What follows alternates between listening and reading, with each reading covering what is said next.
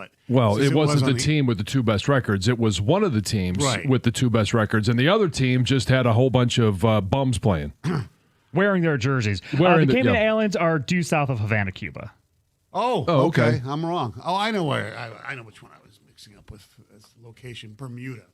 Oh, okay. Yeah. Yes. Yeah. Part of the triangle. The Cayman Islands is where you stash all your money, right? Isn't that where people go and have In the movies, I believe that's, yeah. You got an offshore bank account, and it's always in the Caymans. Yeah. Uh-huh. Yeah. Yes, you did mention, yes, that Piston team, they win 124-116. They almost blew the game. And, Oklahoma City guys, a lot of them didn't play.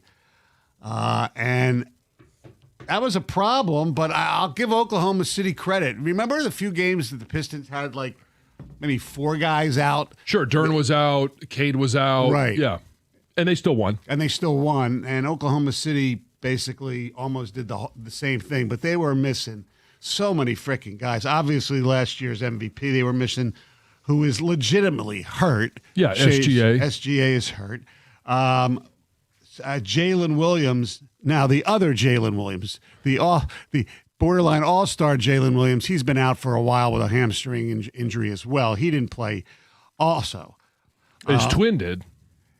Yeah, I'm watching the game, and I said, wait, I thought Jalen Williams was out. Meanwhile, because they have another Jalen Williams. I forgot about that, who for some reason the Pistons decided not to try to guard shooting threes, and he hit 5 of 10 of them. Yeah. And he had a really good game, 30 points, like a career high. But there were other guys who did play the night before in, I believe it was Toronto. Correct. Yes, like, Isaiah Hartenstein and Chet Holmgren and Alex Caruso. They were also missing, legitimately injured, was A.J. Mitchell, who's also one of their players. And then one of their starters during the game got hurt. Isaiah. He is one of their players. What? You said he's one of their players. Oh, okay. Yeah, one of their better players. One of their better players. Yeah, sorry. One of their, yes, that's okay. I kind of woke up in a smart-ass type of mood. That's so. okay. I deserve it most of the time. Just giving you a heads up. Yeah. But, and Alex Caruso didn't play. Like I said, Isaiah Joe, one of their players who plays a lot. He's one of their top 6. He started last night. He only played 14 minutes because he got hurt. And the Pistons, they were up, big in the fourth quarter, and then all of a sudden it became like a 3-point game, and the Pistons, like, basketball IQ, like, disappeared. They weren't playing Piston basketball. They were sharp. They were, like, not going for loose balls and things like that. And give OKC credit. The roster that they have built with the defense and the work ethic and the extra draft picks they had. I mean, they got, Jared McCain from Philly, who was a borderline rookie of the year last year before he got injured, and they just traded a few draft picks for him because they had so many of them. He had 20 points last night. He puts them back in the game. So that Oklahoma City is going to be here for a while, and so is San Antonio, who we saw on Monday. So is Detroit. We hope, yeah. We hope. I mean, we're talking about the same thing. You got a young team that is performing extremely well. Why would it be any different? Why would you say that OKC is here for a while and San Antonio is here for a while, but not include the Pistons? Because Mr. Piston. Because they have, especially Oklahoma City, has more of the better players. That's all. Okay, but they've been at this process longer. True. And so now we've got to figure out, okay, what are the Pistons going to do to extend this? And I don't even extend it right now is kind of a stupid term to use because they're just entering with young players what we believe should be a great time period for the Detroit Pistons. It should be, but the reason I think Oklahoma City is more built for a longer run is just the amount of first-round draft picks they have for the next 10 years or whatever. It's unbelievable. They also have accomplished more at this point in time than the Pistons have. Correct. And the Pistons... Well, they're 2 years ahead of where the Pistons are, right? So we could, revisit this in 2 years. I'm not saying that the Pistons win the championship this year or even next year, but I do believe that they will be on a similar path. Yes. And then again, the Spurs haven't done this. They're new to this too. Correct. But the Spurs have Victor, and as great as Cade is, you'd rather have Wembanyama. I mean, down the road. But anyway. So I got to ask the question. Yeah. Then. Having kind of going along this same path here. You've got the podcast Restore the Floor. Yeah, and by the way, we're scheduled to talk to Stan Van Gundy today. Oh, okay. Well, that's cool. Yeah. Do you? When can you? Are you going to change the name to The Floor's Restored? Not till I think they have to win a championship for that. Yeah, then it's restored. Yes. Okay. And we'll change the name. Okay. Exactly. No, by the way, the Pistons should be good for a while. They still have obviously holes in their game, right? Like outside shooting. I mean, last night wasn't horrible. Duncan Robinson was pretty good last night, but they get Kevin Huerter and he plays 8 minutes, took one shot. I mean, yeah. And here's the other thing that they have. I mean, this is a good thing. When Beef Stew comes back, I mean, they have so many guys. JB's has to be like a magician trying to figure out lineups and mismatches and things like that. So it's going to be very interesting. The fact that they win, it puts them up 5.5 games over the Celtics, who lost at Denver last night. Cleveland also lost. We mentioned James Harden with the broken finger, I believe it is, right in his hand. So in his non-shooting hand. It's official. There are only 3 teams that are in the Phil Jackson parameters to win a championship, and the Pistons happen to be one of them, and that's the 40-20 rule, which Costa and I talked about a couple of weeks ago. Mm-hmm. Oklahoma City is obviously there. The Pistons are there, and the Boston Celtics. The Oklahoma City Thunder, San Antonio Spurs. Yeah. Boston, with that loss, puts them at 38-20, so not that it's 100%. Right. But it's something that does stand the test of time. So you've got 3 teams, really, that should be competing for an NBA championship, and only one of them in the East. That's true. The Pistons, look, we've gotten to the point with the Pistons, though, is, all right, let's see them play against pretty good teams. And, they lost to San Antonio. They beat Oklahoma City, granted. Depleted. The depleted Oklahoma City team. Cleveland, they play twice in the next 3 or 4 games, and they'll be depleted a little bit if Harden doesn't play. Right. So, look, they have to just stay healthy and get ready for the playoffs because nothing else matters. Nothing else matters. I saw this morning that Harden it was reported that he's got a broken thumb that does not require surgery. Yeah, because it's a non-shooting hand. That's what I was going to ask. I didn't know which hand it was. Yes. So it's non-shooting hand. It's non-shooting hand, so... He'll, if it was the playoffs, he probably would play, tape it up and things like that. It's not the trigger finger. Okay, now, the other question, and, like we said, we give Oklahoma City a hell of a lot of credit for the way they battled last night. Still lost. They lost. And a win is a win in this league. And, you don't be celebrating wins, but you don't apologize for them either. If you were a fan and the place... I didn't go. Thankfully, I didn't go. Right. Because I wanted to go see, SGA, and I knew he wasn't playing. But you fair Chet Holmgren, they're the defending champs. They're a great team. Mm-hmm. All right? But with all the guys that we mentioned who didn't play, there are people I heard on the secondary market bought a lot of tickets for this game. Sure. $400, $500 a ticket because, it's the one game they wanted to see, the defending champs, that type of thing. And none of them played. Well, not none of them, but their best players didn't play. Well, this was a big week for exactly that because whether it's San Antonio, who only is going to come once a year, or Oklahoma City, who's only going to come once a year, right? There were probably some people that are going, well, I'm going to go to one of these games. Mm-hmm.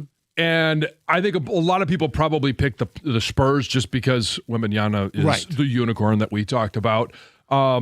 And they knew that SGA, there was a high likelihood that he wasn't going to play in this game. But you mentioned it. There's a lot of other stars that if they're only going to come to town once, that you would want to buy a ticket to go see that game. You're there cheering on the Pistons. Right. But you want to see the best of the NBA when they come to town. Look, some things you can't, be pissed about. Like SGA is legitimately hurt. The other Jalen Williams is legitimately hurt. But when you find out that, Holmgren's not playing, he's somewhat of a name, Hartenstein. And, oh, sure. I know Wojo probably wanted to be there. Probably. AJ Mitchell's a really good player. I mean, you just feel almost cheated especially when they played the night before. Well, you feel cheated because you wanted to see what we think might be an NBA Finals preview. Correct. And you didn't get a chance to see that. Right. At all. And so there's nothing you could take away from that game that gives you a vision to what an NBA Finals might look like. You also wanted to go see the stars of the NBA, and you didn't get a chance to see that either. Right. It is ridiculous. Load management, we've talked about this a number of different times. Load management in the NBA is despicable. It didn't happen 30 years ago, even 20 years ago. No. But now all of a sudden, when these guys are making exponentially more money than Michael Jordan, Charles Barkley, Akeem Olajuwon, go down the list, they're making exponentially more money, yet they can't find a way to play 80 or 82 games. Right. And like last night, the load management was basically with the guys who played the night before. Correct. There were legitimate injuries. Let's state that. Look, I understand back-to-backs are a bitch. But you know what? Tough. Okay, you're not exactly traveling by stagecoach. Back-to-backs aren't new in the NBA. Right. I mean, they used to take trains to go back-to-back games all the time, and these guys played. Now, they're not in the same shape as we are now. It's a different era. I get it. You're right. They weren't in the same shape then as they are now. Right. They didn't have as many unique ways and new ways to recover. Mm-hmm. Yet they could do it then and they can't now. There has to be a way for the league to figure out when guys are legitimately injured or not. All right. 248-539-9797. Did you go last night? Were you pissed? Were you going to go? You found out, you know what, I'm not even going to check the secondary mark because this guy's not playing and this guy's not playing. And is it a problem or you don't care? You know, you saw a very competitive basketball game last night. Teams played very, very hard, and your team won, 97-1. Hey, lately it feels like the banking world is constantly shifting. You got mergers, name changes, and digital-only apps that don't know your face or your neighborhood. They don't understand you. But in Michigan, one thing isn't changing. It's the commitment First Merchants Bank has to our local communities. I've been banking with First Merchants for a number of years, and it's about more than just where I keep my money. It's about the impact I see them make every single day. I'm talking about real boots-on-the-ground work with local nonprofits that keep our cities vibrant and down payment grants that help our neighbors finally unlock the door to their first home. First Merchants provides high-level service delivered by local people who live, work, and shop right here in the great state of Michigan. They aren't just passionate about banking. They're passionate about helping our state continue to prosper. Why settle for a bank that just sees a zip code? Bank with an award-winning team that truly cares about your community. All you have to do is visit firstmerchants.com today to find a branch near you. First Merchants Bank, helping you prosper. Member FDIC, Equal Housing Lender.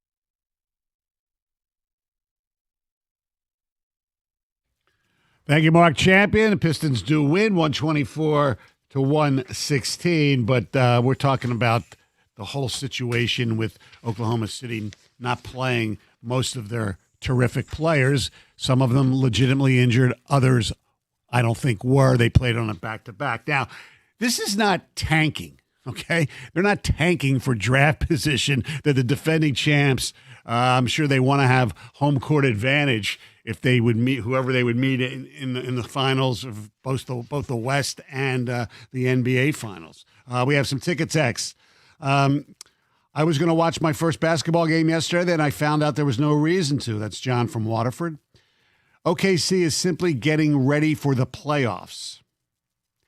Oklahoma City was afraid of the Pistons last night and afraid to play tough basketball. That I disagree with. They do play pretty tough. They are defensively are very, very good. Yes, they're very similar in style when healthy to what the Pistons are. Hey guys, the issue with load management is crap. A game with 3 to 4 hours long for the money that I make. I decided not to go to that game.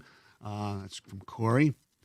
It would be like Stoney going to see Springsteen and the E Street Band showed up, but Bruce took the night off. Come on, NBA, be better. Yeah. Yes, exactly. Is this an older person problem? Is it a generational thing? Because it seems like sometimes the younger people don't.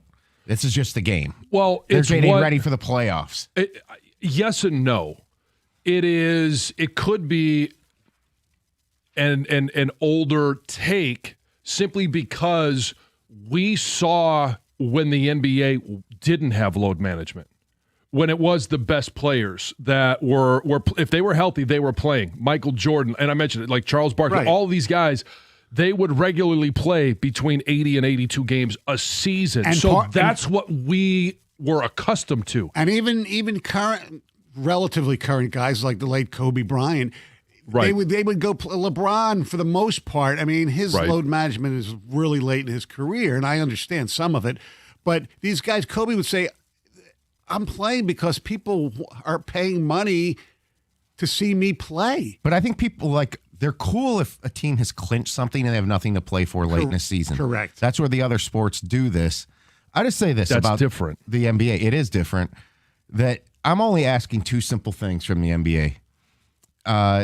If you're healthy, play and try to win. Yeah. Those are two very simplistic, fundamental things that attracted me to sports. Competition. Yeah. And there's just something that the NBA is doing here that just doesn't seem right. Look, it's weird. I mean, it's completely different, but somebody texted me yesterday. It's like when you go to baseball games in September and, the rosters are expanded. It's not as bad as it used to be. Right. And you go there, basically you're paying, major league prices for minor league baseball. Because in September, some of these teams would just play all their, the guys that they called up. Which is what we want we want our team to do when we're out of it, is it not? Yeah. Out of it. Let's see the young guys. I don't. I've never been a tank or lose for a draft pick. I've never been that way. But when you have clinched something, now all of a sudden that if the Pistons with 5 games remaining have locked up the number 1 seed. Right. I'm okay if they give Kate a day off. Yeah. I if he plays 3 of the final 5. Right. No issue with that because they've done the work to earn that right. Mm-hmm. It's not tanking for a draft pick. Right. It's we're losing, we're bad anyway. Let's see the young guys play. That's okay. We call for that tons of times in the city. Yeah. We kind of want that, actually. Scott in Brooklyn, you're on 97.1. Hey, good morning, fellas. Happy Thursday. How you doing? I'm doing so. Gov hit the nail on the head. I'm old school basketball guy, right? So growing up in the 80s and 90s, the Stars never took nights off. So this day and age, I get frustrated with the load management part of it, not only for the competition aspect of it, but people in the city of Detroit, they look at the schedule, they see who's coming to town. Sometimes, these younger kids go to the games wearing Oklahoma City jerseys, Shea jerseys, whatever, and then come to find out, that a lot of the players aren't going to play. It's very frustrating. And I get the fact that people are preparing for the playoffs, but come on, man. The NBA is a billion-dollar industry. The players make good money. If you're not hurt, you just need to play. Right. And that's what's so refreshing about the Pistons is, like, they are taking on some of that old school mentality. They're playing defense. They come to work every day and play the game. And they play it the right way. Yeah. My second point is that as much as I love the Pistons, and you guys talk about all the time on all the programs, is we're just missing that one piece. Oh yeah. I believe to get us over the hill, because Herter's not the guy. Let's just be real. Not that Ivy was, but I think we missed an opportunity for a window. As Valeni always says, the East is wide open with Tatum. I know Tatum's coming back, but Halliburton's out. Giannis is not doing well. This was our window, so it's going to be interesting to see who comes out of the East, and then if we do make it to the finals, I just think we haven't been able to really see a true snapshot of our ability, because we got beat by the Spurs, and last night would have been a great opportunity to see how we stack up against the best. Yep, so those are my 2 points. And it was close against an injury-riddled team. I'm going to have a name for you coming up at 6:30 to consider, if you don't like Kevin Herter, which most people don't right now. All right, it's time for news, and here's Heather. Good morning, guys. Good morning. This news is brought to you by Fusion Energy. So a suspect who's responsible for a shooting at a Novi apartment complex remains on the loose. Police say a 38-year-old man was injured in the shooting that took place on Wednesday morning. The victim, who's from Detroit, was shot twice in the arm. Now, the shooting prompted nearby schools to go into secure mode, and Henry Ford Providence Hospital also went on lockdown. And police say they are still searching for the suspect, and they say the nature of the dispute between the two parties is still unclear. But I'm sure they'll get answers, because the man who was shot, I would imagine, is going to survive. I mean, I'm sure he might know who shot him. Who shot him, yes. Yes, so I'm sure they have some good leads. They just have to find the guy. This is a disturbing story. An Ann Arbor man who works as a pediatrician at a children's hospital in Ohio has been charged with multiple felonies, including possession of child pornography. Ugh. Yeah, exactly. 43-year-old Brian Sack, who's technically a pediatric urologist, was arrested in Ann Arbor this past weekend. Police say a cyber tip from the National Center for Missing and Exploited Children led to his arrest. And police say the charges are unrelated to his job, but obviously he was immediately terminated from his position at the hospital. He also taught at the University of Michigan School of Medicine. I'm guessing he'll lose that job as well. Lose them all. Yeah, so he was arraigned over the weekend and faces up to 69 years in prison if convicted on all charges. Hey, a popular donut shop is opening a second location. This is exciting. This spring, Dutch Girl Donuts is opening a second Detroit location. So the new Dutch Girl Donuts will be located at 2820 East Grand Boulevard and will occupy the main storefront of the historic building, long known as the Haurani Studios, which I don't know. Maybe I'm saying that wrong. Apologize if I am. But it's expected to add daytime foot traffic, activity to the neighborhood. They say the building will also be used for private events and special bookings, which will create more space for community gatherings such as that. They haven't released exact dates as far as when it's opening, what its hours will be, or the menu. So that's cool. Is to come. Yeah. The Rock and Roll Hall of Fame announced their nominees for the 2026 class yesterday. In total, there are 17 nominees. 10 of them are first-time nominees. To be eligible, the artist must have released their first commercial recording at least 25 years ago. So, I mean, I could read you all 17, I guess, but they include like the Black Crowes, Mariah Carey, Phil Collins, Lauryn Hill, Billy Idol, Oasis, Pink. Okay. Right now, the fan vote is currently underway, and fans can go and vote for their 7 favorites once a day. And then the official inductees will be announced in April, and the ceremony will be sometime this fall. And it sounds like right now, Phil Collins is currently at the top of the fan vote leaderboard. It's hard to believe he's not already in. Well, I assume Genesis is in. Well, Genesis is in. So he was inducted as a member of Genesis in 2010, but this is his first time being nominated as a solo artist. Okay. So, All right. yeah. All right. Thank you very much, Heather. Don't forget, we have the 2 Grand Slam coming up at 725, 97.1.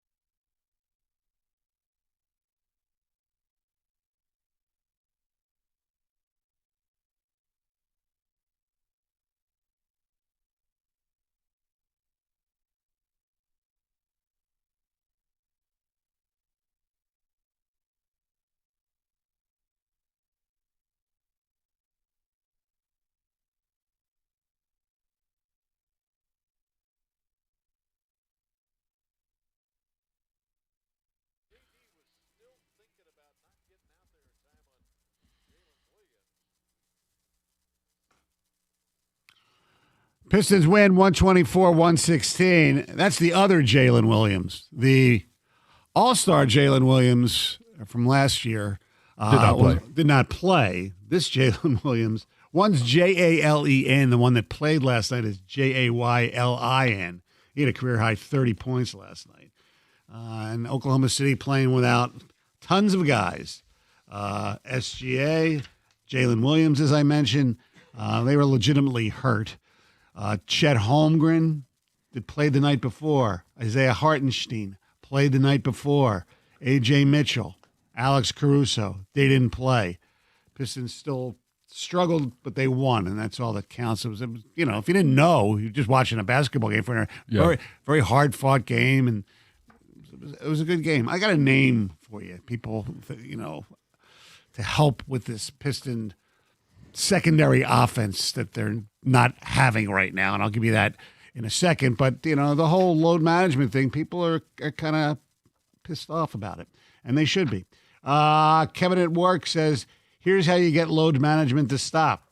The NBA should come out and say they're going to a 58-game schedule that's playing all other 29 teams, one home game and one away game. Here's the catch. Because it's 30% less games, everyone's salary is cut by 30%. Well, okay, that's in a utopic society, that sounds like it'd be a great idea, but it's not happening. No, because we're a capitalistic society, and the owners and the players want more money. It would be great to have all these leagues to have shortened seasons. I was at the game, spent $2,000. If you want to rest players, do it at home because your fans can see you anytime, unlike road fans. That's correct. Yep. Especially when they're coming from the Western Conference. Yeah, when you're only going to have one visit. Yes. Fully healthy OKC Thunder will still get manhandled by the Pistons. Oh, okay. Let's not get carried away here. Yeah. I take nothing away from last night's game. No. And in fact, the Pistons had some trouble with them. Unless the players have an official note from a doctor, they should get a 0 stat line for the game, bringing their average down each time they sit out. That's from Mike. Bring home a doctor's note. I love that. Well, maybe from the team doctor. Maybe maybe the league needs to hire neutral doctors, independent medical staff. Yes. These Pistons will annihilate the Thunder if they met in June. I don't know if you've maybe not been watching the Oklahoma City Thunder at all. I don't think that would happen, but I think they could compete with them. Yes, but annihilation might be a bit of a stretch. Yes, just a bit. Let's go to Henry in Chesterfield. Good morning, sir. Hey, thanks for having me on, fellas. Somebody on the text message actually took my thunder away. What I was going to say is that, the Western Conference teams or Eastern Conference teams, it doesn't matter. When you're playing the other conference and you're playing a road game, people are paying to go see the superstars. And the NBA, if they're going to do load management, you have to do it in your own home city where, the fans get a chance to see you 41 times. But when you only come to town one time, now I got to wait a whole nother year and hope that I'm going to be able to see that star that I didn't see the previous year or whatever. So that's my take. I agree.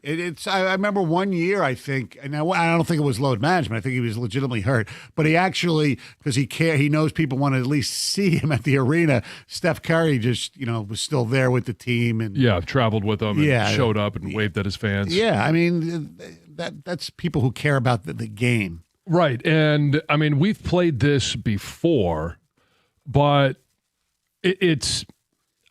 We talk about the guys that you grew up with is, a little bit earlier than me, but we got a chance to see some of the all-time greats. And Michael Jordan talked about load management and something that guy just talked about of those fans, hard-working fans paying money for tickets. Here's Michael Jordan on topic.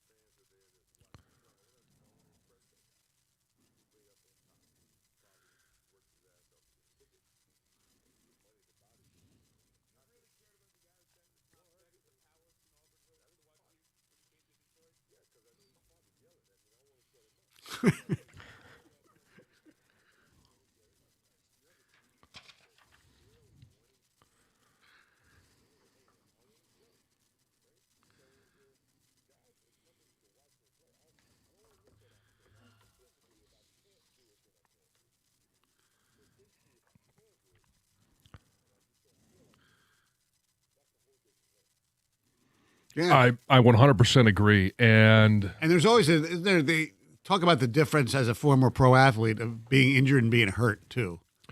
sure, and it means something different in every sport, in every position as well. Because I mean, you talk about, like we mentioned James Harden, right, with the broken thumb. It's his non-shooting hand, right? And maybe that's something. If it was on his other hand, it was a shooting hand. Obviously, that's a completely different situation. You put that into football, and I played with 2 broken thumbs for 1 year. But you give that same injury to Amon-Ra St. Brown, and he can't function. So it's position. It turns into Amon-Ra St. Jansen and is no good. Right, yes. And so it's position specific, it's sports specific. But what we're talking about is more the guys that don't have those injuries. Yeah. That just simply the coach, the franchise, the player, they're good enough to go, but they don't want to play 82 games. And especially if they're back-to-back. And I think it's despicable. And it shows, to me, when you listen to Michael Jordan talk about it, the ultimate competitor. Right. It talks about, you hear that competitive drive in the words and the tone that he says it. You don't have that in a lot of today's athletes. Mm-hmm. All right, let me give you a name here that might help the Pistons. And there's no guarantee it would, and there's no guarantee he'll be available.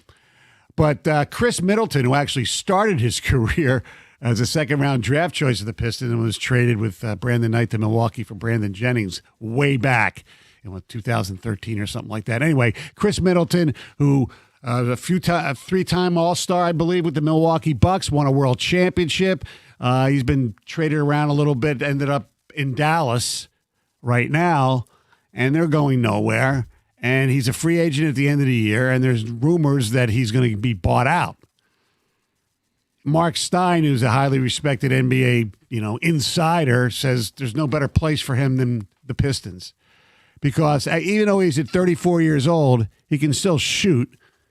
I mean, it's not as good as he was, but he can still play, 15, minutes a game and give you more than I think Kevin Huerter's given you. Yeah, which is nothing. Yeah. That trade was basically to move up in the draft. Correct. You're not getting anything from Kevin Huerter. So if Chris Middleton is bought out, which is the only way you can add a player right now. Exactly. Then kick the tires on it. Yeah, because especially since he's going to be a free agent at the end of the year, you don't have to keep him. There's really not a huge monetary investment there. He's shooting 44% from the field right now. His three-point range is not as good as it used to be. It's 33%. He has a career 39% from threes. Yeah. But he had 25 points the other night. He's playing okay.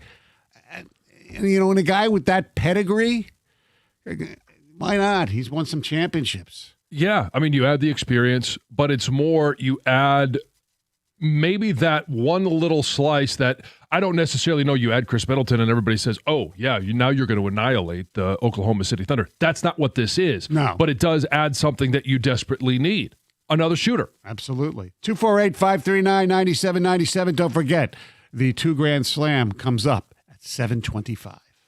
Hey, if you're thinking about a new truck this month, a Ram truck should be at the very top of your list. I've seen a Ram side by side with the competition. I've driven a Ram.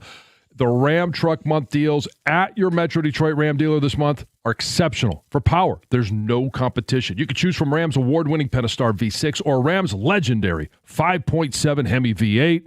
Why would you trust, from the competition, any full-size pickup at any price with a 4-cylinder engine? It's useless in a truck. And the full-size Ram 1500 is built right here in Sterling Heights, Michigan. For comfort and easy-to-use technology, nothing beats a Ram. And with Ram's 5-link coil suspension, all it's going to take is one test drive to feel how much smoother a Ram ride actually is. Right now, Ram's Truck Month lease payments are phenomenal. So are their financing offers for well-qualified buyers. Pull into your Metro Detroit Ram dealer today. It's just that easy, and all you got to do is tell them that I sent you.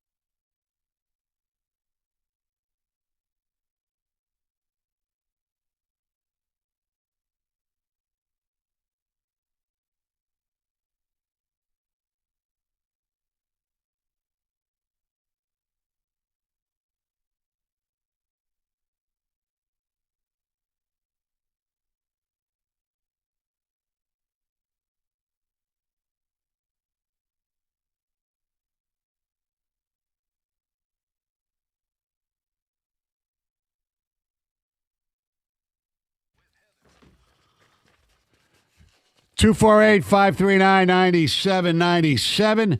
Talking the Pistons beat a depleted Oklahoma City team last night, the defending champs, and the whole load management. If you paid big money to see these teams come in here, you had, the Spurs. They played pretty much everybody on Monday. Last night it was, one Oklahoma City, defending champs, no SGA and no 5 other really good players.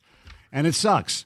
Help the Pistons maybe win the game, but whatever. That's irrelevant. It was an entertaining game, but God. Let's take some texts and a call. How bad was it for Oklahoma City last night? Buddy Boeheim was dressed and on their bench. John and Lake going. He actually played a couple of minutes. I can't believe he's still around. You're talking about forcing players to play. Good luck. One way to end load management is if a player sits out for load management, he forfeits his game check and it gets donated to charity. That's Chuck listening on Odyssey in Knoxville. I don't think the Players Union would agree with that, but that sounds like a good solution to me. Mm-hmm. Me and my coworkers wake up and work 6 days a week, and these soft NBA players can't play a 2-hour game 2 days in a row. I don't know what kind of job you do, but it is a physical game. I'll give them that. But no. It's not. It's actually less physical than it used to be. Well, as far as banging around, yeah, but these guys are running faster and jumping hard. I mean, I think the athleticism is so much better than it was anyway. But here it is. This sums it up right here. Hockey fans look at the NBA and we just laugh. Soft league and soft players, hockey players would never take a load management day. Yeah. No.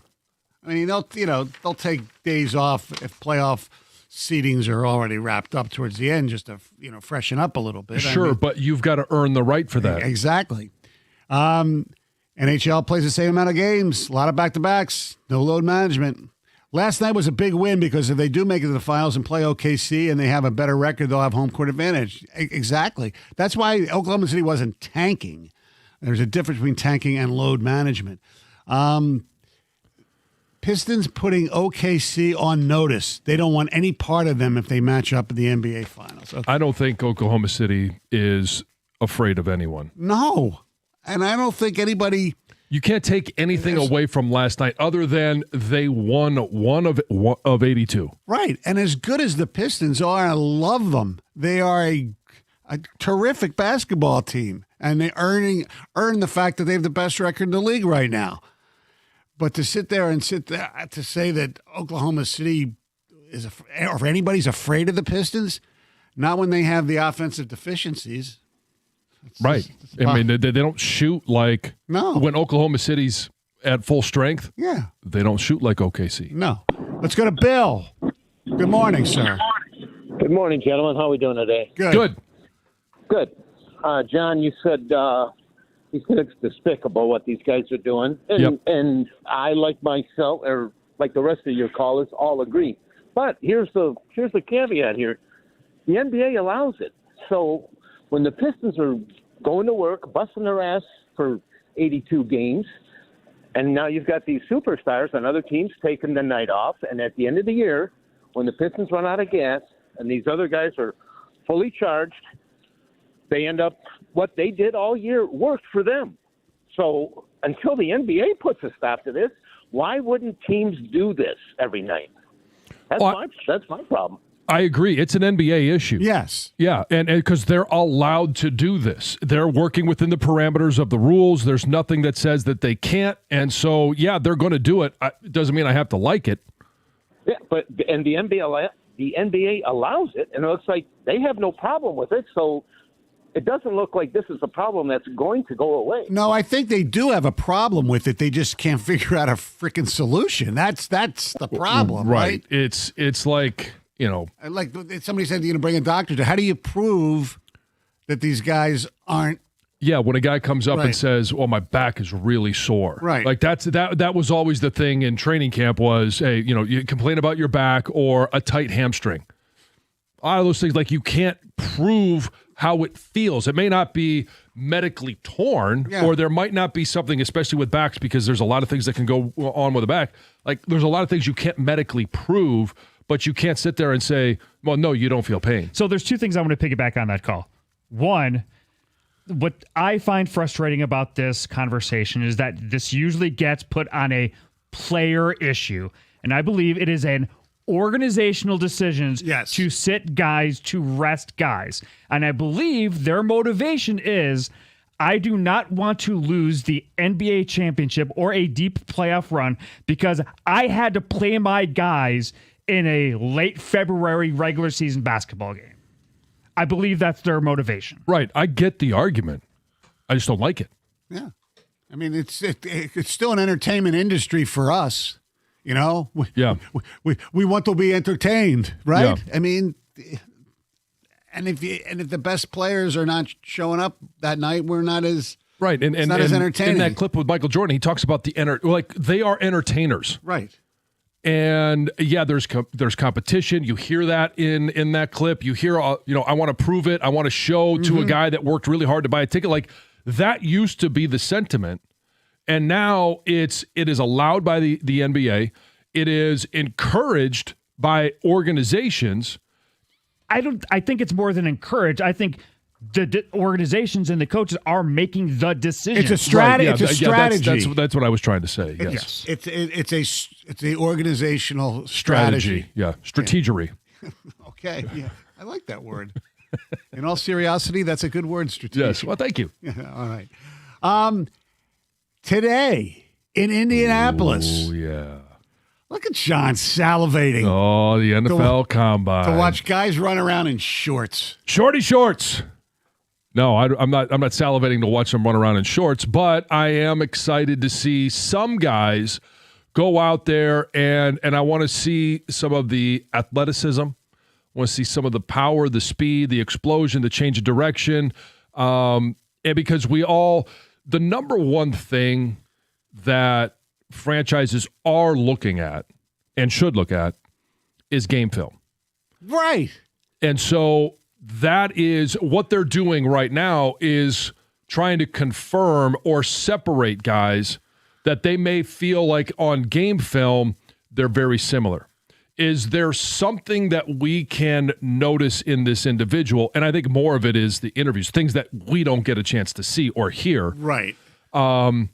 Is this a fit for our organization? Is this a fit for our specific position group and the guys that we have in there? Is this a fit for our coaching staff? Can they receive the type of coaching? Can they flourish in our environment?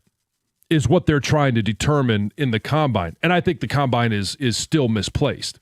I think if teams have certain guys earmarked for first, second, third round, those guys shouldn't be invited to the combine, because you're looking, and most of those guys are going to be coming from Power 4 conferences, and there's plenty of first rounders that come from Toledo and Western Michigan, but the vast majority of those guys are coming from Georgia, Alabama, Ohio State, Penn State, Michigan. Like, you see really good game film, and there's a much more known quantity of who they're going against. So the film tells you more than the combine's going to tell you. And the combine, to me, it's become almost like an event. People spend money and go to the combine. It's a big deal in Indianapolis. Yeah. The NFL's made another event. Yes, it's to me, like you said, you watch film or you go to their workouts at their individual schools. Yeah. The combine shows me. Now, I used to be into it. It's like, really, if somebody like what Xavier Worthy did, that was pretty cool. Yeah. But I saw the highlights of it. I don't need to watch. Are you watching 97.1?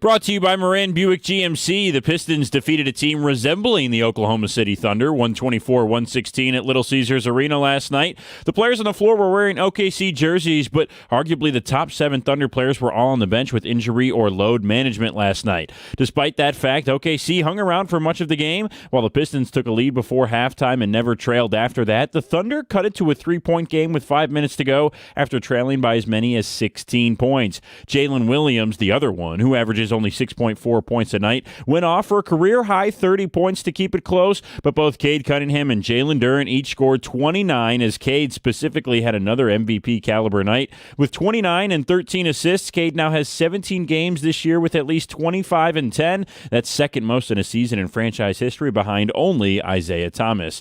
Now, fans were certainly upset at the absence of Oklahoma City starters, but did it bother Asar Thompson?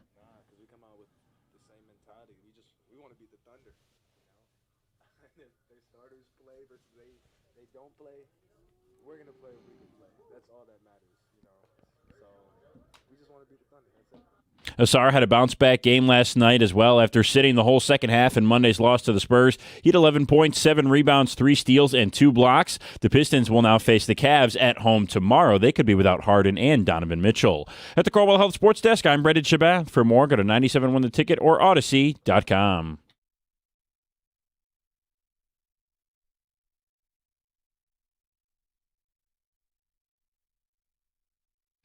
Two 248-539-9797. 2 Grand Slam coming up at 7:25. We were talking Pistons victory over the depleted Oklahoma City Thunder. Load management. Are you pissed off as a fan? We'll still take your calls on that. But the NFL Combine begins today in Indianapolis. I know Gators all excited. John, you can't wait. You know, you go home probably DVR the who goes today? The wide receiver? I know the offensive linemen are last. Yeah, no, I don't particularly know who's going today, but it's one of those things that when I'm in my office, it's going to be on the TV, and I'll look at it and I'll take a look at some of the guys that are going at the time. There's certain guys that I want to see, more of them offensive line, just because that's where my number one interest is. Right. And so we want to know, are you watching, and who are you watching for the Lions to possibly take throughout the course of the draft? And a lot of people are going to be focused, obviously, on the number 17 overall pick. Right. We don't know if Brad Holmes, he is one of the most active general managers on draft weekend. Moving up, moving down. He is very aggressive at making trades. So they may be at 17 and pick, and maybe they move up to 12. Or maybe they move back to 25. Mm-hmm. We don't know, but what we have right now in front of us is that their first pick is going to be at 17. A guy that I will be watching, and I've watched a lot of film on him the last, 3 or 4 days. And he's really intriguing me. And I think maybe you mentioned him, or maybe Jim did last week. I can't remember. It's the offensive tackle from Georgia. Oh, Freeling. Yeah, Freeling. Yeah, Monroe Freeling. 6'7", 315 right now. Moves extremely well. Has good lateral movement. The only one of the flaws that I see in his pass sets is, as a left tackle, he opens up his third step a little bit too early, given a short corner. That's something that can be coached.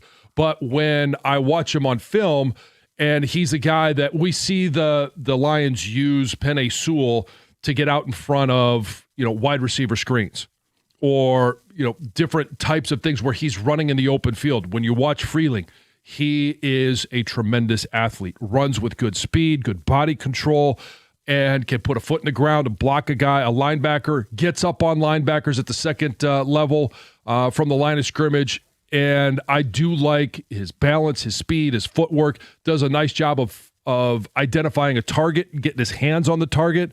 I think he's a guy that's going to move up draft boards. And 17 might be a little bit high, but he's certainly not going to be there when they pick in the second round. So that might be a situation where might be a little bit of a gamble, but if you can go from 17 to 21, pick up another pick, and still get Freeling, I think that would be an ideal fit. 248-539-9797. Excuse me. Are you watching the Combine? Are you going to watch? And who do you focus on if you're watching for the Lions. I've made it simple. Even though I can't pronounce this guy's freaking name, I want them to take, and I'll watch a little bit on the last day, is the kid from Penn State. And I know you don't like to draft guards early, a lot of people in the first round, but Vega Ione, I believe is the way you pronounce the name. He's 6'4", he's 330. And look, somebody's going to have to play center, whether it's a free agent or not. And I think he's going to be a guard in this league, a good one for a decade. And you have him and Ratledge, and who knows about Mahogany. Your offensive line is pretty set interior if you can get somebody like that. The other guy I'm going to watch, only because, all right, I'm a fan. I want to see, because I believe he was in some ways underutilized in Ann Arbor. I want to see Derek Moore. And the Lions could use an edge rusher. Now, I don't know if he's a second round, third round guy, whatever, but when he's really good, he's great. And then maybe, I don't know, you know better than I, did he take off plays or wasn't he used properly? I don't necessarily know that he took off plays, but Derek Moore was a guy that when I saw him as a young player at Michigan, and you'll remember this name. I know some Wolverine fans will, some won't, but David Bowens. Oh, yeah. Ocean Lake St. Mary's. Yes. I thought he was going to have that type, because he's got that type of athletic ability. He's not quite as tall or as long as David was. Mm-hmm. He's a little thicker than David was, though. And what I saw, with the big comparison was his get off at the line of scrimmage. I think he's got a really good first couple of steps, quick first couple of steps, which can be a huge advantage in the NFL. I just never saw him reach what I thought his potential was. And it's not that he wasn't used right. I just don't think he ever got to where. So why is that? Is there still a lot of untapped potential there? Right. I do believe so. I think he's a guy that could flourish at the next level. If we're talking about local guys that we might like to see in later rounds. Barham? Jay Sean could be a good fit with how the Lions use the Sam linebacker, and could be a guy that still a lot to learn playing on the edge. There were times where he really flashed. Other times he didn't play the run very well. But if Alex Anzalone's not going to be around, I think Jimmy Rolder would be a great fit. Later rounds, I'm not talking first, second round. You know where Jimmy Rolder's going to end up? Seattle. You know why? Do you remember we interviewed Mike McDonald? Oh, yeah. And when he was in Michigan, he was the defensive coordinator. And after the interview, we were talking about recruiting, and he was talking about I got Rolder to commit, and he freaking loved him. Yep. So if he does. Now, the issue with Jimmy was for the first couple of years, first 3 years, couldn't stay healthy. Right, I know. And that's why we didn't see him. That's why he's not a bigger name going into this draft. But last year, he was an absolute menace and did stay healthy. Missed a game, I think it was right after the Michigan State game, had a arm injury, but then was back. And he is all over the field, and his body type is built to play linebacker in the NFL. 248-539-9797. Are you going to watch the Combine? And if so, who are you focusing on for the Lions? Is there a guy out there? Let's go to Detroit. Theo, what's going on? Hey, how you doing, Stoney? Nice. Go Blue, John. Go Blue. The only issue I have with these people calling these NBA players soft is it's not the NBA players. It's the people like Greg Popovich that started this. You know what? And I just want to. You have a good memory, because when Popovich started, like in the Duncan years, and he would be honest about it because they'd put in the designation, DNP, rest. Exactly. I just want the right people to get called off on it. Don't call the players soft. The organizations and the coaches started this. It is certainly an NBA issue, not just a player issue. Yep. You are correct. Yep. Thanks. Yep. I just don't want the hockey people act like they so hard and the NBA people so soft. I just don't want them to get it twisted. Well, there's something different about hockey players. There really a lot is. of things different about hockey players. That's a whole different breed. Yeah, I mean, now granted it's the playoffs, but Brent Gilchrist used to take shots in his groin area. He'd freeze up stuff. I mean, Lidstrom, what he went through, it's incredible. But they're different. Yeah, now people are taking shots in the groin area for extended size. We had that story the other day. Wait, what? Shots in the groin area, too. Oh, shots. I was thinking, okay, yes. I was not thinking that. What do you think I said? Well, that's what I thought you said, but I was thinking something else in my head, not shots. Oh, I wonder where Heather's mind went.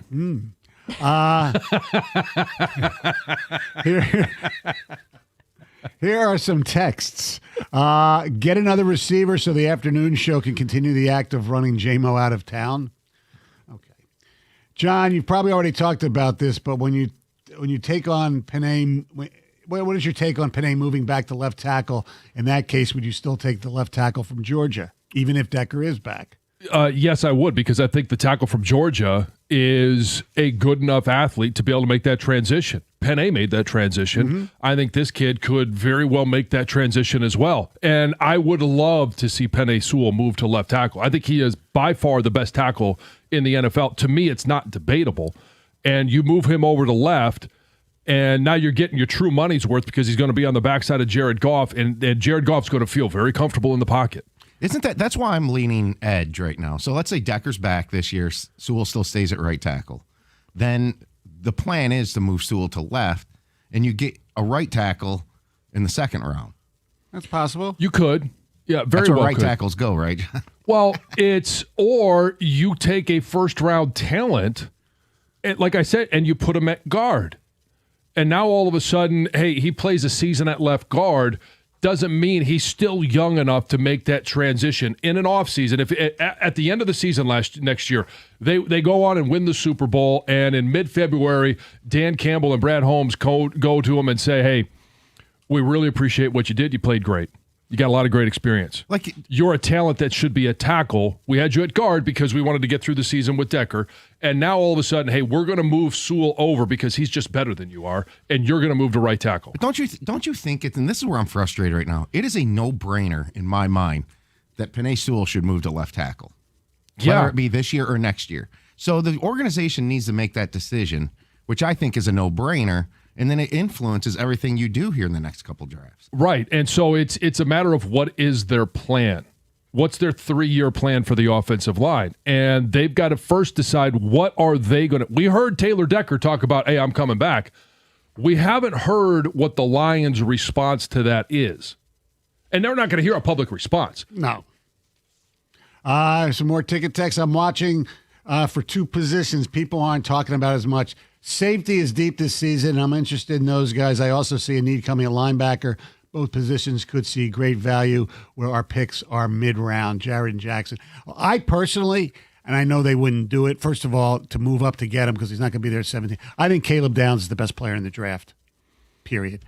But you don't take a safety that high. That's why he's fallen to like 10 and some. Right. Do you take the best player in the draft there?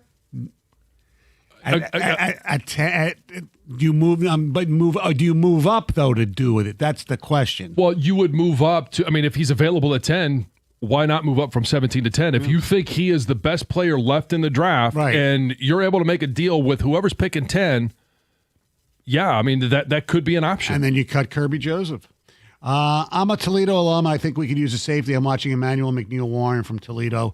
Brandon from Marona. He's in a lot of first round mock drafts. And I think he'll be available at 17. And they had great success, with it was a cornerback, not a safety, Quinyon Mitchell. Yeah, from Toledo. McNeil Warren is a guy that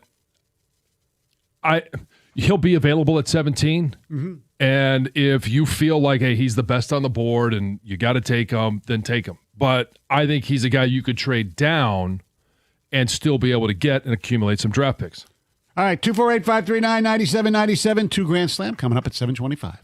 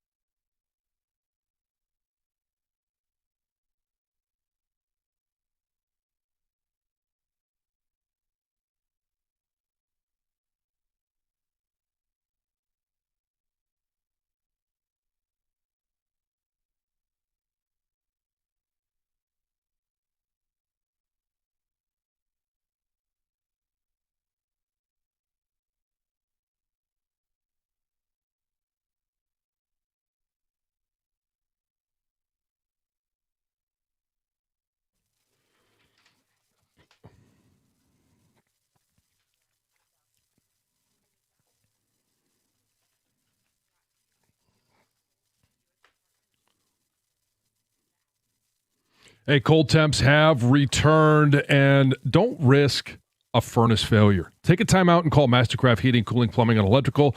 They'll do a complete furnace checkup to make sure it's running properly and safely. Right now, it's only $79 per unit. That's $30 off the regular price. Don't forget, Mastercraft does plumbing, electrical, and installs generators as well, all at discounted prices. So get in touch with them now. Same-day service and financing available. You can find more information at mastercraftheating.com. That's mastercraftheating.com.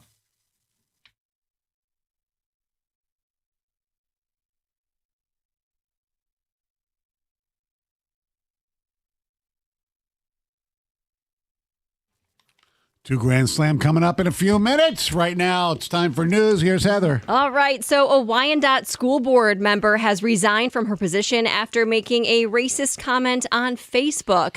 So the comment made by school board trustee Cindy Kinney was posted on Tuesday, and immediately the school board held an emergency meeting. During that meeting, members denounced her post and called for her to resign. She was not there. She did release a statement later saying she was on a pre-planned vacation. She was not trying to run from this, but couldn't be there because she was not at home. And by Wednesday evening, though, it was announced that she had submitted a letter of resignation effective immediately. And the school board now has 30 days to fill her spot. Police are still searching for a suspect they say shot a man at a Novi apartment on Wednesday morning. The victim, a 38-year-old from Detroit, was shot twice in the arm. He was able to drive himself to the hospital for care. The shooting, though, did result in several schools in the area to go into a secure mode. Also sent Henry Ford Providence Hospital into a lockdown. Police say the incident was an isolated incident between two individuals, and they say there was no threat to the public. It does sound like the man who was shot is not cooperating with police. So they are still searching for that suspect, and they don't know what the nature of the dispute was that caused that shooting. It was only a couple of miles from Jack's high school. Did they go into the secure mode? Yeah, got the lockdown email. Yeah. It's scary when that happens and you get that email. I can only imagine. I mean, you're just happy to know that the high schools have protocol in place to be able to lock the doors. Agreed. And they're for the most part, they're locked. They just don't allow anybody to enter at any point. Like, if you're in, and you're you can't in. leave. Yeah, right. that's secure mode. You can't get in, you can't get out, but everything within the building still carries on as a normal school day. 5 Southeast Michigan hospitals have been named to Newsweek's World's Best Hospitals 2026 list. And the hospitals include Trinity Health Ann Arbor, Chelsea Hospital, Children's Hospital of Michigan in Detroit, Henry Ford Hospital Detroit, and Corewell Health William Beaumont University Hospital in Royal Oak. The list included over 2,500 hospitals across 32 countries, and rankings were based on 4 pillars: quality metrics, reputation, patient experience, and PROMS implementation, which are patient-reported outcome measurement surveys. Oh, they're not hosting proms? No, they're not hosting proms. So the president of Trinity Health Ann Arbor said that, this is a big deal, noting that this is a significant recognition that reinforces the overall quality of care and elite medical services that they provide to Ann Arbor and the surrounding Washtenaw County communities. A Facebook marketplace purchase on the state's west side led to the discovery of more than $35,000 in counterfeit bills and 2 arrests. So Michigan State Police were alerted after 2 guys reportedly used fake bills to go buy a designer belt from somebody off Facebook. Monopoly money. And it basically was, because it looked like real money, except stamped on the bills was, it clearly stated, it says, for motion picture purposes and not legal tender. So it was... They used a movie prop? Very blatantly fake money. This happened in Pine Grove Township, which is a suburb of Kalamazoo. Police, thankfully, were able to track these guys down at a house nearby. They found all of these bills, all these fake $100 bills. So... they were busted. I wonder if the person got their belt back. I hope so. And resell it to someone else. I always wonder that. I know you guys don't use Facebook Marketplace. I do a lot. I always wonder, this is the perfect way to use fake money. I'm not, because I don't interact with you. Right. Wow. You leave it under my front door? mat. Yeah. Yeah. Well, I never know until I take it to the bank. You trust them? Yeah, I do. Typically, I do. But why don't you meet them and... I don't want to meet anyone in person. But so who's there for the transaction? Nobody, Stoney. It's a porch pickup. You take it, you leave it. I trust you. I'm not. If it's a big purchase, like if I'm selling something for more than $100, I'll meet you in person, and typically my husband would be there. Yeah. Because it's normally a larger object as well. Yeah. But if it's under 100, I'm typically like, I'm going to trust you, and we'll see. And if I get screwed, I guess it's on me. Anyway. If you want to make a big purchase with $2,000, you can win it now by playing the 2 Grand Slam. 248-539-9797. Give us a call. One last story quickly. There's a toxic new dating trend called ghostlighting. And it's even more than ghosting. So it's a mashup of ghosting and gaslighting. So it's when you ghost someone, and totally stop responding, kind of get called out for it, and then you act like it didn't happen. And like that person is crazy. So like maybe you just claim like, oh, sorry, I was really busy with work. Or let's say you ghost somebody and then you kind of just randomly slide back into their DMs and you act like it was no big deal and they're the crazy one. Right. Yeah. Well, whatever. So look out. Whoa. All you ghostlighting dating people out there. But they do say it can happen with friends and family too. So it can happen to anybody. Oh, okay. So, watch out. Yeah. All right. Ghostlight mom. Thank you. No, never ghostlight mom. Thank you very much, Heather. All right, let's win some money.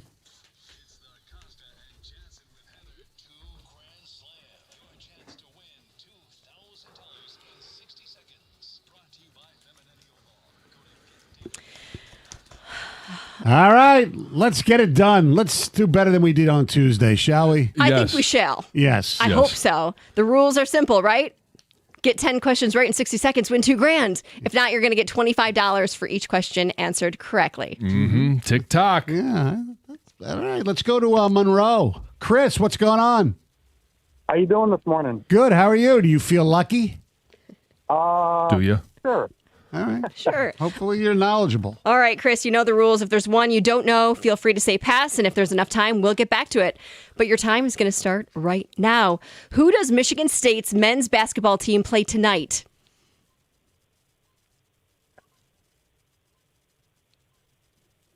Pass. Heartland is located in this Michigan county. Livingston. Who is the head coach of the Oklahoma City Thunder? Pass. What jersey number does Taylor Decker wear? 68. Duke University is located in this city. Bruce Springsteen was born in this state. New Jersey. This team is the only undefeated team in college basketball this season. Pass. Who played Peter LaFleur in Dodgeball, a true underdog story? Vince Vaughn. Connor Hellebuck plays for this NHL team. Winnipeg. Who is the men's head basketball coach for the Arizona Wildcats? All right, you got 5. That's a good showing. Yeah. Better than the one we got on Tuesday. Yeah, I got one. Yeah. I kind of thought we lost you there after the first question. It took a little while. Yeah. Yeah, I said pass on the one. I thought I lost you too, so. Yeah. Anyway, $125. Way to go, Chris. Thank you. All right. Hang on the line, Greg. We'll get the pertinent information. Yep. 2 Grand Slam on Thursdays, brought to you by Feminine Law. Get David, get paid. Mm-hmm. All right, let's give the correct answer, shall we? Yep. Michigan State tonight playing Purdue, Mackey Arena. The head coach of the he got correct. Heartland located in Livingston County. That's correct. Mm-hmm. The head coach of the Oklahoma City Thunder is Mark Deneau. Mm-hmm. What jersey number does Taylor Decker wear? Got that one. He got that correct, 68. Duke University located in Durham, North Carolina. Bruce Springsteen was born in New Jersey. The only undefeated team in college basketball this season, the Red Hawks of Miami of Ohio. Mm-hmm. Who played Peter LaFleur in Dodgeball? A true underdog story. He got that correct, Vince Vaughn. He also knew that Connor Hellebuck played for the Winnipeg Jets or plays for the Winnipeg Jets and didn't have enough time to answer that Tommy Lloyd is the men's head basketball coach for the Arizona. Yes, Yep. Indeed. Good showing. Yes, absolutely. You got half of them right. Yeah, I kind of thought that he might get the Miami of Ohio one. It's been kind of all over the sports shows. We haven't talked about it very much, but it's college basketball. Yeah, it's true. But, at least I believe for them, even if they don't win the conference tournament, they're still going to get a bid. Oh, I would think so. You never know the way these the selection committee works, but yeah, there's 100 teams that get in, so just 68, John. Just 68. How many at-larges, Greg? Is it? You are. It's 34. Yeah. So okay. I think if, let's say, Toledo wins the MAC tournament, I think Miami of Ohio will still get in. Our telephone number is 248-539-9797. The Pistons win against a depleted club. Are you okay with that? 97-1.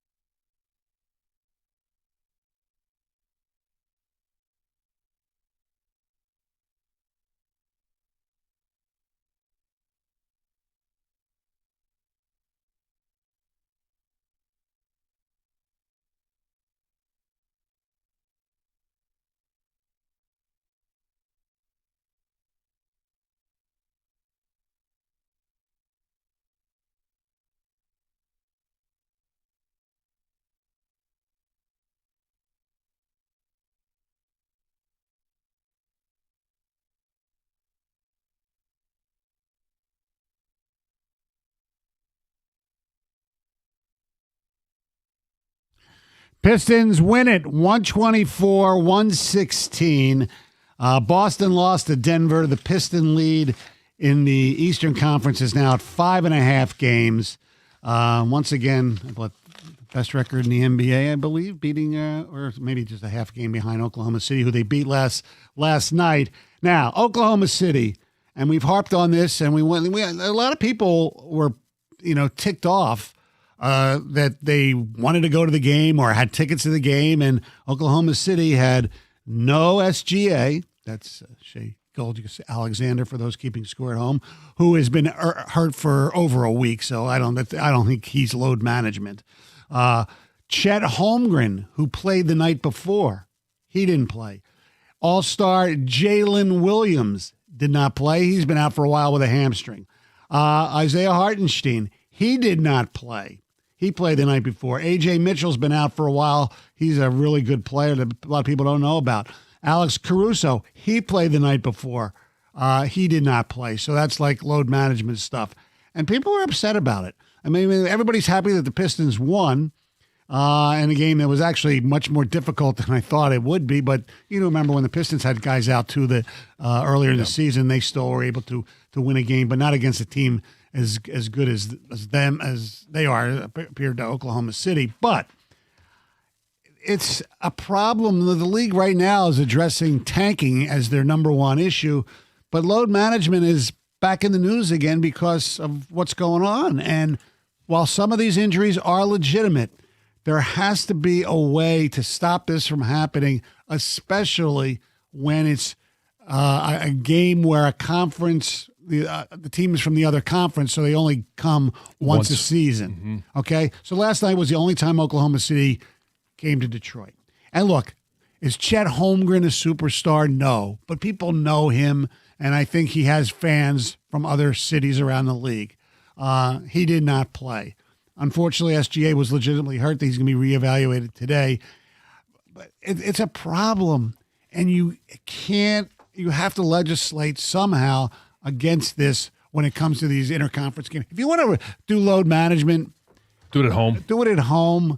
Now, granted, there are still people who pay good money to go to games at their home arena and would get screwed if they can only afford one game a season as well. And I get all that. But most of the times you're seeing if these guys are sitting out on the road and it's a interconference game like last night was, that sucks.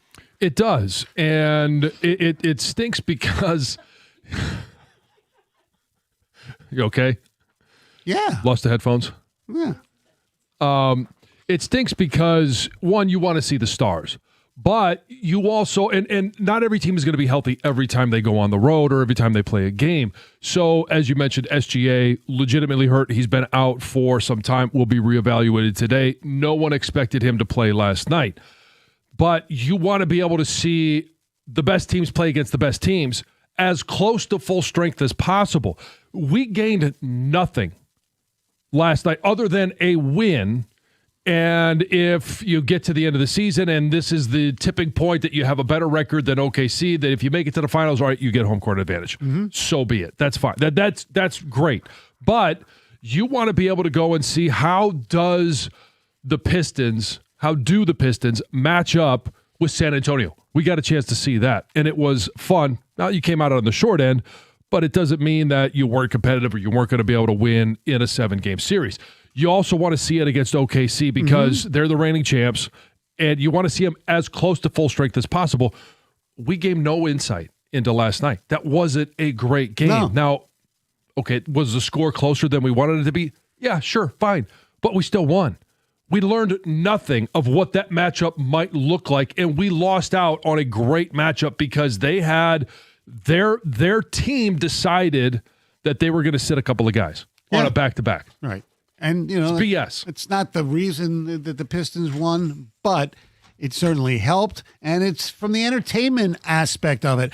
I mean, LCA was on fire last night, at least it looked that way. National television game again, and they have one Friday on ESPN against the Cavaliers. Well, and that's the other thing. Whether or not you bought a ticket, all right, that's disappointing. You go there and you don't get a chance to see some of the stars for OKC. But the NBA has the bigger issue of that's a nationally televised game that should have been a blockbuster game. Could have been a finals preview. Mm-hmm. It wasn't. No, I know. And look, I also want to point out, I'm not trying to be negative towards the Pistons, and I'm not here, but Cade Cunningham and Jalen Duren, especially Cunningham, 29 points, 13 assists. He was 3 for 5 for 3. He made shot when it got a little dicey. He closed out the game the way he should. Too many turnovers still, 8. But he showed why he's a superstar and why, especially if SGA still has some games that he's going to be missing, Cade may be the MVP. Jalen Duren, in just 31 minutes, 29 points and 15 rebounds. He was basically unstoppable down low. Now, if Holmgren's playing, if Hartenstein's playing, is it a different story? Maybe. Look, Pistons didn't have Isaiah Stewart either. That's a different issue. That was a suspension. But as far as the basketball situation, 2 more games that he's out. I think he's missed 4 now. They've had 3. He missed the 1 before the break and then 3 since the break. Is that? Yeah, that would be 4. So he has 3 more left. 3 more. Yeah, sorry. The 7-game suspension. Yeah, my bad. That's okay. 248-539-9797. Joe in Detroit. Good morning.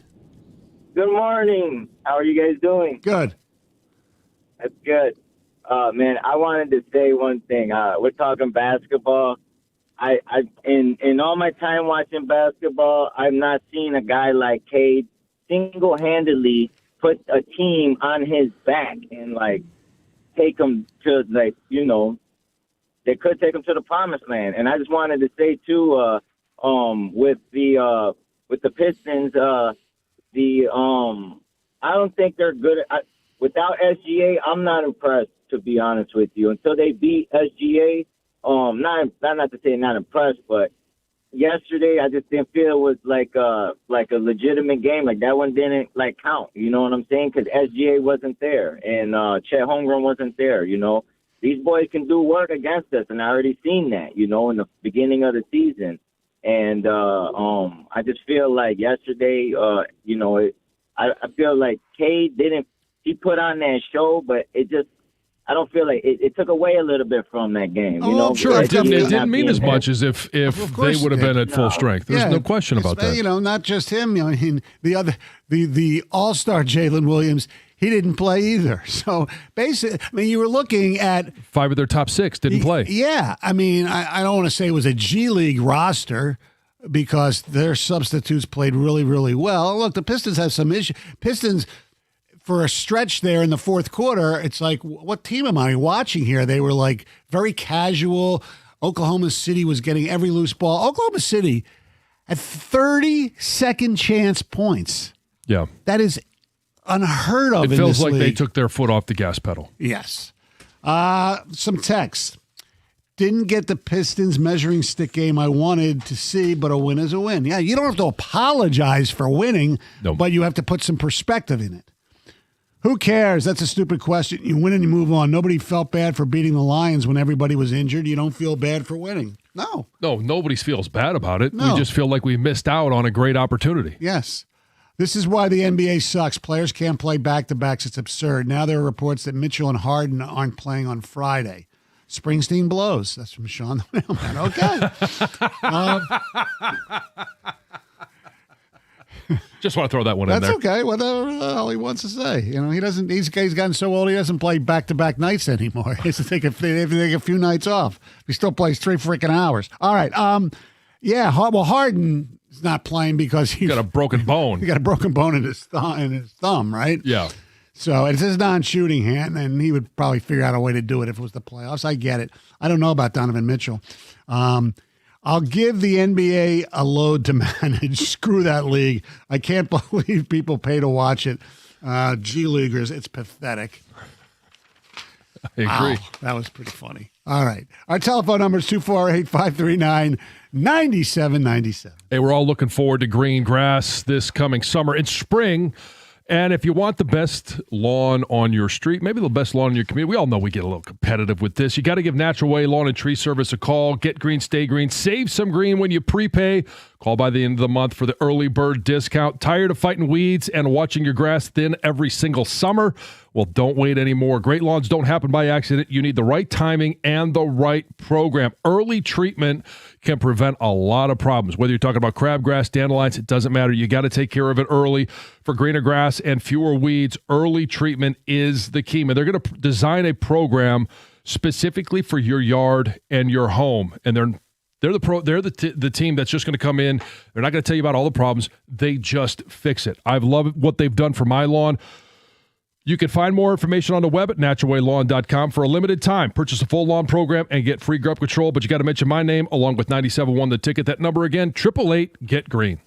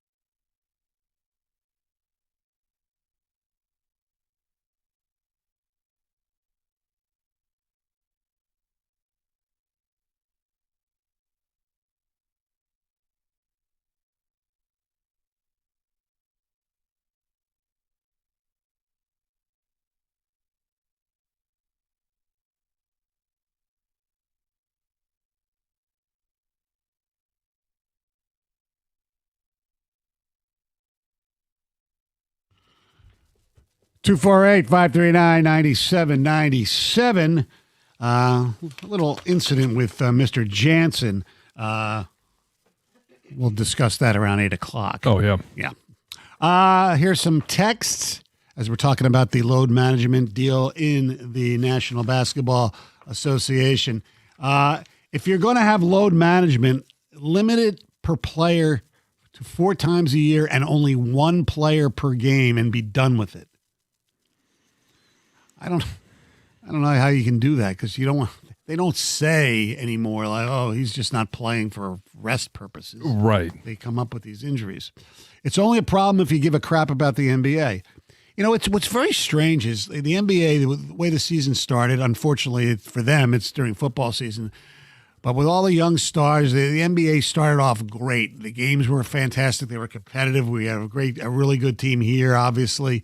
And then since around after Christmas, it became the load management, the tanking. It's tough, man. That's when they're going to do it, is at this time of the year. They're not going to start off in the first couple of weeks and say, hey, you get a night off. It's going to happen later in the season. That's why this topic comes up at this time of the year, is you start to get looking ahead to the playoffs, especially the teams that are going to be in the playoffs. You don't hear it. No one cares about the teams that are out.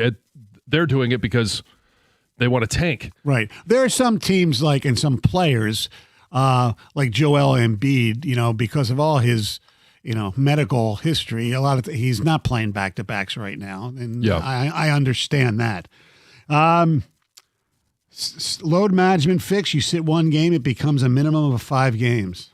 Sure, that'll happen. Stop scheduling games on back-to-back nights. With modern-day travel, they should be just fine if they don't have to play back-to-back nights. Basketball players are so freaking soft. NHL players play back-to-back nights all the time, and you never see these people doing load management. What a bunch of sissies. Mm-hmm. Like we said, I don't think it's the players. It's the organizational decisions. I'm sure most of the players want to play. Well, to a certain extent. If they came to a player and said, hey, we want to rest you tonight, couldn't they say, no, I want to play? Some of them might, but they just do it privately. Unfortunately, I just can't see the Pistons going deep in the playoffs. Their lack of perimeter shooting will be exposed against the better teams.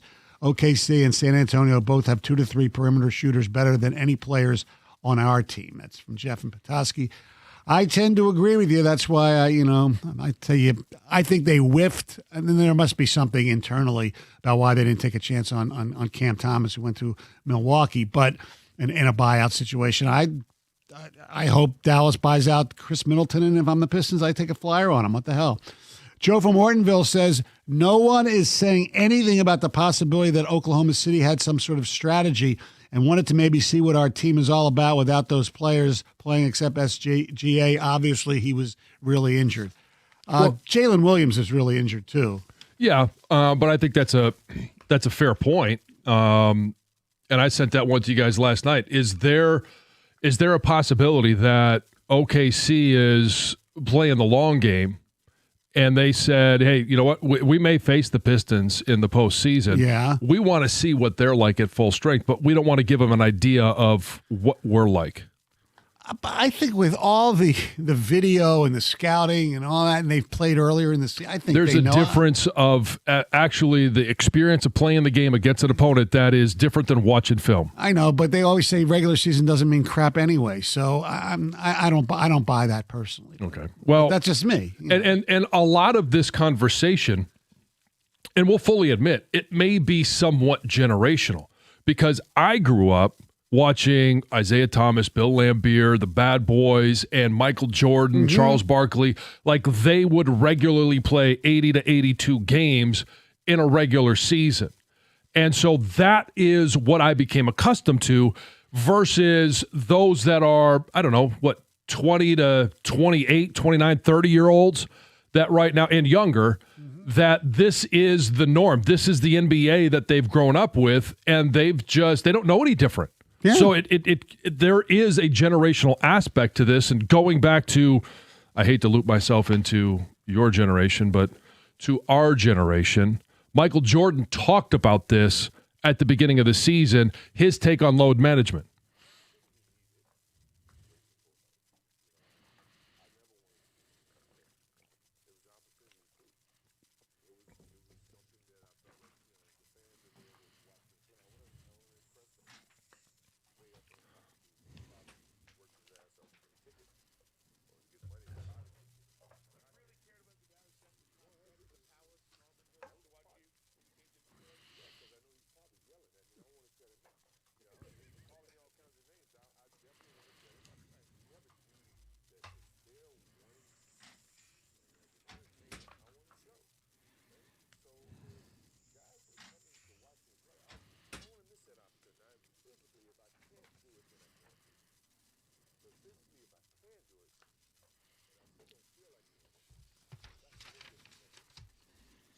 I agree with him 100%. Yes. And if you even want to go back before Michael Jordan, check out Wilt Chamberlain, how many games he missed in his career. Yeah. I mean, I'm looking at every season, and it's like 79, 80, 80, 80, 80, 73, 80, 79, 81, 82, 81, 82, 82. I mean, these guys played. And that's where I fully admit that there is some generational aspect to this, because that's who you grew up with. Right. Michael Jordan is who I grew up with in that era of the NBA. And we talk about, well, it's an organizational thing. You think if the Bulls went to Michael Jordan and said, hey, we want you to rest tonight, you think he would have sat out? No. Because that's his mindset. I have something to prove every single night. I mean, he was so good, he would golf in the afternoon and play at night. He'd go to Atlantic City and gamble all night and still come back and play. And be the best ever. I mean, that's how good that dude is or was. All right, here's some more text. Listen, I love the Pistons, love what Kate is doing, but even yesterday you can see how bad we need another guy who can go to the bucket. Duren went off, but it's lobs and sets for him. So right. They need another scorer, but I don't know where they're going to get one now. Chris Middleton. It's tough as a guy who works 280 days a year to understand guys needing days off who play a game 3 hours a pop, 82 times a year for millions. That's from GT. Mm-hmm. Well, they do practice. They do a lot. They work out a lot. So you talking about practice? Yes. Basketball players need to talk with Jack Hughes. Dude loses his tooth and still scores the game winner. Andy and Travers. Never missed a shift. That's right. As a season ticket holder, Pistons use dynamic pricing and charge more for bigger games. So shouldn't they issue a refund? No, they shouldn't issue a refund. Dynamic performance pricing? Yeah. Maybe just don't buy season tickets. Well, I think they're not talking about season ticket holders. I think they're talking about he said as a season ticket holders, Pistons use dynamic pricing. Well, I think they do that for individual game sales as well. Right. Guys, this is why regular season NBA games have become borderline unwatchable. Load management and tanking make it feel as real as the WWE. That's from Brian. That's what's so disappointing, because the season, like I said, started off and most of the season's been really, really good.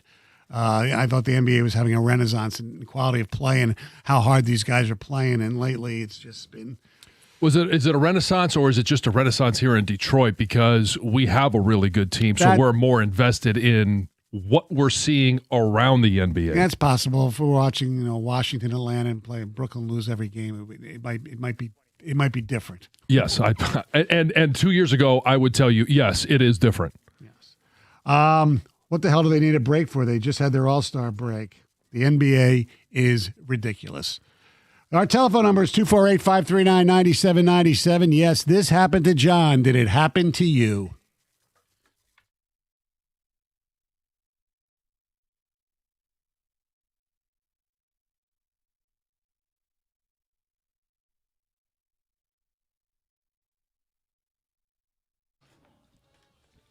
Brought to you by Blue Chew. The Pistons defeated the reserves of the Oklahoma City Thunder last night, 124-116, as the Thunder were without 5 of their top 6 scorers in the game. Despite that fact, OKC hung around for most of the night, which included a near comeback in the fourth quarter as they cut the Pistons' lead to just 3 points after trailing by as many as 6.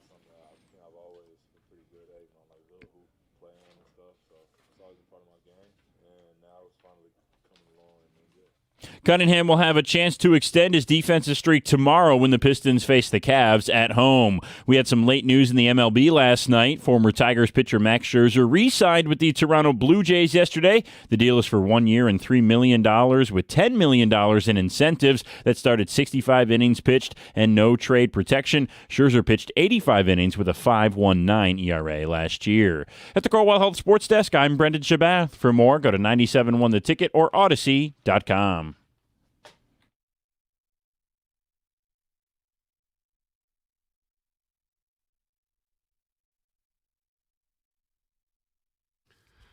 Two 248-539-9797 is the telephone number. Still ahead. Will you watch, and who will you watch? And we're talking combine. But Something happened to our buddy John Jansen the other day, and John. Unfortunately, it's happened to me a couple of times, and I'll start with the question, and that is, where's the worst place you've either dropped your phone or lost your phone? Because the way that when I get up in the morning, the way our bed is, I've got the headboard is flat at the top, so I set my phone on top of it. So because I always sleep on my back, I never move, and as soon as it goes off, I look up and I can hit the off button so that I don't wake up my wife. And I sit up. It takes me a little bit of time. I reach over, I grab my phone.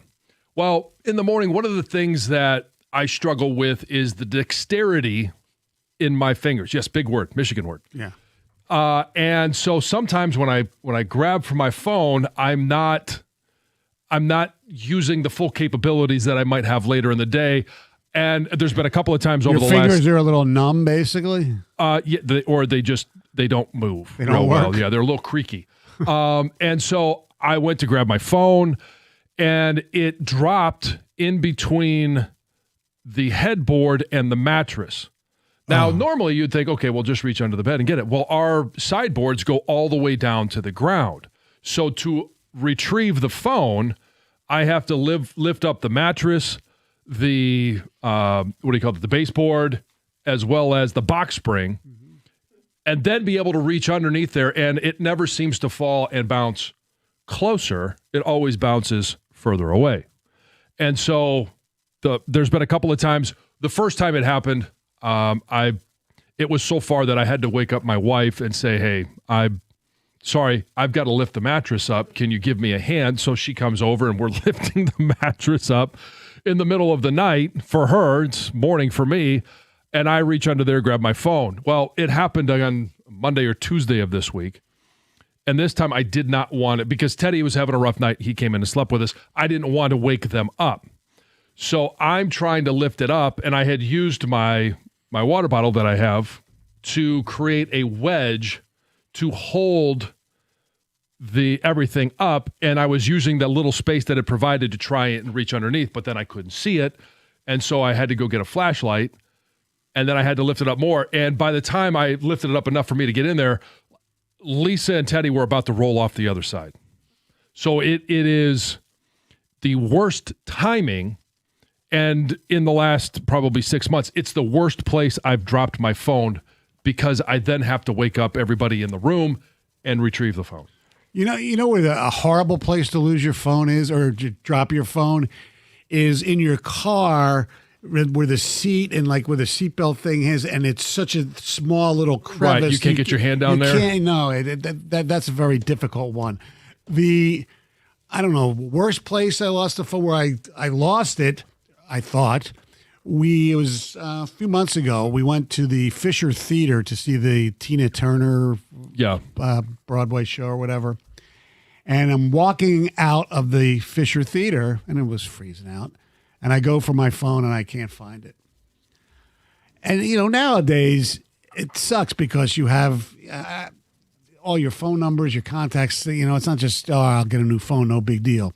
I'm freaking out. So I walk back into the Fisher Theater, and there's an usher who says, did you lose your phone? Because they saw me. I was like walking right where I was sitting, and they said they saw it come out of my jacket, and they held it for somebody, and it was me. So, yes, okay. I lucked out. Oh, there you go. Yeah, but it is just, when you lose your phone, you've more than your keys, and maybe now even more than your wallet, you just really freak out, I think. Sure. Well, there's a lot of stuff on your phone. Mm-hmm. Plus, the cost of replacing the phone, you don't want to go through. No.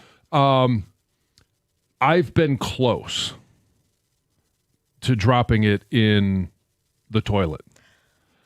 I've stood in front of the urinal or in front of the toilet, and I take the phone out to set it on the counter or something else that's there. It slipped out of my hand, and I do the emergency trying to bat it every which way so that it doesn't go into the drink. I have dropped it in the toilet. Oh. Maybe twice. Yeah. Okay. So I typically put my phone in my back pocket. Sure. And when women go to the bathroom, we have to take our pants down, right? And so that back pocket gets pulled down and it just went right in. So it was before anything took place in the toilet, right? It was just water, but still it's a toilet. And this is at home, thankfully. So you just have to like, whoa, and just super fast reach in there and get it. I've done that twice at home. And then the worst place I think I've dropped it is putting the kids in the car. And I've put my phone on top of my car. I'm getting them strapped in the car seats. I put the phone up there and I drove off. And it's still connected to my Bluetooth. So it was like, oh, phone's connected. You think it's in the car. Right. And then all of a sudden I'm turning out of my neighborhood and I get far enough away where it just says, your phone is no longer paired. And I was like, what? Yeah. So I drove back through my subdivision really slow, found where it picked back up. And I saw somebody walking and he's like, did you lose something? And he's like, I saw a phone. I put it on the curb. I'm like, you could have kept it, sir. But anyway, it was on the curb. Well, thank you. So I found it, got it back, completely shattered, but still worked. Where's the worst place you lost your phone, and where is the worst place to lose a phone? We have some text here. Lost my phone at the airport in the Dominican Republic. Oh. I was able to track it for weeks and it was in some random village. Luckily, I was able to delete everything remotely using my wife's phone. Wow. Coachella Music Festival. Porta potty. Oh, no. No way to contact friends by myself for hours, so had to convince strangers to let me DM on Instagram and hope a friend saw it. Oh, that's bad. My girlfriend dropped it in a public toilet once. Should have left it in there. LMAO. Should have left it in there. She took it out? I would. It depends what's going on in that toilet. Right. If the toilet is unused, well, a public toilet is worse than your toilet at home. A toilet I'm going for, and I think yes. a porta potty, I am porta potty. No, done. you might not even be able to reach it. No, it is over. Porta potty, maybe not. Go But on. I don't know. If you can go back in there with, towels or whatever and your paper the towels. crevices, like in the phone, like Oh, yeah. that stuff doesn't come everything out. gets stuck in the crevices. Well, you take it to one of those phone places who clean out your phone, because a lot of times you have like a lot of dust goes into the place where you put your Like the charging port? Yeah, I would still have a mental block of putting that every phone, time you put the phone to your ear. face. Yeah.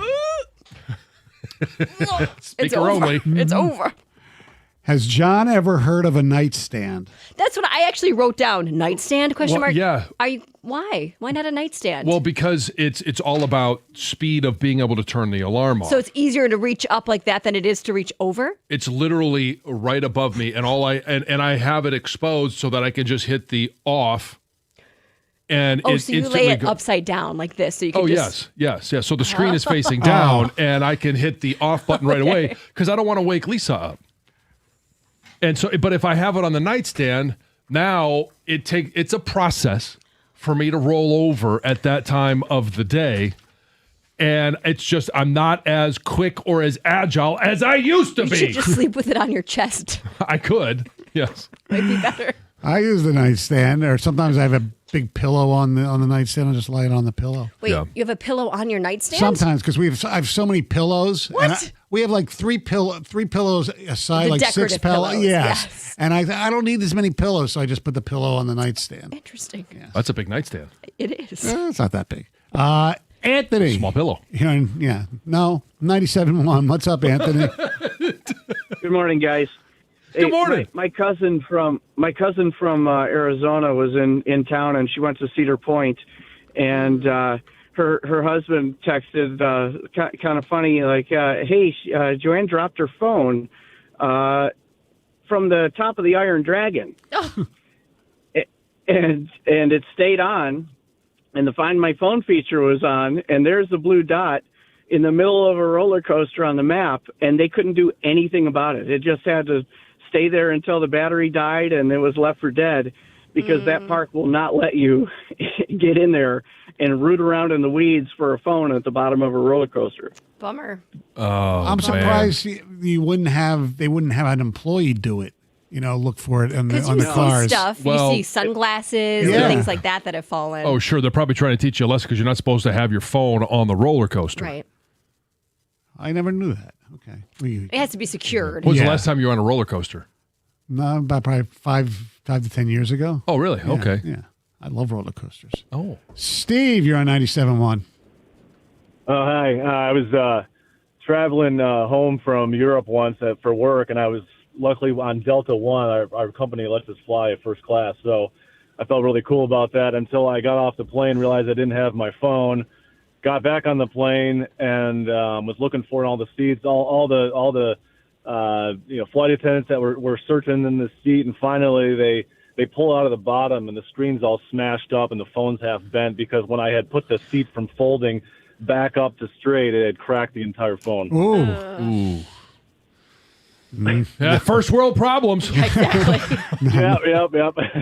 Not good. Thanks for the call. Appreciate it. 248-539-9797. Let's say good morning to Brian. What's up, Brian? Excuse me. Ryan. No, Stefan. Stefan, what's up? Oh, hey guys, how are you? Good morning. Good morning. So I actually took the kids to one of those like trampoline parks where they can jump in the foam pits. Yeah. And I had to go and grab my little one out of there, and my phone was in my pocket. Oh. And it fell out into the foam pit, and there's nothing you can do about it. You had to wait pretty much the whole day. I went in there like first thing in the morning, and they're like, "Yeah, we won't take these foam pits out until like the end of the month to clean it." And I'm like, so I swam in there with my Apple Watch and just luckily got lucky and found it. Wow. But it was a full 36 hours without my phone. Wow. Thanks for the call. It seems like Every forever. time you go in there, make sure you don't have your phone. Yeah. Yes. Yeah. Trying to dig to the bottom of those foam pits. Hard. Then getting back out. Hard. 248-539-9797. Hey, you're looking for a great place to work out. You got to give Planet Fitness a shot. Right now, they've got some great offers going on. Just to get in the door, it's $1 down, $15 a month, and first month is free. If you like what you see there, they offer the Black Card membership, which gives you the access to the Black Card Spa. It also gives you access to every single location nationwide, 2,800 of them, 50 here in Detroit. So no matter where you are, there's always a place near you that you can get a great workout in. Unlimited guest privileges come along with it, so you could take somebody with you. You don't have to go work out alone. And here's the thing. Being a former gym owner, I can certainly appreciate the fact that they keep the Planet Fitnesses spotless. They're always washing the machines down. They're always washing the floor. Locker rooms are clean. It's a great place to go. You should give it a try. You can find your nearest club and join today in club, online, or in the free Planet Fitness app. We're all strong on this planet. Planet Fitness.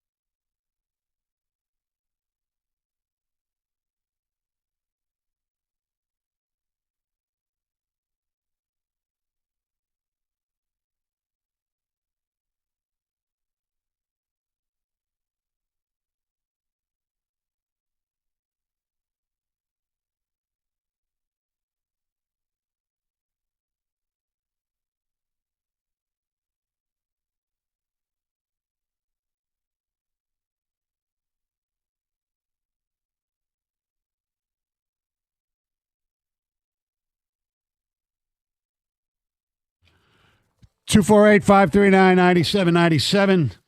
John Jansen misplaced his phone. He knew where it was, but it was in a very difficult spot by his bed, where the headboard is, and it's very tough to get under the mattress and all that stuff when you have the fancy beds for the big former athletes, Yeah, just super fancy. Mm-hmm. Yes. Very fancy bed, yes. All right, we'll take some texts. We got some phone calls. My wife stuck her phone in the microwave and turned it on. What? She thought she was warming up a cup of coffee, but stuck the wrong thing in. Oh, no. The phone didn't make it. Microwave was fine. That's Scott from Port Huron. How big was the explosion? Don't know. Yeah. I once put a Capri Sun in the microwave when I was a kid. That was... Wow. Whoops. Uh-huh. That must have been an early morning or a really fun late night. When I was a kid, we didn't have microwaves. A few years ago, I leaned over my sump pump, forgetting my phone was in my shirt pocket. It fell in, and I could see illuminated home screen from the bottom of the hole. Oh, man. I've done that a number of times, not in the sump pump, but I used to, in my flannels, keep the phone in my front pocket. That's why I moved to the back pocket. I had a friend drop her phone in a porta potty, and it was a porta potty at a rustic campground. So a toilet with a hole in the ground. It was fetched out with a big long stick and a drawstring backpack. Oh, yeah. I think that one, it goes down any type of porta potty or... But let me ask you a question. But let's say you're on, this is like a vacation or whatever. You're in a rural area here. I'm gonna, you make the memories in your mind, man. I'll live without. You need your phone, maybe. Tell me the sludge in the bottom of those things. I understand that. I mean, but it's the guy that eats popcorn out of the trash. Until you get, until you get home, you might just need that phone because of where you are. You go and if you're you that find remote, though, somewhere. how are you going to clean it appropriately? No, well, there's probably a lake. I'm guessing this person wasn't alone. Probably not. Okay. Yeah, because lake water's clean. No. Ryan, what's going on? Hey, good morning, guys. Go Lions. How you doing? Go Lions. All right. You guys got a minute? Yeah. Mm-hmm. All right. Well, I was at a music festival on the west side of the state. You probably heard of Electric Forest. And I was having kind of a long weekend. But it was late at night. We did day parking, and we were leaving to go back to the B&B for the night. And I had left my phone on top of the car. Well, I didn't realize this until the next morning. I didn't have my phone, so I didn't have it the rest of the weekend. I called it consecutively every day, all day, and for about a week, and then I gave up. And lo and behold, the day after I gave up, I got a call from my uncle, and he said, "Hey, I found your phone." And I'm like, "How?" "On the west side of the state somewhere." And he's like, "Well, I called it, and somebody named Benny answered it, and he's a truck driver. Here's his number." I said, "What?"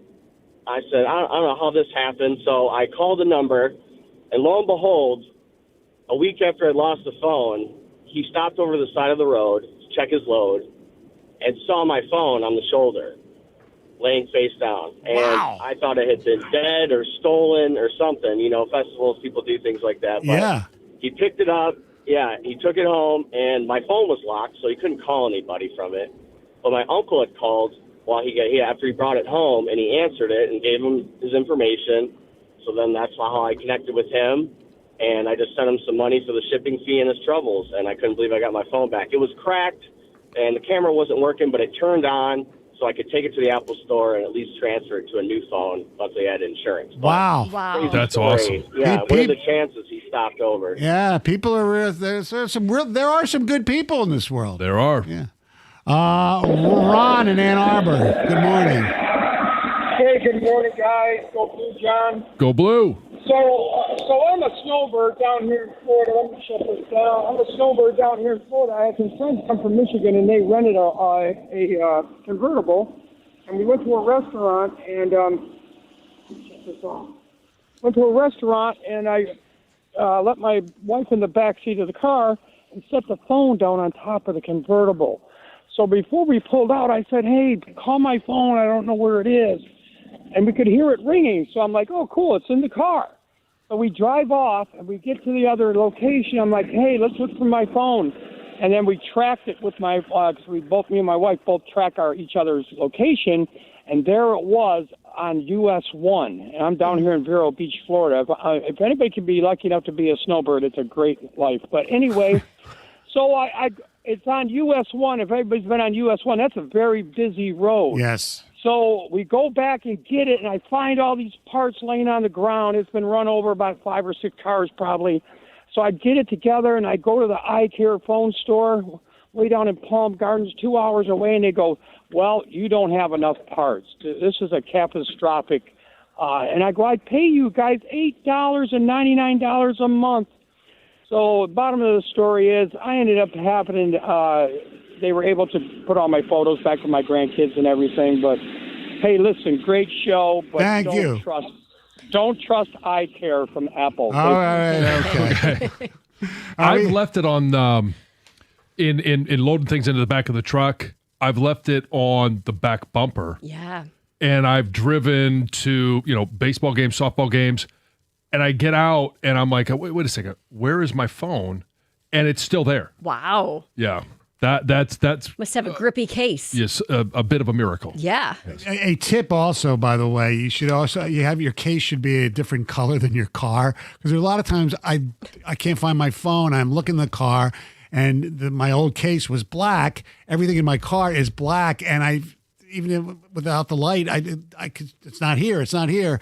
And then, but it was. It's crazy. But you just couldn't see it. Yeah, but now I have a red case, so I can always find it. All right, we have some text here as well.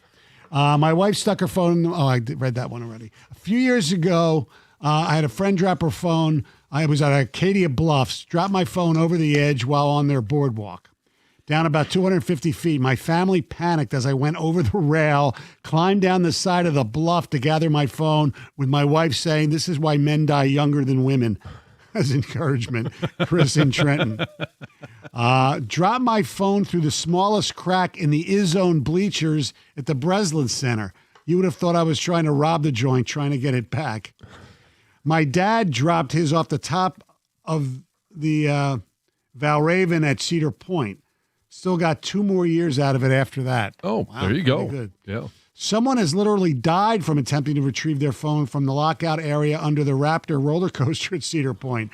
Tons of signage saying not to take your phone out on coasters. You lose it, your problem, not the parks. Did they get hit by somebody? Yes. Like hit by the coaster? Yes, and here's a wow, yeah. Here's a real, good way to lose your head. Here's a really unique one. This is from somebody from British Columbia.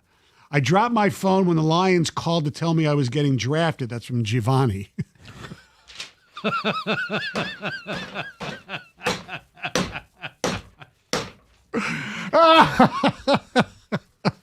Oh, boy. Manu. All right, let's go to Ray. You're on 97.1.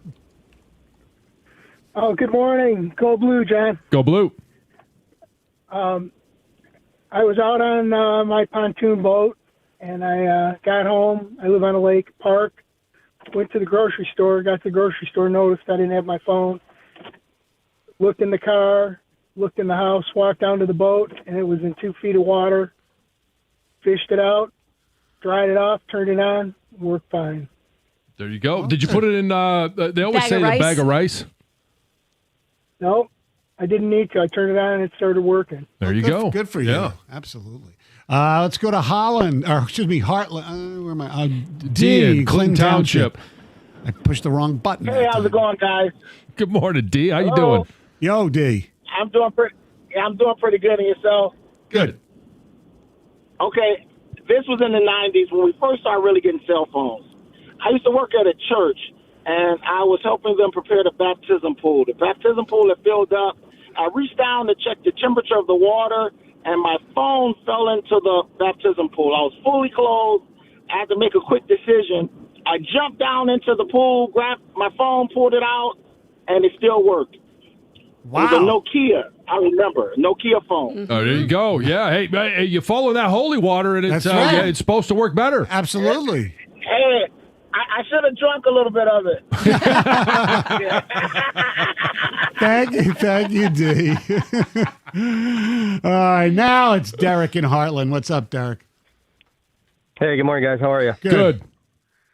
Good. So we're on the west side of the state after my sister-in-law got married, and there was a small group of us at a small cider mill on the west side, and my mother-in-law, her phone's missing, and we were there about 30 minutes, and so we're trying to figure out where she was last and all this stuff. We can't find it anywhere, and the conclusion is that she dropped it in the porta potty. And so to my disbelief, she went and got a bag of some sorts, and she's rooting around in the porta potty for her phone that she dropped for about 5 minutes, and I was absolutely appalled. And she came out of there. She didn't even find it. So she went in there to no avail, and we kind of went on the rest of our trip a little bit. And the best part of the story, about 30 minutes later, my father-in-law is standing there, and all of a sudden he goes, "Oh, here it is." And he pulls it out of his breast pocket of his jacket. Oh, no. He had it the whole time. And oh, boy. I never let him forget it. Oh, great prank to pull. Yeah, I'm sure your mother-in-law hasn't let him forget it either. That's for damn sure. All right, 248-539-9797.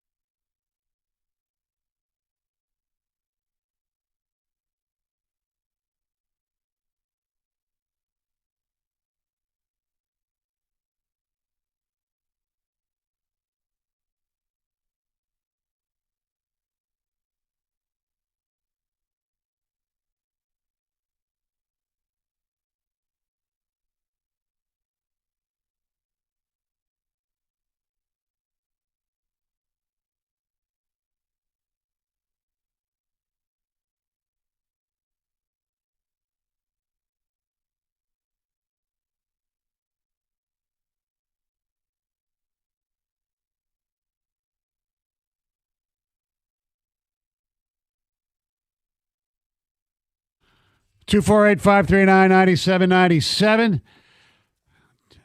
Trying to find from you the strangest place you ever lost your phone. Because John lost his or misplaced it. Well, it dropped it. It dropped it near under your the mattress. Yeah. It took a while. You had to wake up your wife. And yes. Next thing you know, she filed for divorce and all that. Jeez. I'm only kidding. Robert, you're on 97.1. Hey, good morning. Go Blue Jays. I went to school with your wife, Stoney, at south of the High. So, okay. Anyway. Oh, those Blue Jays. Okay. Oh, okay. Is there any good Cindy high school stories you got for us? No. She was a little bit older than me, so no, I don't have any. She was 3 years older. So, okay. Anyway, so my story, we were at my current wife, my ex, and myself. We were at NYU Langone Hospital. My daughter needed some surgery. So this was like in the late winter, a few years ago, and my daughter was having surgery. So my current wife and I were kind of waiting. We were waiting for the surgery and everything going on. And then my ex showed up, and we changed shifts. And my ex and I, we really don't get along too well.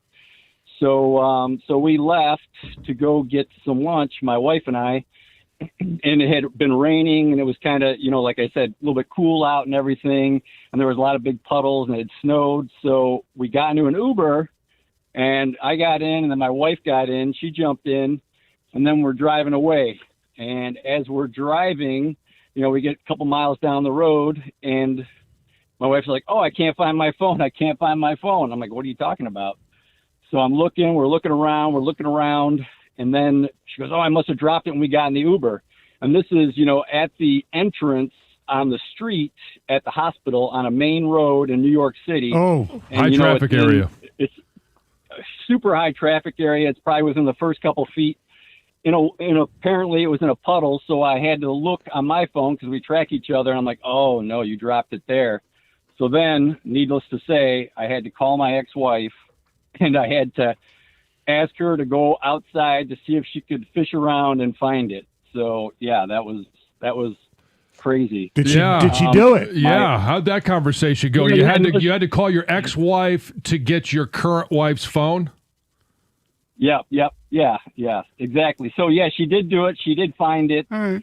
We did come back afterwards, after lunch, and my wife took the phone in the bathroom, and it did work. She took it in the bathroom to put it underneath one of those air dryers to blow all the air out and stuff. And it was working. Well, good. It never got ran over, which was crazy.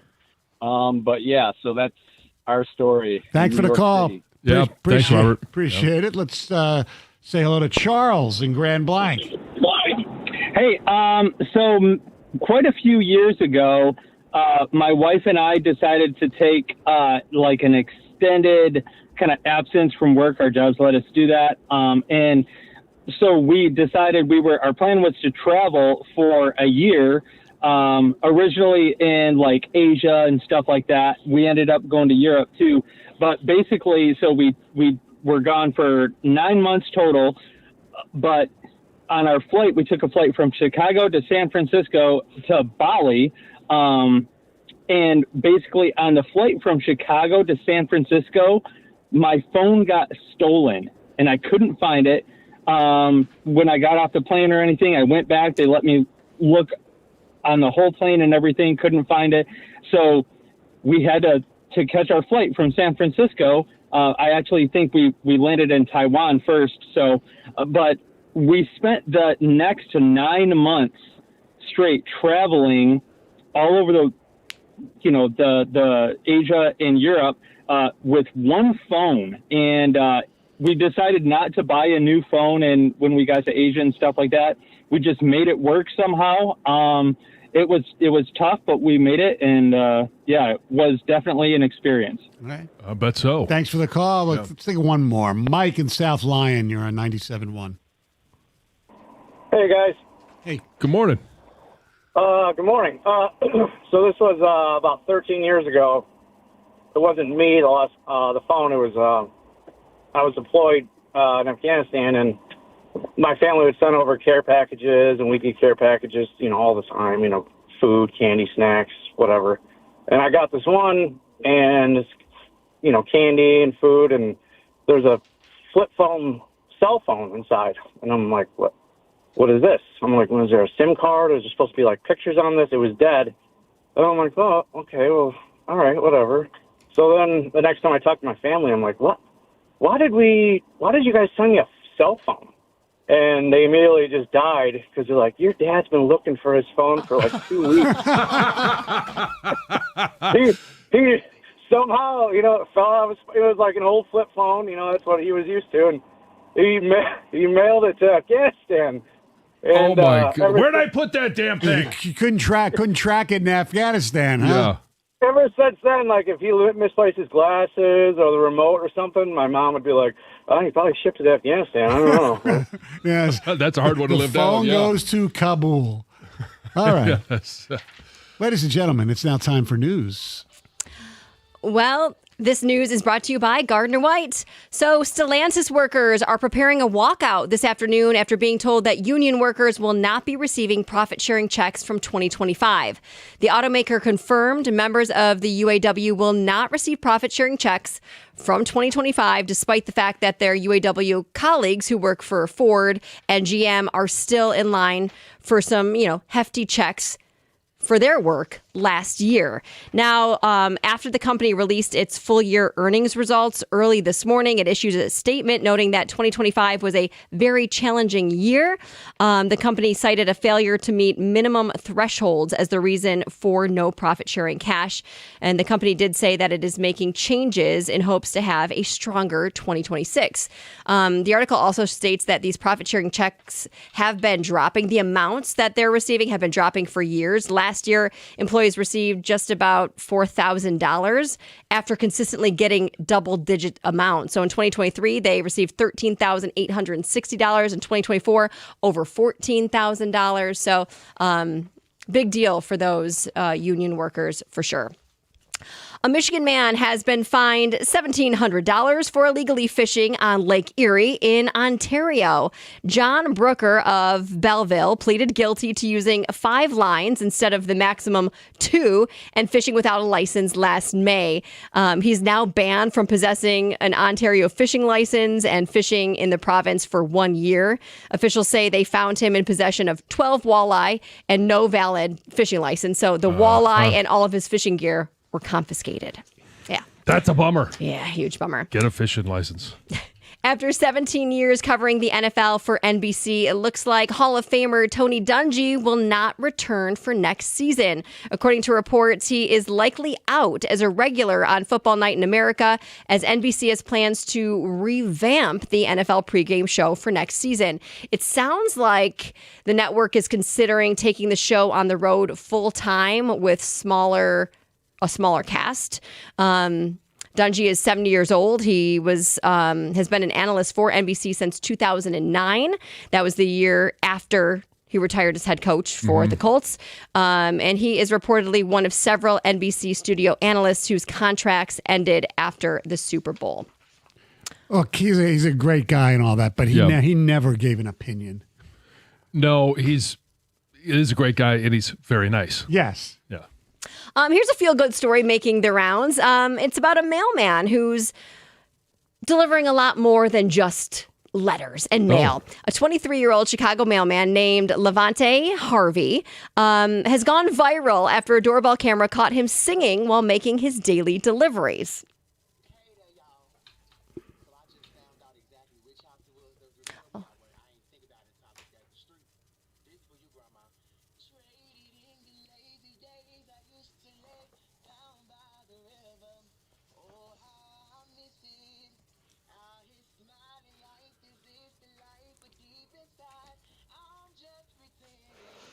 So he sings as he delivers the mail. He says he does it to pass time, but singing to him is more of a release. It helped him get out of depression, things like that. Well, he's brought so much joy to all these neighbors. And after this went viral, a GoFundMe started because they discovered that he was taking, public transportation to get to work 2 hours each way. So people have raised money enough for him to go buy a new truck, which has now cut his commute time down to about 30 minutes. Oh, wow. That's a great story. A nice story. He's spreading joy. Didn't even realize he was doing it. Yeah. But people are loving it. All right. Thank you very much, Heather. The telephone number is 248-539-9797. 97.1. Hey, when you're injured, you need more than just a great lawyer. You need a great team. That's why only Feminine Law has the accident response team. They don't wait, they act. Crisis counselors help manage the trauma. Medical pros talk to the doctors. Forensic experts preserve the evidence before it disappears. David's team treats you like you really matter. This isn't just legal help, it's recovery in action. Get David, get paid means you get more. Put the accident response team in your corner. Give them a call at 855-65-CRASH or visit them at getdavidgetpaid.com.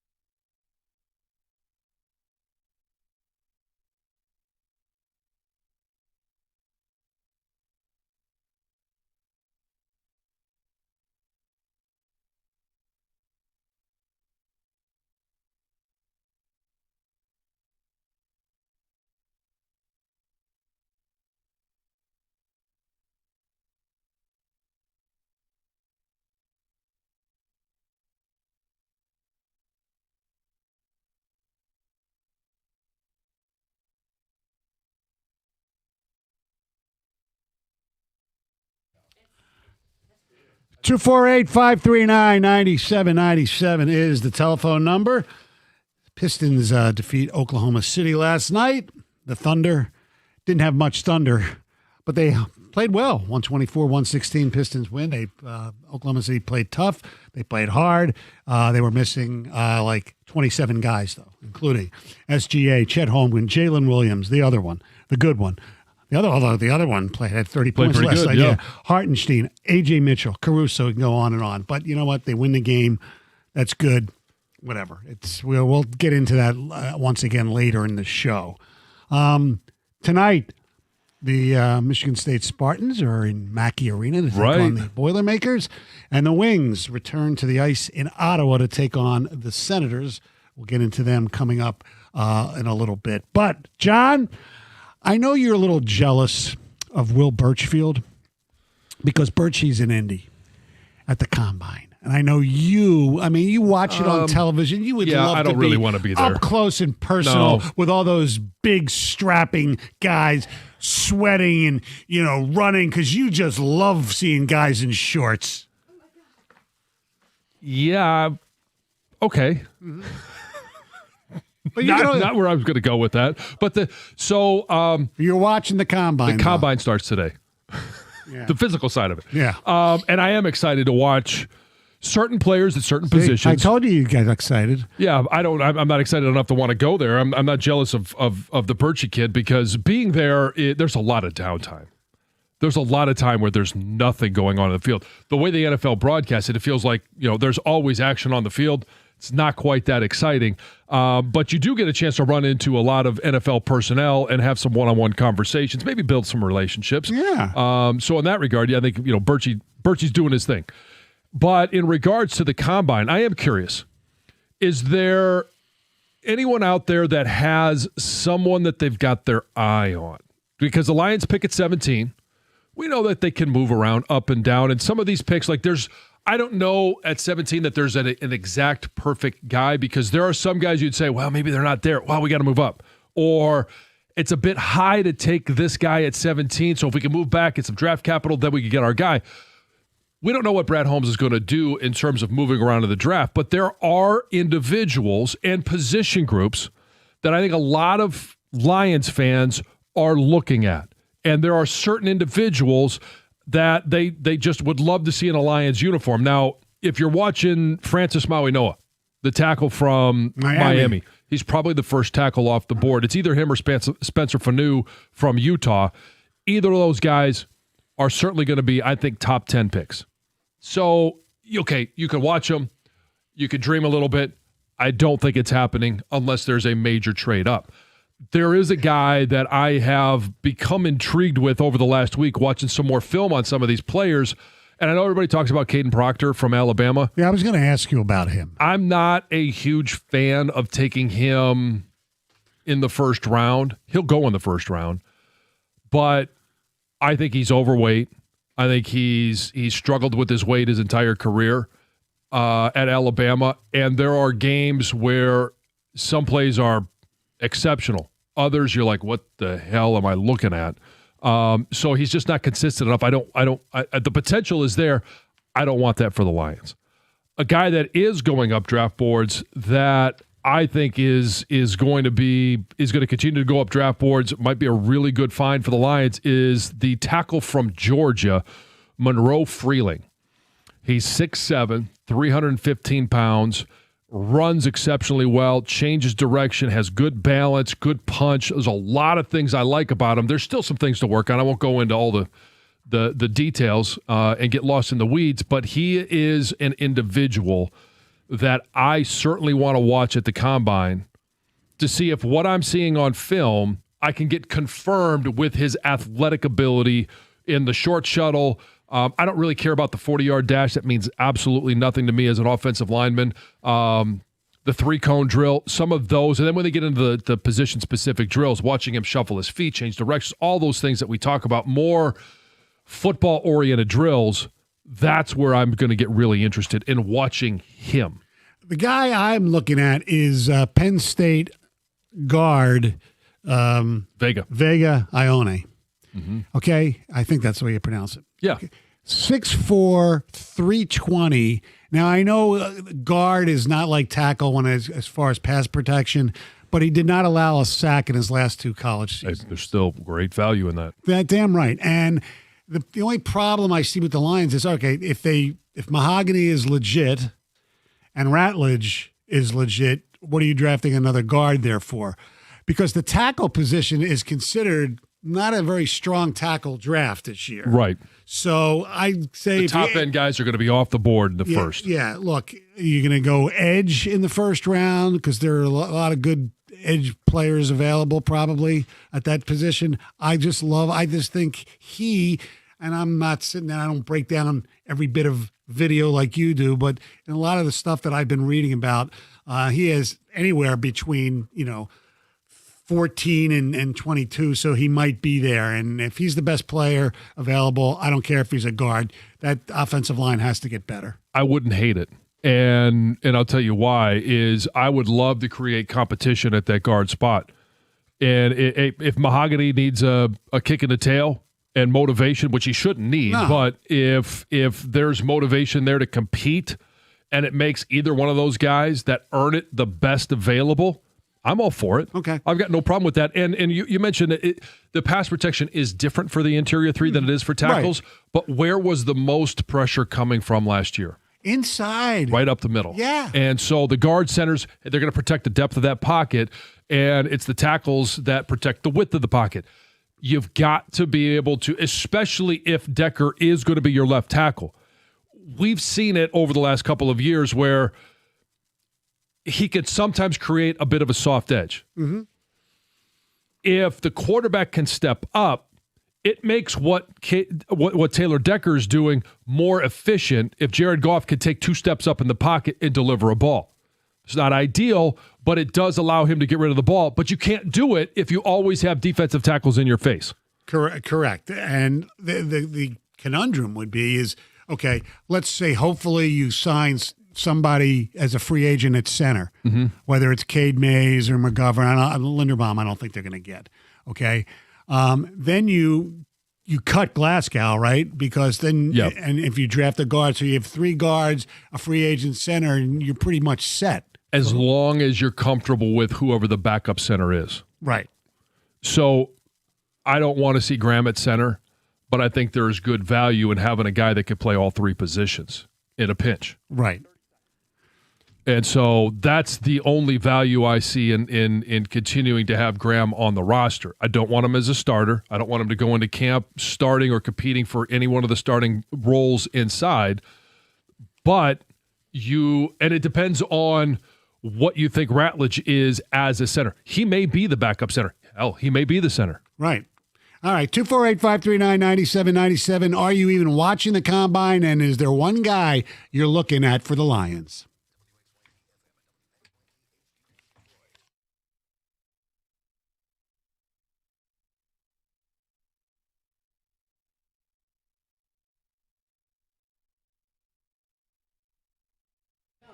Brought to you by National Benefit Plans of Shelby Township. After winning a gold medal with Team USA on Sunday, Dylan Larkin finally returned to the Red Wings facility for practice yesterday. Larkin and the team will return for their first game since the Olympics tonight when they take on the Senators in Ottawa.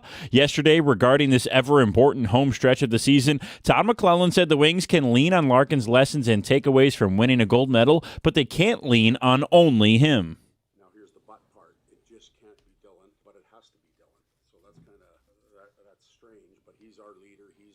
Sets the tone each and every night, and we expect that from him.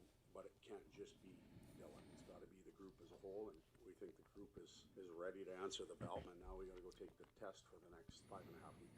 Larkin will go against Team USA teammates Brady Tkachuk and Jake Sanderson tonight when the Wings hit the ice against Ottawa. That game starts at 7 o'clock right here on 97.1. Our pregame coverage from Jeff Rieger begins at 6:45. Michigan State Hoops also has a big game tonight in West Lafayette, Indiana against number 8 Purdue. The Spartans have not defeated the Boilermakers in Mackey Arena since 2014, going 0-7 in that time. Tonight's game starts at 8 p.m. as both teams are trying to position themselves for one of the top 4 4 seeds in the Big Ten Conference, thus earning a bye in the tournament. Purdue is favored by 7.5 points tonight on FanDuel. At the Corewell Health Sports Desk, I'm Brendan Shabath. For more, go to 97.1 The Ticket or Odyssey.com.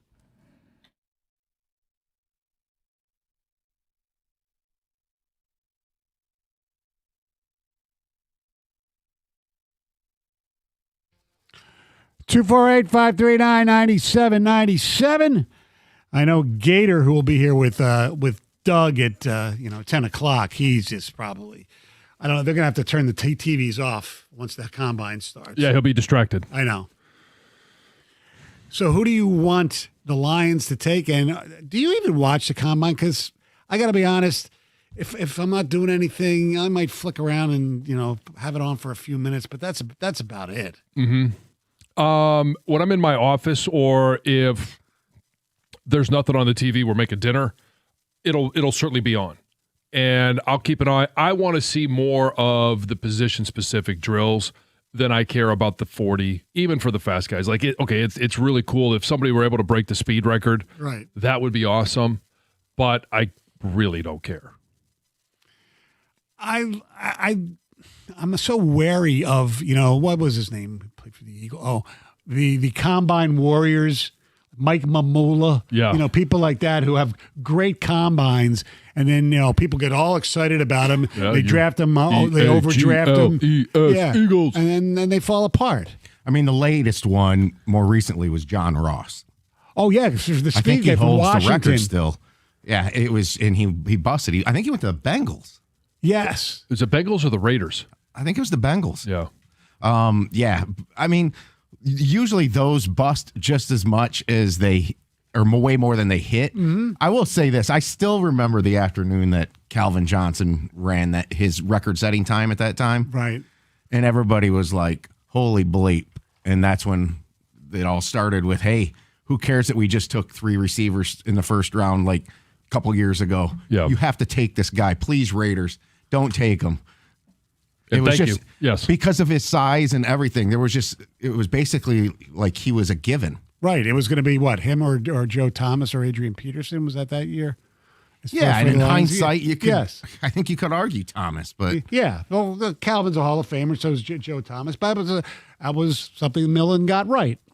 Calvin Johnson was a great player. The one thing he gave us. Yeah, absolutely. All right. He gave us Dan Orlovsky. I have to bring this up. I'm sorry. Go ahead. This is my fuddy-duddy Stoney moment. I haven't had one of these in a very long time. Dan Orlovsky's on Get Up this morning wearing a Team USA jersey, which I kind of think just kind of pushes it too much. Or why wasn't he doing it Monday? Why is he doing it today? I don't know. Was he on Monday? I don't know. He's not on every day. I don't know, so. but it just seems like he's trying to get on the wagon, And and his number is okay. Yeah. This is the bigger one. I could see if he wore 8. Okay, his USA jersey is 8. Okay, that's what number he wore, but it's not 8. It's 08. Yes, that's What's the deal with that? He is 08 wearing a 08 jersey. Oh. I know what it's for. It's for the 2008 Lions when he ran out of the back of the end zone.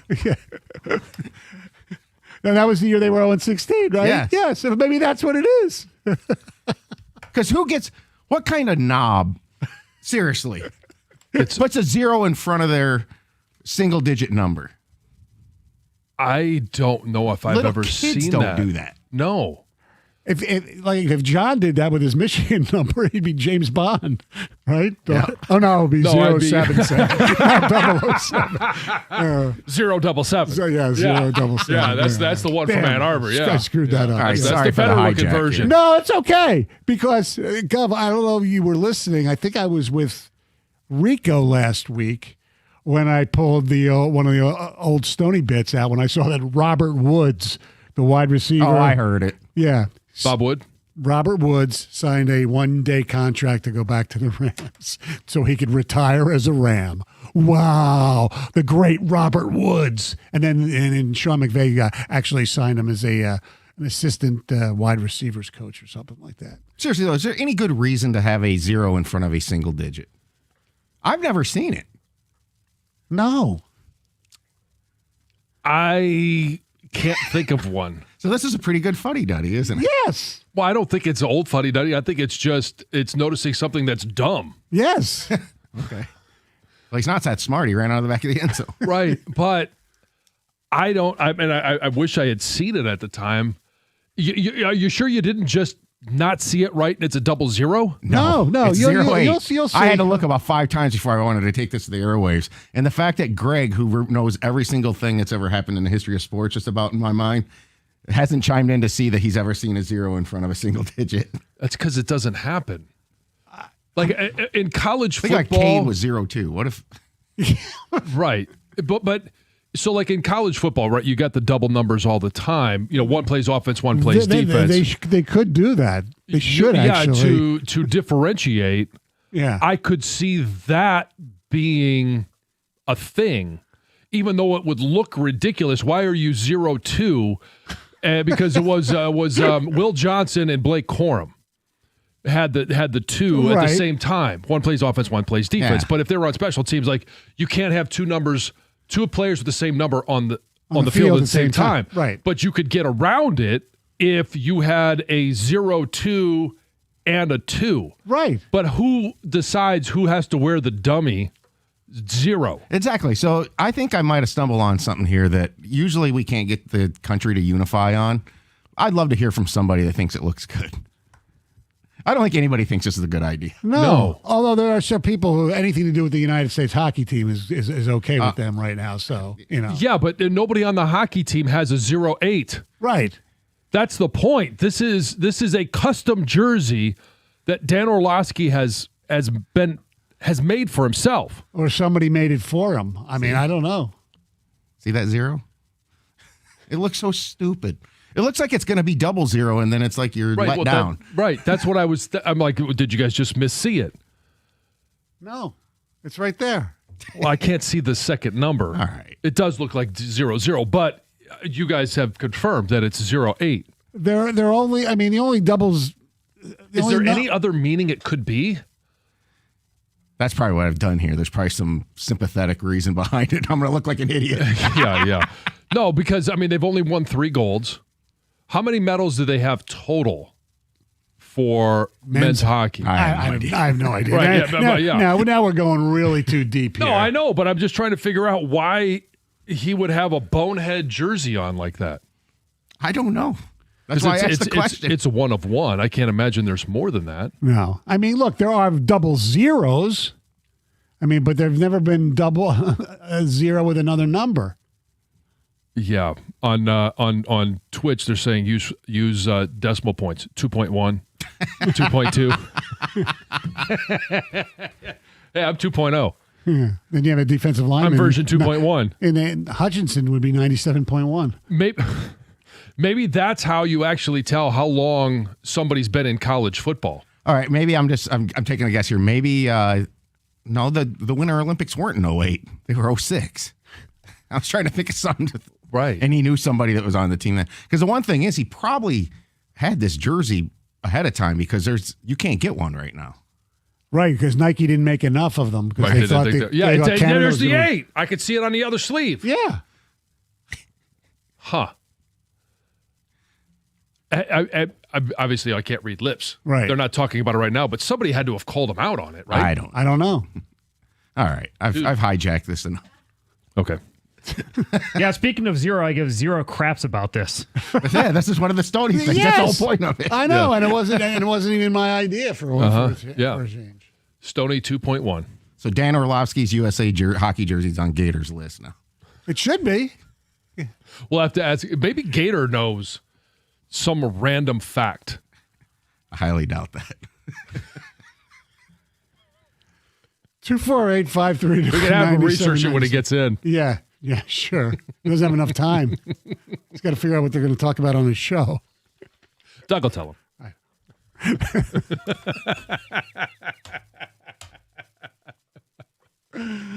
And we're safe because he probably hasn't left his house yet. We do have one. The General Lee was 0-1.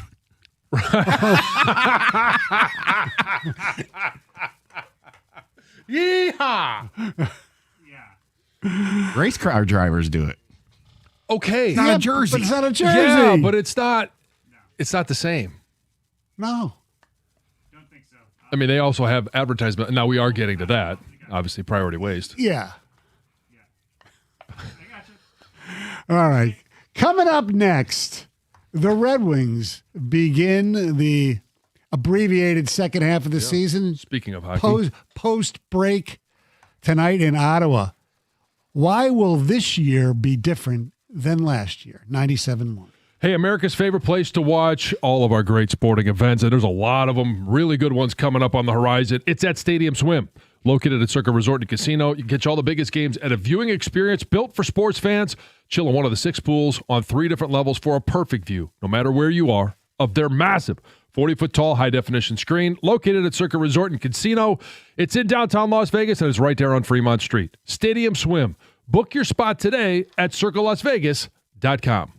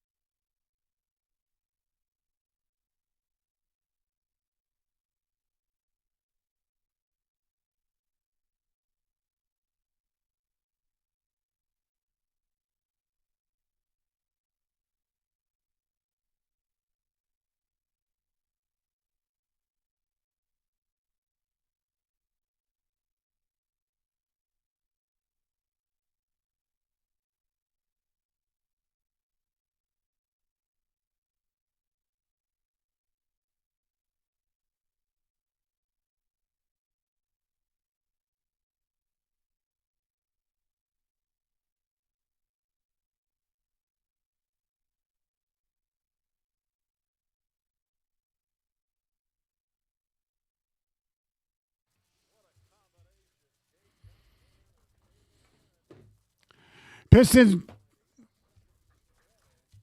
Sorry, Mark. Pistons win 124 to 116. That deficit was 0-8. Still going down that road. Oh, I know. I sent him a message. I'll see if he answers me. Yeah, I would love to hear what the reason is. Have no idea. The Red Wings, speaking of hockey, return to the ice tonight right here on 97.1, taking on the Ottawa Senators. Oh, boy, Larkin versus Tkachuk. The teammates, the love. I wonder what they're going to be doing. Will they honor Brady Tkachuk in the capital of Canada? Good question. Because in New Jersey last night, they honored, Jack Hughes, obviously, for the Devils. And he brought on Buffalo Sabre Tage Thompson with him. And, of course, Thompson scored a goal, and Buffalo ended up winning 2-1. It's going to be interesting. Austin Matthews is getting a lot of heat in Canada. Oh, I'm sure he is. Yeah, my guess is that they won't. By the way, the Red Wings are looking for the first cup since 2008. That's a good point. That is a very good point. We had one text that I just got dumber listening to three idiots talk about this. Yeah, well, yes. I don't disagree. Hey, we never make the proclamation that this is going to be all-time intelligent conversation. No. Exactly. That would be boring. Yes. All right, 248-539-9797. The Red Wings right now have a 5-point cushion for the playoffs over the Washington Capitals, who are the last team looking out. Yeah, looking in. And the Red Wings start with 3 straight road games. Mm-hmm. Okay, they got Ottawa tonight, and I think they have, Nashville next. So, look, as we say sometimes in the Jewish religion and Passover, Manish Tana Halila Hazeh, which is, why is tonight different than any other night? So my question to you is, why is this year going to be different than any other year? When do you say that? Passover. Oh, okay. Yes. So why is this year going to be any different than any other year for the Red Wings? Well, they're going to, at the LCA above every door, they're going to put the blood. That's why it's going to be different. Okay. I think the difference is Todd McClellan. He was here last year. Yeah, but not for the whole year. It didn't have the training camp leading up. And when we talked to them before the break, they were going to have a mini training camp during this time for the guys that weren't making the trip to the Olympics. So I think Todd McClellan is the reason that it's different. Certainly from what we had with Newsy and prior coaches, I think the roster is better. It's healthier. Now, we don't know. I mean, tonight could change everything. Who knows? Right. It's game by game. But I think Todd McClellan has his finger on the pulse of this team better than we've seen any other coach. You don't see this team go on 4 or 5 game skids. And it seems like, I know they had the 3-game skid on the LA, Washington, and Colorado before the break. Mm-hmm. But it feels like he breaks that chain. Look, I'm not going to disagree there, better coach, but he was here for all this crap last year and the March sadness. I think the reason this year is different, I agree, I think they're going to make it, is 2 names. One, Steve Yzerman, because I believe they're going to do something. Ooh. I don't know how major, but there's a lot of pretty good defensemen that are available that they need one more defenseman, definitely. And I think you use another forward, too. But I think whether it's Justin Falk, whether it's Ristolainen from Philadelphia, who's now available, there's some others. Uyghur is available from what we're hearing. So I think they're this close. I think Stevie's going to do something. And the trade deadline is what, next Friday, right? March the 6th, I believe. Yeah, next Friday. Okay. The other name that wasn't here last year is John Gibson. Unless the break screwed him up somehow, John Gibson's goaltending leading into this break has been outstanding, and that's the biggest difference between this year and the previous. They have a good goalie. You don't have to trade for Peter Mrazek and whatever the hell that was. But yeah, that's why I think this year is different than any other years. 248-539-9797. What do you guys think? I honestly, I think that if there's a reason that they wouldn't make it, because we'll take a reason why they do, reasons why they don't, would be more so just bad luck, injury. And I do want to see Dylan Larkin be consistent and play, not necessarily the way that he played in the Olympics. That would be great. But he doesn't have the same teammates at the same level. Does have some good teammates, but I want to see him be healthy throughout the rest of the year, along with DeBrincat, along with everybody else. And if they can stay healthy, I don't see a reason why they miss it. That would, to me, would be the one reason if they're just hit with a rash of injuries as they near the finish line. So if they get a point per game, that's 96. Yes. That should be money in the way the East is right now. I do wonder if we've never seen this. An American come home with a gold in professional hockey and rejoin a team. Right. And is there a ripple effect from him going through that kind of spreads through the locker room? Little juice? Yeah. And they have a lot of Americans on their team. Just kind of throwing something out there. Don't know. Just something we haven't seen before. But I would say, too, just you look at the landscape of the East. Pittsburgh's second right now in their division, and they have 2 points less than the Wings. And Crosby's out for a month. Yeah, so it looks like you would think that they're going to struggle here to get a point per game.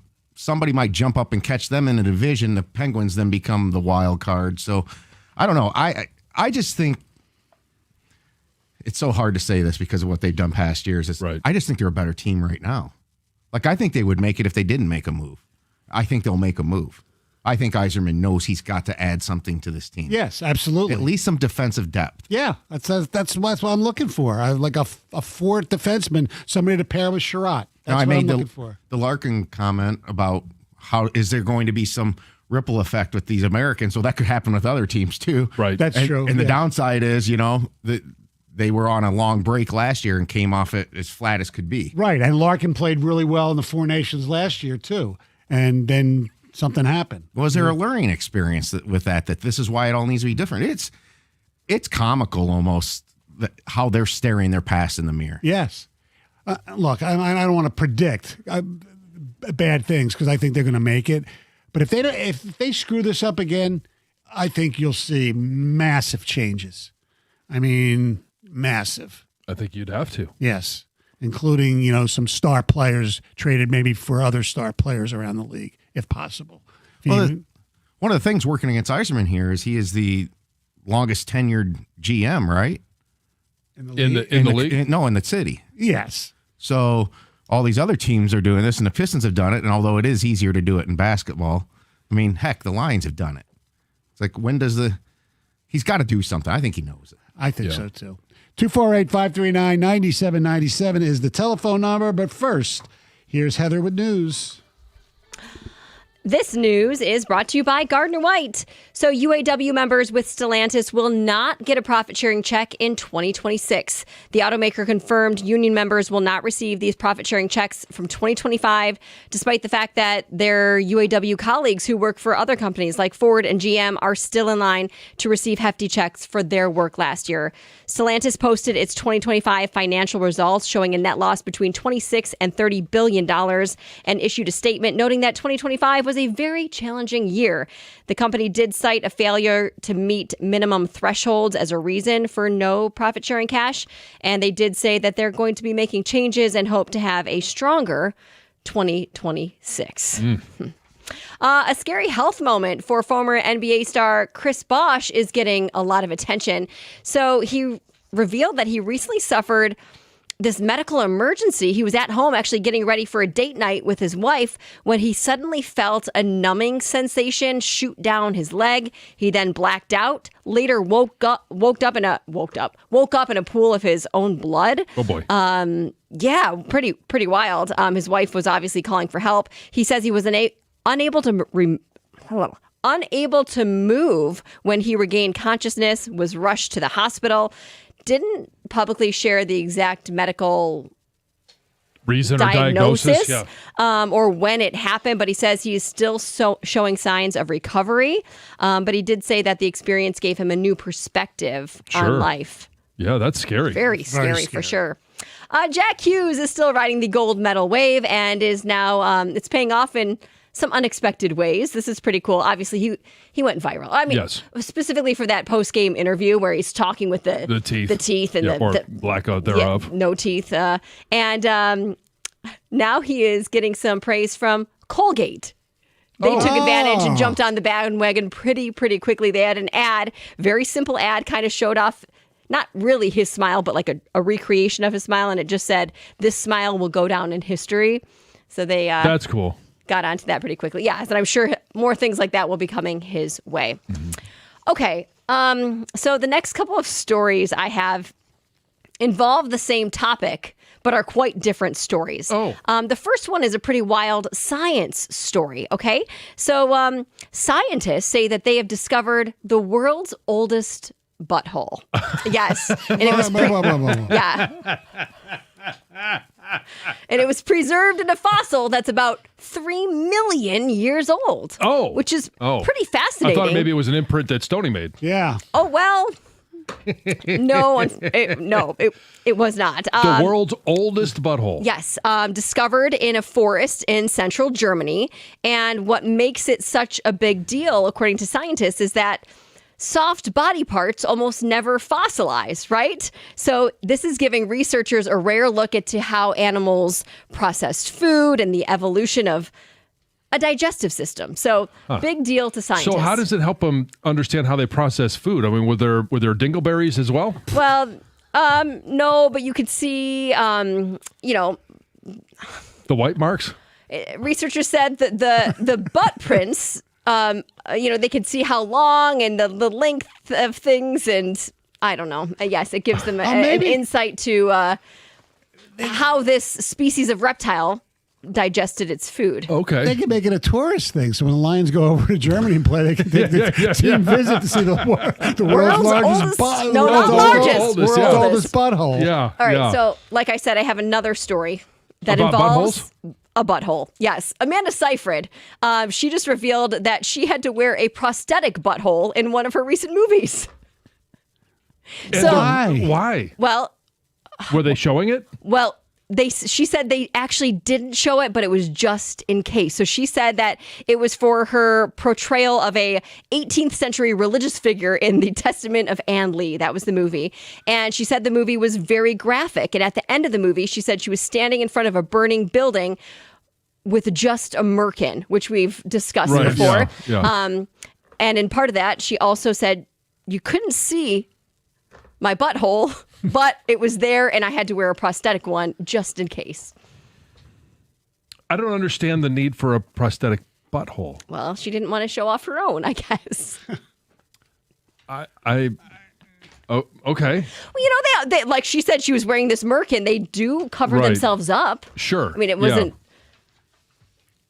I mean, the movie, it wasn't that type of. I mean, she wasn't. Who had the underwear with the Kim Kardashian? Oh, that's right. Yes. Yeah. I wonder how that's going.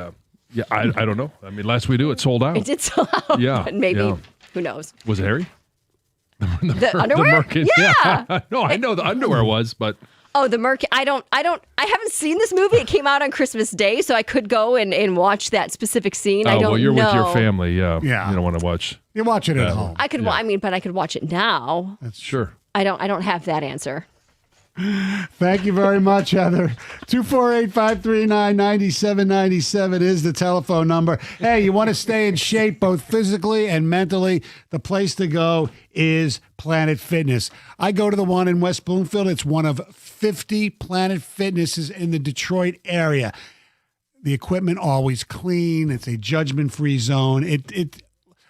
I get on the recumbent bike for an hour, listen to our podcasts that we have here, listen to the show lives when I'm there during, in the morning. I actually listen to you guys. It's a great, you relax. And if it's not cardio, they have all the great weight machines as well there. They have the cable towers, the Smith machines. And the most important thing, as I always like to say, is it's a clean environment, judgment free. And right now, great deals going on. How about this? $1 down, $15 a month. That's right. And you get the first month free. So find your nearest club and join today, in club, online, or on the free Planet Fitness app. We're all strong on this planet. Planet Fitness.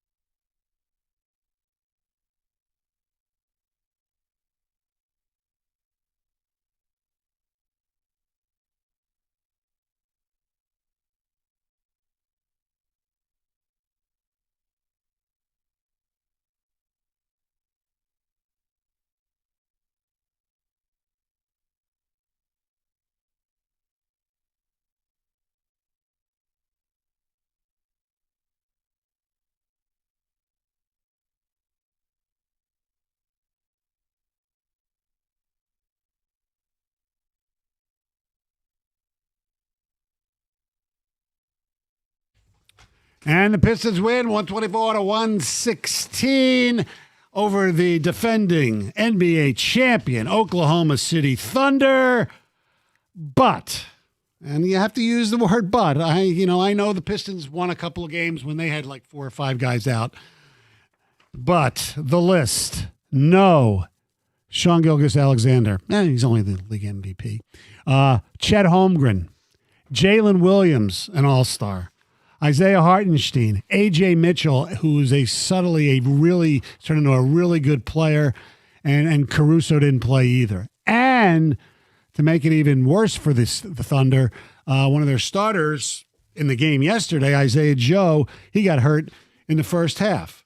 And the Pistons, were down 12 early, came back. It looked like they were going to blow them away. And then for some reason, they decided not to play Detroit basketball. Well, they just took their foot off the gas. And they got casual. They just weren't going for rebounds. And it just they gave up 30-second chance points. But look, the bottom line is they won. But there's a bigger issue here. And the issue is, as a fan, when going in that many players are not going to be playing, and let's say you bought a ticket for this game as one of the couple games that you wanted to go to, your kid is an SGA fan or whatever, all right? And he's not playing. Now, in fairness to him, his is not a load management issue. Either is the good Jalen Williams. However, some of the other guys didn't play because it was a back-to-back. Right.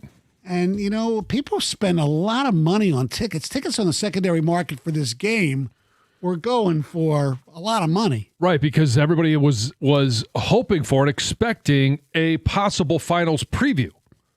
And it's the only time that Oklahoma City's coming to Detroit this year. It was the same thing when Wembanyama and the San Antonio Spurs came to town. It's the only time that they're going to be in town. So a lot of people went out and got tickets because they wanted to see, again, a finals preview, but also one of the great players in the NBA in Victor Wembanyama and one of the great teams.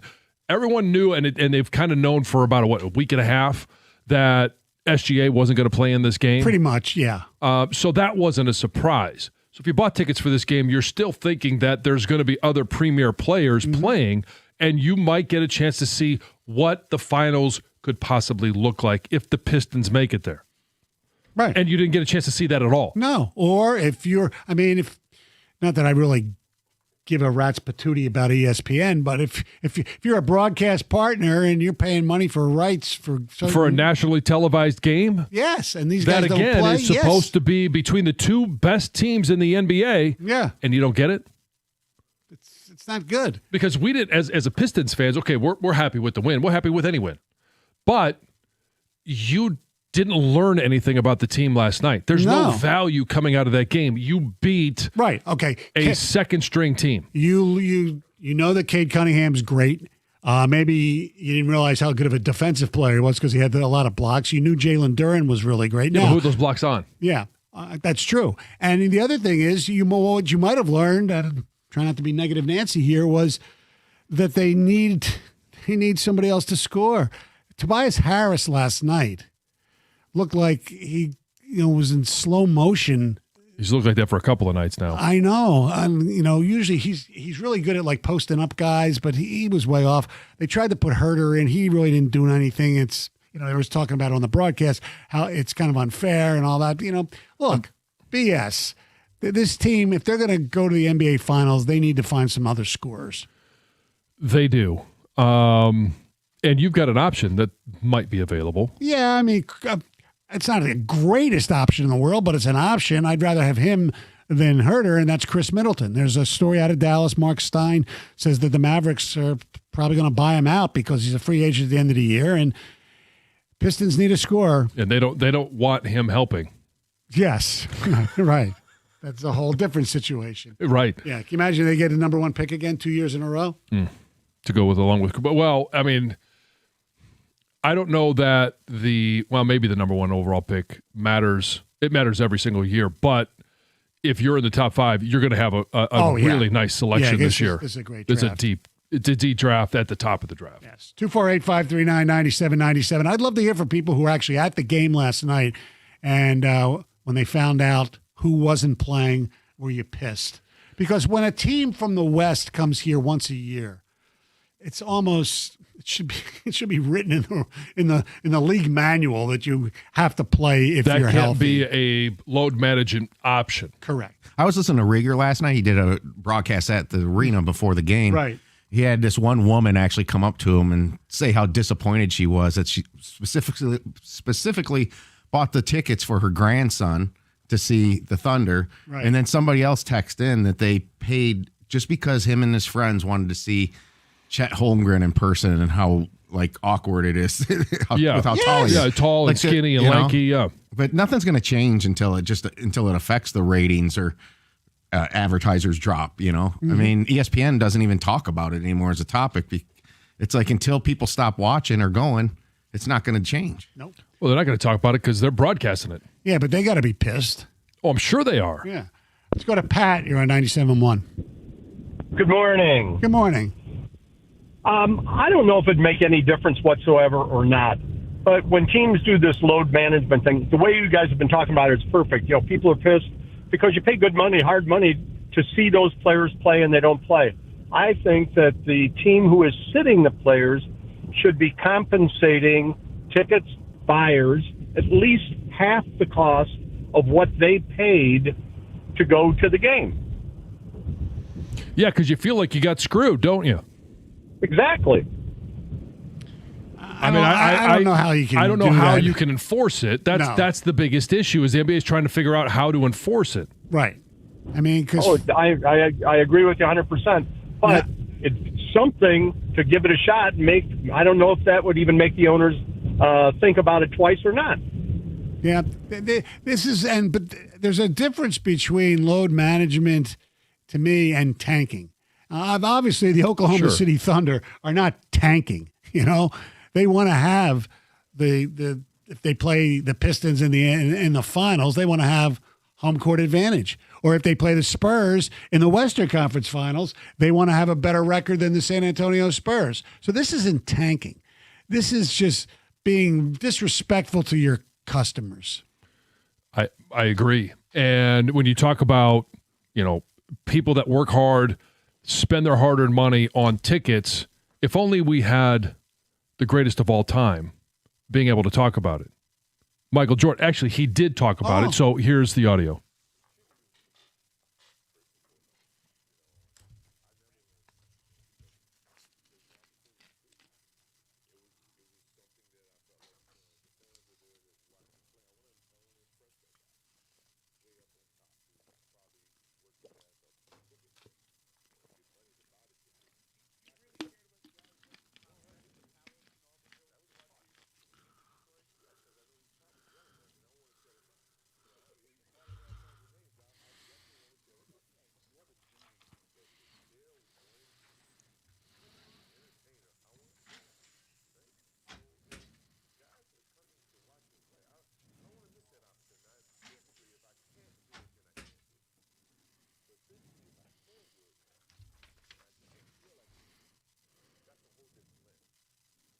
I agree. Yep. And that's the ultimate competitor right there. Mm-hmm. Some texts. Tobias Harris getting into playoff form already. Yeah, he does not have a great history in the playoffs. I think this team really misses Beef Stew. I think getting him back will be super beneficial. They did give up 30-second chance points that they probably wouldn't have if Beef Stew was there for his minutes. Chet Holmgren usually doesn't play the second of a back-to-back because of an injury going back to last year.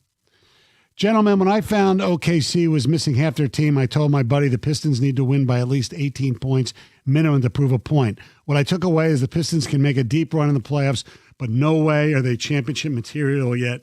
That's from Marlon in Walled Lake. I kind of agree with you there, Marlon. I think they can get there, but I don't think they can win it. Yeah, but I don't necessarily think it's because they didn't win by enough. They did what they were supposed to do. No, they won the damn game. You're correct. On Twitch, BL Mazarus says, I was there, and I wasn't pissed. Still excited to watch this Pistons team compete, but it did seem like it was a less than team. Let me tell you something. From an entertainment point of view, it was an entertaining game. It was hard, very competitive. The Pistons play hard like they always do, physical like they always do. And Oklahoma City, say what you want about, their G League players. They played hard, they played physical, and the other Jalen Williams at 30 points. But it's not the same. When you have that many stars out or regulars out of your lineup, it's just not the same. No. Our telephone number 248-539-9797. Hey, if you're thinking about a new truck this month, a Ram truck should be at the very top of your list. And when you put the Ram side by side with the competition, it's Really not even close. The Ram Truck Month deals at your Metro Detroit dealer this month are exceptional.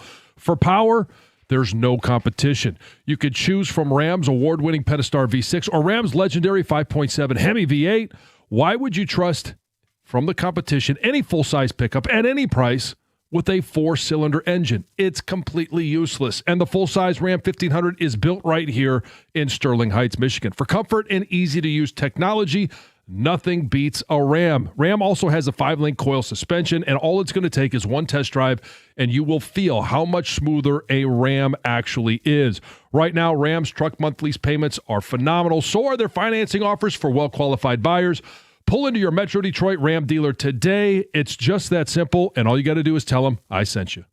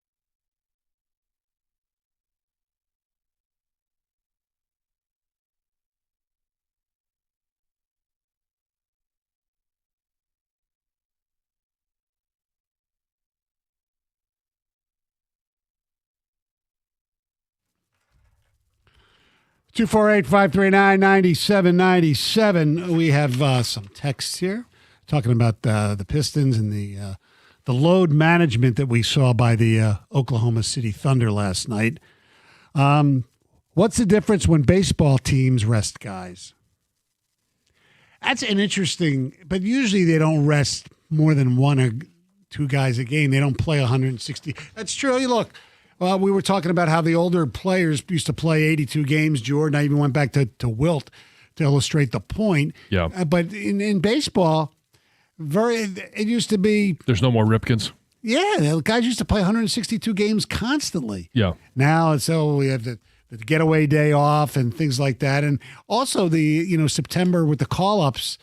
I don't know if that's not tanking per se, but you don't get a full major league roster sometimes when some of those teams do that. Make the players pay back their salary for every game they're managing their load. Okay. I went last minute to the game because I got tickets for $13, then switched seats at halftime to the 6th row. Good for you. Yeah. How about they consider a penalty to the load managing team for every 2 games missed for load management if that player misses 1 playoff game? Dave Toledo. Yeah, these are all utopian punishments because it'll never happen. Right. Yeah, and part of it is trying to prove it. Yes. You can't tell somebody that you don't feel pain. That was always the thing in training camp. When a guy wanted a day off, he would say, well, his back hurt or it was sore. Okay, well, let's send you for an x-ray. Well, it doesn't show anything. Let's send you for MRI. Well, it doesn't show anything. Well, it doesn't mean that it still doesn't hurt. Mm-hmm. You just can't prove it.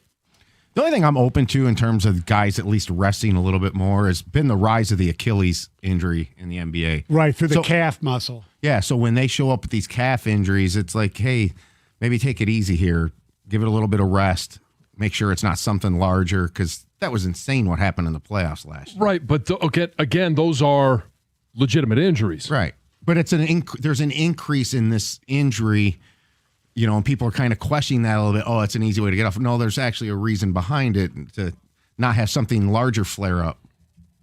You've seen a lot of guys that have had these Achilles injuries have calf issues leading into it. Correct. That's what happened to Durant.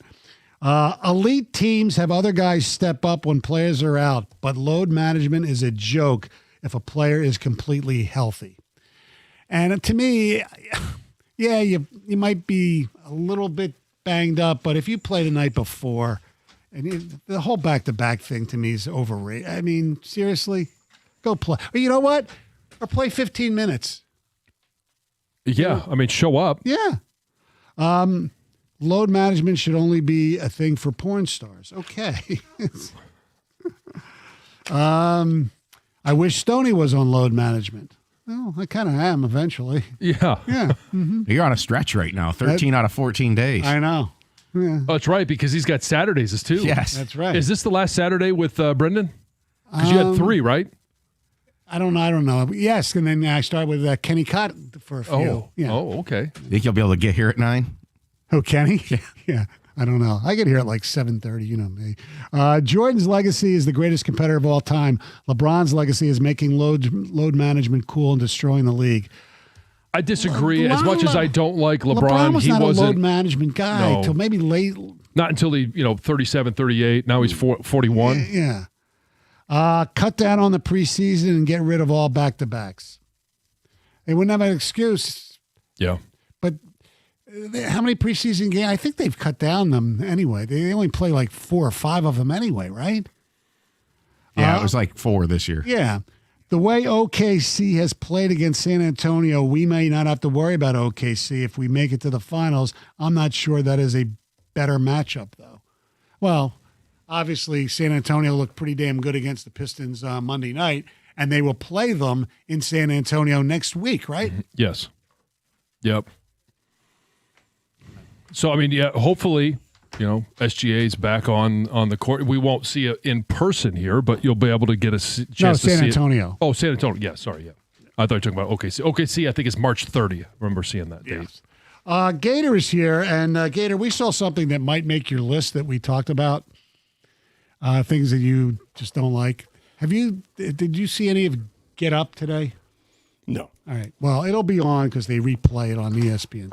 Dan Orlovsky, who I think does a great job on those shows and is a football analyst, he's wearing a USA hockey jersey, which is fine.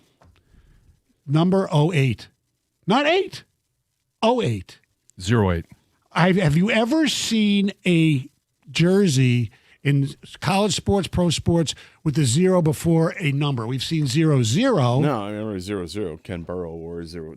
Yeah. I don't. Jim Otto. Yeah, there have been tons of them. No. It's the dorkiest thing I've ever seen in my life. Trying to figure out if there's some meaning. The only thing and this is using my imagination, did somebody give it to him? Because you sometimes see those license plate where you're like, what does that mean? And then it hits you like 5 minutes later. Is it possibly the 08 is supposed to signify QB? I don't think so. I don't.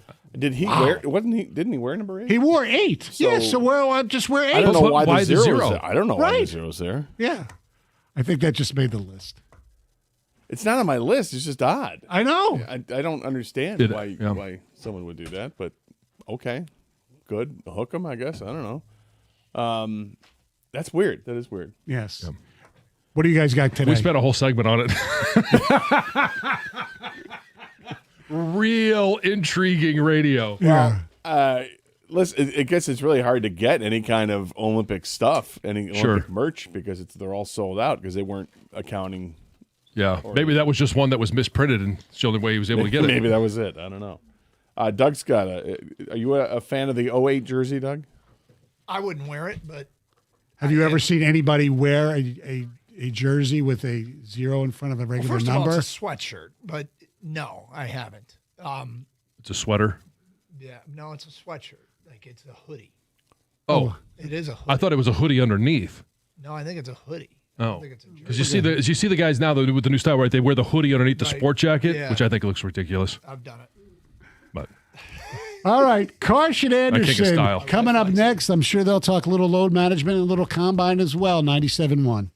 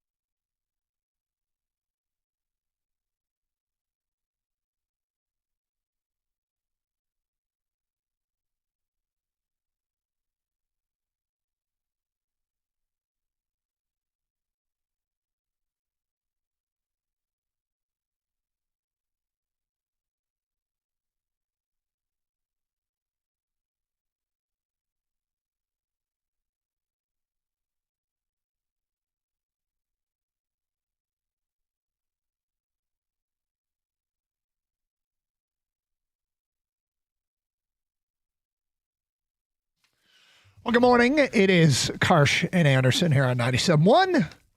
I am the Karsh of the Karsh and Anderson, and that is the Anderson. Hello, Hi. Mr. Anderson. Hi. How are you? Hi. How are you, Doug? I'm okay. What went on in the Karsh household last night? Hey, there we go. 19 years later, he asked. Off-streaks come to an end at some point, guys. That's right. What happened? I watched the Pistons, but Godfather 2 was on, and I kept flipping back and forth. Really? Yeah. You? Yeah. With Godfather 2? Yeah.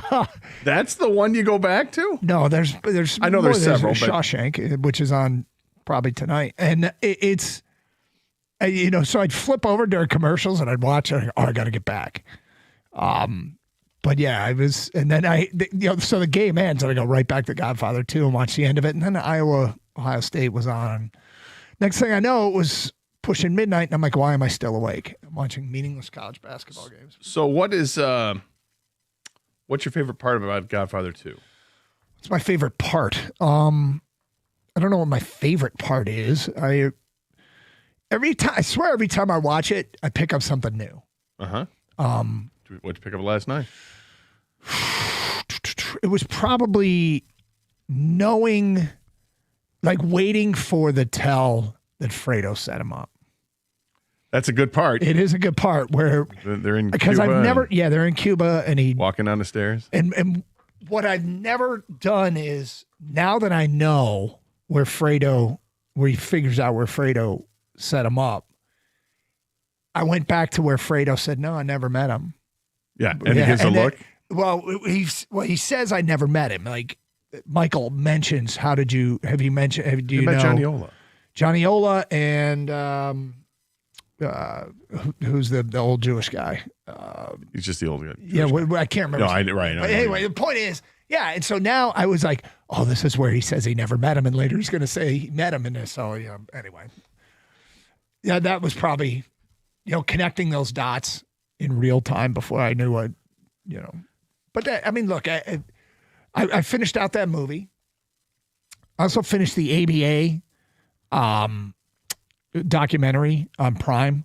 I will say this about Amazon Prime, and we're not going to push a story about a league that's 50 years old down your throat. It is very interesting, and Prime has gotten a lot better with their documentaries. There was a point there where Prime was churning out documentaries. I'm like, this is terrible. That's terrible. This looks so amateurish. But the Dale Earnhardt documentary and now this, really good. Really good. I had a piece of trivia for you from Godfather 2. Let's go. Bring it on. The actor that portrayed Johnny Ola went on to have he is a cult hero in The Sopranos. Not even a cult hero, he's just a hero in The Sopranos. In The Sopranos world. He played Junior Soprano. Okay. Tony's uncle, Uncle June. That was Johnny Ola. And when I first figured that out, I was like, are you, what? When you go back and look at it, that's kind of crazy. That's who it is. Shanice was the actor's last name. But I remember seeing that and putting two and two together and going, that's pretty wild. Yeah. And the actor who played Fredo, I believe, was married to or was engaged to Meryl Streep back in the 70s. Really? He died. John Casal. He died late 70s, early 80s. He had cancer. He was in. There you go. Stat of the day. The Deer Hunter. So with Meryl Streep and De Niro. And young De Niro. De Niro's so awesome. God, De Niro's great. That could be my favorite part, is where De Niro is stalking the mafia guy in the white suit, mm-hmm. and the touching of the light in the hallway because it's hot. Yeah, and it wraps the rifle in the towels. Anyway, yeah, De Niro might be. De Niro's pretty good movie. De Niro's like one of my all-time favorite actors. So seeing him, pretty good, and looking back, I haven't seen it in a while. I need to go back and see him, and he looks like he's 17. And De Niro in his 70s is totally different than De Niro in the 80s, which is totally different than De Niro now. Yep. But it's fun. All right, so that Piston game. What would you do last night? What was hot in the Gator household? I watched the Pistons. That was a good portion of it last night. Not too. I mean, flipping around doing some other stuff, but did some laundry last night. All right, but nothing exciting. It was really just the Pistons, and it was a struggle to start, and then they got things together in the second quarter. It looked like they would never look back, and then they kind of. This pesky team was hanging around a little bit, but it never really felt like it was in danger. But you don't like the peskiness. But in the end, there's a couple of wild stat lines when you look what Cade did and what Jalen Duren did. So the G League team for the Thunder is the Oklahoma City Blue. That is their name. and they made up much of what was on the floor last night, but they took care of business. They did what they're supposed to do. And hey, we saw there was a brief Kevin Herter sighting. Right. Very brief. Hey, what's up? There was good to see you. Another DNP from Marcus Sasser. Mm-hmm. Is this starting to bother you? A little. Well, it seems odd, right? This is a guy we've seen play and it provides a spark. It looks like he could be instant offense coming off the bench. Pretty good shooter. And for a team that is struggling shooting the basketball, keeping a guy who can shoot on the bench is just odd. I'm not going to question JB Bickerstaff because he's done an amazing job with his team. I mean, what do they have, 43, 44 wins at this point? They're off to a really good start, and it's not just a start. It's getting ready for the final stretch here. I love what the Pistons have done, but I mean, you can ask a question. That's it. I'm just asking a question out loud. Is something going on with Marcus Sasser, or is that who he is? Do they clearly know more than we would, but it just seems kind of weird, right? I don't know. I do not know. And I think it's basically, and Kang, I want your 2 cents on this. Is there something wrong with Sasser? I think they basically have said Danis Jenkins is our guy, and that's come at the expense of Sasser's minutes. Yeah, I think you nailed it, Doug. I mean, they already go 10 deep. It's almost like your complaint gators, like they're not deep enough, or they're too deep, right? I mean, because everyone can play, and I'm with you in many ways though. Because when the shooting's off, I would like to see Sasser get a chance because he can shoot the ball, but really goes back to what you just said, Doug. The Jenkins gets his minutes, and the rotation's pretty much set. They play 10 guys, and Herter right now and Sasser are the 2 guys that are not going to play unless there's foul trouble, injury, or they have to really dig deep for some shooting and scoring, but. I'd like to see him play because when come playoff time, I want them to be more ready. You know what I mean? Like, I don't want them to just come cold off not playing 10 games and then, hey, by the way, we need you in game 2 of the, NBA quarterfinals or whatever. Right. So, right. But yeah, I get it. I like Sasser a lot, but right now I think he's just buried behind what the depth chart is. I'm a little thrown off. Why? Because I'm looking at Kang.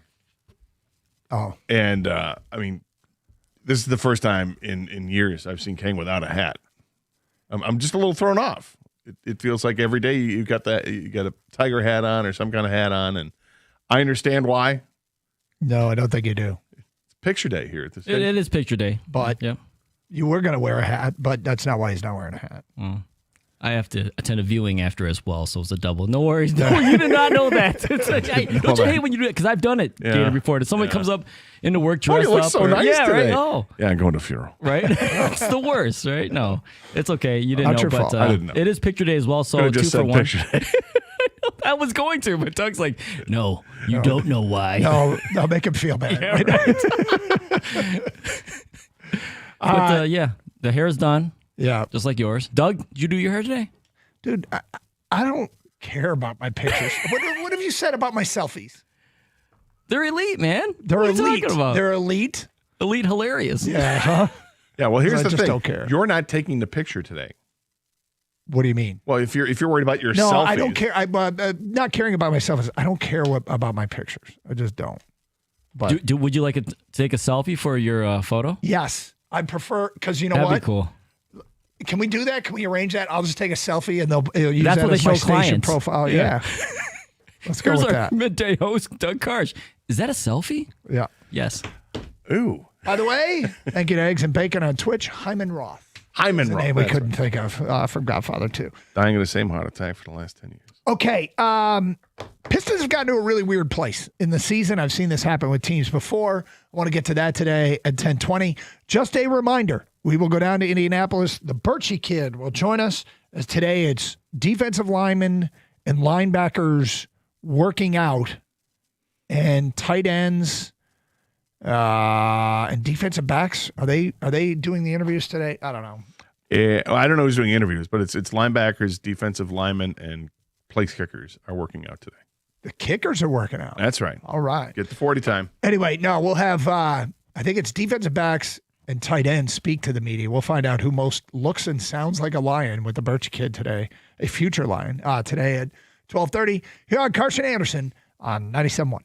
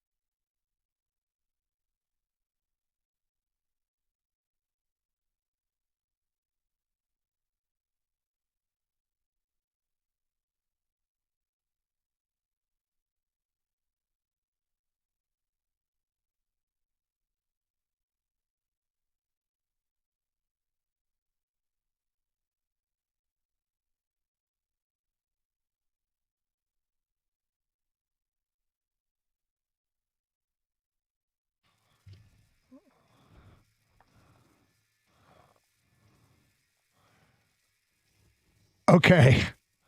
Whole lot of all the NFL guys are reporting a trade just went down. The Jets are sending defensive end Jermaine Johnson to the Tennessee Titans in exchange for defensive tackle T'Vondre Sweat. My first thought here is, what? Now? It seems like an early portion of the offseason to make a trade. I mean, I guess if you know what you... Wasn't this when GMs are all around each other, right? Yeah, I guess. I just don't remember a lot. I remember the groundwork for trades being made. The other thing that's weird about Sweet this... 305, come on and see me. Yeah, I guess. So two defensive linemen traded for one another. And correct me if I'm wrong, these are two guys who play. Is there some sort of cap or contract situation? There's got to be more to the story. Well, Saleh coached the one in New York, and now he's coaching Tennessee, so he gets his guy back. Yeah. T'Vondre Sweat, second-round pick, defensive tackle. He's only 24. Traded for Jermaine Johnson, who, with the Jets, he's 27. He's a former first-round pick. He's had 13 sacks in 4 seasons, so interesting. Interesting move. But doesn't really probably have that much of an impact on us here in Detroit. Okay, so the Pistons are in this weird place. It's a great place to be. What we have right now, I think, is a first world sports problem. And that is we have a really good team, and we're all just trying to wrap our heads around how good. We have a really good team that is a contender in the conference, comfortably a contender in the East, but we really are trying to wrap our heads around whether or not we are a NBA title contender. We have an NBA title contender here in Detroit, and these are first world sports problems. It's a great place to be. I don't think any of us expected probably 15 months ago that this would, but we would be talking about. But bang, middle of December last year, the Pistons caught fire and they've stayed hot. And so they've raised the bar so high that the wins aren't measured by the score on the court. And what I mean by that is, yes, they won the game last night, but how many people found that to be a gratifying win? With like 7 guys sitting for Oklahoma City, you're playing a virtual G League team, and they crafted themselves a double-digit deficit that I believe got up to the highest of 17 points at one time last night. And you're thinking to yourself, how can you be struggling with those dudes? Buddy Boeheim played for Oklahoma City last night. So he played 1 minute. You get to the point, and he was on the court. He played more than your boy Sasser. Wow.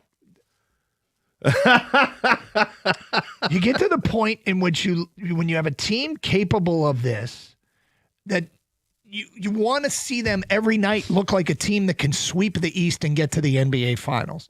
And this week, they have not looked like that at all. At all.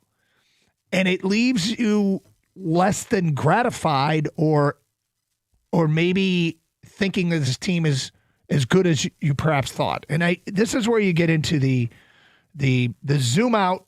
Don't be a victim of what your eyes showed you last. Make sure you take in all the data that they're giving us. And the data they're giving us, I'm very comfortable with the Pistons in the East. This week has made me actually feel better. This week, okay? Monday, Tuesday, Wednesday. And here we are on Thursday. What's happened Monday, Tuesday, Wednesday? I feel better about the Pistons winning these than I did going into this week because of the James Harden injury in Cleveland. It has nothing to do with how the Pistons played. That could be huge. He could be done broken bone in his hand. Now, my hesitation about the Pistons in the East has nothing to do with Monday, Wednesday, which is San Antonio and Oklahoma City. Not a definitive loss. I don't know how to describe what happened Monday. Eye-opening loss, whatever it was, San Antonio came in here and took it to the Pistons. And then Wednesday, they struggled with a bunch of G Leaguers, eventually won the game. But my concern in the East is really the news that Jason Tatum is back running 5-on-5 and coming off the Achilles injury. And you start thinking about, okay, but long way to go for him. He still might not play. That thing gets debated. But the Pistons and Celtics would be aligned for a postseason series in the Eastern Conference Finals, which don't start for 3 months, okay? So that's a lot of time for Tatum to get healthy. So that is a variable that makes me slightly less comfortable because there's no question he would help the Celtics. But, the fact is, this has not been a great week. And they won the game, which is fine, but they should have won that game. And, it's unfortunate that the Oklahoma City didn't have their full complement. I swear I've been talking about March 25th for 2 months when Oklahoma City comes down. When Oklahoma City comes down. Ooh, look at this week. 23rd, they got San Antonio. 25th, they got Oklahoma City. February 25th. February. Why am I saying? I said March. Thank you. February 25th. I've been talking about February 25th. I haven't been talking about March 25th at all. Not enough. Maybe I should talk about it more. What's going on March 25th? No, I've been talking about February 25th for 2 months, trying to get us ready for this big showdown, and it was nothing. Yeah, I don't worry about it at all. I think sometimes teams play to the level of their competition, and that you don't want to see that. But you're not going to win every game by 20 points. Not in the NBA. It just doesn't work like that. So, it's interesting. Load management has become a thing, right? Everybody talks about load management, and the Pistons haven't really engaged in too much of that. Is it possible you see some of that in the game? Itself, like they don't take it seriously or as seriously, and they'll never say that. And you got to also point out that the other team wants to win too, and those guys getting their chance are going to give it their best shot because they're probably not going to play much the rest of the season. Just win the game. They did it. They went through it, and it wasn't ugly. It wasn't an ugly win. They shot 54% from the field. The Pistons did.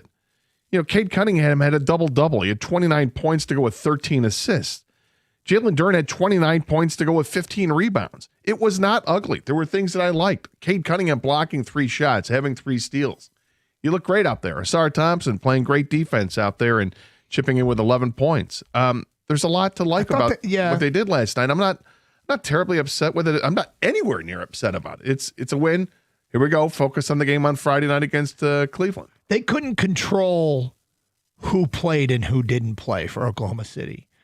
But I didn't think their defense was as typically intense as I'm accustomed to, and maybe that's nitpicking a little bit. But this is what we're doing, and this is what I admit I'm doing. Is every night I wanted them to look like a legitimate NBA title contender, and so when they don't, it is something that I take in. There were a lot of careless turnovers last night.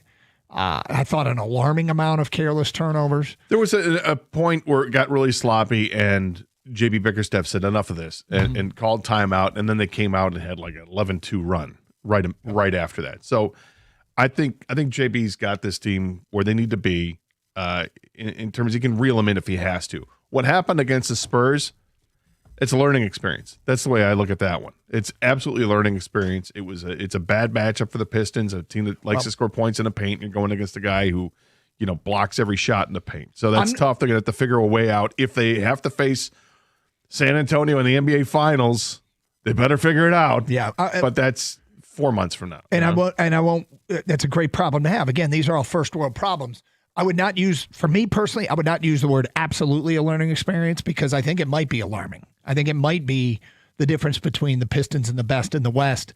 And if it could be a learning experience, I hope it's a learning experience. I hope they use it as that, and I hope it was kind of a one-off. And I think it might have been. I think it might have been based upon shooting percentages from beyond the arc for both the Pistons and San Antonio.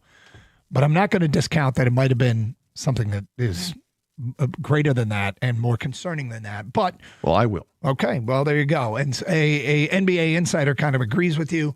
We will get to that. Actually, let's do that right now. We got time for it. This is this morning on Get Up. They had Alan Hahn in, who is an NBA insider for MSG, and he does work on Get Up. Jason Williams was asked who the real contenders were. He said San Antonio, Denver, and Oklahoma City. That's it. That's the list. And Hahn disagreed.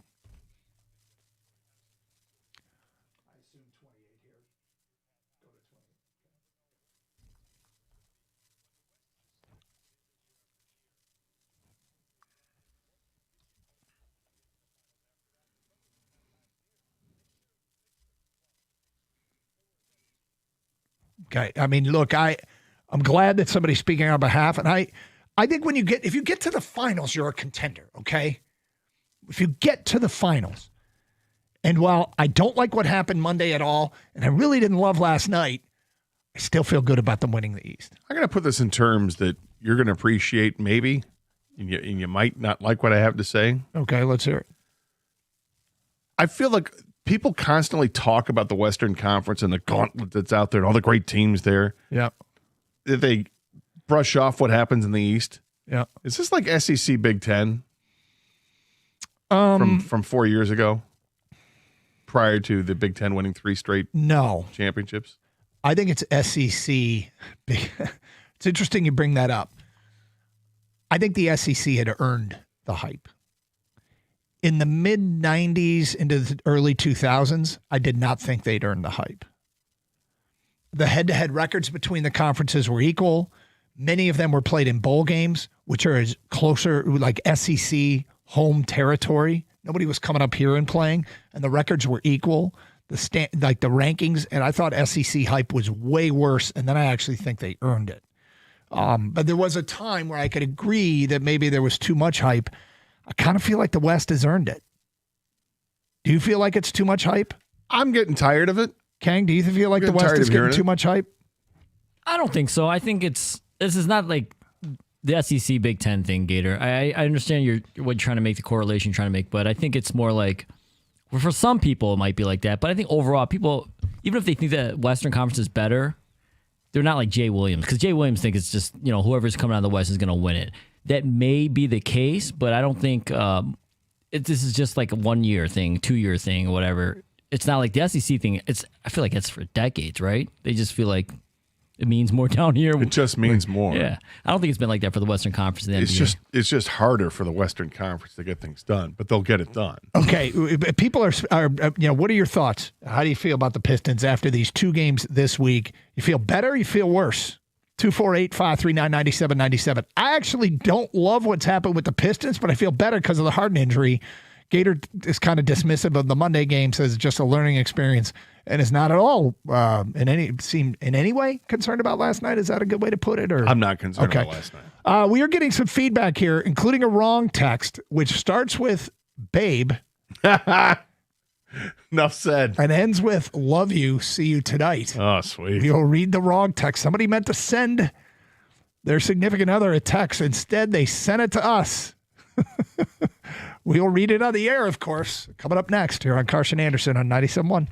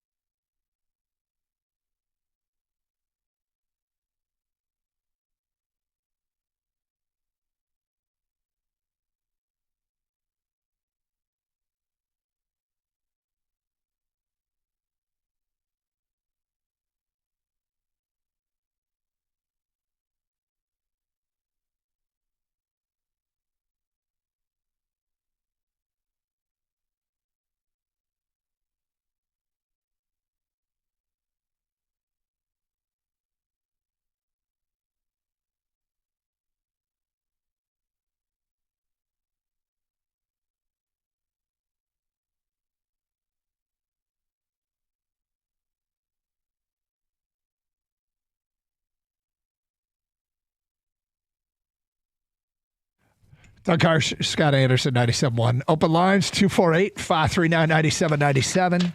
Pistons win last night.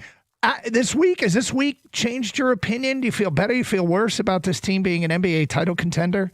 I actually feel better, but it's not because of the Pistons. It's because of the injury to James Harden. I have concerns about Monday, and I thought last night might have been a little bit of going through the motions. It would have been different if Shai Gilgeous, I expect it would have been different if Shai Gilgeous-Alexander was playing, the real Jalen Williams was playing, if Chet Holmgren was playing, Isaiah Hartenstein was playing, Isaiah Miller was playing, Alex Caruso was playing. My God.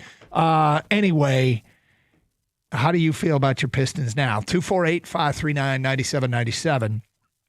Feedback coming into the Carson Anderson inbox. Jeff, the fisherman, says, being at the game, it was very apparent that even when JB gave Herter minutes, the rest of the team refused to give him the ball. He didn't receive a single pass while he was on the floor. Frustrating, these bench pieces aren't getting any time, all to keep them sharp. Yeah, I mean, maybe it was because it was OKC on the other side, even though it was, faux OKC. It was, ghost OKC, but maybe they shortened the rotation. It feels like they shortened the rotation Monday. But yeah, the bench guys, you want everybody to be ready. Maybe that just wasn't the night to do it. From an unnamed texter, Gator, we finally agree. Sasser is instant offense. Look back at the games where he played 20 or so minutes. He's a bucket. His issue is he isn't a point guard, would play really well as the two alongside Cade. He shot in a sporadic, because he hasn't played much, right? The sporadic times he's played this year, he's shooting 42% from three. Yeah. I mean, they need a shooter. He's a shooter. I'm just saying, 5 minutes a game, 8 minutes a game. One of those things that you often find if you talk to coaches, and I don't know that this is the case at all, is it's perhaps what he does on the other end. I don't know. Sure. Yeah. And I get all that. And I think that's There's a why lot that determines playing time. Some guys are specialists, right? They're just in there to do with it. Vinny Johnson was there to just, hey, man, instant offense. That's why you're the microwave. Let's go. Let's see what you got. And I defer to JB Bickerstaff. I'm not going to claim to be the next Henry Iba. Bravo. I mean, bravo. Lenny Wilkins, Phil Jackson. I thought I'd do that for you. I'm not going to claim to be the next great head coaching mind because it's not it at all. I will absolutely defer to JB Bickerstaff on this. I find it curious that Sasser hasn't played much at all, and because when he does play, he knocks down shots, and that seems like something they need. Now, he's only 6'1". Mm-hmm. You're probably right. It's something on the other side. They need more size Usually defensively. There's something. You don't have to be the next Mike Fratello to figure that out. Sorry, the telestrator. All right, here we go. Babe, this text just came in. Wrong text. I can't wait to hear this one. This is something. Babe, I just got tickets to the Mud Hens game April 25th. We are in the Hessman Home Run Alley, and hopefully we see a few of the young kids. Love you. See you tonight. Took time out of his day to let the he bought some significant other. He's got some Mud Hens tickets. Yep.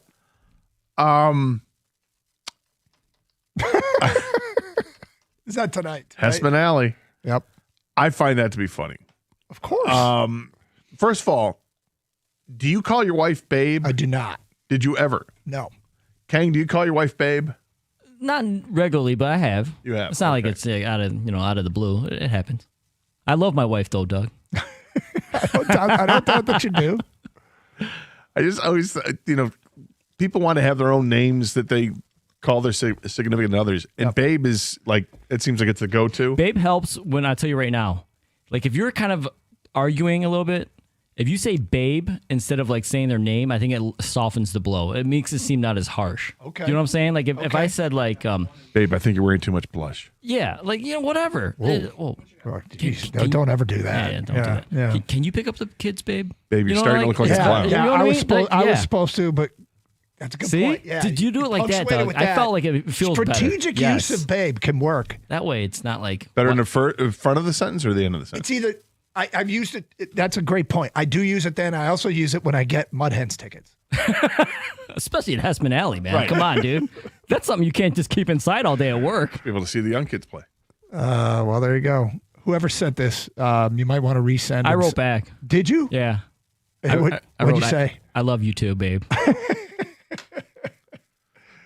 Did you let him know that they sent it to the radio station instead of? Yes, and then he wrote back. What'd he say? Thank you, Kang, Roy, Clarkston. Roy? Yeah, Roy. Roy and Babe are going to a Mudheads game on April 25th against Omaha. That's a commitment from Clarkson. It's a drive. Yep. It's a drive to get to Detroit, then it's still more of a drive to get to Toledo. Nice job. It's a 6-game series. Well, they all are, right? Yeah, in the minor leagues. saying. Monday's off and 6 games. Yeah. And, yep. That's a fan. Well, hopefully you see some of the young kids too. 248-539-9797. Bill in Bloomfield Hills. Hi, Bill. We'll tear it up, babe. Hey, how you doing? Hey, what's Bill. up? Hey, I've been married 43 years. I've never called my wife babe. No? But I think I'll give it a try. Yeah, I was about to say, Bill, do us a favor. Yeah. I want you to call your wife babe after 43 years, drop a babe, and call us back and let us know how it went. Okay, good deal. Hey, I'm concerned about the Pistons. The game last night, the team, they had a lot of three-point shooters, and that kind of kept them in the game for the first 2 quarters. But you get a good team in the playoffs who can shoot threes, I think we're in a little trouble because it's like we couldn't defend them.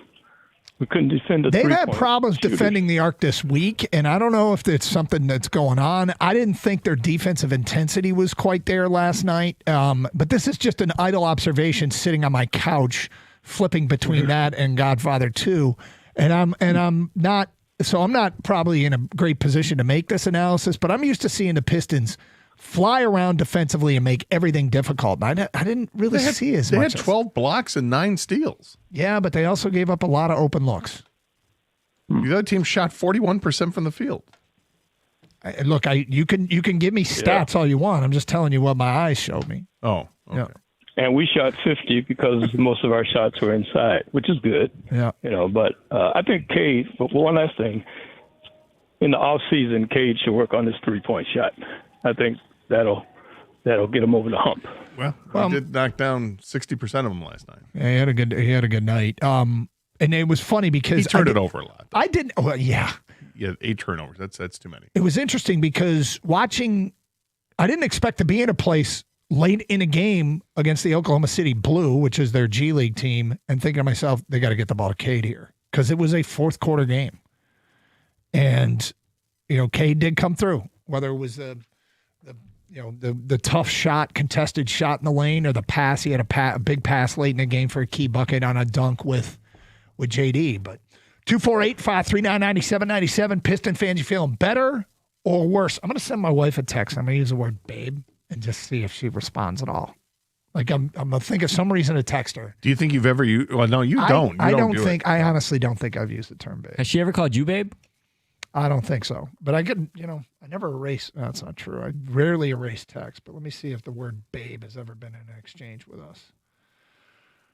Oh, wow. Yeah, it has. Oh, really? Okay, she calls me babe about once a year, looking back here. She did it on January 6th of 26. She did it in November of 25. What was the context? I don't know. I can look it up. I don't know. See, I'll drop a babe back at her and see what she says. We got a wrong text. Dude started off with babe, got Mudheads tickets. Love you. See you tonight. I got you, babe. It's Carson Anderson, 97.1. If you've been thinking about a new ride, now is the time to get to Sarah Chevrolet of Southfield. The deals are big and the savings are real. And right now, you can drive a brand new Chevy Equinox for just $999 down and only $249 a month. If you want to save even more, go electric with the all-new Equinox EV. Just $999 down and it's only $149 a month. Now that's $100 less every month, plus you'll be saving at the pump. And if you need a truck, how about a Chevy Silverado for just $999 down and $199 a month. Powerful, capable, and ready to work. And here's the big part. Sarah Chevrolet Southfield needs your trade. They're paying top dollar right now, even if you don't buy from them. So go ahead, bring it in, get it appraised, and see how much it's worth. SUVs, EVs, trucks, the deals are happening now at Sarah Chevrolet of Southfield. Stop in today. Together, let's drive.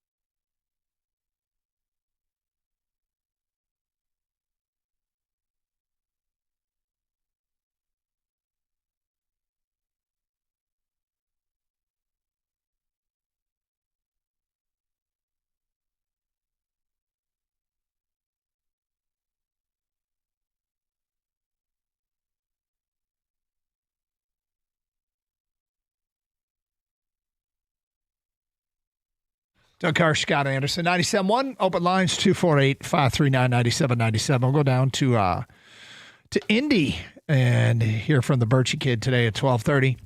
The Pistons game last night is what we call a lose-lose game. If you win, it's because they didn't have their stars. If you lose, you lost without their stars. That's from Devin and Southgate. Yeah, it was wholly not as satisfying as I expected it to be. And from somebody who was looking at this date circled on the calendar for a couple of months, didn't live up to it because most of their lineup was out. Marlon Wall Lake says, gentlemen, when I found out OKC was missing half their team, I told my buddy the Pistons need to win by at least 18 points minimum to prove a point. I get a win as a win, and that's great. But what I took away is that the Pistons can make a deep run in the playoffs, but no way are they championship material yet.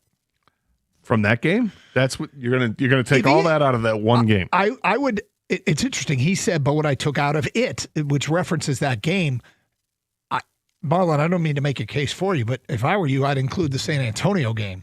What I've taken out of Monday and Wednesday is that I don't think they're a championship caliber team. I love this team, okay? I think this team's fantastic. I still think this team is going to win the East. What I'm uncomfortable with is whether if Tatum comes back. But such an arbitrary number, 18 points. And they won by 18, I'd be fine with it, but they only won by whatever it was. 17. But if they only won by 17, it wouldn't have proven the point. This is a learning experience for Langdon. Loss to the Spurs and struggle against OKC's bench shows that running a team with a Holmes-Harris mindset will keep you relevant but not bring a championship. Should have made the trades necessary to get a wingman for Cade. Where did they struggle outside the first quarter? And even then, it was just it's the NBA. Yeah, you'll come back, and once they come back, and once they took the lead, it was done. Is there a struggle? What's the Harris mindset? Huh? This guy says running a team with the Holmes-Harris mindset will keep you relevant but won't bring championships. Scott Harris? Is that what he's referring? What's the Harris mindset? Well, I mean, the guy that just dropped whatever million in contracts on 2 starting pitchers and has elevated them to best rotation in baseball? Yeah, and maybe the second favorite in the American League, third favorite in the American League. Well, neither was a trade. No. And I think that's maybe what he's talking about.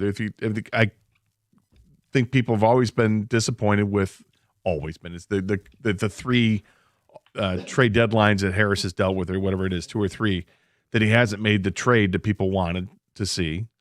And same thing with Brad Holmes, that he didn't make the trade that people wanted to see. So I think that's it as opposed to the free agent thing. Because the free agent thing, if that's what he's talking about, you don't have a leg to stand on anymore after what happened this offseason.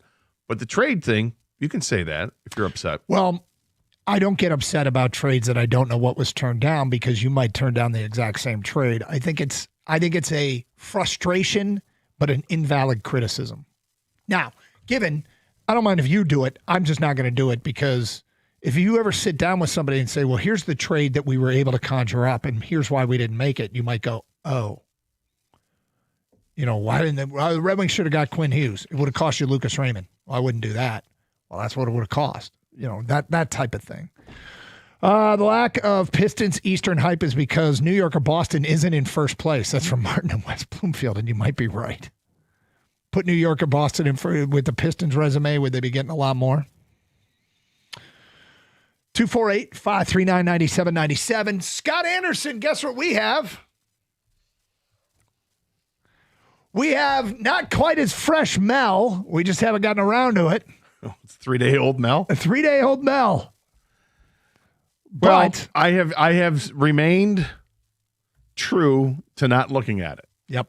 I keep waiting for us to bring this up. Now we're bringing it up. Yep. I still haven't looked at it. And other mock drafts, but not the Mel. Kang, have you looked at it? I apologize. I have not. Okay, I've done good. the Gator. The Mel So bubble. the reason it's important. Nice job, babe.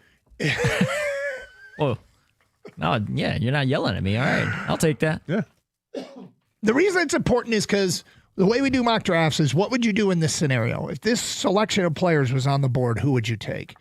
And not invariably, but usually we get, by the time the draft rolls around, we've run through a scenario that is similar to what actually goes down. Nothing's exact. So In Mel 2.0, he has Fernando Mendoza going 1 overall to Las Vegas, and we probably will talk about that as the weeks go on and whether or not that is the right pick. But Mendoza goes 1 to Vegas. Interesting, he's got Caleb Downs going to the Jets at 2.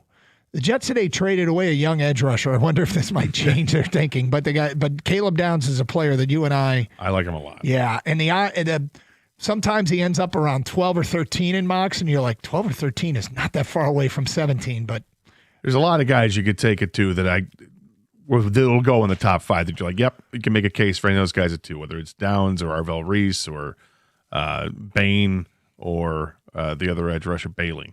At number 3, the Cardinals take David Bailey, the edge rusher from Texas Tech. At 4, Arvell Reese goes to Tennessee, the outside linebacker from Ohio State. At 5, Spencer Fano, the tackle from Utah, goes to the Giants. We're not going to do them all. We'll just tell you who goes that the Lions might have interest in.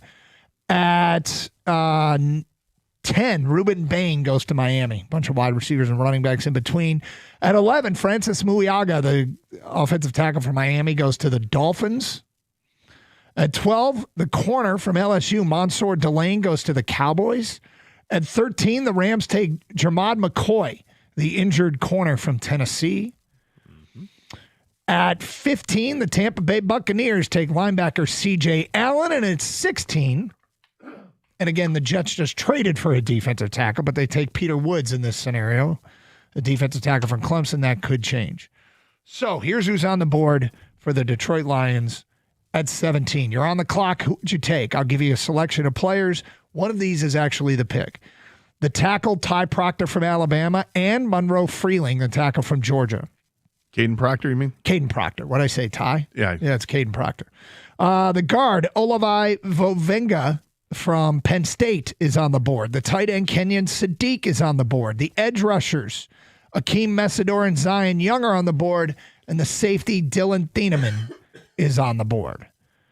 If you have no trade offers, and that's the pool of players you're choosing from, who do you prefer? 248-539-9797. First of all, any thoughts before we get to who you would pick, who Kang would pick, and who the people would pick? Text over your pick right now, by the way, at 248-539-9797. What do you think of this board Mel has set up? It's interesting because with the news coming out this week with Dan Campbell and Brad Holmes speaking, you get little nuggets of information. Like they don't know what's happening with the safety situation because they don't know. Dan Campbell said, we're not going to know for another month and a half regarding Kirby Joseph on how they're doing this treatment thing. They don't know if he's even going to see the field. Like they asked, is he going to see the field next year? And he's like, I can't say that right now, which is frightening to think about Kirby Joseph. With Brian Branch, you don't know because of the Achilles and when they say he's rehabbing just fine, but you don't know how long it's going to take. So safety is a real concern. And now that Taylor Decker is coming back, does that take tackle out of play at 17? Because the more pressing need is somebody who's going to start could be there at 17, like safety, or even though I know how Brad Holmes operates. So I think it's interesting how that shakes up. I think I would take tackle out of it right now. Offensive tackle? Yeah. Because of the Decker news. Because of the Decker news coupled with this dire situation with the safeties. Yeah. I would consider safety, and I think defensive end I'm always looking at, or edge rusher, and the fact that Messidor is there. Kang, the pick is in. With the 17th pick of the NFL draft, the Detroit Lions select edge rusher Akeem Messidor, Miami. Okay. That would be my pick. If it played itself out this way. If it played itself out this way. All right, Kang, do you know who you want? I do. All right. The pick is in.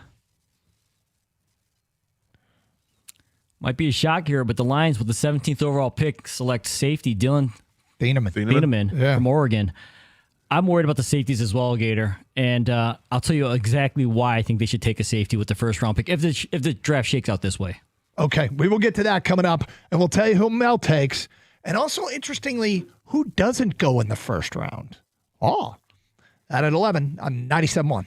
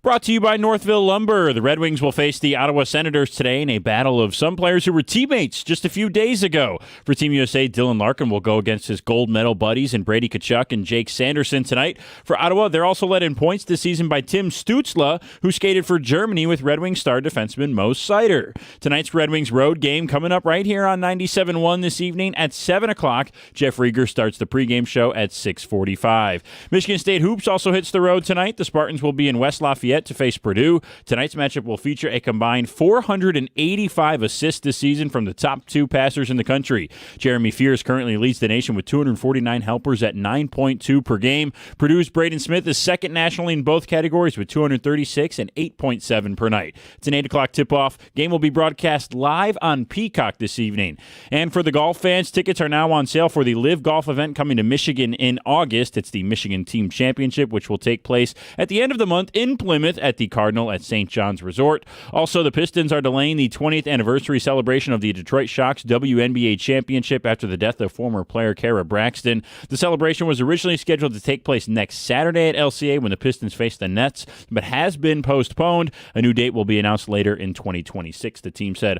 Also, BetOnline has released its odds favorites for the 2026 NFL Offensive Player of the Year, and Jahmyr Gibbs leads all players at 15-2. At the Corwell Health Sports Desk, I'm Brendan Shabath.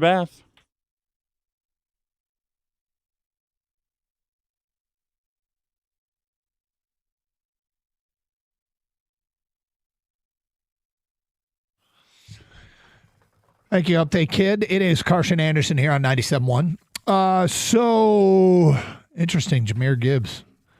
Favorite to be next year's Offensive Player of the Year. It means nothing other than there's belief that he's going to be a very effective weapon. Again, that doesn't account for one extra yard rushing or one extra touchdown or one third down conversion. But it's interesting. Take it for what it's worth. I don't know what it's worth. I don't think it's worth anything. But I think he's a hell of a player, and I hope he has a hell of a season. But if this is this just is this the Petzing effect? Maybe. We're already getting this hype? Yep. Could be. Am I the only one who's like a little skeptical still of what Petzing's going to be? Of course. No. See, no. Because the media is like latching on to this, it sounds like. Well, we are the media. I guess other media. Okay.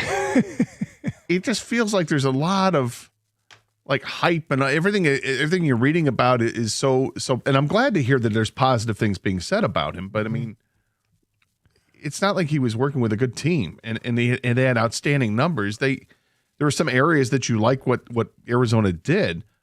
I'm hopeful that he can be good, but I don't know this yet. Just feels like there's a lot in the bank of goodwill. If your job is to cover the Detroit Lions and you have a crack to talk to a new guy, you're probably going to talk to him and you're probably going to hear nothing but good things. So, yeah, I mean, I think it's just a product of where we are in the off season is accessibility to the new offensive coordinator. I know what you're talking about, Gator. This Petzing hype kind of coming in late here, but I don't think the Gibbs Offensive Player of the Year odds have anything to do with Petzing. It may not. I just think he was an absolute stud last year in many games. Some games were duds, of course, but just to give you the hype, I think he's like the projected number one fantasy football player to be drafted next year. Do you know what I mean? So I think people are expecting big numbers from him no matter what. Yeah, and while he's like 2 years ago, it would have been going into the season with Saquon Barkley. Barkley had a great year in 24, not so much in 25. Last year, with Christian McCaffrey's turn came around, he had the great year. Is this year the year? So you got to go with somebody different. It'll be Jahmyr Gibbs. I'm not going to fight it. I think it'd be great, and I think he's outstanding. He's a guy who's just 2,000 yards of offense and nearly 20 touchdowns. I mean, he's great. All right, Gator. We before the break had the Mel Kiper mock, and you made your pick, and your pick was Akeem Mesidor. Kang made his pick. His pick was the safety Dylan Thieneman from Oregon. The pick is in, and according to Mel Kiper, with the 17th overall pick, the Detroit Lions select edge rusher Zion Young from Missouri. I'm sorry, what's that? He takes Zion Young, and he writes, former Spartan? We've been begging the Lions to add a long-term threat off the edge opposite Aiden Hutchinson for a while now. El Quadin Muhammad has had a surprise breakout last season with 11 sacks, but he's a free agent. Tyus Wheat was next best in sacks amongst pure edge rushers with 1.5. So although an interior line may warrant a look, Penn State's Olavavenge Aone, Detroit has to address the lack of depth on the edge. Young has strong hands and good quickness, had 6.5 sacks and 46 pressures last season. So a couple things. It's amazing how much, stale Mel, this is 2-day-old Mel, would change. Mel's got a defensive tackle going to the Jets at 16, and they just traded for one. And they gave up an edge rusher, and he's got him taking Caleb Downs, safety from Ohio State, at 2, and they might be more inclined to take an edge rusher here. Additionally, my opinion has changed after the Birchie's reporting. If there's an edge rusher on the board that I would take at this point, for me, it would be Keldrick Falk, the edge rusher from Auburn, who really looks the part, according to the Birchie kid, and seems to fit into a mold which the Lions like. The rest of the first round is interesting. Thieneman goes next to Minnesota at 18. Falk goes to the Panthers at 19. Akeem Mesidor goes to the Cowboys at 20. Olavavenga Ione from Penn State, the guard, goes to the Chargers at 22. Kenyon Sadiq, the tight end from Oregon, goes to Philadelphia at 23, which I guess implies that Dallas Goedert will leave. Monroe Freeling, the tackle from Georgia, goes to Cleveland at 24. Caden Proctor goes to San Francisco at 27. And Emmanuel McNeil-Warren, the other safety, goes to Denver at 30, which I find interesting. He's got Thieneman going ahead of Warren. Yeah, and based upon what I've heard, you kind of like Emmanuel McNeil-Warren a little bit more. Yeah, I like them both, but Warren I like more.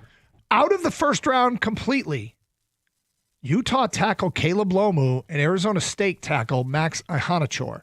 Now, I will tell you, that is really interesting for the Lions. Because if Decker is coming back, which he seems to be coming back, and unless there's some sort of physical setback between now and the draft, which is roughly 2 months away, they still have implied that they need to prepare for the next tackle.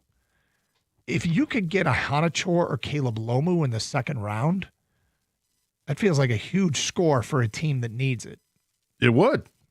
Yeah, I like Ihanachor a lot. Watching him perform at the practices, the Senior Bowl practices, he was dominant.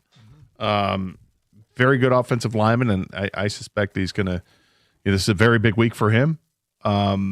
Very big weekend when he works out, and we'll see what the measurables are and all that. But I like him a lot, and if they can get him in the second round, I think that'd be a huge plus for the Lions, depending on what they do in the first round, right? I mean, but even so, it feels like there's 3 positions I want them to address in the 2 picks: edge rusher, safety, and tackle. Here's some feedback we got from the people. Mike and Howell says Lions take the guard from Penn State, hasn't given up a sack in 2 years. David on the Railroad says I take Akeem Mesidor. Dave and Troy says now that Decker's back, I'd take Mesidor and choose a development tackle later. Maybe take Wheatley at safety later.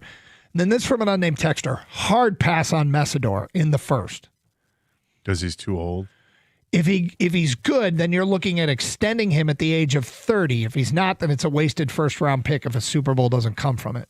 I will tell you, I have the complete opposite thought on Mesidor. And that is, at 25, he's more ready to play at the NFL level than a 22-year-old. Correct. Physically. And, I mean, I know we'd all love to have this window of opportunity open for the next 15, 20 years. Yep. That's not how the NFL works. Yep. I think they got a window right now while they have a quarterback. And how much longer is this quarterback going to be here? I don't know. I don't care about that he's 25 and that he'll be 30 when the contract comes up. That doesn't matter. Is he productive?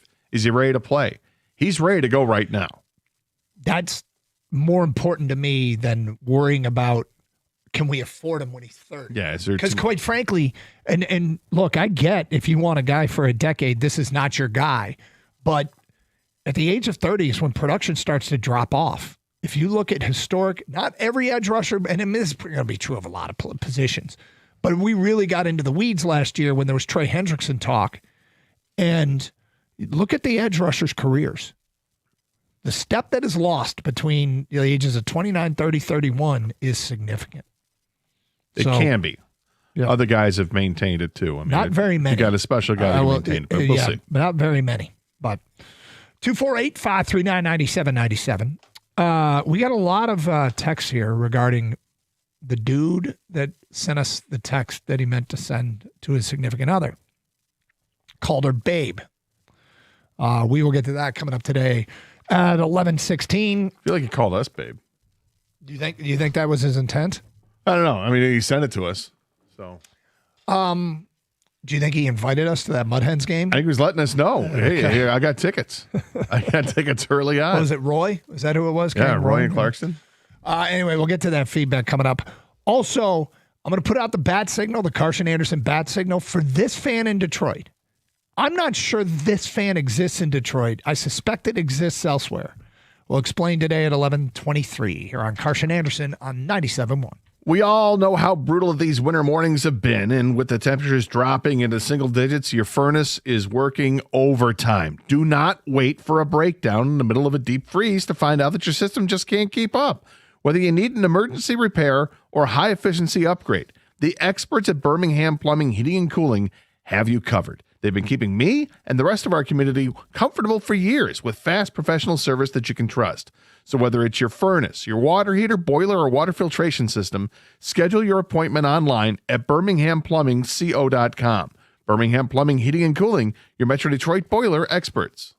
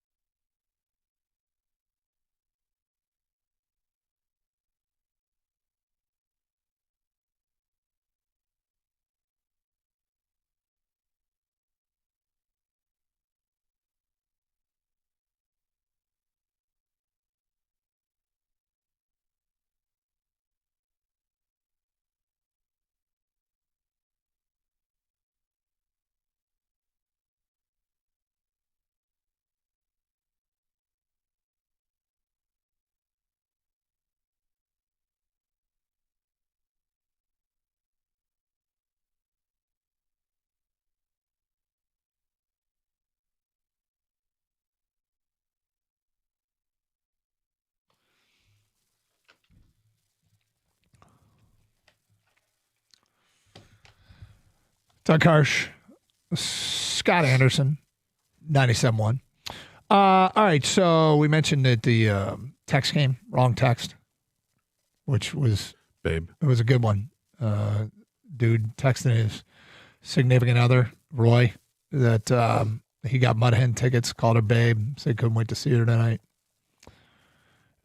Here is some of the reaction we got to that text. Every time you guys do this segment, the wrong text segment, it reminds me of that time I accidentally texted you about turkeys in my mom's garage. LOL, TT. Here he is. This is Roy. Sorry, guys, but now that you are talking about it, do the Omaha Storm Chasers have any MLB prospects me and Babe should watch out for? Who are they? Are they Kansas City? Is that who they are? The Kansas City Royals affiliate. Are they? Yeah. Okay. So let me just take a quick look at That is a good question. Who is the Royals' top prospect, and would they be at AAA? Carter Jensen, the catcher, although he's expected to make the big club this year. But boy, they don't have a ton, do they? No, they don't, because a lot of these because they don't have the new list out yet from MLB Pipeline yet. No. I'm looking at Blake Mitchell's another catcher. He could be at AAA, but they don't have a ton. So I guess the only prospects should be seeing are the Tigers. Roy, thank you. More feedback here. My wife's nickname is Babe-O-Rama. She even has a personalized coffee mug and a mouse pad. Wow. From an unnamed texter, wife and I are Babe because we both used honey or hun in previous marriages. That makes sense. Yeah. Just don't call by the other name, though. Oh, don't do that. I'd rather call him hun. Don't. Yeah, 100%. Yeah. Oh. Huge mistake. My brother and sister-in-law call each other Babe all the time. It makes me cringe. All right, hang on a second. Forget about that. I need to go back to the previous one. Hun or honey? Hun or yeah, honey? Yeah, and Kang's advice, do not call, but have you ever made that mistake? No.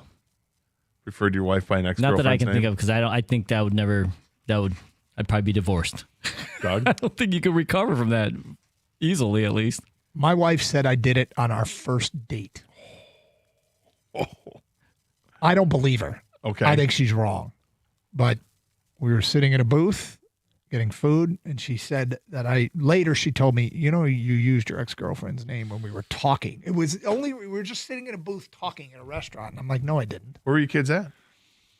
Was it in East Lansing? Wait, were you sitting down at a booth at Boston Market? I think it would have been. I think it was at a Chili's. Quiznos? Yeah. But Chili's, huh? She claims that happened. I don't believe her. But I would stick to that story. I don't believe her. They would never. You maybe forget all women before you. I don't know what you're talking about. Liar. Did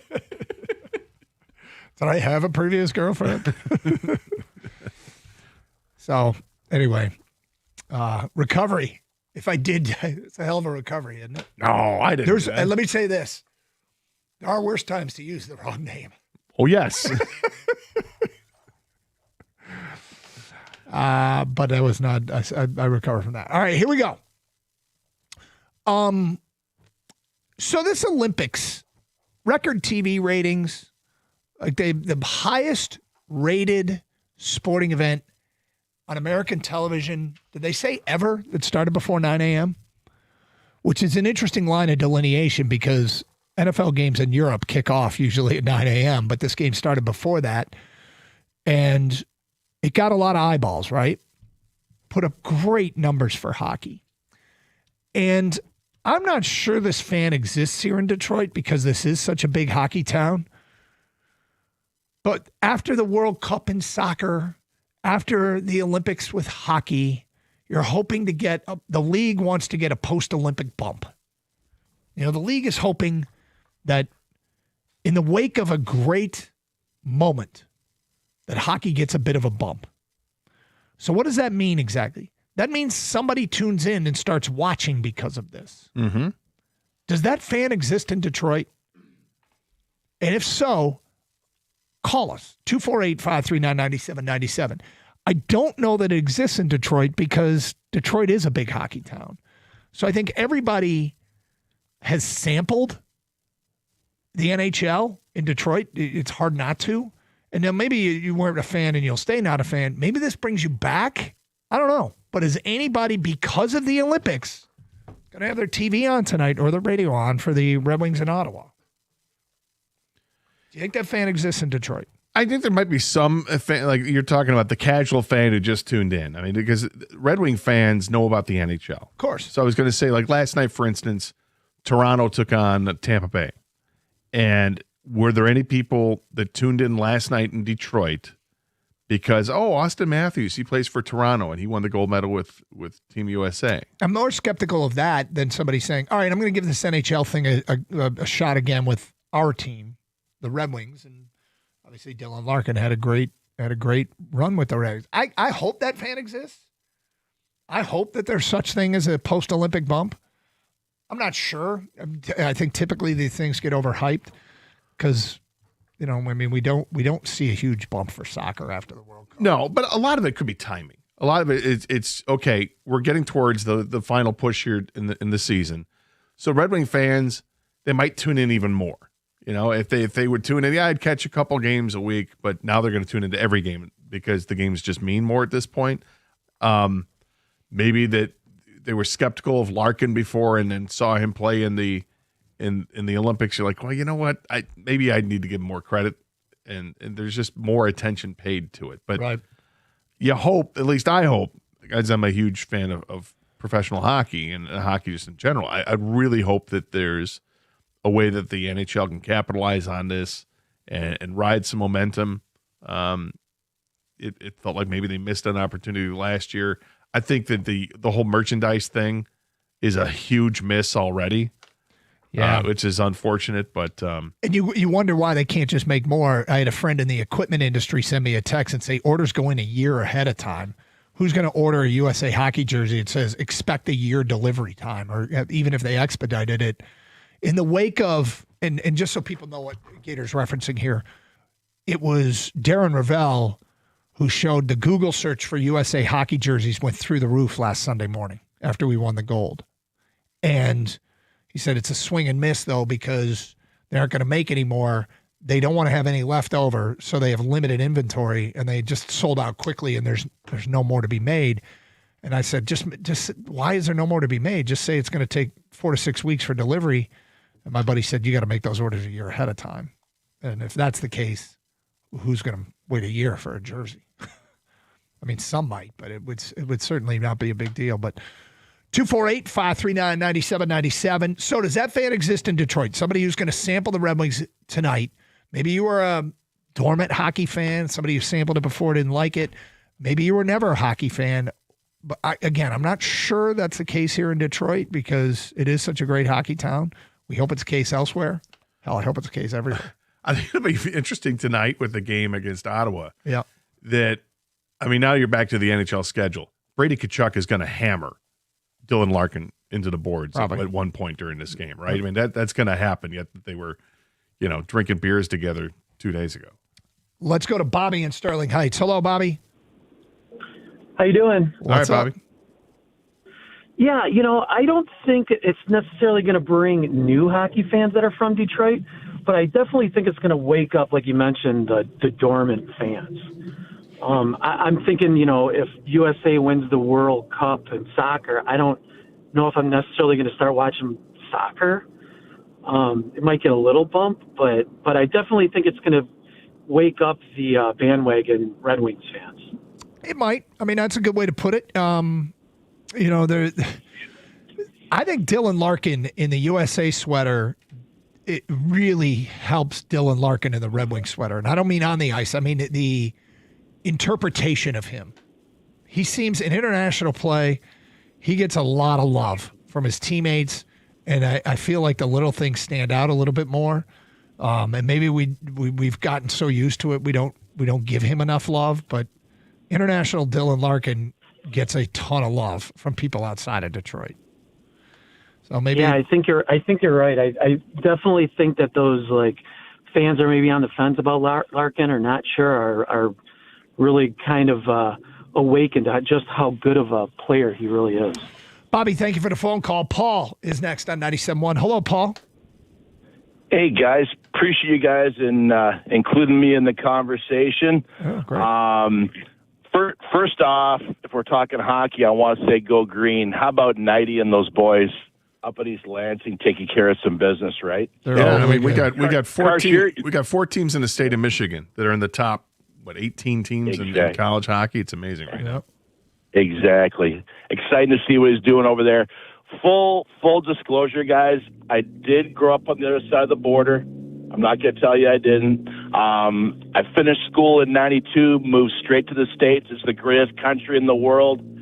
The only thing that it's missing is the hockey coverage that we have in Canada. If they had that down here, it'd be fantastic. You guys know TSN. Here's the thing.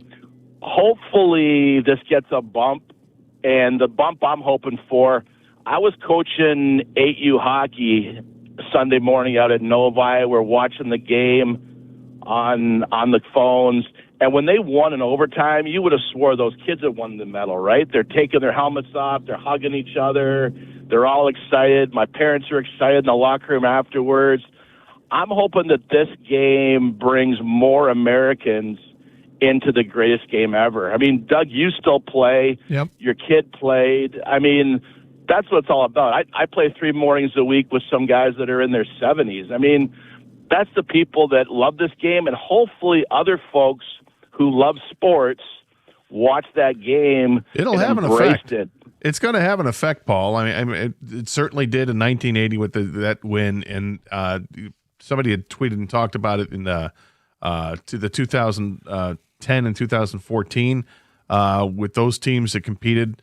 There was a big impact, and the impact is what you saw on Sunday. Is those players were influenced by what happened 10 and 15 years ago with these great performances by the American teams, and that's where we're looking at right now. It is strong. The U.S. national program is strong, and it's right in our backyard. I know, right? Which is really cool too. And now you're seeing with all these college teams too. Now that this is one of the things that Doug and I talk a lot about on and off the air is that the NHL did right. If you were drafted in the NHL and you're not ready to play in the NHL, you can stay in college. They love not paying you. And that's what it is. They love not. The colleges they draft pay you. We don't pay you. You go to college and you develop and get bigger there. So you're seeing all types of top high-end NHL talent, soon to be NHL talent, that is playing in college hockey, that's playing for Michigan State, that's playing for Michigan, that's playing at Penn State. It's great. 248-539-9797. Is the bump a real thing? Anyone in Detroit going to sample the Red Wings and Ottawa tonight because of the Olympic gold on Sunday? Carson Anderson, 97.1.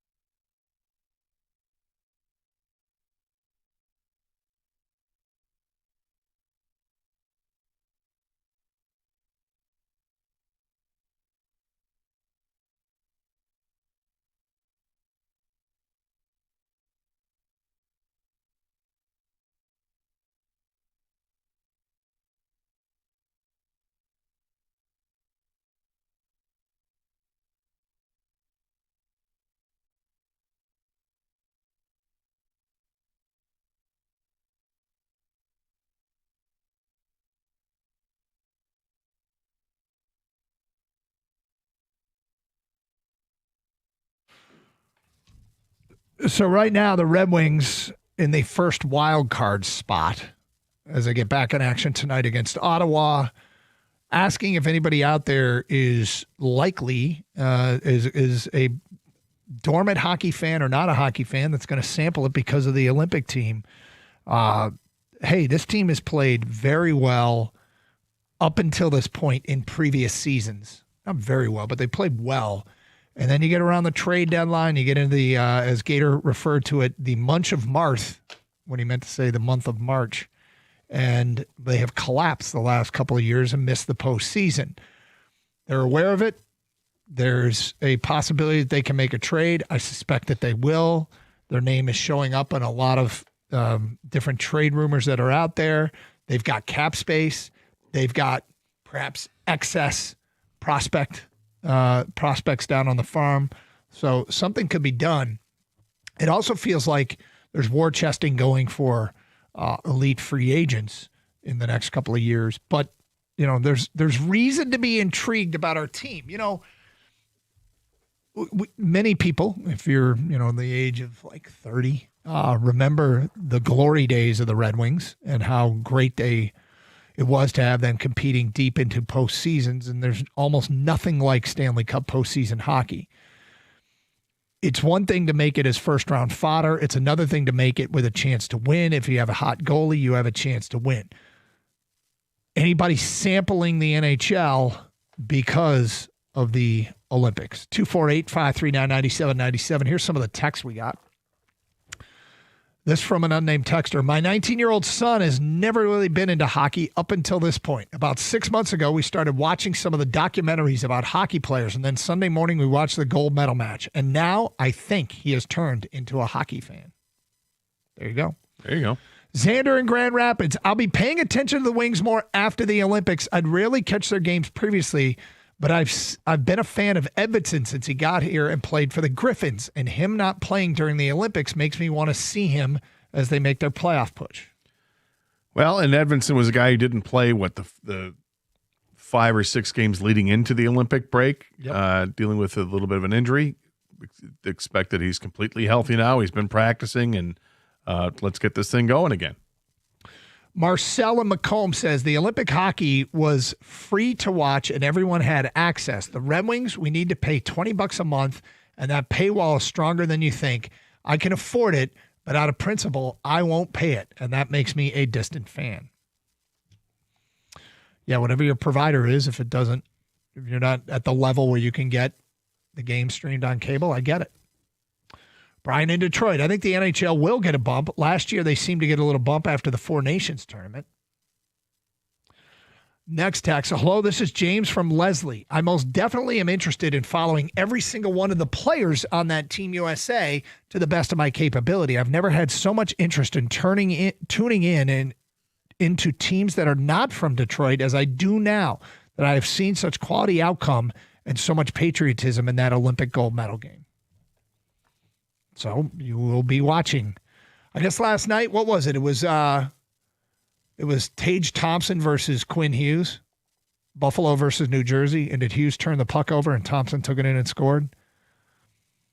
So I'll trust you on that. Yeah, I think that's what happened. I actually did not spend time watching the games last night because I was watching the Pistons.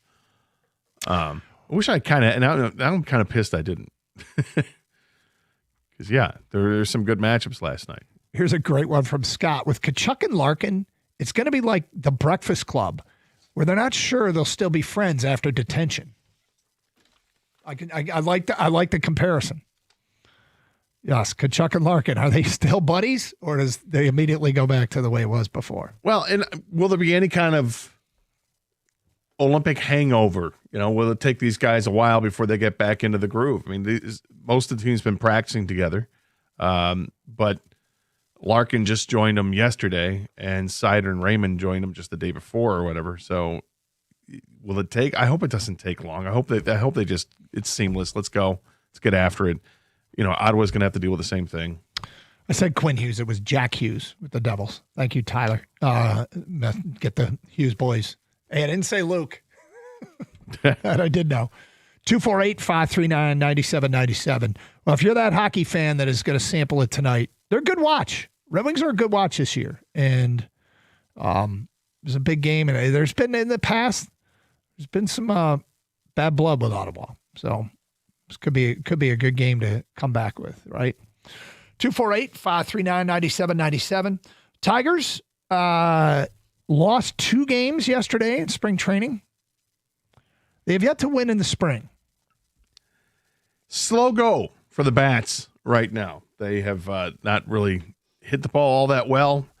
I saw on Twitter that there was a good at bat from Parker Meadows to start the game, an 11-pitch at bat, but eventually I think he did strike out. But when you see that many pitches, it's a good thing. Javi Baez had a couple of hits, but beyond that, there just hasn't been a whole lot from the core group of players and the players you expect to make the major league team. But the pitching is what you're going to take a look at and see where they're at. And we'll get Cater Montero pitching again today, making his second start of the spring. But Ty Madden pitched yesterday and Casey Mize pitched yesterday, and they both threw 2 shutout innings. So that's something to look at. And for Ty Madden, it's nothing but positive, because this guy there was a lot of high hopes for him coming out of college that he was going to be a decent pitcher and maybe a middle of the rotation kind of guy, and he's been slowed by injuries. So to get him back up to speed, we saw flashes of him at the major league level, but now he's healthy again. And take it slow, because you're not going to start with the Tigers right away because they've got the rotation set. But rest assured, you're going to be counted on at some point. So it's good to see him pitching well. You mentioned Baez. Baez and Corey Julks lead the Tigers with 3 hits each. What's interesting is there's only a handful of guys with 2 hits, and they are Max Anderson, Kevin McGonigal, Hao-Yu Lee, Max Clark, Zach McKinstry, and Austin Slater. That's a lot of people in the pipeline there. It is. And what you also notice is that there actually haven't been a whole lot of at-bats for Torkelson, Green, Carpenter, the guys you're expecting to see every day. Those guys haven't, not yet. That'll change in 2 weeks. You're going to see these guys getting 2 and 3 at-bats in a game. But right now it's, they're not even playing in games sometimes. As a team, the Tigers are hitting 174 so far this spring. It's not good. No, it's not. But again, like you said, it's not. It's way early, guys, and I don't want to overreact. But we have I'm not going to sound the sounder here, but Parker Meadows though, because he's hitless right now. What does he have to do this spring? You know what I mean? It's huge for him. He's got to get a hit. He's got to start there. You know what? Yeah. There you go. I think it's huge for him, because if he can't, if he's slow to go, and they're like, we can't bring you up if you're not playing well. We can't do that. Then that means other things happen. What it does is it opens the door for Kevin McGonigal to play shortstop, and Javi Baez goes out to center field. There you go. And Javi Baez was an all-star center fielder last year. So I'm not that upset if that happens. I mean, I'd be disappointed because I think Parker Meadows has so much potential. He's got all the tools.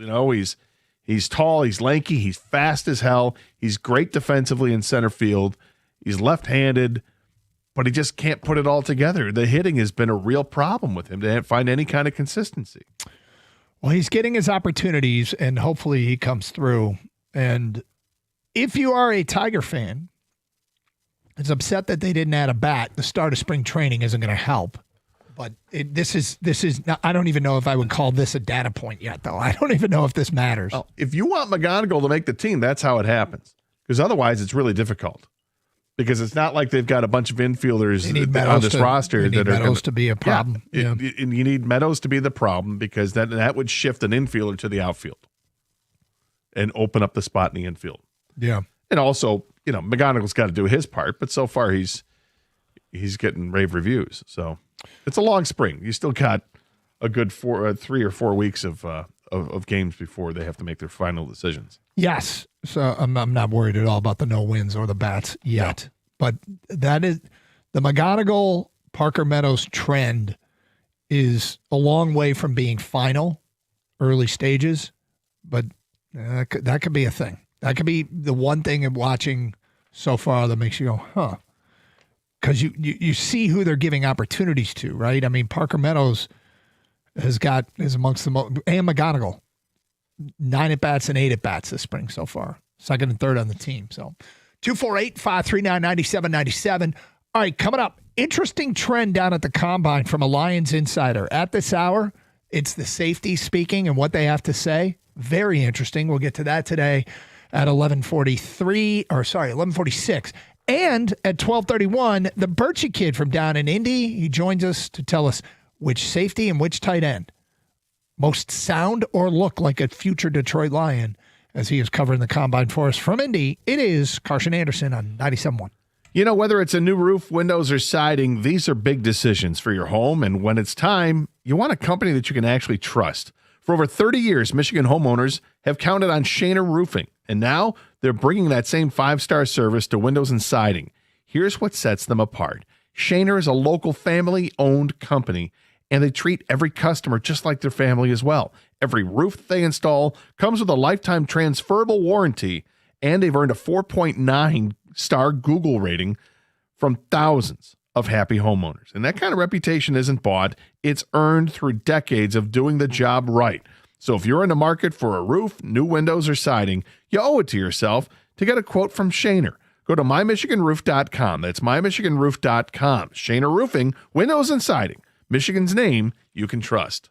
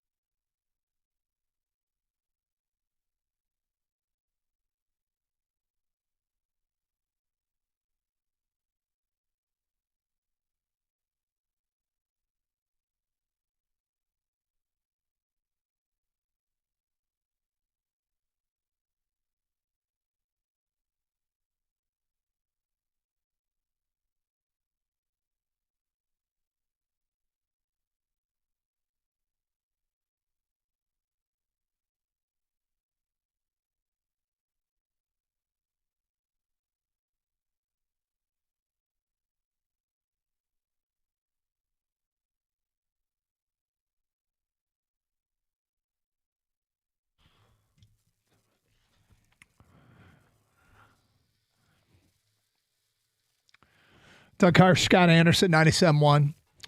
Okay, so Colton Pouncey is down there at the combine. This is sad today the defensive backs are speaking, and he just tweeted out, pretty much every safety here has mentioned Brian Branch and Kirby Joseph as players they model their games after.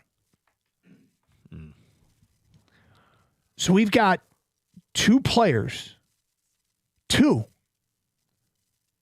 that names keep coming up as players they model their games after, and they both have serious injuries. That, quite frankly, the Achilles is a difficult injury to come back from. It can be done. It's a difficult injury to come back from, but it can have long-term ramifications as you can lose a step. And the Kirby Joseph knee mystery is one that, I don't know what's going to come out of it.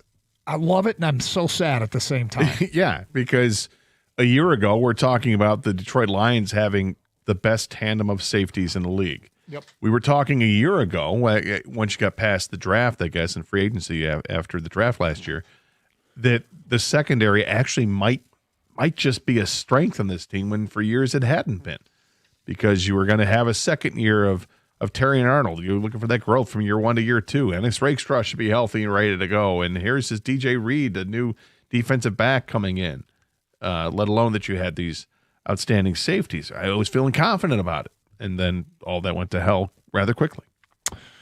Also from the NFL, always looking at how the news might impact us. A report this morning from a TV reporter out of New York, a guy by the name of Connor Hughes, that Kayvon Thibodeau, the Giants are listening to offers on Kayvon Thibodeau, and the belief around the league is they're going to get what they want, and he will be traded. It sounds like a second day or even third day pick could get it done. Would you have interest? I would, but then you have to sign him, right? Let me look. I think he's under contract. You can't trade a free agent. No, I know, but I'm saying this is his last year, so it's a rental, isn't it? Yep. That doesn't mean it's not worth it. That's probably why you might be able to get him for a 4th round pick. Yeah, I'm interested in Thibodeau, but do you like Thibodeau better than one of these other edge rushers that's coming up that you don't have to in the trade? draft? Yeah. Yes and no. Thibodeau had all types of potential, but he hasn't necessarily realized. What I like about Thibodeau is if you trade for Thibodeau, you have your plug-and-play starter. And you know what you're getting. And you can use your 1st and 2nd round pick on something else. I'm not sure that a 4th round pick gets it done. I mean, all it takes is somebody offering a 3rd, and they'll take that instead. Maybe you go a future 2nd instead. I don't know. But if they want a 3rd round pick and you want to delay it a year, usually that means you got to move it up a round. So it may be a 2027 2nd round pick for Kayvon Thibodeau. If they want a 3rd, maybe you'd agree to that. I mean, it frees up your 1st and 2nd round pick to do something else with it. It does, but he's entering his 5th year. He played 10 games last year and had 2.5 sacks. The year before, he played 12 games and he had 5.5 sacks. His big year was his 2nd year when he had 11.5. So he hasn't been healthy the last couple of years. Then 4th round pick, maybe 5th. I don't know. Wonder what he'd get. Rental player with that kind of production. He'd start for Detroit, but and you would think, but news out of Tennessee, they have cut their starting center, Lloyd Cushenberry, and their starting safety, Xavier Woods. Now, Cushenberry 2 years ago was considered a pretty damn good center, and he landed a big contract in Tennessee, and he got hurt, and this seems like a cost-cutting move. Xavier Woods, it's funny because I thought Xavier Woods was a pretty good player. And then, I look at the reaction from, if you go to social media, the fans are like celebrating that he's sent out of there. But given the Lions' current position, these players could impact Detroit in that they add to the pool of players, but now Tennessee is looking for a center. Would you have interest in Cushenberry or Xavier Woods? Yeah, of course. I mean, if Cushenberry is going to be an upgrade over what they had, which I think he would be, okay. Now, how serious is his injured past? You got to weigh that into it. Woods played 11 games last year, so what's his injury situation there? But in 2024, Woods had 119 tackles. to go with 3 interceptions. Yeah. So, I mean, he is a decent player, maybe even better than a decent player, but what would he cost? Don't know. Yeah. I mean, they need safeties. Just things to keep an eye on. Kang, any of this? Thibodeau, Cushenberry, Woods, do you have any opinions on any of that? I'm not sure Thibodeau is a grit guy. I like the talent. Obviously, the talent's there, right? But does he bring it every single down all the time? But if the price is right, I mean, if they start getting desperate and they just want to unload him for a 5th round, 6th round, sure, I'm interested. I think you give a call. As far as the 2 Tennessee Titan players, Cushenberry, they failed him with a physical. He failed a physical. That's how they released him right now. So you got to check the injury on that. Make sure he's even able to play. You don't want to. I know Lions fans already feel about acquiring guys with injured past already right there. But if he's healthy, he's an obvious upgrade. I'm more interested in the safety, Woods, because I think I agree with Gator in this one. I'm concerned heading into the year about the safety position for the Lions right now as we speak on today's date. We know Brian Branch isn't going to start the year, and we hope to know more about Kirby Joseph in a month or so. That's why I'm very open to taking a safety at some point, day 1 or day 2 for the Lions, because you just need somebody back there to man, that secondary. And they're dependent because Kirby Joseph and Brian Branch are 2 of the best safeties when playing together in the league. And they've barely played together. So now we got to get somebody else. So, yeah, that's how I feel about those 3 players at least. Tons of feedback coming in on a variety of topics. Let's get caught up from an unnamed texter. Major League Baseball spring training is what it is, but the Tigers and the Athletics are the only teams without a win so far, and they both have the worst run differentials. Athletics acknowledges pretty bad team. It's not company you want to keep. Jacob in Minnesota, the Red Wings need a fast start. They're currently in a wild card spot and 5 points from being out of the playoffs. Well, they're also in a 3-way tie for second place in the division, so it's a little misleading.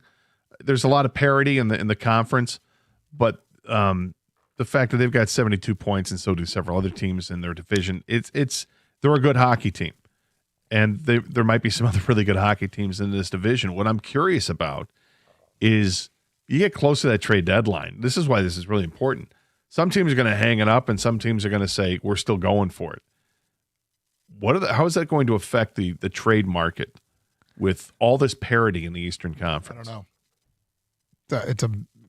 It's a valid question. I would think that somebody's going to get aggressive and improve their resume. Remember last year after the 4 Nations, Red Wings had a losing record. They cannot afford to do that again. No, they need to stay healthy. I mean, last year, Kopp got hurt. And Larkin came back, and he was injured too. Even though he was playing through injuries. They were not the same team. It looks like this year, going into this final stretch, they're pretty healthy. Jim writes in, I hope when Larkin has a chance to smoke Tkachuk into the boards tonight, he does, because Tkachuk would certainly do it to Larkin. Yeah, I mean, it's a weird thing about hockey is I think it goes right back to game on. Yeah, I'm not worried about that. It's an interesting sport. You hear the fighters talk about it all the time. It's just that's their job. Yep. In hockey, if to be the enforcer, at least it used to be when they had them, it was their job and they knew it. And they would go out there and they would hammer each other, and afterwards it was just business. It was an interesting way of making a living in the sport. It's not personal; it's business. Babe. Yeah. Hey, listen, I need to get the team fired up here. We got to go. All right, let's go. Already paying attention to stat lines, and I know they don't matter, but it was awesome to see Riley Green walk 3 times in his first game. I saw that, and I couldn't believe it. Doesn't seem like Riley was walking enough. So yeah.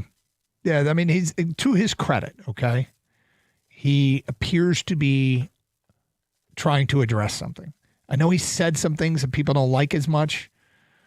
But, as that person says, it's very early. Yeah. Maybe not try to hit the 5,000-foot home run, as he said, and he's trying to cut down on that. Great. Okay. Kind of wish you had that approach halfway through the season last year when things started to change. Yeah, I kind of feel like it's hard to change stuff dramatically in the middle of the season. It sounds like baseball players are really reluctant to do it during the season. They wait till after the season to make those changes. You're right. Yep. All right, coming up, we will go down to Indy next hour and get the latest from the NFL Draft Combine with the Birchie kid who's there. Today's an interesting national day. I want to know about people's hacks with this. Last night, the Pistons win at LCA against the depleted OKC team, which, by the way, that game was getting attention this morning on the national networks. Yeah. For who didn't play for OKC. And I think it's time to talk about it. And Brian Windhorst picks a team that hasn't won a postseason series to go to the NBA Finals. We'll get to all of that coming up today. Piston Talk at 12:02 here on Carson Anderson on 97.1.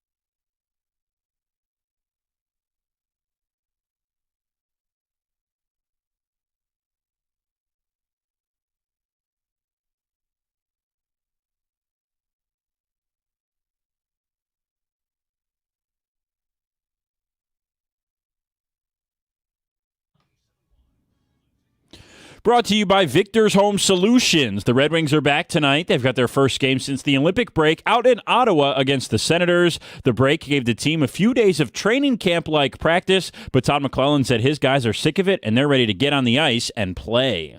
Players are sick of practicing. They're not used to that type of rhythm, especially at the NHL level, irregardless of Olympics or not, even in a normal regular regular season, you don't get that much practice time in a row. So this was odd for them. Asked a couple how they're feeling, and they gave me positive answers. But they also ended by saying it's time to play. We're sick of practice. So good for them. Wings at Senators tonight right here on 97.1. Our pregame coverage starts at 6:45. Puck drop at 7 o'clock. Michigan State basketball also plays tonight. They're on the road at Purdue as they will try to end a 12-year hex of losing at Mackey Arena. That game tips off at 8 o'clock on Peacock. BetOnline released its favorites for the 2026 NFL Offensive Player of the Year today. Jahmyr Gibbs tops the list with the best odds at plus 750. Bijan Robinson and Jamar Chase follow in second place at plus 900. And if you want tickets to Live Golf's 2026 Michigan Team Championship in Plymouth, they went on sale today. Day passes begin at $26 for Thursday, $44 for Friday, $52 for Saturday, and back down to $44 again for Sunday, or $123 for the full 4 days. That event is August 27th through the 30th at the Cardinal at St. John's. At the Corewell Health Sports Desk, I'm Brendan Shabat. For more, go to 97.1 The Ticket or Odyssey.com.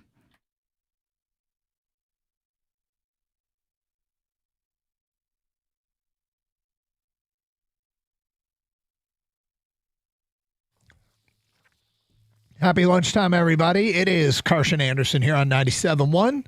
Well, you took it out of the studio. Well, dude, it was... I'm very cognizant of if I'm eating food in studio. I don't want to stink up the studio and inconvenience you in any way. And this one was pungent. It was leftovers from last night. We had shawarma spiced turkey lettuce wraps from HelloFresh. Yeah. That sounds good. It's really good, but it smelled, and I didn't want you to have to deal with that. Didn't want to go. Had like some pickled onions in it, so I don't have the onion policy. I know you don't, but I love onions. Well, there's also sometimes it can affect show after ours. Yeah, but we don't have to worry about that. Well, I don't want to be rude to them. They'd never be rude to us, would right? They? So you went with the turkey instead of just the chicken, right? Like I know Gato looked at me right away. I'm like, you didn't even have to do turkey. It's chicken. Chicken right? shawarma is usually how you work. Turkey shawarma, huh? It's what HelloFresh offered. They didn't offer a chicken. I would have done chicken if they had chicken. I prefer the chicken to the. Who turkey. offers a turkey shawarma but not a chicken shawarma? HelloFresh. Huh. I mean, it's one of their regular rotation meals. It's pretty good. Maybe somebody should let them know. I think Doug's just like on the algorithm of just turkey. They want to send Doug turkey stuff. Do you want to see? Do you want to tell what else? We are in the algorithm, and because you select for a while, and then they choose. Next week we got the spicy kung pao style chicken and the turkey ragu spaghetti. The following week we got the apricot ponzu chicken and the spicy kung pao style chicken. So back to back. Then one pot chicken sausage and chickpea soup and za'atar feta and chicken pita pockets. Maybe they thought just chicken overload. Let's throw some turkey in there once in a while. Yeah, really spice it up. Yeah. Shawarma spice it up. I might have to go back and change the kung pao. I don't know if I want to go kung pao back to back, but anyway. We love HelloFresh. Just a little plug. Did you send me HelloFresh when I had my firstborn? Was that the place? Yes. Thank you for that again, but it's good. I mean, it's really usually easier to make because they have all the portions kind of measured for you, and you can even keep the directions or ingredients like they teach you how to make it. We got a whole bunch of the carbs. The recipe. Yeah, exactly. So, all right, enough. Gator. Last night the Pistons beat the Oklahoma City Thunder. It was cool and everything, but the Thunder did not have Shai Gilgeous-Alexander out with a abdominal injury. Abdominal. I'm 0 for 3. One more time. Abdominal. There it is. Injury. Sorry, I'm new here. Stomach. The Jalen Williams had a hamstring. Ajay Mitchell also had an abdominal injury. Chet Holmgren played Tuesday. They said he had a back. He sat out. Alex Caruso played Tuesday. They said he had an ankle. He sat out. Isaiah Hartenstein was literally listed as rest. And it came up this morning on the networks about whether or not the league has a problem with tanking and load management. Now, there was a report earlier this month that the NBA was threatening the Thunder for load management when 9 players sat out a game against San Antonio. They have this interesting rule that to be eligible for the MVP, you have to play in 65 games, and Shai Gilgeous-Alexander is starting to flirt with that. Now, the belief is that his injury is legitimate, but one of the things that can cost you with load management is if you do have a legitimate injury, but you've taken off 10 games for load management, your margin for error is narrowed. Boy, you cried wolf. Yep. In the modern world of sports, and there's always going to be change in sports, the way things are now, they will change. The way but I mean, in 2026, the way things are right now in the NFL, the NBA, college sports, the NHL, the Olympics, golf, it's going to change. No matter what it's at right now, Major League Baseball, it's going to change over the next 2 years, 5 years, 10 years, 20 years. Things are going to change. Everything changes. Load management in the NBA, I think it's one of the hardest concepts for anybody over the age of 25 to wrap their head around. The job, one would think, is to play 82 games, if healthy, and 16 playoff wins to win a title. Yeah. That feels like a reasonable job description for a professional athlete. Are there tough points in the schedule? Yes, for everyone. But playing in the actual games feels like part of the job. And wrapping your head around the idea that it has become standard operating procedure to rest for the postseason is a really difficult one as a sports fan to wrap your head around. And I don't know where load management ranks on the new world order of modern sports and annoying new trends or new rules, but it's up there. Because I bet there's a whole lot of Piston fans. Now, Shai Gilgeous-Alexander's injury appears to be legitimate. But I don't know about some of the other guys. And if you're a Piston fan that held tickets for last night, do you feel robbed? Because I felt a bit robbed as a viewer. I mean, I guess if SGA is out, all bets are off. The game doesn't mean nearly as much. And if his injury appears to be legitimate, but it's his 11th game he's missed. And Chet Holmgren, I didn't, is that a real deal injury? I mean, it's just where we're at now. It's I don't like it. Back in the day, guys didn't miss games. You missed a game because you were hurt. But I'm looking at like the scoring leaders for the NBA right now, and the first 3 haven't even played 50 games. And then you get into Tyrese Maxey's played 56. All right, that sounds good. Cade Cunningham's played 51 for the Pistons out of, what have they played, 57 at this point? But he did have the wrist injury, so there's some legitimacy there. I don't know if he's missed games with load management. I hate it. I don't like the load management thing, and I can understand that maybe a game or two, maybe you want to do that, but they're just taking liberties with this year, and they have in the past too. But it's coming to a boil right now, and it's disappointing because when you relate it to the fan who pays their hard-earned money to go see these games, and it's not cheap to go watch an NBA game. No, particularly if you want good seats, it's really not cheap, and you don't know from one game to the next who's going to be in the lineup.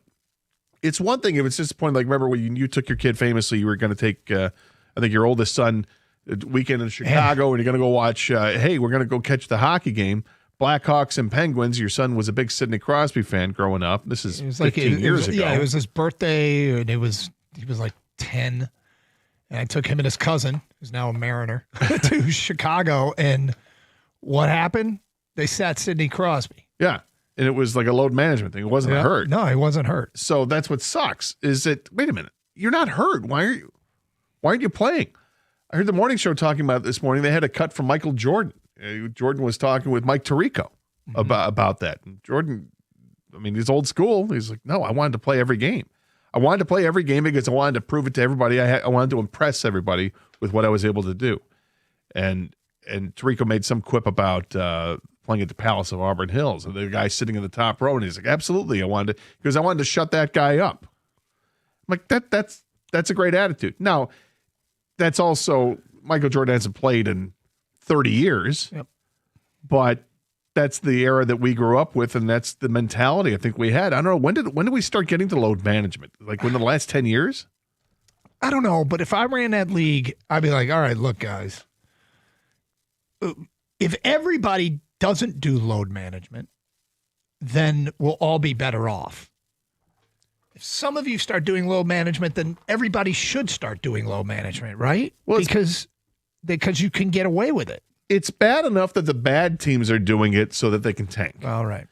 But now when you've got the really good teams doing it, and they'll say, well, we're just trying to protect our own investment here. We're playing for we're playing for a championship. So we're going to make sure to manage our team as best we can so they can stay healthy. And there's legitimacy to that claim.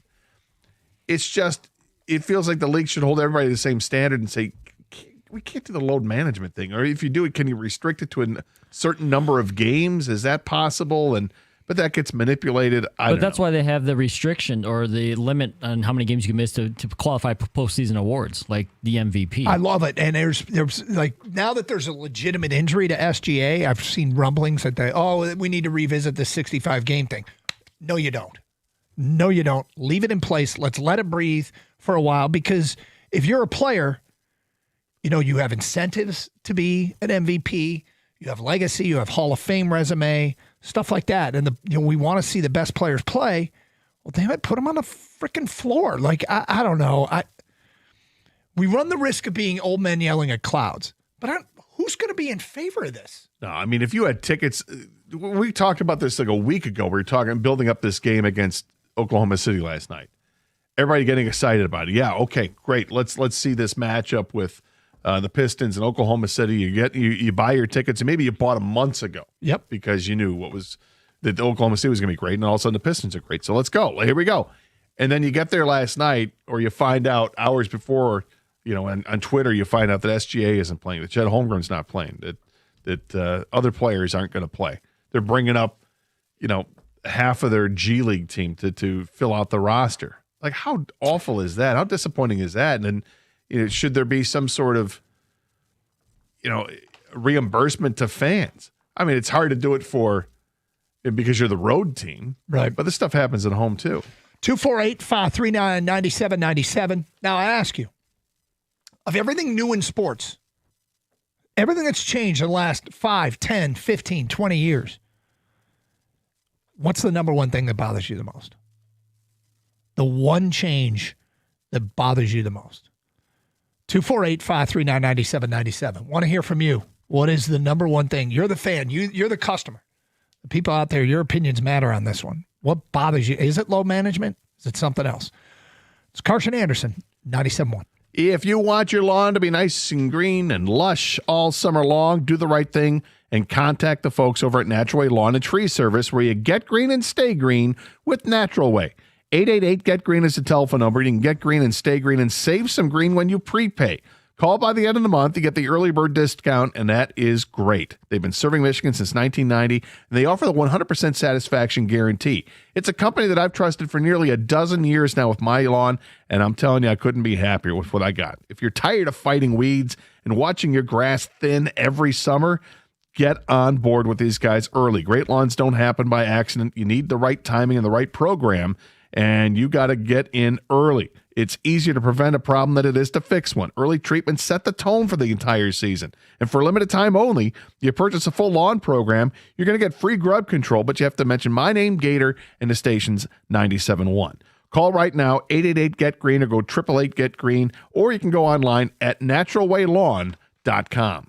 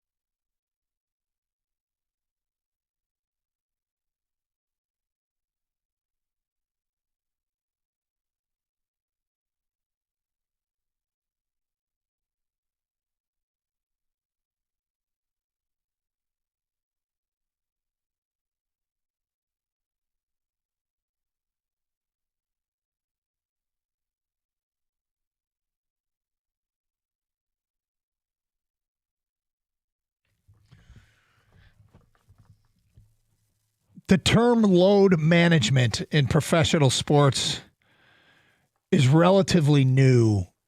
Of the things that have changed the most in sports over the last 10, 15, 20 years, what is the number one thing that bothers you? Because this has to be near the top. If you were like me and pointed at this game, circled on the calendar, and then, look, there were some legitimate injuries last night, but there was also a couple of back-to-back night guys sitting out. I bet Chet Holmgren's back is fine. Oh. What is the number one thing that bothers you? 248-539-9797. Oh, I thought you wanted me to answer the question. You can, or we could take calls and maybe somebody will say yours. Sure. All right, let's go to Jim and Fraser. You're on 97.1. Hi, Jim. Hey, guys. I coach at a lower level, women's basketball, at a college level over here in the area. And we still deal with the old ways of recruiting, scholarships. What bothers me more, and you probably know what I'm getting to, is the NIL. I can't take it. I don't. It's really. I've lost so much interest in Division I, especially basketball. I just don't like it. I don't like it at all. And the thing is, it's not going anywhere. So either I better just let that bother me and watch it, or I just can't see me just walking away from college basketball. I love. How does I'm intrigued by this. How is a player getting money impact your fandom? I just don't like players playing 1 year somewhere. Okay, that's 2 years. different. Hold on. I like the old ways where that's not different. Yeah, it is. NIL doesn't make players change schools. The hell it doesn't. It's not. The rule doesn't. You could get paid. That's transfer portal he doesn't like.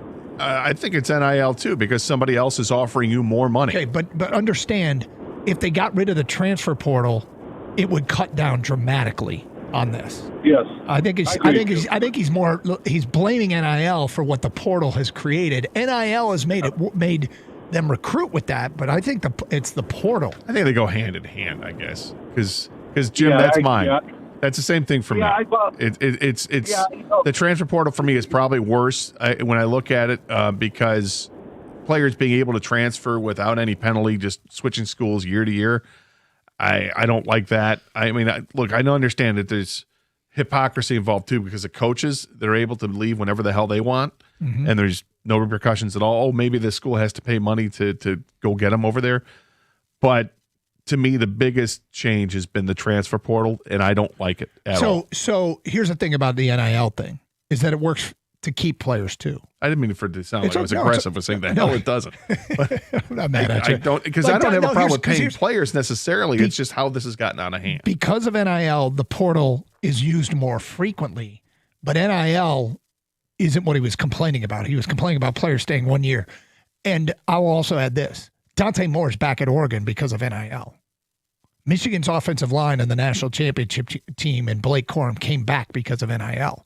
Those kept players there. Yeah, it happens where you can keep players, but it happens way more often that you lose players. And when you've got players that are, and this is why I say that it goes hand in hand. The part that I don't like about the NIL is that the numbers get way out of whack. You got quarterbacks that are making $6 million to transfer. Now you've got a lawsuit with Cincinnati because Sorsdahl is leaving, and they want to make sure that not Sorsdahl, Sorsby. Brendan Sorsby, yes. Yeah, so they're trying to recoup $1 million in an exit fee because he's transferring out of there. It's the money has gotten way out of hand with this, and there are no guardrails on it, and that might be the biggest problem of all. Is that the NCAA is completely powerless. They're just letting this happen because they're afraid of lawsuits. The thing I love about it is the Big Ten is benefiting more. Right now we have the strongest college basketball conference, and we won 3 straight natties, and it's hard for me to want guardrails under those circumstances. Yeah, I get it, and that's fine and all, but it's almost like smiling like you're getting away with something that nobody should be getting away with, and I don't like that. Well, I don't like it. I guess I don't see it as something that nobody should be getting away with, but different approaches. Katie in Brighton. Hi, Katie. Hi, Kate. Hey, guys. What's up? I was saying hi to myself for a minute. Mine is just all the gambling commercials, and I know that gambling was out there it's legal in states. My dad's barber was a bookie, and so I knew it was there, and I'm wondering how he's doing with this. But every commercial and even the announcers. Do you despise the commercials more so than like the in-game when you're watching a game on TV? No, both. And it's constantly there, like at the bottom of the screen. They have it's constantly with the scroll of the odds of the game. Hey, in-game odds and plus 175 and all this stuff. Is that worse than the commercials? It's FanDuel and Bet River. Bet Rivers commercials awful. But FanDuel and it is. We get inundated, Katie, and it's true. And sometimes they're used in the broadcasts, and they're putting up odds like in-game odds that are out of date. And I get it. Bruce, what's the new thing in sports you dislike the most? Is it load management? Bruce in Clinton Township. Hi, Bruce. Hello. Good afternoon. Kind of touched on both of them. The money aspect, I resent it when somebody can make more in one at bat than the average person makes in a year. That's just out. Society is out of whack, and then we worry about is he feeling respected as he makes $42 million a year? It's just we've gone completely nuts as a society, chasing after these athletes and ridiculous prices, and then everybody's at home cutting coupons for Kroger. It's just ridiculous. I won't go to a game. If you gave me 2 free tickets to just about anything, I probably wouldn't even go. And you can watch it on TV, but now you can't because now you got to have streaming and all this kind of stuff. Then the prices got to go up for the tickets, and the average person's having a heck of a time buying the ticket. I don't know. It's just getting out of hand totally. And NIL is a result of that. That's just bringing it down. Yeah, I don't mind people making money that that there's a market for them and that they're worth and that somebody will pay them. The player movement is really free right now. And that's why I think NIL should come with and scholarships should come with binding contracts. Would cut down on them. Binding contracts. If you sign to play for a school for 2 years, you can't enter the portal. If you sign to play for a school for 3 years, you can't enter the portal, which is good and bad. The school and the player is taking a risk, but they have an agreement, binding agreement that would cut down on player movement and still allow them to get their money. And I think it could benefit both the player because, a player could show up and not be any good, but they were supposed to be a 5-star, but they got a 4-year contract with the school. They get paid and they get their scholarship for 4 years, and the school has to honor it. And if you're a player that, isn't as good, and you think you need to prove yourself, then sign a 1-year contract and then go back in the open market. Like, I think they need to treat it like what it is, which is pro sports. Well, except in most of the pro sports, we have a salary cap, and in college there is not. And I don't like a system that doesn't have a level playing field. Fair enough. I keep leading in. I'm going to let the Big Ten flex here for a decade before I worry about that. Rich in Detroit. Hi, Rich. What's going on, fellas? Hey. So the pitch clock is really kills me. In the coming strike zone, I might even quit watching baseball when that gets here. Really? But by far, the thing that drives me the most crazy, even more than load management, is all of the artificial inflation of offense over defense. All the rules in all of the sports that make the offensive players, give them super advantages, tilt the games, and make it seem like these players are the greatest players who ever played because their numbers are artificial. You're right. It's so hard to play defense in football. It's unbelievable. I was curious. His take on baseball was strange. Yeah, the pitch clock is I think one of the greatest thing that's ever happened to baseball. I think it's fantastic. And then we're going through the automated balls and strike system, which I'm loving so far. Yeah, because there was one sequence a couple of days ago where there were 3 of the first 5 pitches or something like that were contested, and the umpire was wrong on all of them. They're holding you accountable. Lee in Detroit. Hi, Lee. Yes, how you doing? What's up? Hey, you're talking about what changed in sports the last couple of years, 10 years or so, it's the replay. Back in the day, whatever the referee or umpire called, that's what it was. I mean, I don't like the replay aspect of any sport. That's just me. I understand why. This is one of my least popular takes, but I'd get rid of replay because I think we expect the perfect standard. We're still unsatisfied with what the world we're getting in, and games are taking longer because we got to stop and replay. Can't imagine how much worse it'd be if we didn't have it. Yeah, it would be, but at least we'd be living up to the expectation. I don't know that we're any happier with officiating now. But I think we're happy with officiating. You do? I don't think we're thrilled with it, but I think compared to if you didn't have replay and you saw egregious plays that were like, do you want Charles White to score from the 2-yard line in the Rose Bowl? I really didn't. When he fumbled? But I was 7. I just expect bad officiating to be part of it, and we still have it. We're still not happy. It just takes longer. What's great is that now we no longer have to accept bad officiating. But we still have it. We have bad calls from time to time, but it's so much better. All right, we'll get the Birchie Kid from down in Indy straight ahead with the latest from the Combine. Who sounds and who looks like a future Detroit Lion? That is next on 97.1.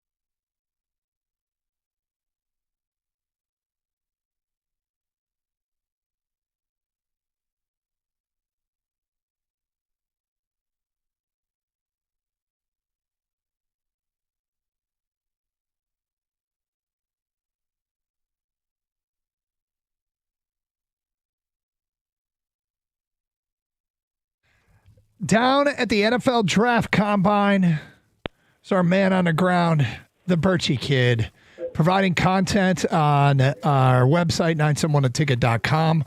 Also with elite social media posting, including from inside a ballroom at the Indianapolis Convention Center last night. That was outstanding. Well done, my friend. How are you today? I'm doing great. I'm sitting in that very ballroom right now, which, as I said on the video, is the eighth wonder of the world. I mean, you just don't find empty halls and columns and trash cans and indoor plants like you do here at the Indiana Convention Center. It's just an elite setting. We asked you yesterday which defensive lineman and linebacker most sounded like a future Detroit Lion and which one most looked like a future Detroit Lion. Based upon the media interviews today with defensive backs and tight ends, same question. Which DB or tight end most sounded and which one most looked like a future Detroit Lion? The guy that the Lions might gravitate towards. So I think A.J. Halsey, who is a safety from LSU, fits that description both ways. And I love the nickname here. He was known as Mr. Gimme That at LSU, courtesy of his 8 interceptions over the last 2 years. But you look at this guy, and he's got a really strong, muscular frame, and then you read about him and you watch him a little bit, and you see that he's got these ball skills to go with it. He's sort of a rare combination of like a physical enforcer who's also a ball hawk out there. And when he was talking about his game today, he said, if you combine Earl Thomas and Ed Reed, you get me. I think most teams would sign up for that. He said, in terms of Ed Reed, it's the mind and the feel for the game and the film study that he most mirrors. And in terms of Earl Thomas, it's the hit stick and the ball skills. So if the Lions can find a combination of Earl Thomas and Ed Reed, sign them up. I think that A.J. Halsey, to maybe make a more modern comparison, has a lot of Brian Branch in his game. And the way that you hear him talk about, like an NFL personnel director is on record as saying, his speed concerns me some, but it's a really instinctive player all the way around. I think he's a Pro Bowler in the right scheme. There were similar concerns about Brian Branch coming out of Alabama, but he just had the instincts and physicality and burst to overcome them. I think that A.J. Halsey is a really intriguing player for the Lions at safety. And then Bud Clark as well, whose most common player comparison is none other than Kirby Joseph. He's a TCU safety who had 15 interceptions over the last 2 years.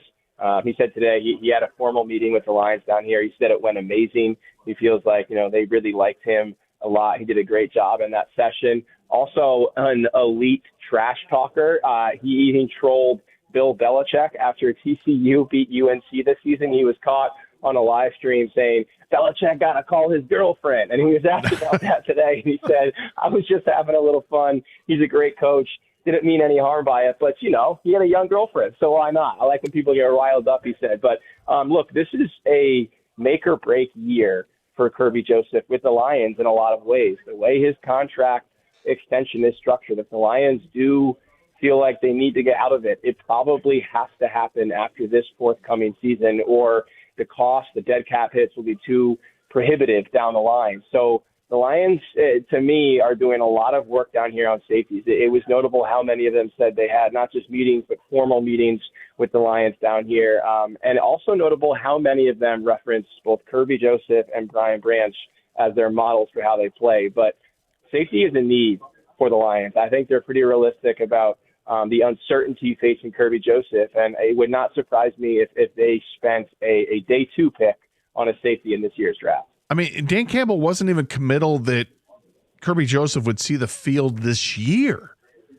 He said you need a month or a month and a half before he can make a better kind of gauge, have a better gauge on where he's at with healing from the injuries or dealing with the rehab or the treatment that he's getting, but that doesn't sound very encouraging at all. And just the fact that both of these guys are dealing with injuries that they're dealing with, safety has to be an issue. And you mentioned with Halsey that he doesn't have the great speed, but he's got the great instincts. That's why Brian Branch went in the second round, because he didn't have that great speed, but we know what kind of player it is. I wonder if more teams are going to look at that comp and say, yeah, we don't care so much about the 40 time that everybody else is going to be watching over the weekend here. We need to look at the film more. Yeah, I agree. Halsey actually was one of the several safeties who mentioned Brian Branch as one of his models for the way he plays the game. And look, the Lions, amazing. The tight end felt like such a strength, even just 9 months ago, 10 months ago. But now you've got a player coming off a significant Achilles injury who's entering a contract season, and you've got Kirby Joseph who faces a chronic injury and a very uncertain future. So, this feels like the right time for them to reinvest at the safety position. And Jalen Kilgore is another player we talked to down here today who just sort of spoke and gave off the air of a Detroit Lion, someone who plays a highly physical game, but also has ball skills to go with it. And of course, every team wants players like that. But, he spoke like someone who would fit the sort of qualities that they value. The safety from South Carolina. It's funny because you mentioned that everybody wants those players. It sounds like the Lions want them more, and they don't care about your 40 time. Why would the Lions want a player that somebody else doesn't? Because the other team might value the 40 time, and I'm not sure that the Lions do. Yeah, it was interesting. Dan Campbell was asked on Tuesday if there are ever any instances where he would override the tape. In other words, like you see something at the combine, you hear something in an interview that might mean more than what you see on tape. And he thought about it for a good 5-10 seconds and said, never. Like nothing ever overrides the tape. This is a team and a regime that places extremely high value on how you perform and produce on the field. And it's why I think a player like A.J. Halsey would have extreme appeal to them. Are you getting a feel for like who the Lions are actually talking to, how many players that they've actually spoken with, and is there one position group that's standing out more than the others? I guess it depends on the day because certain players are available, but what the names are of the guys they're talking with? Yeah, I mean, I was struck today in speaking with the tight ends and the safeties how many of them mentioned that they've had sit-down formal interviews with the Lions. And tight ends, another potential position of need for this team. Like you've got Sam Laporta coming off a significant back injury. He's entering a contract season. Brock Wright, he's entering a contract season. And he's coming off injury too. I know I've mentioned, coming off injury himself. And I know I mentioned Nate Borkature before. I think he's a player that the Lions would have some interest in. He's proven to be a highly physical, effective blocker and showed some more pass catching abilities at Texas A&M this past season. He said, he would walk past a photo of Dan Campbell on the wall outside the Texas A&M tight ends room every day. So, he's thought a little bit about the potential of playing under him. I'll give you this quote from Tanner Koziel, who is probably more of a pass catching threat than a blocking threat. So it might not be exactly what the Lions are looking for, but he also had a formal meeting with them down here. And he said it went extremely well. And then he added that the culture that they've built is bleeding throughout college football. He said you see teams reflect the way Coach Campbell talks about grit and what it means and how it helps you win games and how it helps you build a culture. He said the meetings with the Lions went phenomenal with them. And then in the same way that so many safeties mentioned Branch and Kirby as their models, almost every single tight end I talked to mentioned Sam Laporta as a model for them because he has become obviously a three-down complete player at his position. Okay, so today, the workouts, and it's funny because we've just downplayed the workouts, but is there any defensive lineman or linebacker you're going to be especially paying attention to during their workout? Yeah, I'm excited to see what R. Mason Thomas puts on the field down here. And, I think that's a player who represents a chance for the Lions to value something different in the front seven. They've placed such a premium on physical, imposing, towering players. And like R. Mason Thomas might not look like their typical defensive end, but boy, he has like the burst and the speed and the explosiveness that they could really stand to add opposite Aiden Hutchinson. He in a lot of ways is what their defense is missing. And I love what he said yesterday when he was asked about, some of the concerns about his size at the next level. He said, anytime that teams question my size, I give them the equation for force, which is mass times acceleration equals force. I might be lacking some mass, but I have all the acceleration and speed to make up for it. And, I think if the Lions love what they saw out of him on tape and assuming he tests well down here, that's someone that like in the second round would be worth not taking a chance on, because I think he has a pretty high floor, but just adding some sizzle and some pop to this defense that really needs it in the front seven. Birchie, great stuff as always. I look forward to talking to you tomorrow. We got running backs, tight ends, and quarterbacks tomorrow talking, and then the workouts for the tight ends and DBs. So we'll get caught up then. All right, fellas. Thank you. There he is, Thanks, the Will. Birchie Kid. You can follow him on Twitter at Birchie Kid. His videos are tremendous. 248-539-9797. Back to your open line calls next. Hey, it's Doug Karsh here to tell you that Sarah Chevrolet in Sterling Heights wants you to bank your tax refund and pay no money down on a brand new Silverado. Pay just $348 a month for 24 months on a Silverado Crew Cab LT 4x4 with zero down. Go now to 17.5 and Van Dyke in Sterling Heights. 87-SAY-SARAH or saysarah.com. Together, let's drive. With GM employee discount through GM Financial, 10,000 miles per year plus tax and fees with approved credit. Offer ends March 2nd.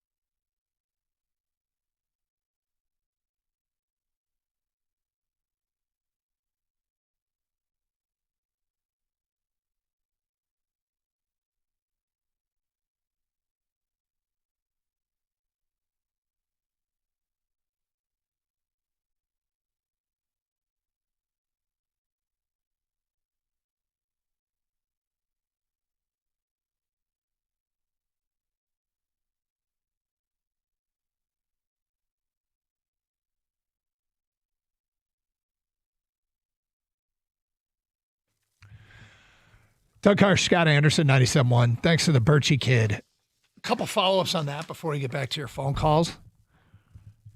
I'm like, every safety he described, I'm like, I want that guy. Right, 100%. I want A.J. Halsey, Yeah. Mr. Gimme That. Halsey, I want yeah. Bud Clark, who's at a formal meeting and had 15 interceptions in his 4 years at TCU. Yeah, I want I'd consider Kyle Lewis, the linebacker from Pitt, who everybody says is a safety. Okay, yeah, sure, I want sure. R. Mason Thomas, who when asked about not being fast enough, he says mass equals acceleration, or force equals acceleration plus mass. Let's go. Like that's his answer. That's an awesome answer. I want them all.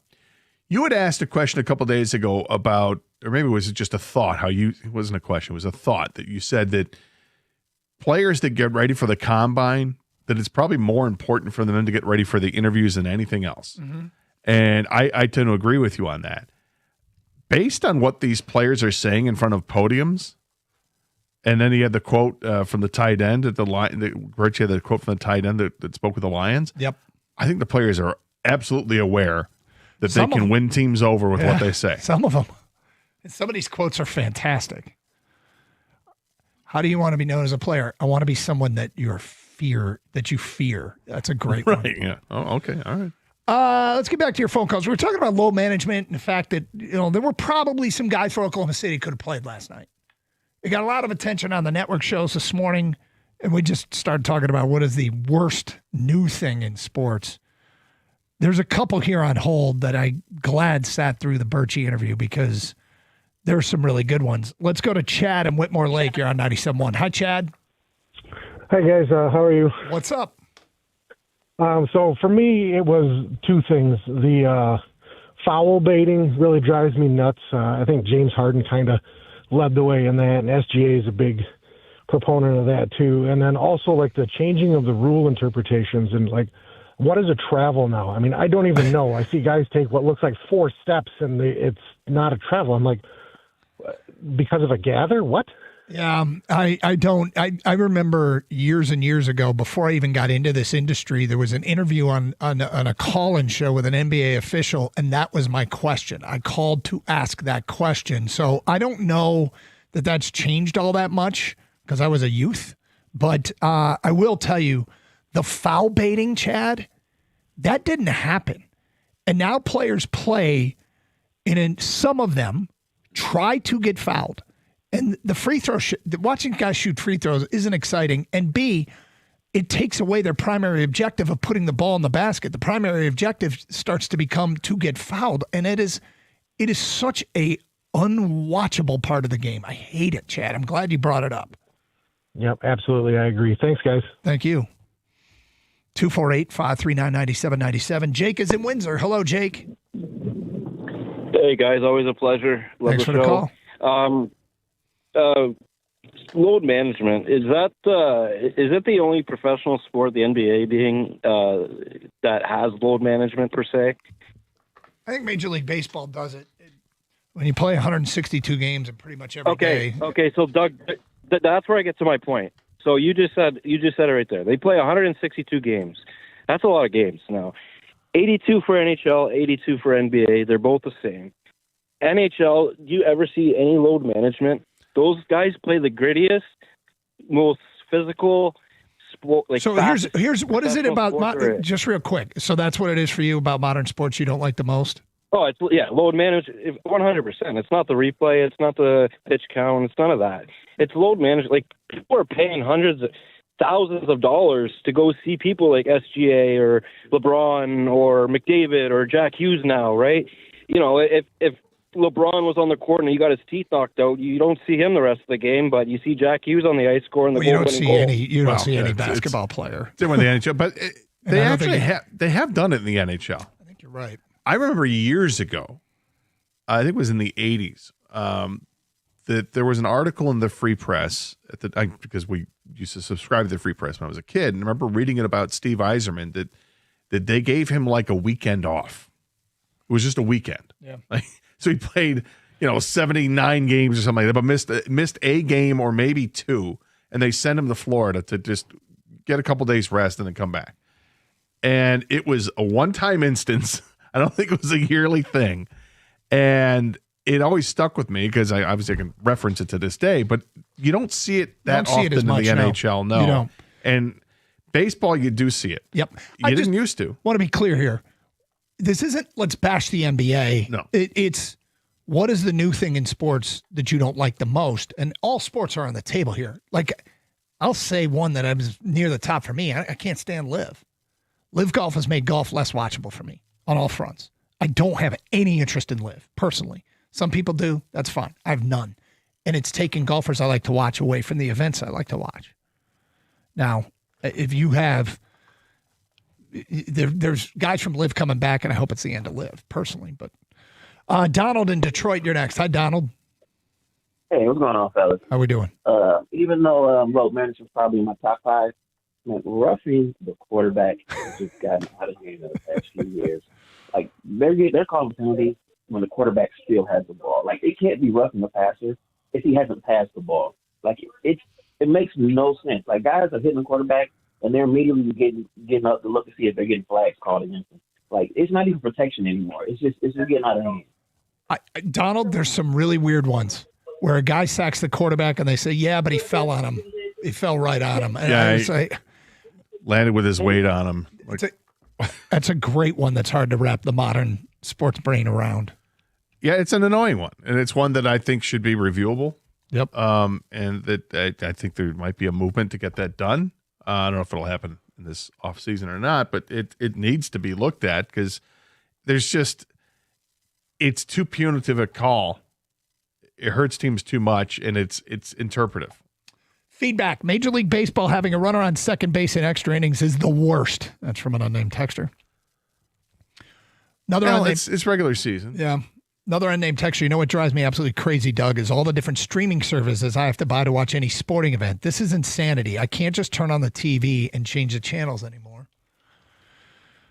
Let's see. The number one thing that bothers me in pro sports the last 20 years is the focus on the damn pitch count in MLB. So pitch count, guys threw more pitches back in the day. They just did. And it's really odd. Maybe it's because pitchers have so much money wrapped up in them, but that they're treated now like they're very delicate. I don't know. Well, they throw harder now than they've ever thrown before. They have more break than they've ever had before. It's all these things. Stress. Yeah, it's just a different game. So and I know there are some outliers, right? Yep. Like Nolan Ryan got it. Fair enough. That's an exception. It's not the rule. You know, Nolan Ryan was like the only guy who was throwing over 100 miles an hour back in the day. Now every roster has seemingly 5 guys. 97-1.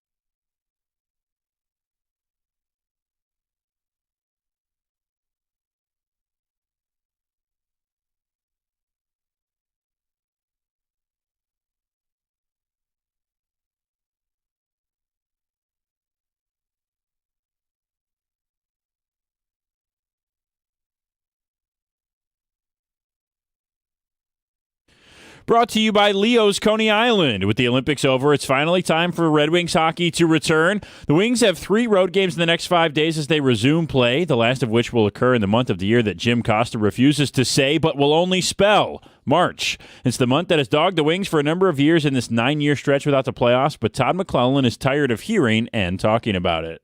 Quite frankly, I'm sick of hearing about March and March this and March that. It's another month in a season, and a lot of the people in that locker room had nothing to do with what happened 2 years ago. Some of them had something to do with what happened last year, but we put ourselves in such a poor position, heading into Christmas. So we had a big road to play. Anthony Richardson's hard to play. 17 games over and over and over again.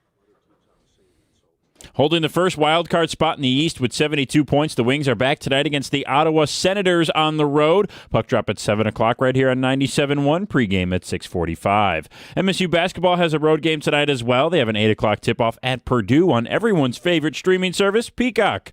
And Jahmyr Gibbs is the favorite to win the NFL Player of the Year award next season, according to Bet Online. They give him odds of plus 750 to become the first Lion to win the award since Barry Sanders in 97. Bet Online also released the Vezina and Norris Trophy winner odds in the NHL. Detroit's John Gibson was 4th for the Vezina, and Mo Sider was 6th for the Norris. At the Corwell Health Sports Desk, I'm Brendan Shabath. For more, go to 97.1 The Ticket or Odyssey.com.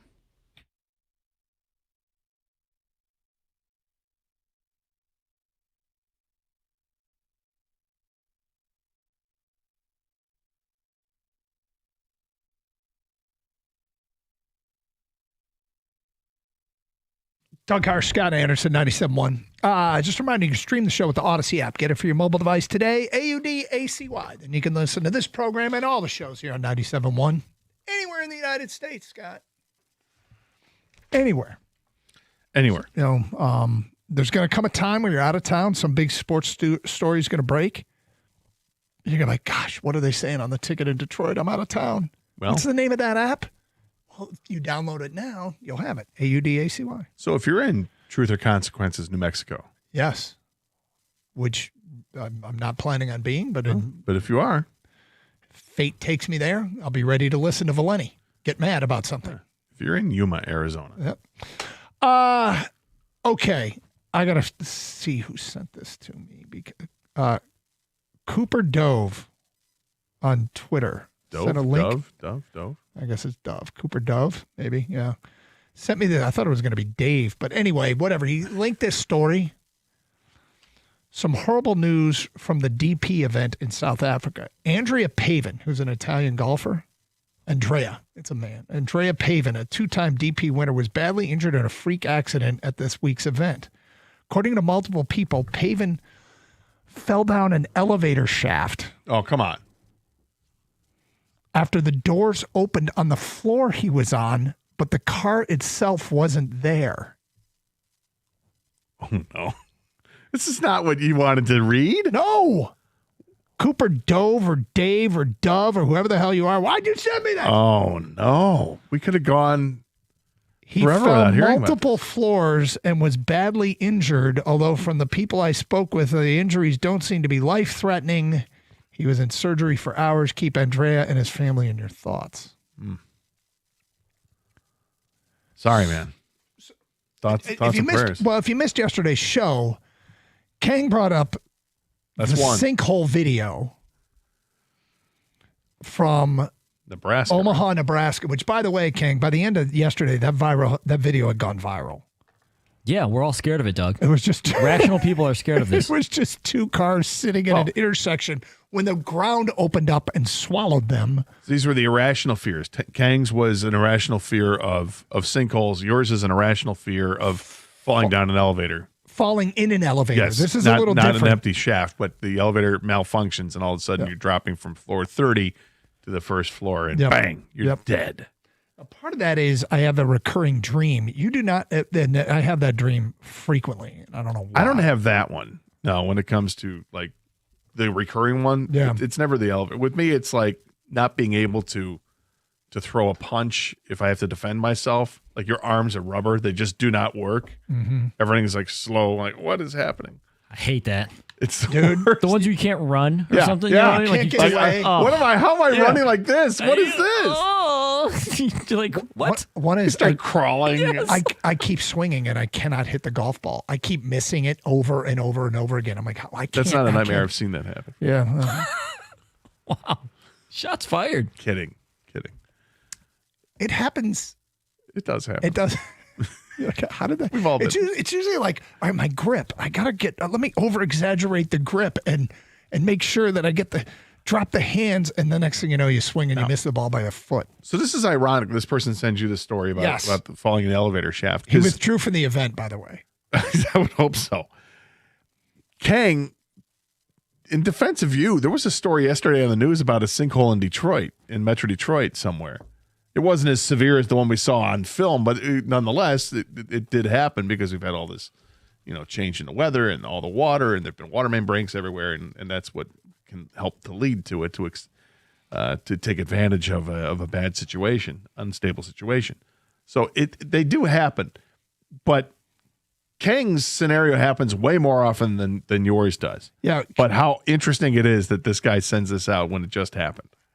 Yeah, I don't know. If I had a fear of sinkholes because it happened in Metro Detroit, I'd be terrified on the drive home today. But that's just me. Oh, why you got to do that?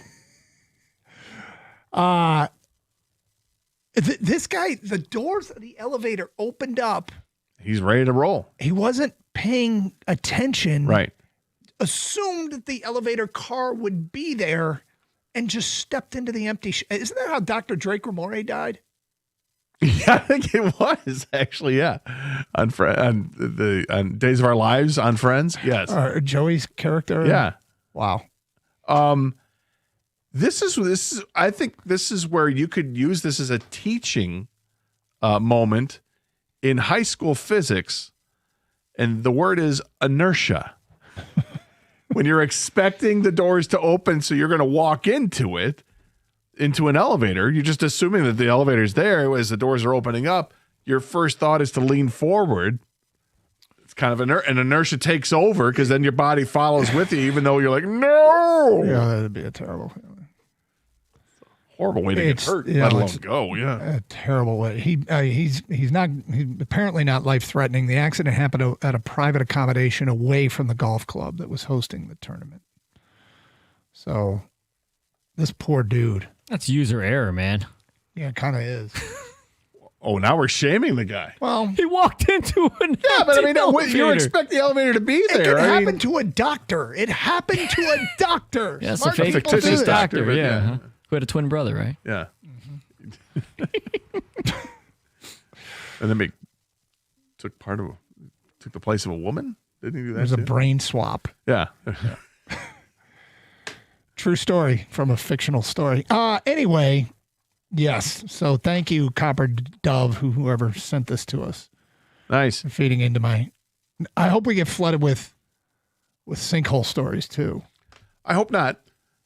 What we are going to get this week and next week, a lot of NFL stuff, right? Because you got the combines, all the GMs are there, everybody's talking to each other. It's basically tampering. It's tampering with anything you want at this point. I feel like deals are being set up for free agency already. Trades are happening. Literally saw a trade earlier today. And now, according to Cameron Wolf of NFL Network, and everybody else has this too, that Anthony Richardson has been given permission to seek a trade from the quarterback from the Colts. Cameron Wolf goes further and says there's mutual interest between the Vikings and Colts quarterback Anthony Richardson, which would be interesting to set things up with competition with J.J. McCarthy. I mean, would the Vikings want to take on two projects at once? I mean, please go to Minnesota. Please go to Minnesota. And please, Kirk Cousins, come to Detroit to be the backup. You're a state of Michigan guy.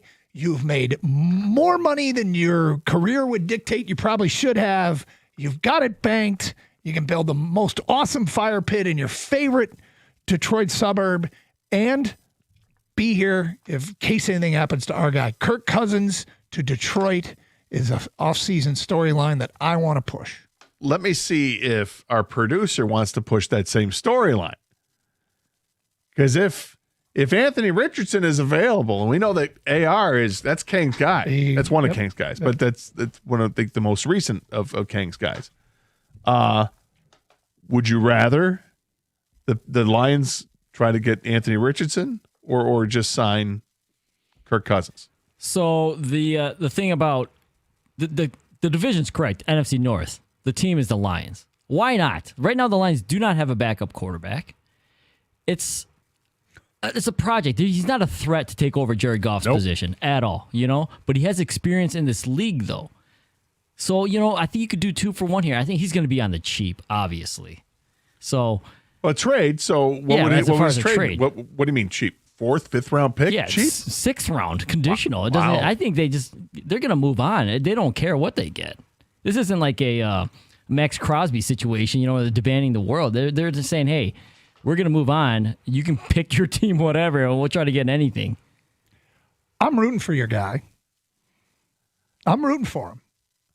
And I hope he lands a spot where he gets another opportunity. Got off to kind of a weird start with the whole taking himself out of the game thing.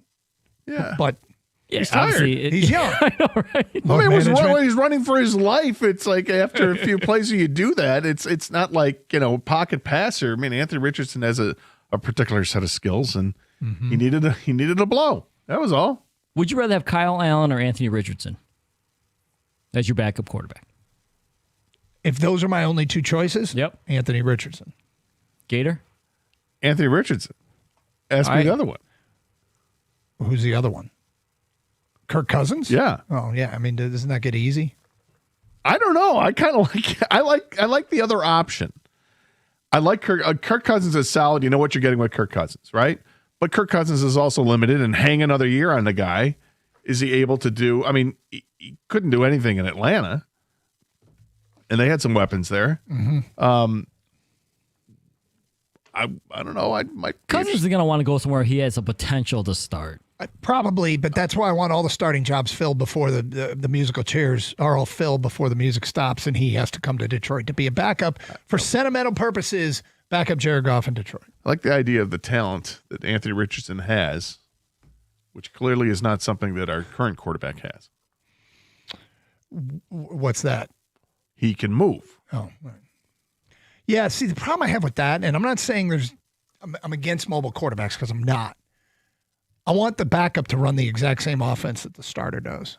I want to be able to rep the same plays. I want him to just take over as seamlessly as possible and not have to kind of change the offense for the backup. But I don't know if you have to change necessarily. I mean, if you have him as a backup and he surveys the field and there's nothing there or the pocket breaks down, he's able to make something happen where the other one. If I had a mobile, like a Kyler Murray, I wouldn't want, if Kyler Murray was my starting quarterback or, any other more mobile quarterback, I wouldn't want Kirk Cousins. I want Kirk Cousins because he's most golf. I understand. Yeah. I get it. I get it. Mike Valeni just sent me something that they're going to talk about today, and it really is borderline unbelievable. It's not falling down an elevator shaft. No, it's not. We will get to that today at 1:18 on Carson Anderson, 97.1. If you want a green, lush lawn this year, talk to Natural Way Lawn and Tree Service, where you get green and stay green with Natural Way. 888-GET-GREEN is the telephone number, and you get green and stay green. But how about saving green? That's what happens when you prepay. Call by the end of the month for the early bird discount. 100% satisfaction guarantee. That is what they offer, and that is why I love Natural Way and why I've had them at my house for about a dozen years now. And if you want the greener grass and fewer weeds, early treatment is absolutely key. They've got programs designed to strengthen the turf, improve the color, and control the weeds. But you've got to start early for the best results. For limited time only, you purchase the full lawn program. You get free grub control, but you have to mention my name, Gator, and the station's 97.1. Look, it's so much easier to prevent a problem than it is to fix one. Early treatment set the tone for the entire season, so call right now at 888-GET-GREEN or 888-GET-GREEN, or check them out on the web at naturalwaylawn.com.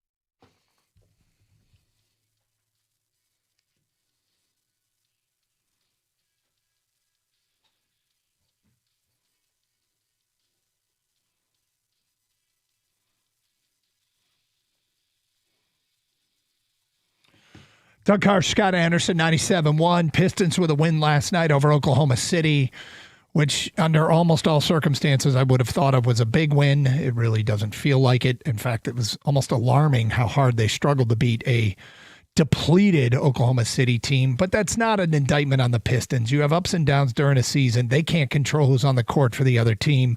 And they've raised the bar to such a high place that we want them to look like a team that can sweep through the East and get to the NBA Finals every single night. And last night wasn't one of them. And quite frankly, neither was Monday. And yet I feel better today than I did going into this week about them winning the East because of the injury to James Harden, which could finish his season. But they still got to play better. And we have far more feedback from the Pistons that they are better than the team that has played this week. With that said, if you want to talk some Pistons, 248-539-9797. How do you feel about their chances to win the whole thing after what you've seen the last two games against two teams from the West? In the meantime, Valenti sent this story to us. It's kind of unbelievable. It's a story from Barstool, and the headline is Fanatics' Reign of Terror Continues. We'll start with this. Fanatics is in charge of the World Baseball Classic jerseys. Let's say you decide this very moment you want one. You want a Tarek Skubal World Baseball Classic jersey. All right. And you're going to order it today. When do you expect to have it? Well, I would expect within a couple weeks. Mm-hmm. The best that Fanatics can do is ship it in April. With an expected arrival time perhaps in May, well after the World Baseball Classic is over. What? Yeah. Right? So why would you want, I mean, I guess you could still want it, but wouldn't you want it during the actual event? Well, yeah, you'd imagine that you go to one of the games and you're buying the merch at the game, but or you're watching at a bar with your buddies and you got your Skubal USA jersey on. Absolutely. But is this because the rosters weren't finalized until late? I mean, don't know, is it man. just, hey, look, although I would think, okay, you've got the basic jersey ready to roll, and now you just got to add the name and number. Right. And you're pretty sure that Aaron Judge is going to make the team and be wearing number 99. You would think. Here's the other thing. How much do you expect to pay for an authentic jersey? An authentic jersey? I mean, I'm not in that game, but I would guess, my guess, and I'm probably way off. Authentic jersey, probably $150. Kang, authentic World Baseball Classic jersey. How much do you think it would cost? Probably north of $350. Wow. Norther. What? Not a game worn, but just as a fan, I'm going to buy a school. No, these are authentic, like great material, the stitching. He did say north, so this is indeed north of 350. But norther. Yeah. How much further north? Take a stab, Gator. Okay. $425. According to the Fanatics website, the World Baseball Classic jerseys are selling for a starting price of $420 on the Fanatics website. Wow. That's high. That price is high. That's really high. Damn it. Click on the draw. $419.99. And you can't get it until after the tournament is over. Seriously? Mm-hmm. That's crazy. Jerseys are expensive, man. I guess if it's so. not a USA one, I'm sure MLB ones are like I said, $300, $350. Yeah, I thought for authentic jersey, I would have gone north of $250, but then again, I haven't bought one in forever. Now you can get like replicas that are much cheaper. I mean, they're still in the $100, $200 range, but didn't Fanatics screw up the Red Sox jerseys? Yeah, there was a problem with the piping and it didn't look right. And the letters weren't necessarily consistently That where they were story supposed somewhere. to be. You know, we were going to do that, and literally the day we were going to do it is the day the Tigers released their new jerseys, and so we weren't going to do two jersey stories. But yeah, I got to find the story I had here somewhere. I don't know where it is. Yeah, they had a problem with the piping, and it messed up the way the font went across the front of the jersey with the Red Sox. So, all in all, they there has not been a lot of rave reviews for Fanatics work. So merch has taken a hit last couple of days. Mm-hmm. With this news, you're going to try to get a World Baseball Classic jersey. You can't get it till maybe May. There's apparently no available merch for Team USA hockey stuff. Yep. Which is unbelievable. Yep. Wow. All right. Great. Kang, do you There's buy, always flannel, folks. do you buy authentic jerseys? I have not recently. The last one I bought was Miguel Cabrera. I'm pretty selective at this point.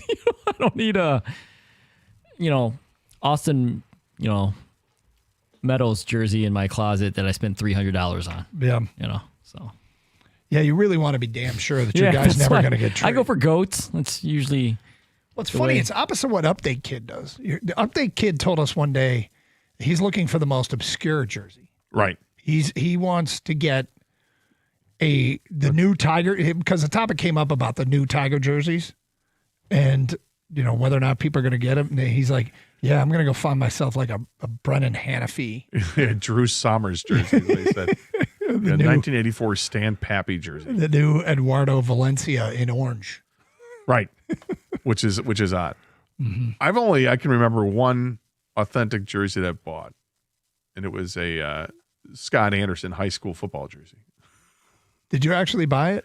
We were able to purchase jerseys. Yeah, we could buy the same jerseys that we would wear, but the difference was that if we bought them, we could put a name on the back. And so you've got the old 5-4.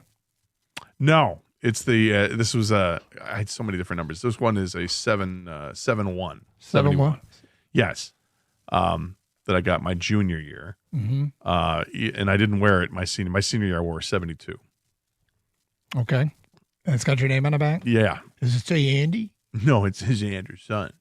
Yep. But yeah, let's get the full name on the back. But the jerseys that His we wore in his games. coach did not. called him Andy. That's right. Yep. 248-539-9797. Let's get to your open line calls. Dennis, you're on 97.1. Hello, Dennis. Hey, man. The last time I bought a jersey was Craig Jeffries' jersey. Wow.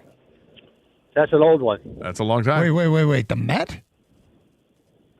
Craig Jeffries, he was like a reserve infielder. He played for about a year, and did pretty good, but he was hurt all the time. But I got that's the last time I bought a jersey, man. Was he was a Tiger? Yeah, for a short time. I remember Greg Jeffries. Greg Jeffries? Jeffries. Yeah, I remember as a Matt. What made you buy a Greg Jeffries jersey? Well, we were a pretty crappy team at the time, and I'm such a huge baseball fan that I said, well, maybe this guy will help us. And I went out and got his jersey, and so that's you tried to manifest it into reality, huh? Well, I was trying to make us a better team, but back in the '70s, we had that idiot general manager who didn't know what a good ball player was. It's just I thought it would help it. Well, I just looked it up. Greg Jeffries played 1999, 2000 late for the 90s. Tigers. But yes, he hit 200 in 1999 and 275 in 2000. 639 OPS with the Tigers. I remember him as a Met. Do you remember him? I remembered him as a Philly. Do you? But yes. 248-539-9797. Okay, today is National Chili Day. National Chili Day. Do you have an elite chili hack? We had one on Are You Going to Eat That a couple weeks ago. Gator, you were not in. You did not like it. Kang, I can't remember if you liked it or not, the chili hack we had a couple weeks ago. But we will get to what that was. Do you have an elite chili hack on this National Chili Day? What do you do to make your chili special? 248-539-9797. Brian Windhorst says he's seen enough. This team's going to the finals. We'll get to that today at 1:38 on Carson Anderson on 97.1.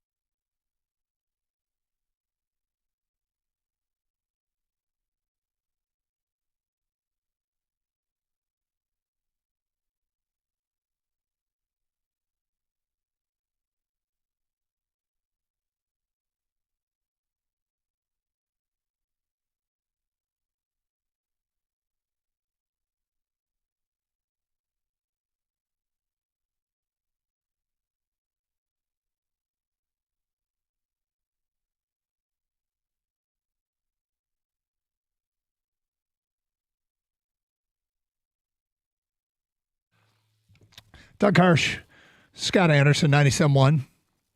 Scott and Carlton wants to know how much for a baseball classic keychain. You know, based on this pricing, it's probably north of 50.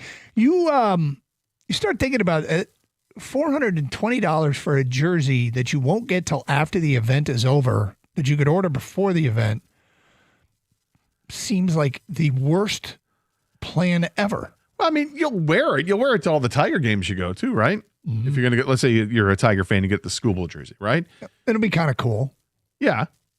You know, Skubal's not likely to be a Tiger after this year, but yeah, it's cool. I ordered 3 items for Fanatics in January. The 2 T-shirts came a week later. I still haven't received the hoodie. That's from an unnamed texter.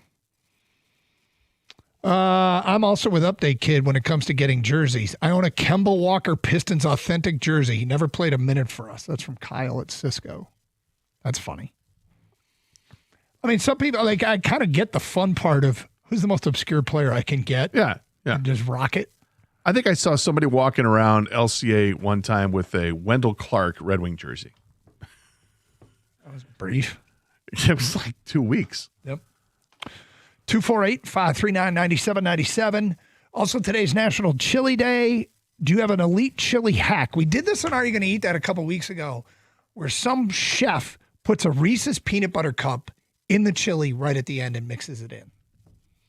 And Gator, you were like, I'm not. No, that's too much. I mean, I understand the whole mole type thing with the influence there with the dark chocolate, and you can do that. But putting chocolate and peanut butter in my chili is not on my list of to-dos. And Kang, you? Yeah, I agree with Gator. I don't need it to be mole. Just want my chili to be chili. Yeah. I think not out of principle, curiosity, next time I make the white chicken chili, I might drop a Reese's peanut butter cup in. A real one? Not a fake Reese's? No, a real one, Reese's. yeah. Fake Reese's. Let's go to Jeff. You're on 97.1. Hi, Jeff. Hey, guys. How you doing? Great, Jeff. I got a chili hack that I'm sure you probably never heard of. So when you're making your chili and you're starting to do all your meat, you need to do equal parts ground beef, ground chicken, ground turkey, chorizo, and breakfast sausage. Wow. So you need to be making a good size batch, but when you brown all that down, and I take the meat to the point where it's like granular, so it's like kind of part of the base. It adds to the thickness. You're basically getting meat in every bite. What you get from adding that combination together is insane. It's phenomenal. Well, you are flavoring. It. You're flavoring the turkey and the chicken, which generally doesn't have a whole lot of flavor, but you're flavoring with the fat from the chorizo and the beef and the pork. Right on, Gator. You got it. That's it. That's the key. That's why it's not chicken or turkey lean chili. When you put all these things together and you brown them all down and get them granular and strain your fat and start your chili base, that meat combination is amazing. So give it a shot. I don't think you'll be disappointed. Interesting. I mean, I'll never do it, but I don't think I will either. I just like ground beef in my chili. I will say breakfast sausage is such a great spiced flavor. It is. Yeah. No, I've seen that. Could I do a ground turkey as the meat with a ground breakfast sausage in there too? I could see that. I might try that. I don't know if I'll go all in with everything he's doing. He's got a lot going on there. The hack I do with chili when I make it is that I'll take, instead of spending time here chopping the vegetables to go in there, I take, because I do like onions, I'll take onion and different colored peppers, and I'll throw them in the Cuisinart. Okay. And I'll blend them up really, really well. So it's almost like a paste, if you will, of this stuff. And then I'll drain it as best I can, and then I'll throw it in the pan with some olive oil to cook it a little bit, and then that's the first thing I do, and then I'll throw the tomato sauce on top of it, and then stir it in eventually with the beef. 248-539-9797. Brian in Sterling Heights, you're next. What's up, Brian? Hey guys, first time caller, long time listener, love the show. Thank you. Yes, the authentic jerseys. That kind of strung a chord with me. The only one I've ever bought, I'm a huge Raiders fan, and I bought a Khalil Mack, about $359. And a month later, they traded him to Chicago. And I'm like, yeah, that's just my luck. Hanging in my closet, real nice. It looks brand new, huh? Brand new. I kind of like that. I like having the now it becomes obscure, right? So it's kind of cool to have that. Well, I haven't put it on since because I was so disgusted. And, yeah. Well, I think now it could be a fun talking point that you could wear around. It's like when we ran into the guy in Laurel, Mississippi, who had the Antonio Gates with the high school jersey, right? No, or it was Kent State Antonio Flashes? Gates Kent State football jersey, and we were so excited, and That's we ran awesome. up to talk to him about it, and you swear he had no idea what we were talking He about. just kept walking. He did not want to do his thing. He was like, "Oh, okay, thanks." Those jerseys are popular with like kids in like music festivals in the summertime. Obscure, yeah, yeah. 90s, early 2000 type Dude, jerseys. let me tell you something. The stuff that my kids like now, I wish I'd kept everything from when it like the 80s and 90s, because that's all they're looking for is that old stuff that predates them. They're looking for a Megadeth So Far So Good So What tour T-shirt. Those are in too. Vintage band T-shirts. I mean, for you, that's just called a Wednesday. Yeah, exactly. But can I ask you guys a question here? Why is it not considered a bandwagon fan if you buy the USA hockey jersey after the Olympics? I think in some cases it is, but it's because the Olympics are every 4 years, But they could have tried to buy them beforehand, right? Well, those are the less of those people that buy them beforehand are less bandwagon. Yeah, well, I think they're probably true more. But more I mean, fans. it's there's something to be said for when your team does well, that you swell up with pride and get taken advantage of by online marketing. Why is this Swell. Instagram here? I swell. Well, so I don't know if it's being a bandwagon. I think being a bandwagon fan. I think being a bandwagon fan is defined by becoming a Canada curling jersey after Canada getting a Canada curling gear after Canada beats the U.S. It's changing your team. Oh, I got you. That's being a bandwagon fan. Gotcha. Sure. If you're just rooting for the team that wins. Yes. So I think if it's your team and you were rooting for them and then you decide to get a jersey after they won, I don't think that's bandwagoning. I think it's changing teams because they won. 248-539-9797. Let's go to Mike in Livonia. Hello, Mike. Oh, okay. Yep. We'll get back to Mike. Feedback coming in here. My chili hack I use is tomato juice as the liquid. That's from Chuck in a Van. And somebody else, Eric says, I add spicy V8 juice to my chili. Would you consider either of those? I don't have any problem adding, V8 or spicy V8, but I wouldn't use it exclusively. I think I have to have a tomato sauce of some kind and the crushed tomatoes. I like to use crushed tomatoes. Do you add any extra vegetable that's not traditional at all, Gator, or would you like to? It's typically it's red pepper, yellow pepper, green pepper. I like to do the tricolor peppers. White onions. Is there a different flavor profile for each color pepper, by the way? I think the red one and the yellow one are sweeter than the Are green. they? Yeah, Okay. they are. And then there's an orange one too. Yeah, I've used the orange one. I've thrown What's in. that taste like? I don't Fago? know. It's like Fago orange Crush? pop. Yeah, it's nice. It's like orange Celsius. And I throw jalapeno. To put the jalapeno in the Cuisinart as well. Sometimes I get saucy. I'll get a habanero. Throw that in the Cuisinart. Just because it chops up so finely, it just distributes evenly. National Chili Day. What's your chili hack? Doug and Scott, my chili in summer is in simmer mode. When my chili's in simmer mode, I had a small block of Velveeta to melt throughout. It's amazing. That's from Mike and Fenton. Marlin and Wall Lake, I don't cook much, but when I do, it's chili because it's delicious. Believe it or not, and don't knock it till you try it. My secret ingredient, crushed Oreos. Again, getting into the whole chocolate thing, and then you're adding the cream insides too. Right. Don't knock it till you try it. Look, if somebody showed up and like if you're at a chili cook-off and they could take a spoonful of chili from each one. Mm-hmm. Remember we used to do that here at the station? We did. We did. Chili bake-off. And you're trying 15 different kinds of chili. If I one of brought them the white had chicken that, chili once. you did. Yep.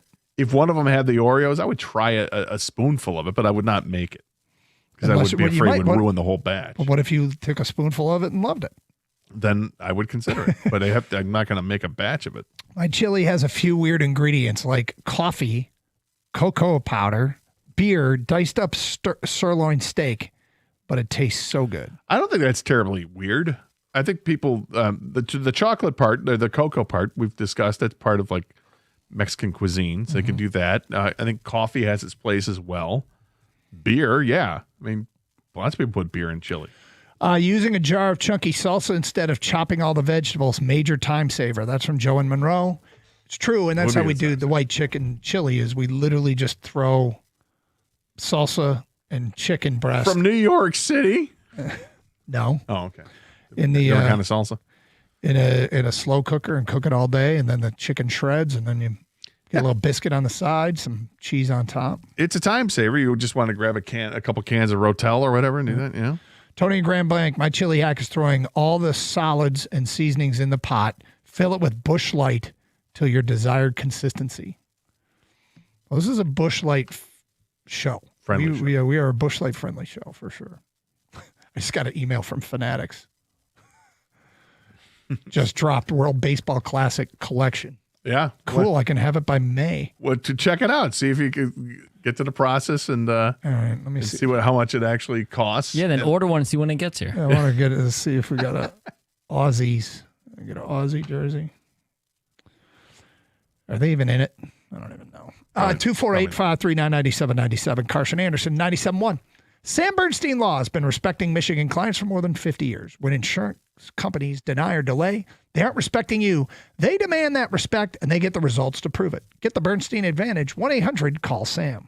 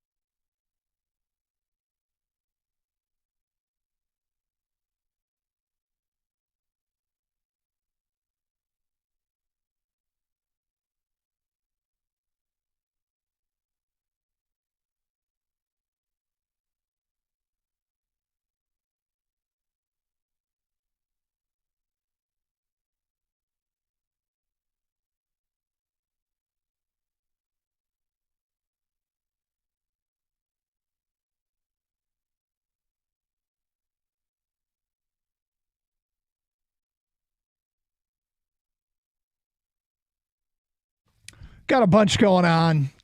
I want to talk about the jerseys because of the Fanatics World Baseball Classic jerseys that cost $420, and you won't get them till after the event is over. But whatever, to each their own. Good luck if you want one. We also have been discussing it's National Chili Day. Do you have an elite chili hack? 248-539-9797. Mike, you're on 97.1. Hi, Mike. Hi, guys. How are you? Thanks for having me on. Sure. I have a recipe from back in the 90s where it's equal parts Italian sausage and cubed sirloin. And it's fantastic. I get raised for it every time I make it, and I've been making it, like I said, since the 90s. What makes it so special? Like, what stands out? What do people say?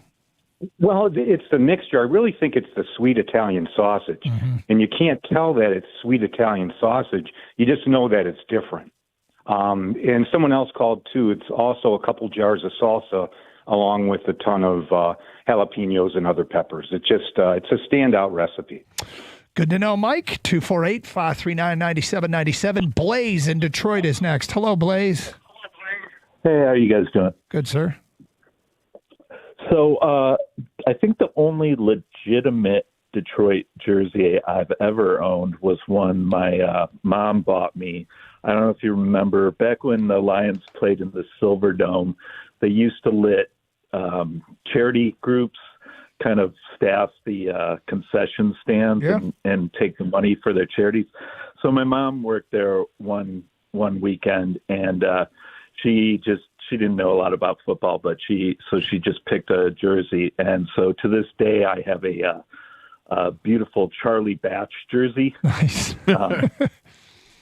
I still rock that. It gets me the old school cred. And I've actually taken it to Allen Park a few times. So I have Stafford, Calvin's, Theo Riddick, and a few other guys' signatures on there. It's interesting. If I had a jersey, and I'm not saying what you did is wrong, Blaze. If I had a jersey, like a Charlie Batch jersey, the only person I'd want to sign it is actually Charlie Batch. Charlie Batch. But if I have sort of just a standard, replica. Lions. Yeah. I mean, I guess, that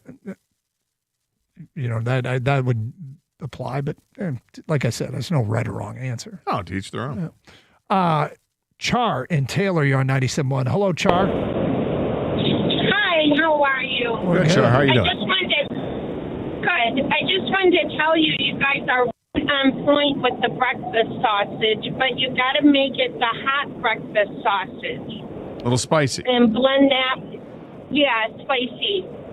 And blend that down with your, ground meat or turkey or whatever you want. And it gives it just a great, hint of spice to it with all those tricolored peppers. It's good. Like it. All right. It's something I think if I were to do just regular turkey chili, I think I'm going to try that. With breakfast sausage? With breakfast sausage. With turkey sausage. Turkey, yeah. I've been doing it 20 years, and everybody loves it, and I add a couple beers to it. My son, when he was young, he helped me pour the beer in at one time, and he said, "Mama, careful, I don't want to get drunk." It's a solid point. At which point, Shar decided to drink the beer herself rather than put it into the pot. Right. I understand. That a girl? Yeah. I got this. I'll take this one for you, bud. That's how it works. That's way to step up. It's good momming right there. It's good momming. Sean in Detroit, you're next. Hi, Sean. Hey, what's up? So for the jersey, my granddad, he's gone now, but he still has a O.J. Simpson jersey. My dad has it. From when he played USC. And then for chili, so when I make my chili, people hate me at first when I tell them what it is. And I make it with raccoon meat. And I make like barbecue and I mix some bourbon in there and all types of vegetables. And it's really good and really sweet. But when I tell them, people are like, "Oh, this is so good. What is it?" And then I tell them it's raccoon. And they immediately hate me, but they continue to eat it because it's so good. I would hate you. What made you first decide to go with raccoon? Because I'm from down south, but I live in Detroit now. Okay. And, down south, they eat raccoon all the time, like chicken. So it's You hear very, that, Doug? it's Like very chicken. sweet if you cook it right. And it tastes just like chicken. You Just can't like it. Can't tell the difference, Doug. So wait a minute. I'm sorry. Did you answer somebody? So Sean, you got to catch the raccoon and kill the raccoon yourself, right? It's not like you go to the market and get No, you raccoon don't have meat. to. Well, I mean, up here, you probably have to. I haven't made it up here. But down south, there's stores where they just sell raccoon meat Really? from the raccoons that they've caught. Yeah. Oh, boy. You can go to a grocery store and buy some raccoon meat. I'll pass. It's a hard pass for me, Doug. Yeah, they just grab a deli ticket number and just. I mean, Can I get? I'm going to need about 3/4 of a pound of the raccoon shaved. Yeah, how thin would you like it, ma'am? I'd like it shaved. Thank you. Is this good? Would you like to try it? Can you go a little Yeah, yeah. thinner? A little bit thinner. Well, you got your teriyaki raccoon. You got your honey glazed raccoon. My goodness. I mean, no. Just no. Do you ever think it's like an olive loaf, but with raccoon meat? That is a hard. Do you think that guy turned to his buddies and said, "Watch this. I'm going to call him and tell him I make chili with raccoon"? Or do you think he really?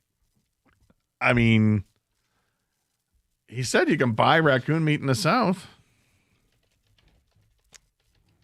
Where like Publix?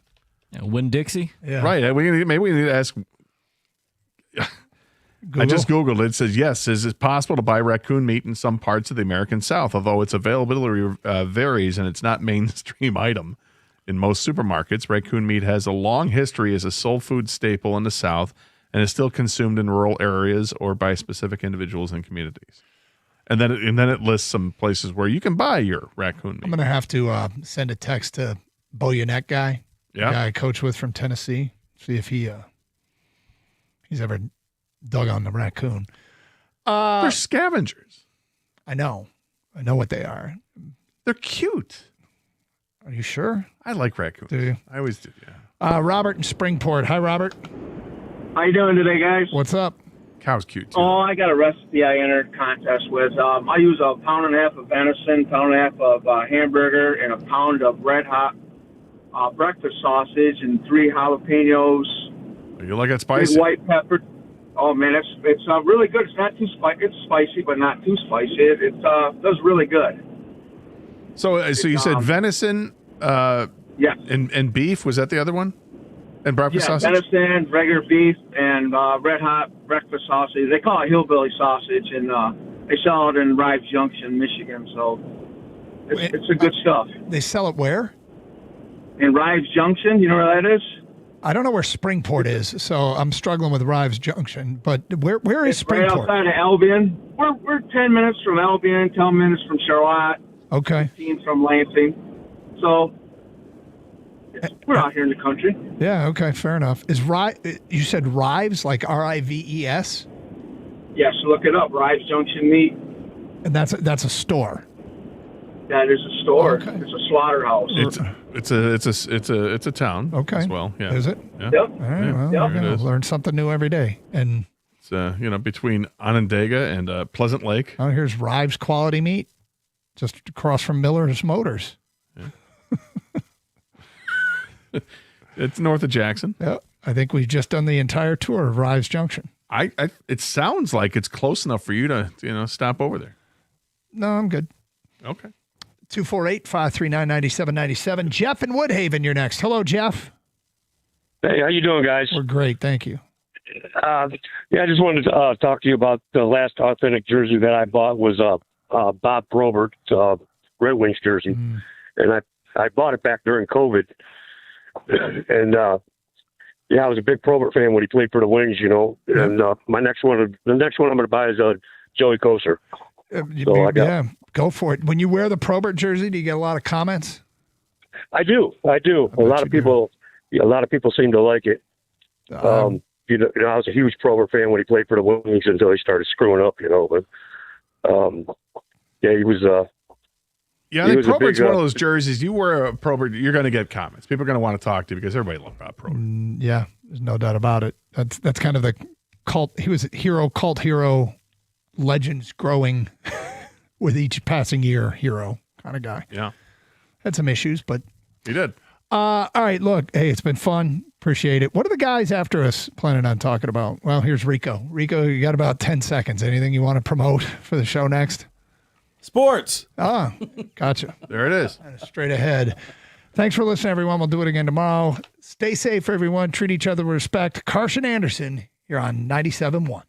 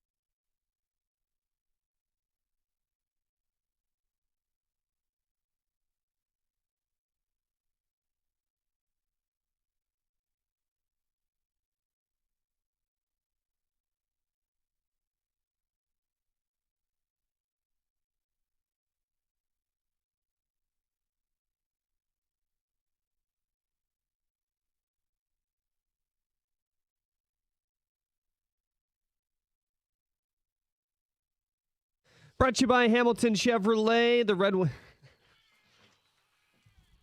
Well, the thing I had to report, there's growing tension in the studio on a Thursday. The Red Wings will resume their season versus Senators tonight. Detroit sits in the first wildcard spot, currently ahead of the Bruins. Ottawa 5 points back of them. Face off at 7 here on 97.1. Darren Drager of TSN says that the Red Wings are believed to be in trade discussions with Vancouver for defenseman Tyler Myers. Myers a minus 25 this season in 57 games. Michigan State. Kenny's response to that is an unfortunate hand gesture. Michigan State basketball hits the hardwood against Purdue tonight as well.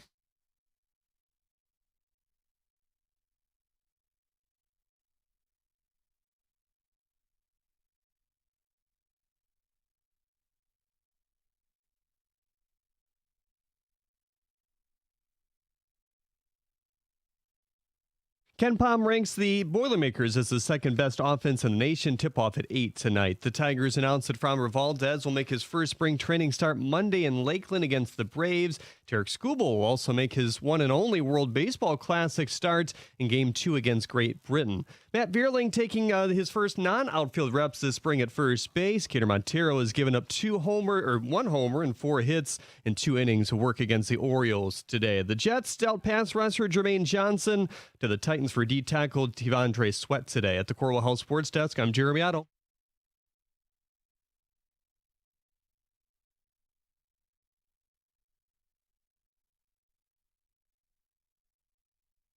Well, I'm going to tell you, that's unfortunate. Jeremy Otto just got the Pink Panther right off the stage there. Are you okay? I'm good, yes. Okay, I'll recollect for 3, okay? You were in shock. We were in shock. I think Metro Detroit was in shock. The man was mid-sentence. My God. We've got a lot to do today, so let's get to doing. 3 o'clock, all I can tell you is Kenny, to kick off the second half of the Red Wing season, has big data energy. And Kenny's going to ask a critical question of all of us, including Red Wing fan. And then at a certain point, I'm going to teach Kenny how to be a man. I'm going to fix his problem. Okay. And then the fans are going to get mad at me, and it'll be the circle of life. But to start the show, I absolutely love this. I do. I love this because in years past, we would disregard this as he-he's and ha-has. Mm-hmm.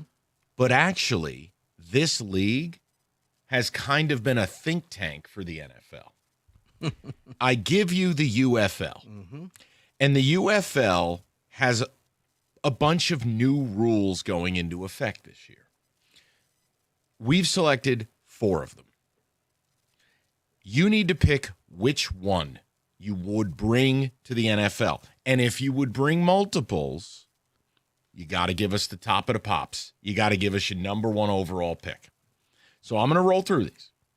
And if you want to grade these out, like it, love it, hate it, you can do that too. But Rico, if you're forced to pick one of these, which would it be? Okay. Number 1, no punting in plus territory. All Dan Gamble jokes aside. I was about to say, we see that every Sunday. It would make punting illegal. Now, remember, the interesting thing in this would be, let's say you had a 3rd and 26 at the 48. You don't want 4th and 22. You could actually take a knee at your own 49 and allow yourself the ability to punt. So there are some unintended consequences in here, but no punting in positive territory. That's 1. Yeah, interesting strategy. Number 2, it's the same thing, brother. Yeah. Field goals of 60 plus are now worth 4 points. Yes. Same thing would apply. Yeah. That one, yeah. You know what? If I'm at the 41 and I got a 58-yarder for 3, but I'm down 4, I could back it up 2 yards. Take the snap in the shotgun and take the knee right there. So 60 plus, 4 points. Okay. Number 3, it's very simple. It's very clear. Ban the tush push. Don't need to explain any of it. And number 4 You added that one. No, that's Rico, that is happening this year in the UFL. No tush push. Number 4 is the Rico beard. A series of increasing point values on extra point / 2-point conversions. You kick the extra point standard, it's 1. You go for the standard 2, it's 2. If you can go for 3 after a touchdown, and you do it from the 7, you back them up even more, you can get 4 points. These are the 4 things that the UFL is adding to their rules slate this year. The NFL has plucked certain things that the UFL, or at the time USFL, had tried. I won't be surprised at all if at least 1 or 2 of these become an NFL rule. See, the only problem that the NFL has is they would have to admit we stole this from another league. They've already done it, though. Right, but they want to come across as, no, we invented this, right? It's like the night game at Michigan. We invented this. No, we've been doing this for a long time. The NFL has a pride issue, but yeah, I'm with you. I like a lot of these things. The one that I like the most, and I think the in-game strategy would be phenomenal, fantastic, is the point after attempt touchdown options. We called that rock and jock extra points. Yes. Shout out MTV. Yes. Regular, because here's the thing. If you're down by 18, okay, you start doing the math.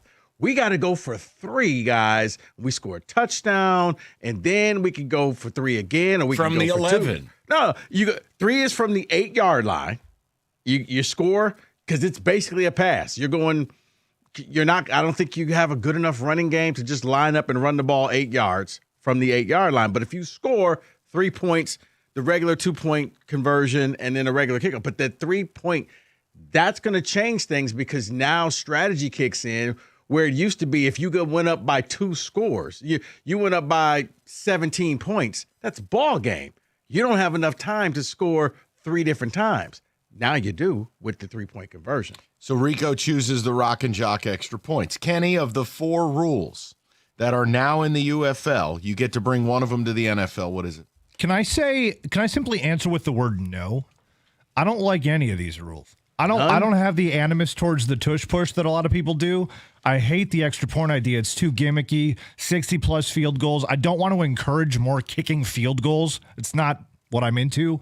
The punting in plus territory does bring you to an unintended consequence of, hey, maybe somebody's going to take a knee at their own 50. Yeah, that's not what I like either. I don't like any of these. But if you had to make me pick one, I guess it would be tush push. Okay. No, and Kenny, that's the exercise of it. There are unintended consequences of a couple.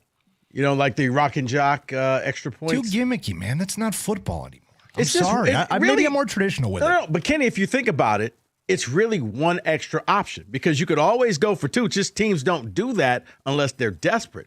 But now if you're really desperate, you're down by 17 points instead of 16 where you got to score and go for 2 times. You can go for 3. By the way, we were ahead of the curve. You know it's bad when ESPN all day. Poor Windhorst. They must have this guy on a appearance treadmill. He's been on every show today. This poor man has got to be exhausted. Talking about no one played for the Thunder last night. Yeah, I'm sure that's what ESPN really wanted to pay for with their broadcast. All right, so Kenny is banning the tush push. You're taking the rock and jock. You know where I'm going with this. Now, I will tell you, the 60-plus worth 4 points, that's interesting.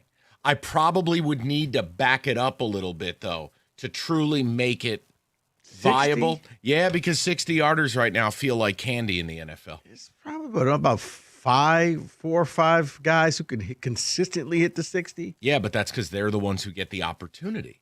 If it's worth 4 points, you're going to see it more. What I would need is probably 63 and out. You have to challenge. So set the old record. Yes. I just feel like that's what it would need to be in order to greatly change the mathematics of the sports. No, I'm going with the tush push. It's I've said this for you. It's not a football play. It's a rugby play. It is. Even though it looks like it's been figured out. No. Just because it got stopped a few times, I disagree. Here's the other thing. It's not watchable. It's not interesting. From an aesthetic standpoint, it's just awful.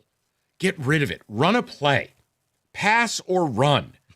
There's no pass, run, tush. I got it, but it's almost, but like the Hail Mary is probably should be the most penalized play in football that's never called. I know. Because it's basically people in the end zone punching each other. So get rid of that too, because I'm tired of plays that can't be officiated correctly, one of which is the tush push. And you know why I'm upset? Because it happened to the Giants twice this year where the officials blew the call.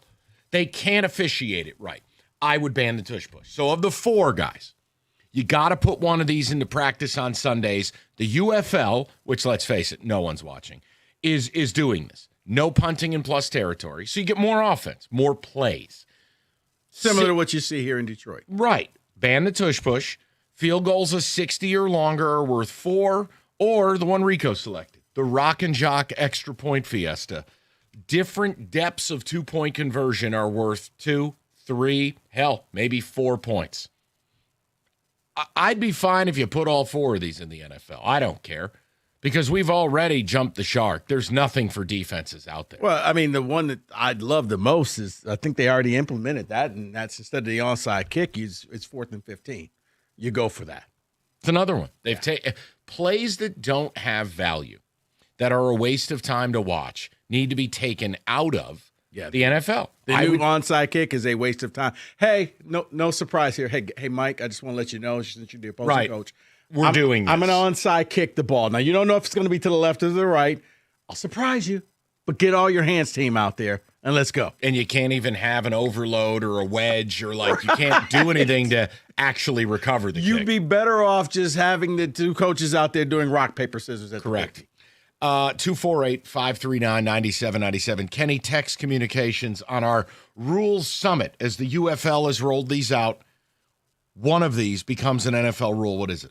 Text communications ban the tush push. That's it. And blank the UFL, by the way. Somebody not a fan of the UFL. Okay, I've watched 0 UFL. I don't understand the slander. It's just a poor fledgling league. Leave it alone. Yeah, I will take all those changes, please, right now. They didn't follow the rules, though, of picking their favorite.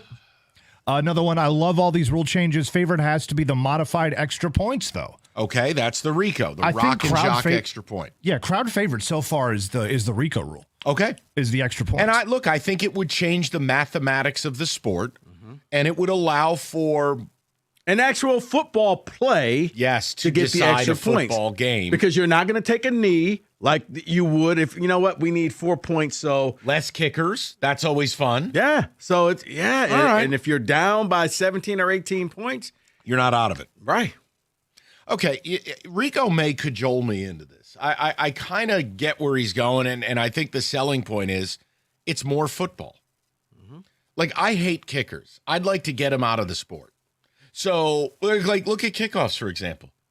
The NFL's doing everything except what they should do. Just get rid of kickoffs. It's clear you don't want kickoff returns. So I don't need to hear about a clean kick or a dirty kick or the landing zone or teams getting the ball at the 35. It's all ridiculous. Get rid of all of it. Done. Here's the football at the 25-yard line. Have fun. And think about it. Let's just say it was 2 years ago when Ben Johnson was here running the Lions offense. Oh, my God. I would go for 3 all the time with all the weapons that the Lions had and Ben Johnson calling plays. How about the no punting in plus territory? Well, they did that anyway. They still do that. Not.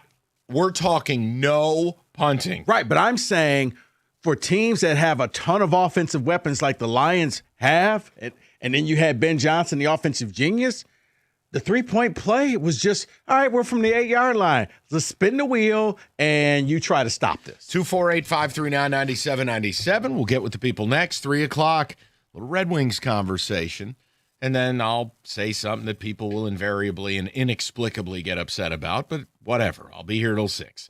Winter conditions, no joke this year. Black ice, blowing snow, whiteouts, just complete disaster everywhere. If you're in an accident or a slip and fall, David Feminino, the accident response team. It's just that simple. It's concierge service for your case. People managing and pressing to get the evidence before it disappears. Someone to talk to keep your life on the rails. And of course, David and his team to win the damn case. You need a weapon, they're providing it. 855-65-CRASH or go to the website, getpaid.com.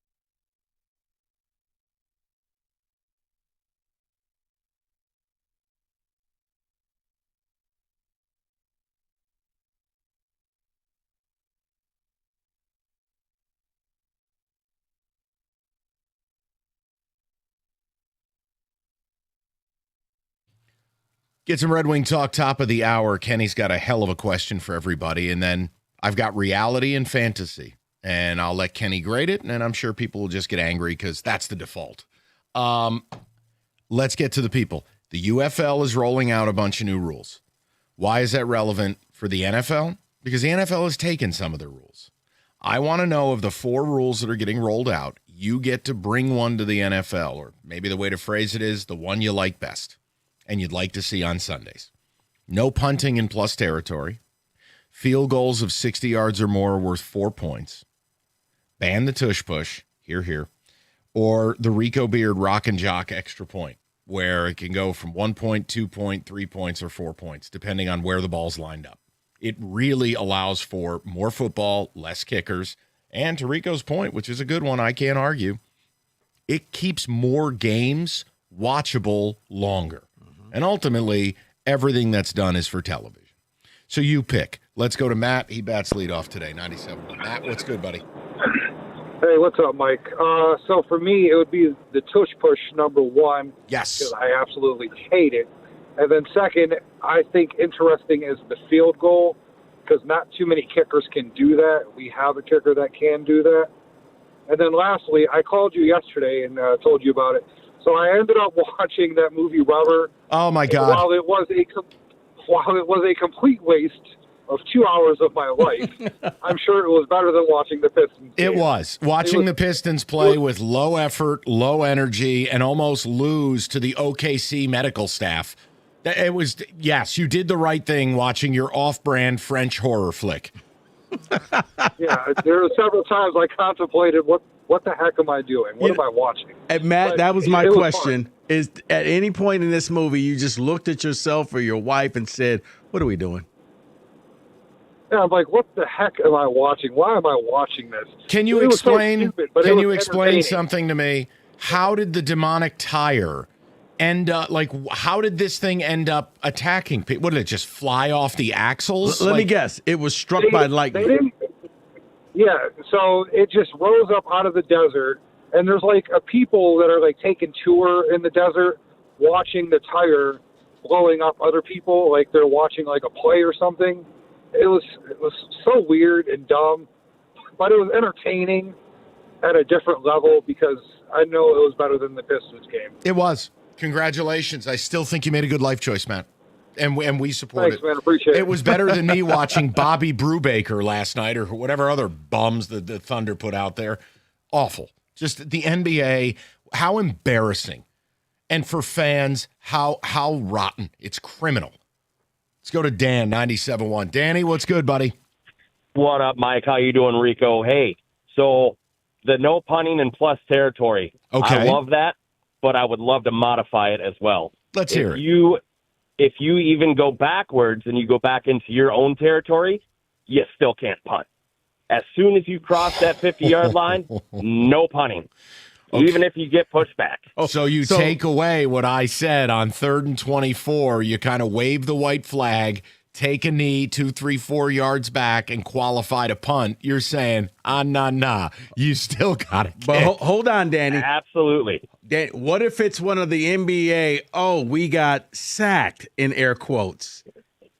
Air quotes. Well, you should do better at protecting your quarterback. I think what Danny is saying is if the play originates on 3rd down from plus territory, the result of said play is immaterial. You still have to go for it on 4th down. Okay. Absolutely. Boys. I didn't know if it would be like the Brett Favre sack, like, did I fall down? Okay, sorry. No. We ain't flopping. We ain't flopping past the 50-yard line, boys. Yeah. No Brunson is playing for the Lions. But I'll tell you that. number one, I got to tell you, still for me, the tush push. The tush push, you can't watch it. It's not television worthy. Right, but it only gets ran at maybe 4 times a game? Which is 4 plays, I could fall asleep or put a bullet in the television. Run a play. Guys, thanks for taking my you call. got it, Danny. They're running a play. You just, Why? Let me ask you a question. Why are you so hard up for the tush push? Can you explain this to me? No, because I don't. Why do you love this play so much? I love the play because I don't think the Eagles should be penalized because they could do something that the rest of the league can't do.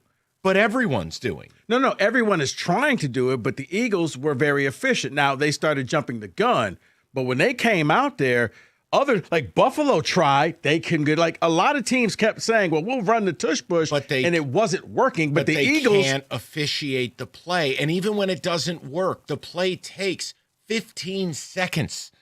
Like, it's just this time suck. You got somewhere to go? Yes, to the next play. I'm on a bus to the next play. I'm not going to punish a team because they are better at something than everybody else. But again, you just said everyone does it. Right. So it's not the Eagles anymore. They attempt to do it and they get stopped. And it's awful to watch. Right. But the Eagles, it's automatic for them. Okay, no. Eagles over here. You win that argument 3 years ago when they started it. Win. Rico wins. Mike Tyson's punch out. The point is, now every Tom, Dick, and Harry is doing it. The play sucks. And the fact that it fails a lot makes it even worse. Rico, the bottom line is I watched a playoff game get decided by a 14-yard tush push. Josh Allen, Jacksonville. That game should have been banned. Score? Did he score? It was horrible. Did he score? Yes, because he was cradled by his offensive lineman and lifted in the air. I'm just making a point. Right. It's a terrible play. Mike, he scored. What do you want me to say? Okay, you can't do this because it can't be stopped? No, you can do it. I'm arguing it's a horrendous play to watch. Now, I will say, here's the thing. Officiate, it should be a reviewable play that you can go back and say, you know what?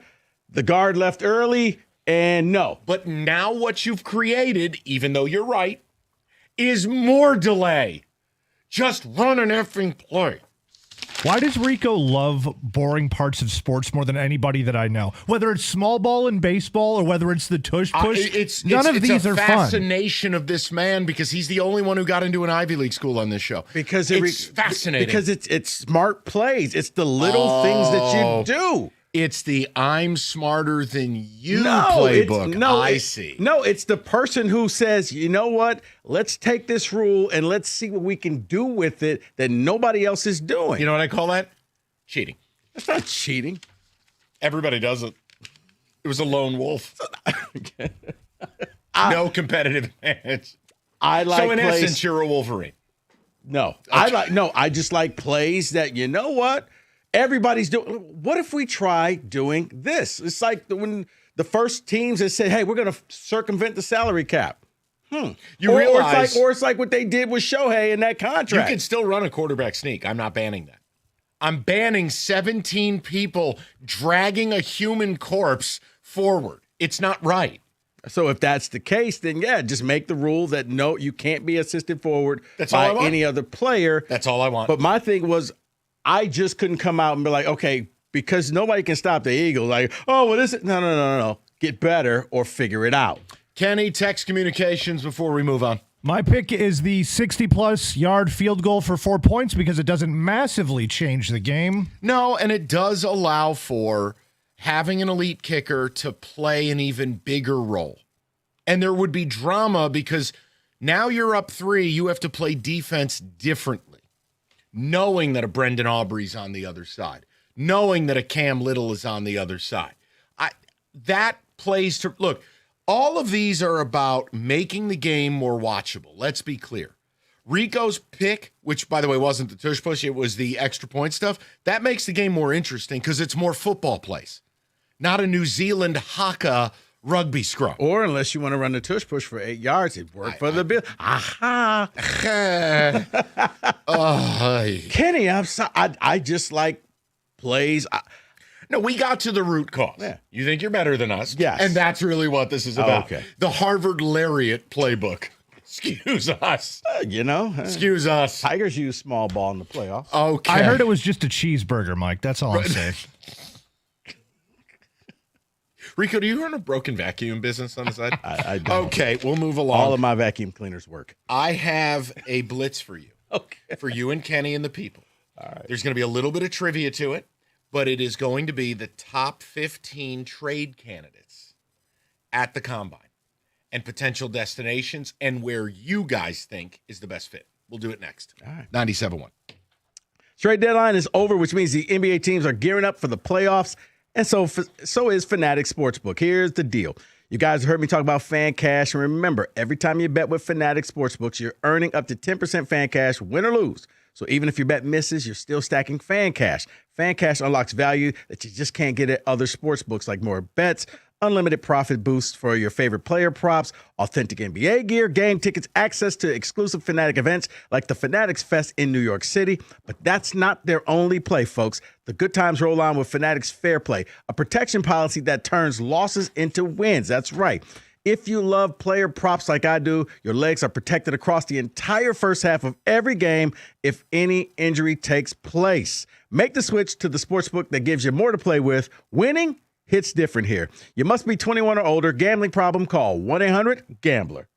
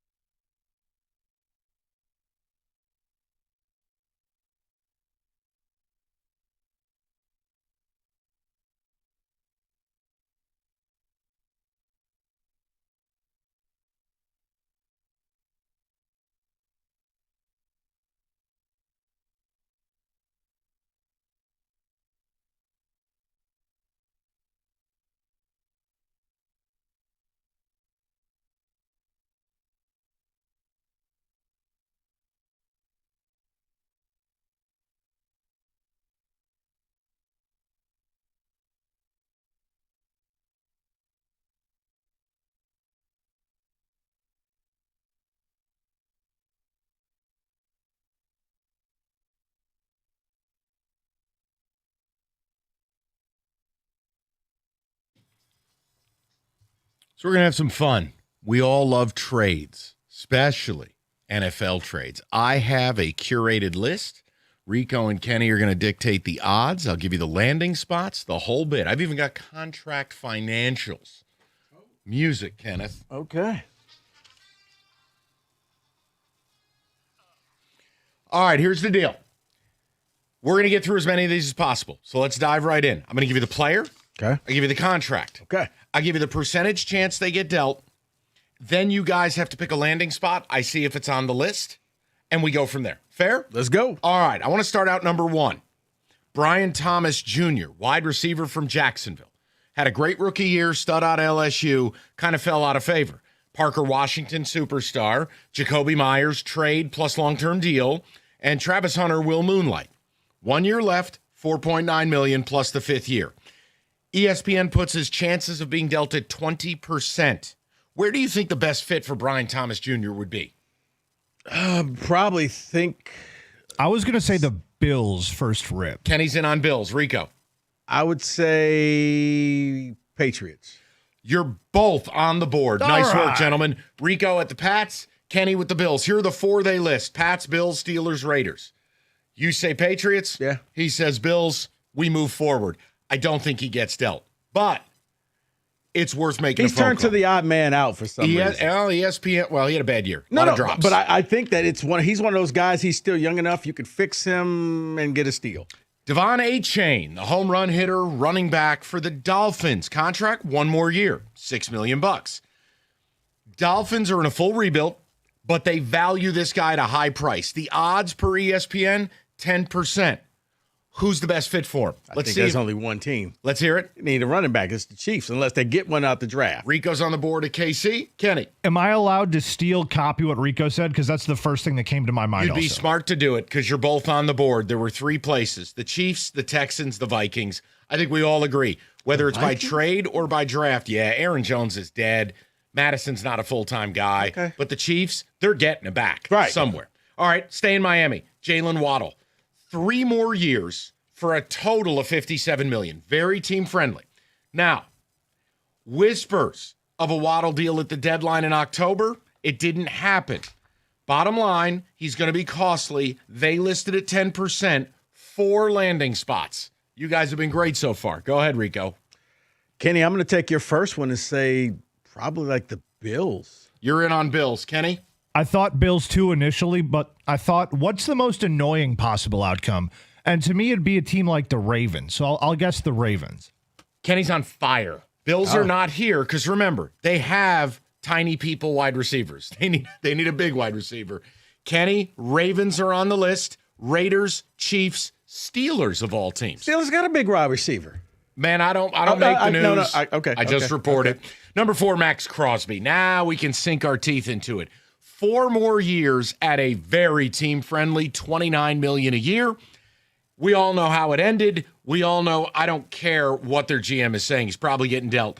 ESPN putting it at 60%. Max Crosby somewhere else. 3 landing spots. You've convinced me on this one. He's going to the Bears. Rico's on Bears. Selfish, Lions, TJ, make it happen. Talk to your boy. Lions not on the list. Damn it. Rico and Fuego. It's Bears, Pats, Commanders. I'd look out for the Patriots there, too. All right, number 5, A.J. Brown.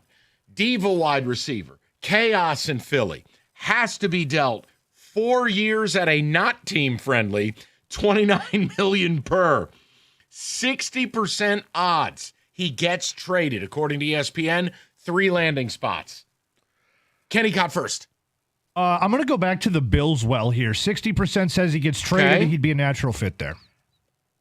Kenny, I like the Bills. I'm going to go Raiders. You got a brand new quarterback. You're going to try to hook him up with a Kansas You guys guy. are ping-ponging on brilliance. Now Kenny's brilliant. All right. It's Bills. I gave you 2 places I thought he could land. They're both here. Pats, Bills were my 2. Steelers. Ravens. Let's get Lamar another toy. All right. This one is weird to me, but here we are. DK Metcalf, Steelers. Just traded for him. Signed him 4 more years at 28.75. You go, who wants that? Read the fine print. None of it's guaranteed because he got into it with a fan. He voided his guarantees. So, 25% chance he gets dealt. Wait, maybe the fan was a plant by the Steelers. 3 landing spots. Where? Huh. You know what to do. I'm helping you. Okay. I'm going to go back to not the Ravens. Are the Ravens on the list? I am not allowed to confirm or deny. Got to pick, Kenny. I feel like I've guessed Bills too many times, and that's not as fun. Do you like being right? I do like being right. Well, then don't doubt yourself. I'm going to guess the Patriots. Okay, Pats. I'm going to go with the Ravens. No, it's Pats, Bills, Commanders. Hey, I was right twice. Now we get challenging. This is from the not tall enough to ride a roller coaster division. Kyler Murray, 2 more years at 39.4. There's $36 million guaranteed this year. You do get a team option for 28 if you can get him booster shoes. Here's the question.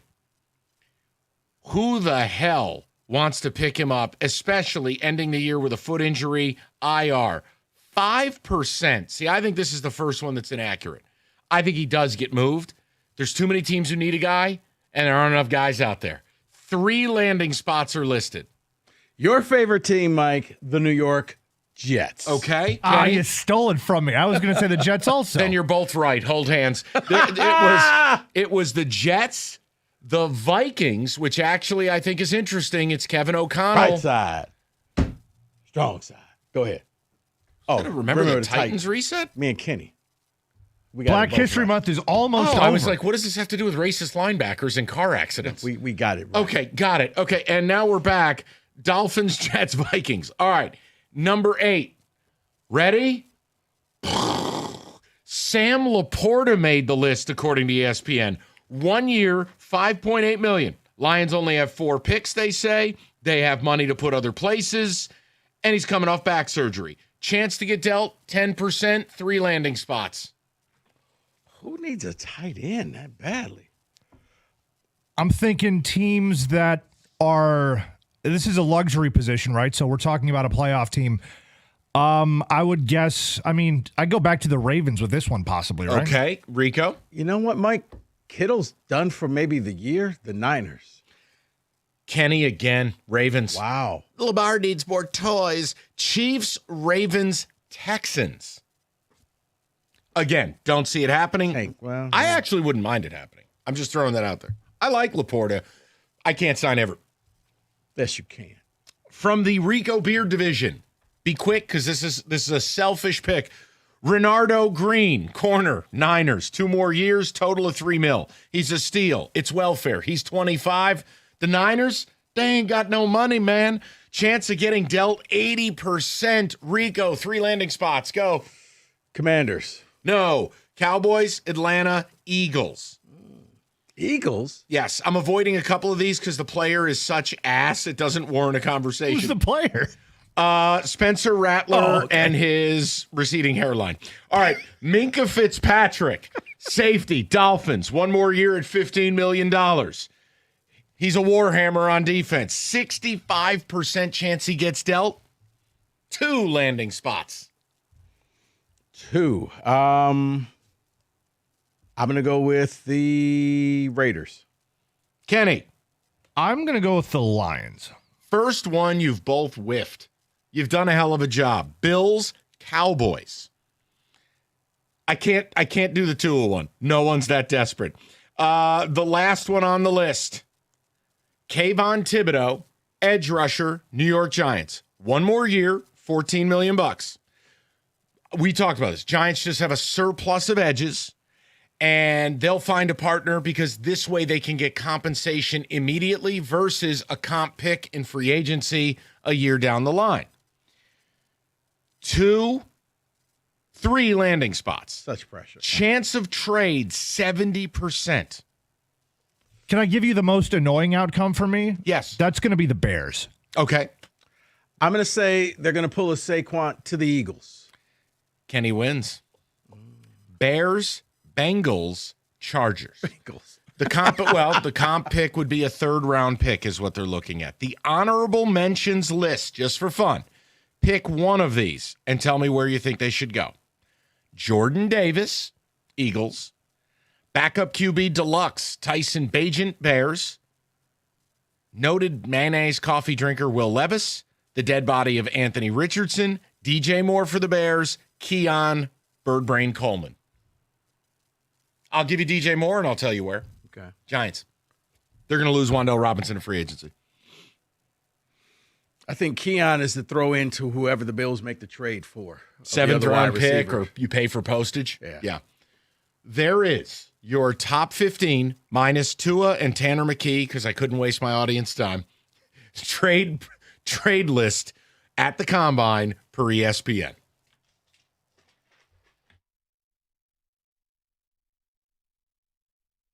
You ever wanted to go to the NBA Finals? Now is your chance, courtesy of FanDuel. All you have to do is use your profit boost on an NBA future, and you are ready to roll to the finals. Trip for two, and you're entered. NBA futures let you lock in your pick for who you think's going to go all the way. A future on Cade for MVP, a future for Pistons to win the East. Hell, parlay them together. Do whatever you like. It's FanDuel.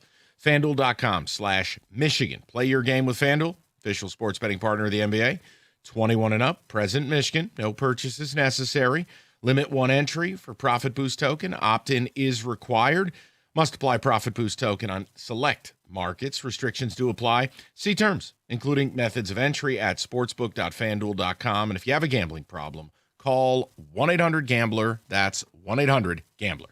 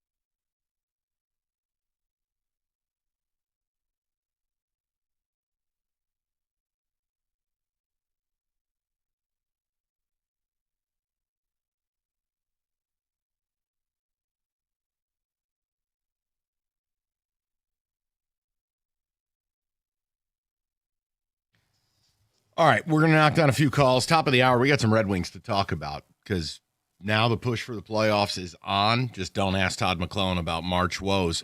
From the absolute nightmare fuel update desk, can I just provide you with this headline from the world of sports? And this is I'm telling you, you're going to laugh. I don't have a fear of these things. I'm just never totally comfortable in them. Headline, pro golfer Andrea, this is a man, Italian name, Andrea Pavan, badly injured in freak elevator accident. I'm telling you, these things, we assume they're safe. They are not safe. Apparently, the two-time winner on this DP World Tour has been badly injured in what is described as a freak accident involving an elevator shaft this week at the South African something Open. The Italian golfer fell down an elevator shaft after the doors opened on the floor he was on, but the elevator car itself wasn't there. So apparently this guy just didn't look and walked into the black abyss. Probably on his phone. And he was in surgery for 9 hours. How far? What floor was he on? Well, he landed on the one he wasn't on. I don't really have an exact distance traveled. I'm just telling you, nightmare. Once I watched Die Hard, elevators, nightmare. Really? I'm fine with them. I take them all the time. I'm just making a point. There are moments, especially when you're in New York and you're going up not 2 or 3 floors at a Holiday Inn Express, but 50. And all of a sudden, your ears pop. And this thing comes to a halt and you feel like your kneecaps are in your balls. It's better you don't know that the actual apparatus of this thing is just a wire. I'm telling you. But this guy, bing, doors open. Whew, that's nightmare fuel. He just wasn't looking. I've just learned something new about you. I didn't know. Not that you're afraid, but yeah, it's an uneasy thing. I just don't love them. I'm not a big fan of we're going to go up 70 floors and, turn around. There's a window as you can watch yourself get launched into space. Yeah, don't need it. I'll just watch the numbers flash. I like the numbers or those annoying advertisements on the wall, which is generally someone way too happy about something that's not that happy. Kenny, I'm sorry. Go ahead. No, you're good. I was actually a couple of years ago stuck on an elevator, so I also have a very similar elevator phobia as you do. How long? What was actually probably about 10 minutes felt like an hour. It was terrifying. Were you by yourself? Or? I was with 2 other people who had exact opposite reactions. One guy tried to macho man pry the doors open, and the other guy was like, I wonder how much oxygen we have. I wonder how much oxygen we have. All right, easy. You weren't on Titan sub. Take it easy. No, did you know these? Are you 3 total strangers? No, these are 2 of my good friends. Oh, okay. I do have friends. Gotcha. I thought it was friends singular, but I get it. No, it was terrifying. I didn't know if it was not that it makes it any better if it's strangers, because now you're stuck there, and now you got to get to know each other, because we may be here for a while. But apparently, this guy went to Texas A&M. I'm thinking it sounds like he was on his phone. Yikes! And was looking down at that apparatus and just assumed that the car was there. And I'll tell you one thing: I'm amazed that people don't get smoked in the bike lane more. When I'm in New York, people they don't pay attention. They're on their phone, and these e-bikes are silent assassins, and they're going like 40. Bruh. I'm telling you. In L.A., motorcycles can ride the dotted line. Oh, dear.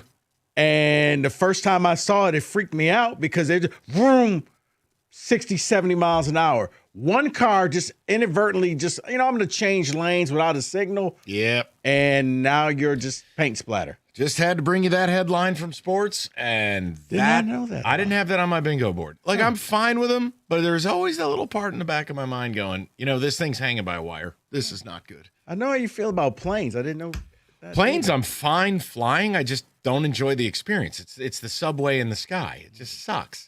And people who recline their seat are terrorists. I mean, they're just assassins. Why are they terrorists? They're bad people. You're not more comfortable reclining your seat, and you're invariably making the person behind you uncomfortable. So here's an idea. We're all just going to be uncomfortable together. You know what? It's like at a game, Mike, when one person stands up and now everybody has to stand up. That's the whole point, to watch but I the won't play. do it. I'll just sit and suffer for the person behind me. Rico, you're a veteran traveler. Are you seat recliner guy? No, unless there's nobody behind me. Okay, see, that's different. reasonable. That's different. You've made a calculated real estate decision. The plot of land you were assigned for this adventure was bigger than originally. But if it's a full flight, right? Why would you do that to the person behind you? Right. Don't do that. Or you know what? Maybe I'm a bad. If it's a child, yeah, I'm going back. You're tiny.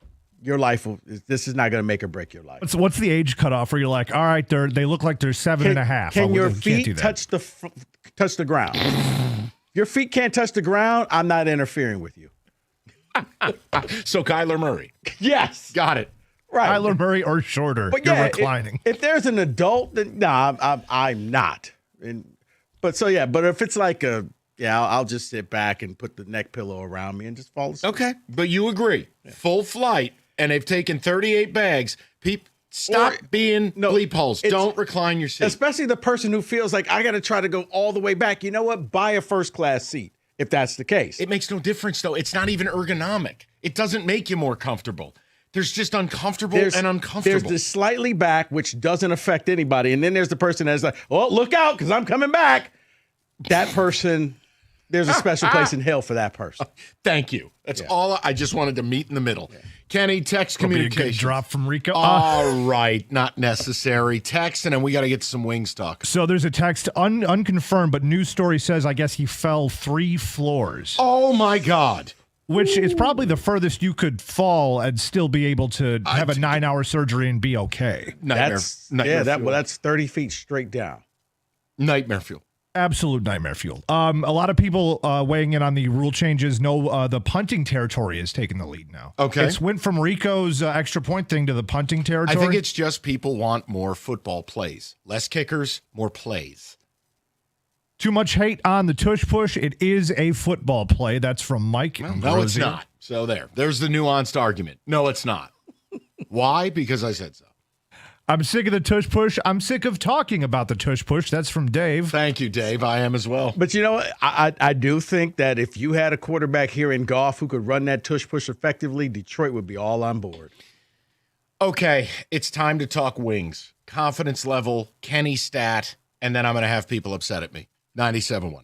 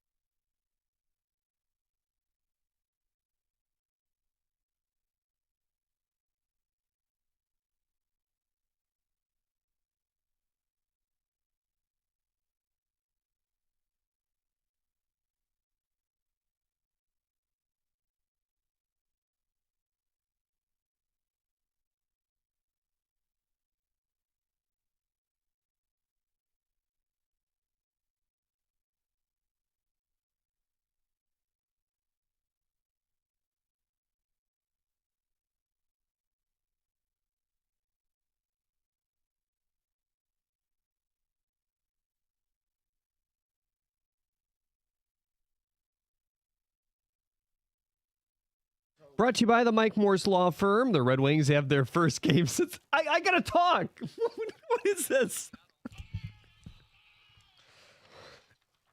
Unfortunate series of events just happened. The Red Wings have their first game since the 4th of the month tonight against the Senators. Heading into the break, Detroit dropped 5 of their last 7. Ottawa was on the other side of the spectrum, winning 5 of their last 6, pushing them right back into the wild card race. It's a 7 o'clock puck drop here on 97.1, and Tom McClellan says the team is more than ready.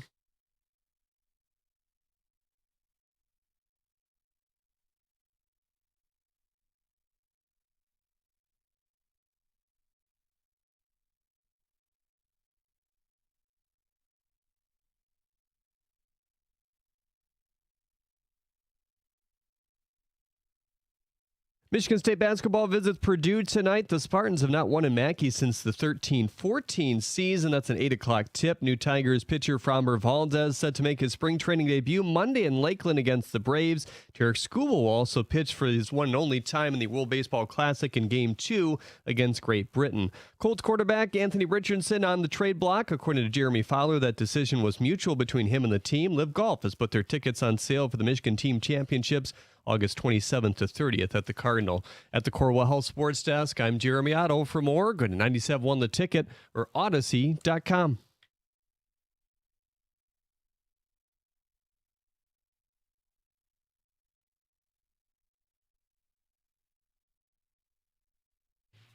Three o'clock. Great to have everybody with us. And now we can kind of dig in a little bit. Red Wings, they're back. That ridiculous Olympic break that interrupted the season for what feels like 6 months.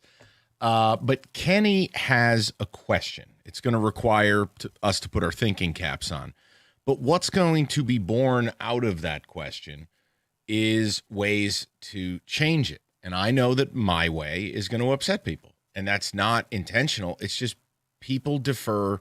This is me saying this, by the way. People just defer to angry. Instead of, yeah, the idea is probably not going to happen, but it's not crazy. Instead, it'll just be ItalianBleephole.net. It's different. So, you're wrong. Yeah. Yeah, but we're going to do it anyways because I give 0 Fs. Kenny, your data. So I'll give you a stat, and then I have a question to follow the stat. This is a question for you guys first, though, about this stat. Is over the last 3 Marches combined, this Red Wings team has played a total of 42 games. Okay. I would like you to put your thinking caps on. Give me your realistic guess. What do you think the total amount of wins they have in those 42 games over the last 3 Marches combined? All wins or regulation only? All wins. Okay. You get 2 points in the standings. That's all that matters. I want to make sure you weren't being provocative. Nope. Because when you do your little game on Fridays, you change the rules on the fly. The this or that thing. All right. All right, here's what I'm thinking. 42 games. Yeah. Last 3 years. So I will go a little bit higher than I originally was going to. And I'm going to say 16. Okay. 16 wins over the course of 3 seasons. I was going to say 20. Okay, 16 and 20. Here are the records their last 3 Marches. We have 4-10, 3-11. I'm in big trouble. Followed by another 3-11 for a total of 10 wins in 42 games. So 3 more seasons and I'm okay. So if we flowchart back to what Todd McClellan said yesterday in Jeremy Otto's update, he was talking about not caring about March, not wanting to talk about March, being sick of the March questions, yada, yada, yada. Mm-hmm. He may not have been the cause of the March issues, but he damn sure has to answer those questions. My question is, I feel like this has been Groundhog's Day. I feel like every year we wake up around this time post All-Star break, and this team is coming out of the All-Star break as a wild card team, and it feels like we're gripping the steering wheel very tightly now because we've seen this. We've seen this play out multiple times. And I guess my question to you is, why is this a John Gibson difference, one player away? Or, I mean, sell me this pen. Why is this team different? Because I'm looking at these numbers, 4-10, 3-11, 3-11. If one of those seasons would have been, I don't know, 500 down the stretch, we're probably talking about a team that's made the playoffs. And to me, that's very aggravating. Okay, so there's a couple ways to do this. The first thing is we have to put the bat signal up to the hockey elite. But I think along with your question, Kenny, of why will this be different, people need to attach a faith quotient. Like, give me your percentage. Are you 70% sure they make the playoffs? 90? Are you a skeptic? Maybe just leave it to the people to put their faith into it. But if I'm going to answer your question even more directly, why will this be different? Because this is the year Steve Yzerman makes a big trade. And I'm not talking Tyler Myers. Can I ask you a follow-up question to that? Yes. Based on what? Nothing. All right. Hopium. Okay. I just wanted to make sure that we were on the same page. I just have a hard time believing that trading, and I know they need another right shot defenseman. I know Tyler Myers is like 7 feet tall, and he's the physical presence you're going to look for to have someone besides Evanson that's a bigger, more impactful defenseman. He's a veteran. He's got some experience. Okay, all these things are fine. He's still 36-year-old Tyler Myers. I got to believe there's something more. My confidence they make the playoffs, and this is not a cop-out. This is exactly how I feel. I think they are a coin flip.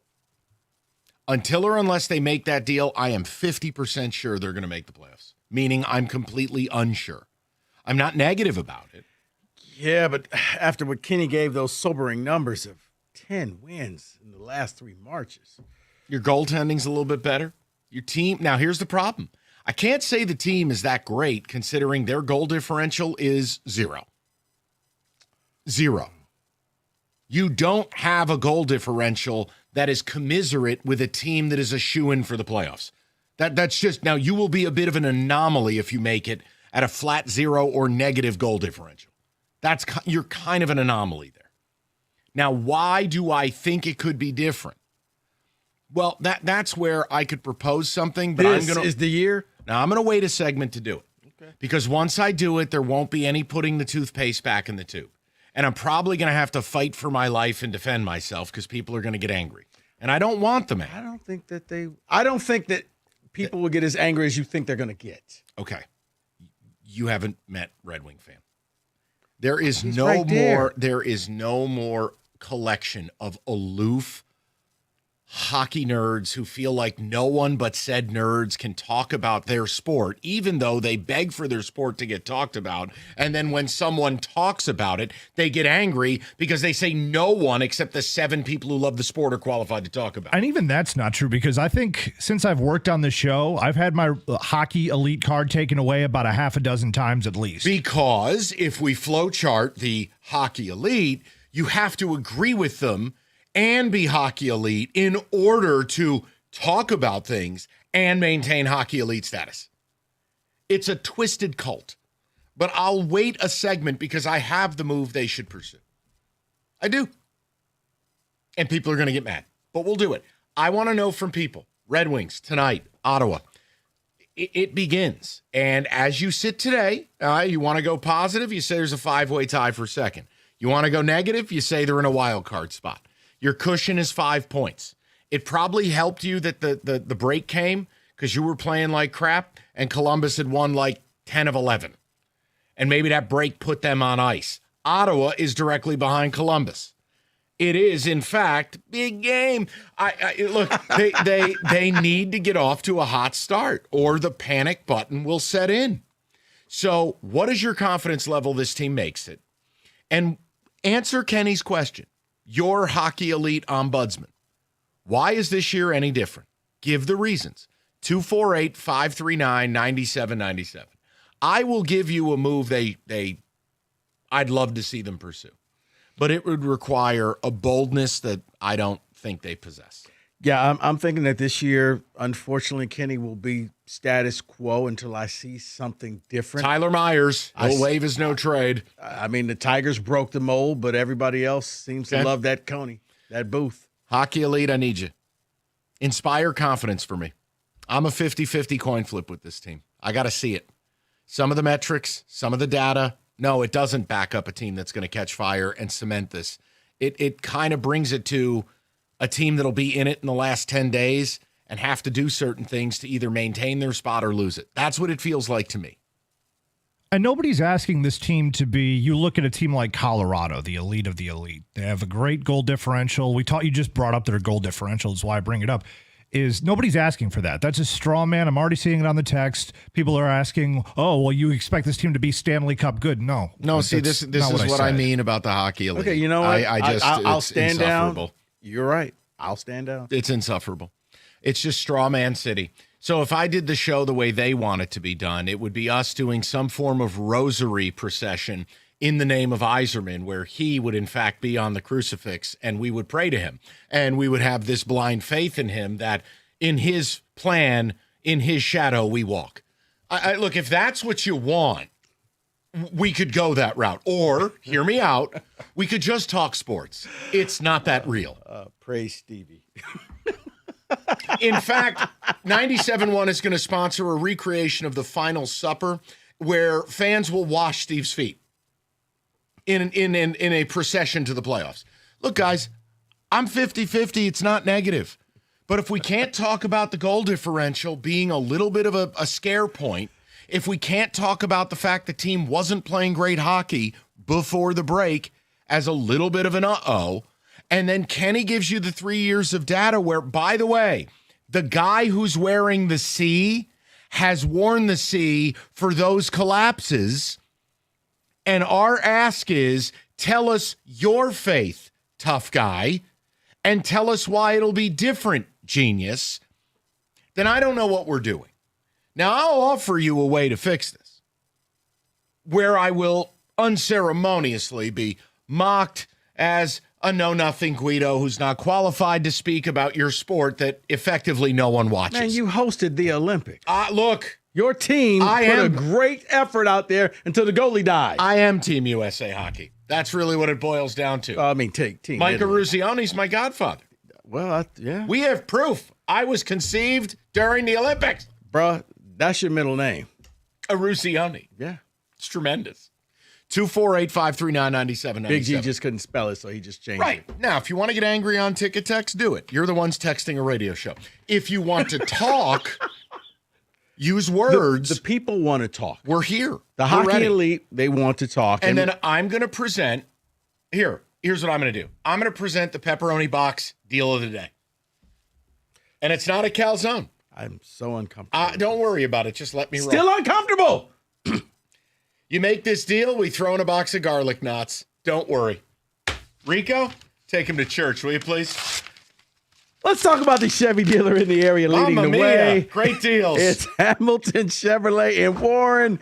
Andrew and his sales staff want to be a Chevy dealer. Why? Because they're going to guarantee the lowest payment on your next Chevy, period. Man, they're going to find you every discount, rebate, and incentive to save you some money. So get into Hamilton Chevrolet right now. Hit the road with great deals on their massive inventory. The selection is best right now, and they're ready for immediate delivery, including the February Rico deal. Still a couple days left. A new 2026 Chevy Equinox EV, $199 a month for 24 months. Walk in with $995 down. You'll drive off with 10,000 miles a year. Yeah, you heard me right. An EV Equinox for under $200. You know the best deals are found at 14 Mile and Mile. Just stop in to see my guys at Hamilton Chevrolet. Tell them Rico sent you and make Hamilton Chevrolet your Chevy dealer. Visit HamiltonChevy.com. That's HamiltonChevy.com. Chevrolet together, let's drive.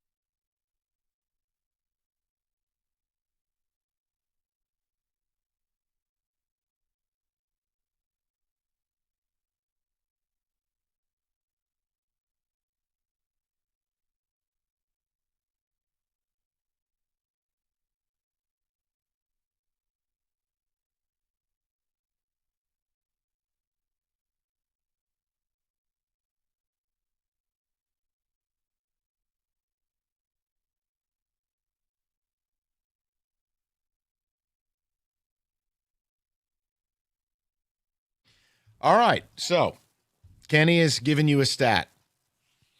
Red Wings March collapses. Confidence this year will be different and why it's going to be different.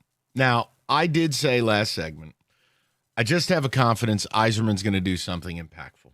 I know there's reports about Tyler Myers. I'm thinking of something a lot more than that, but I do understand the functionality of Tyler Myers. Physicality, right-handed shot, and again, it'll beef up the defense. He's a veteran. I get all of that.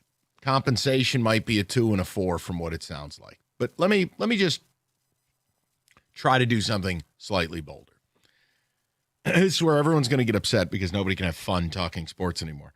But I want to present to you somebody who's a superstar, whose time is up in his current location. In fact, I don't know that I have ever seen a more unfair treatment of a player than what I'm witnessing now. This player is being called a traitor. This player is being thrown down a flight of stairs for going to the White House. Oh, boy. This player is an American-born player in the mecca of Canadian hockey. Said mecca has a team that needs to blow it up. They used to have a core 4. Now they have a trio. It's going to be a duo. And they're 6, 7, 8 points out of the playoffs this year. Fans have booed this team off the ice. And this player is signed through 2028.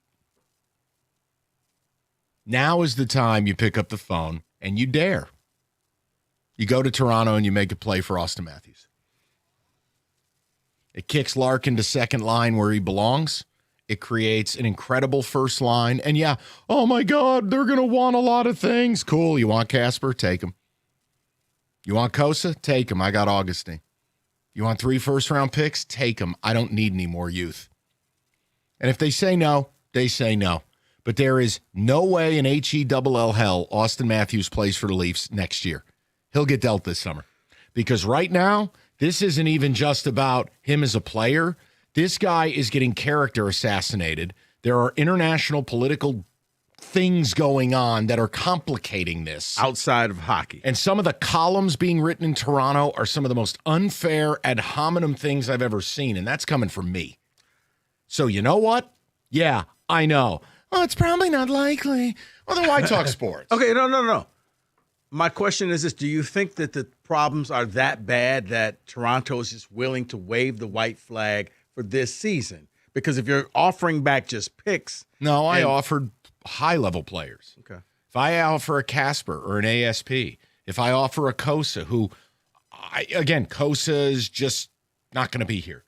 If I offer, look, that's a negotiation. It's going to hurt. It's meant to hurt. The guy's a 60-goal scorer. Mm-hmm. But the Wings have the cap space to do something like this. And the Wings have a need. Let's be clear. I'm not telling you it makes you the winner of the Stanley Cup, but I'm just telling you it makes you deeper. Think about now, Larkin becomes your second-line center. Then you can move people around. Let's say Casper doesn't get dealt in the deal. Now you've made a third line bet. Look, I'm just making a point to you. You can make big moves. And no, I'm not going to comp it directly to like the Rantanen thing from last year. They're not the same player. One's in a different category. The point I'm making is teams like Carolina and Dallas were involved with Rantanen where they never should have been. But it's bold and you take a swing. Look, if there's ever a time to go get a guy, it's probably when his hometown is essentially throwing snowballs at his face. Yeah, because they are still angry for losing in the Olympics, and he's a traitor. You're an American. You got the political demographic. You've also got the issue the team blows. You know they have to blow it up. Now, I understand. They don't have the long-term GM in place, and I do believe he'll probably get dealt this summer.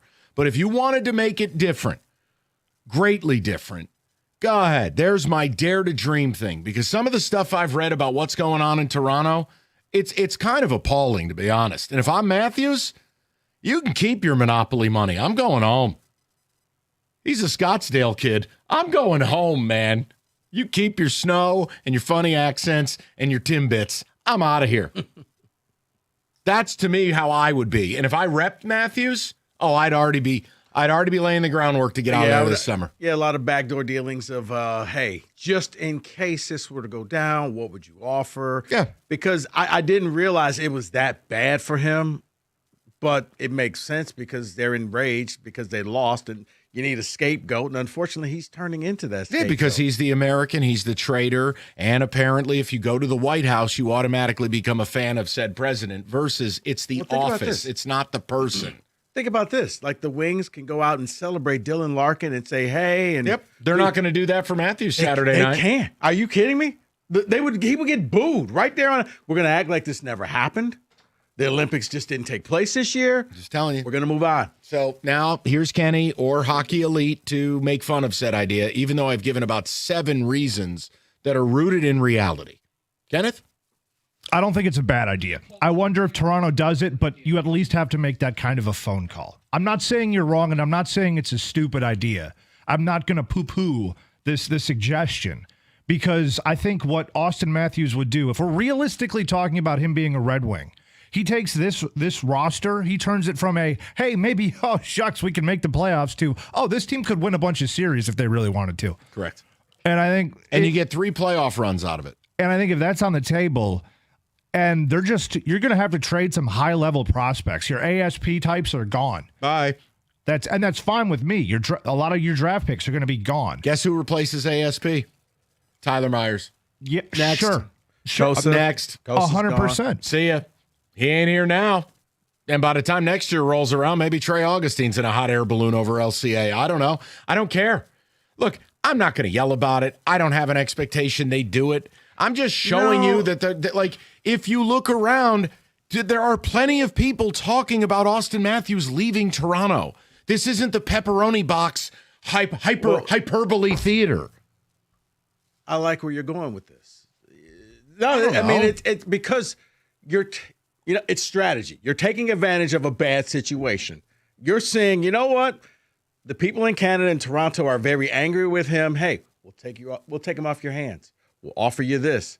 And you're catching them, hopefully, they'll do something emotional. You're always told never make any move dealing with emotions, but that's where they are right now. If I were Matthews, so let's take advantage of it. If I were Matthews, I just wouldn't dress.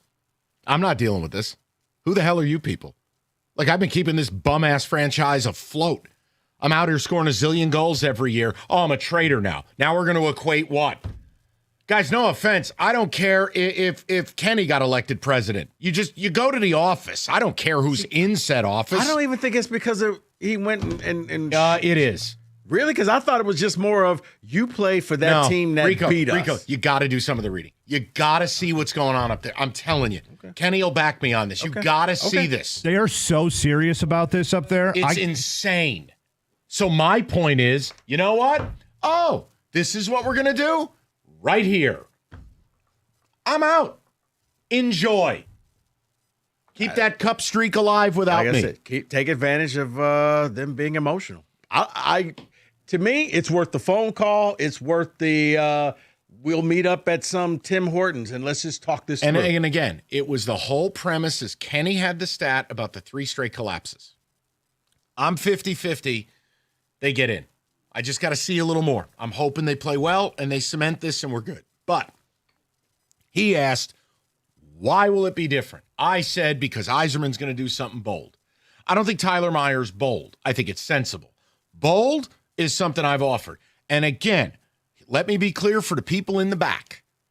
I didn't just say the name and not offer a multitude of reasons why it's plausible.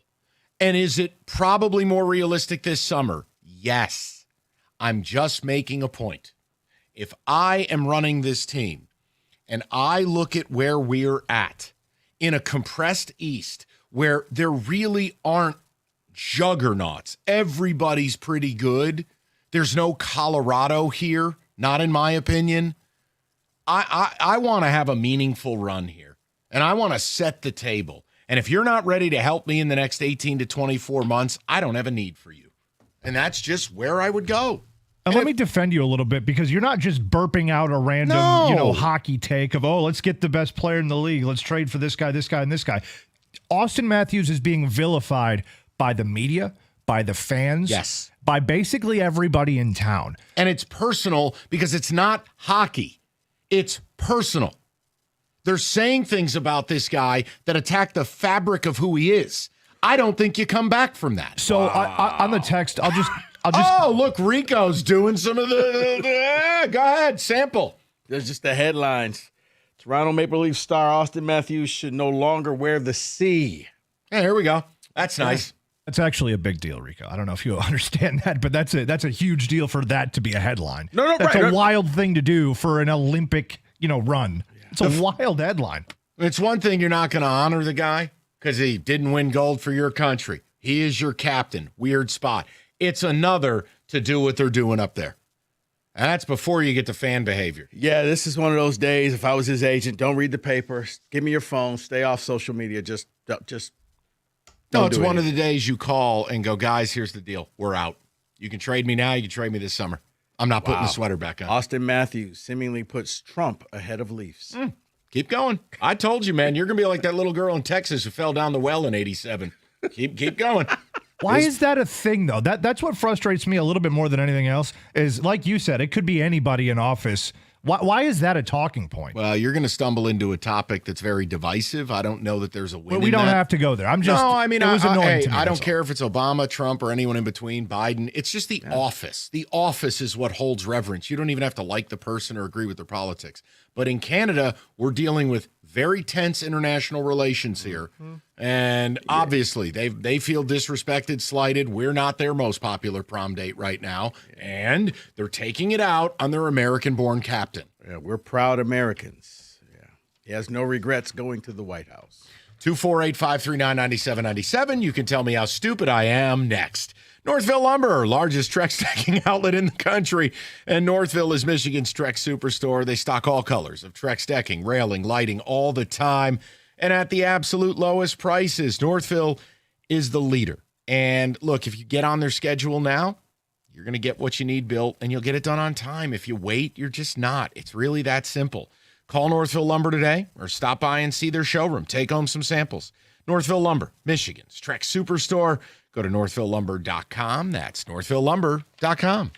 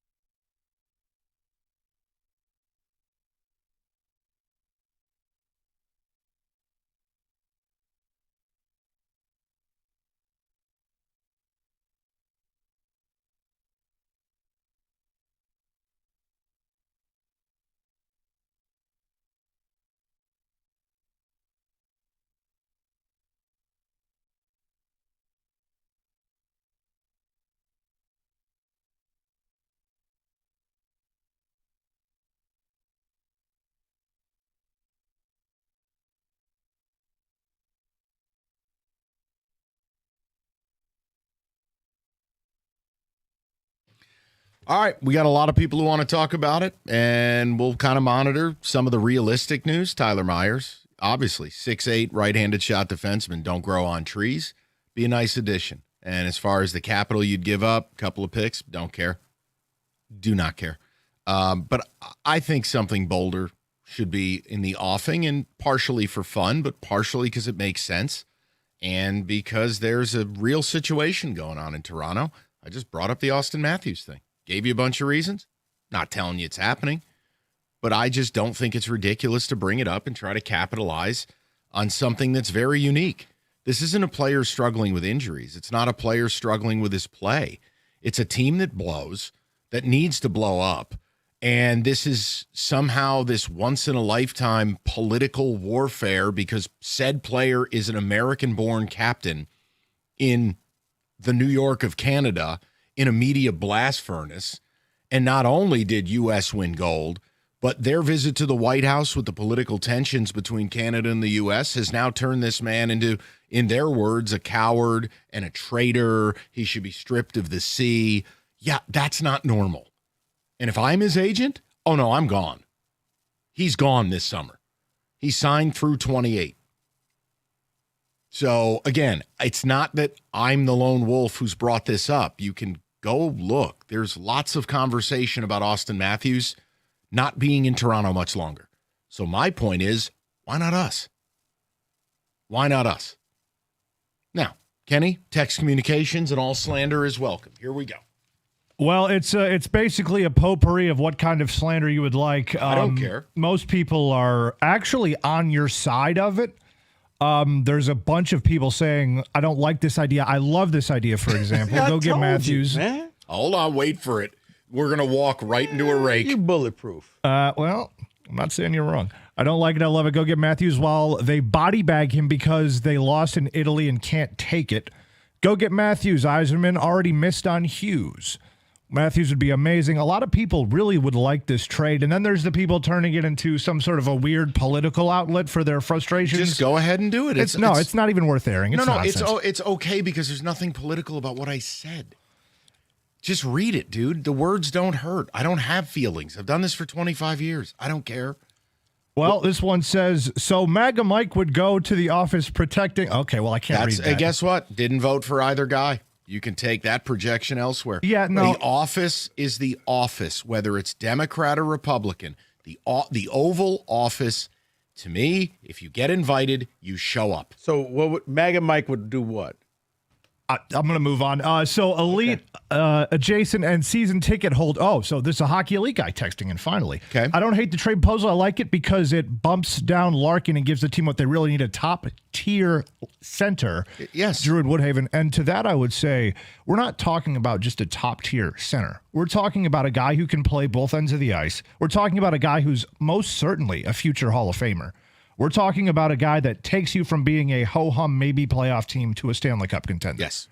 And it's that much of a dramatic increase from point A to point B. No, and Kenny, just to be clear, like there, I always feel like people in this arena get scared of it. Like you don't need to be scared about the political thing as long as you're like balanced about it. I don't like either party. I don't support either party. Here's my choice. I've given up on our system. I pay my taxes. I keep my head down and work. I think they're all crooked all the time. And unless I can get Nancy Pelosi's stock portfolio, there's really no win for me. So you do you. I think every issue is an individual thing. There are some issues I'll end up on one side. There are other issues I'll end up on the other. It's the folly of party line politics. You're never going to like the entire menu at a restaurant. Why would I like the entire menu of a political party? I don't, and I won't. You know what? For somebody who, and I know you, I've known you for a long time, and I can say this, folks, he's actually preaching what he lives. Yes. Like he really feels this way. If we were sitting in his basement or mine, Mike would be saying the exact same things. That was very well put. Thank you. I try. Glad that journalism degree really finally paid off. But then, then again, nobody's listening to that. Angry. I'm sorry. Like, I don't care. I don't care who's in the office. You just go. I don't know. You just bite your lip and it's like, hey, I'm in the Oval Office. But that takes you back to what Matthews actually did. I mean, I can only look. Kenny, and you know this, I can't imagine what he's going through. Remember when Hulk Hogan came here and David took the picture, and I said, David, you could post that, but just know it's going to come with a lot of smoke. And he was like, I don't care. I love Hulk Hogan. And he did. And he got called pretty much a lot of things. Yeah. Because he took a picture with a childhood hero. It's like, I ain't mad at you. We all took pictures. Like, yeah, I wouldn't post that one, David. Bottom line, he's an American-born captain in the blast furnace media market of Canada. I'm telling you, I don't think he's there next year. So why not try? That's all. But to bring it back full circle, I mean, this is the reason he's being vilified. This is the reason they're literally running him out of town. So if you have that kind of momentum of shipping him away, why not capitalize or at least make a phone call and be like, here, we're willing to sell a lot of things to you that are going to be very valuable for you in the long term. Let us help you. Send him just across the river. Help me, help you, help me. We'll celebrate the Gordie Howe's opening with Austin Matthews walking across nude with people throwing tomatoes at him from the Canadian side. And by the way, how celebrated would he be if he came here? That'd be the biggest thing since what, Prince Fielder? Yeah, look, it's not going to happen, but I hear you. Yeah. Let's go to people. We'll see what they have to say, their faith index, all of it as the Wings begin the second half. Chuck, you're batting leadoff, buddy. How you doing? Hey, how are you? Good. What's on your mind? Hey, I concur with everything you said. I think if Mike Ilitch, I think you sound just like Mike Ilitch, not Chris, but Mike, the late Mike. And I just love that guy. All he wanted to do was win. The reason I called in was 2 quick points. That the reason I think the Wings will make the playoffs. Number one, you've got a goaltender, you've got a rock in goal, and I think down the stretch when things get down to the nitty gritty, I think Gibson can steal you a game. Where last year Lyon and a couple of the other ones couldn't, and I think Talbot is good, but I think Gibson's I think he's the cut above. He might not be the best goalie in the league, but he's really good. The other thing real quick, and is Todd McClellan. I love Todd McClellan. I think he's a great coach. I think that's the best thing Steve Yzerman's done since he's been there. And having McClellan from wire to wire, in my opinion, will be the difference at the end. I could be wrong. No. Those are 2 very credible, sensible reasons. I have no objection, Chuck.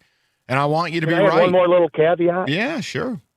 And with all due respect to, I'm not a big Chris Ilitch, Yzerman. I love Yzerman. I've got his jersey hanging at my house. Mm-hmm. But in either case, I think they didn't want to. They like to sign a lot of guys in their mid-30s that are kind of beyond it. That's kind of been their MO the last.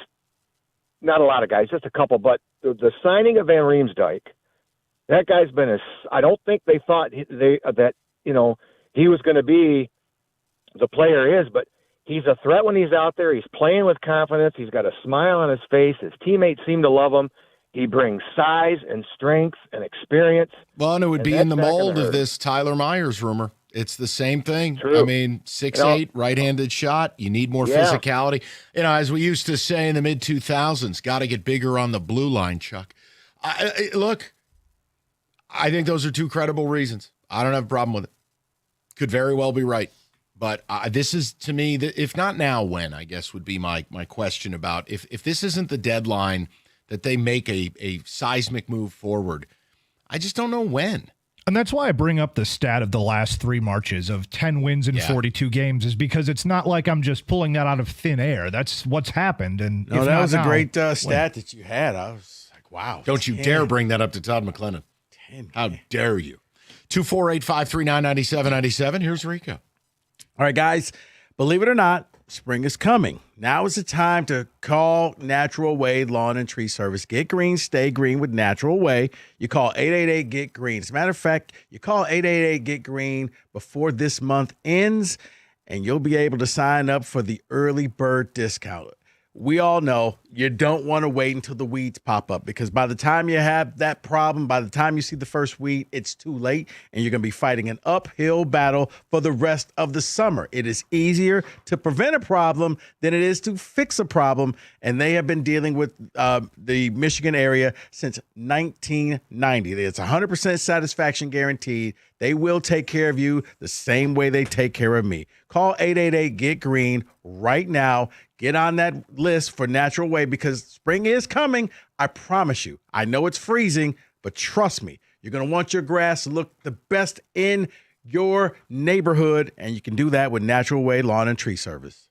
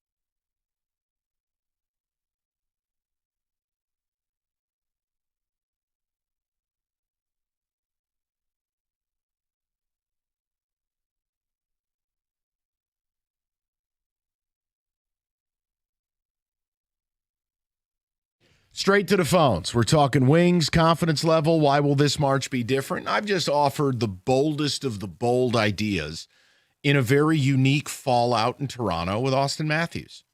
And yes, I'm aware Tyler Myers is the safe, sound, easy move.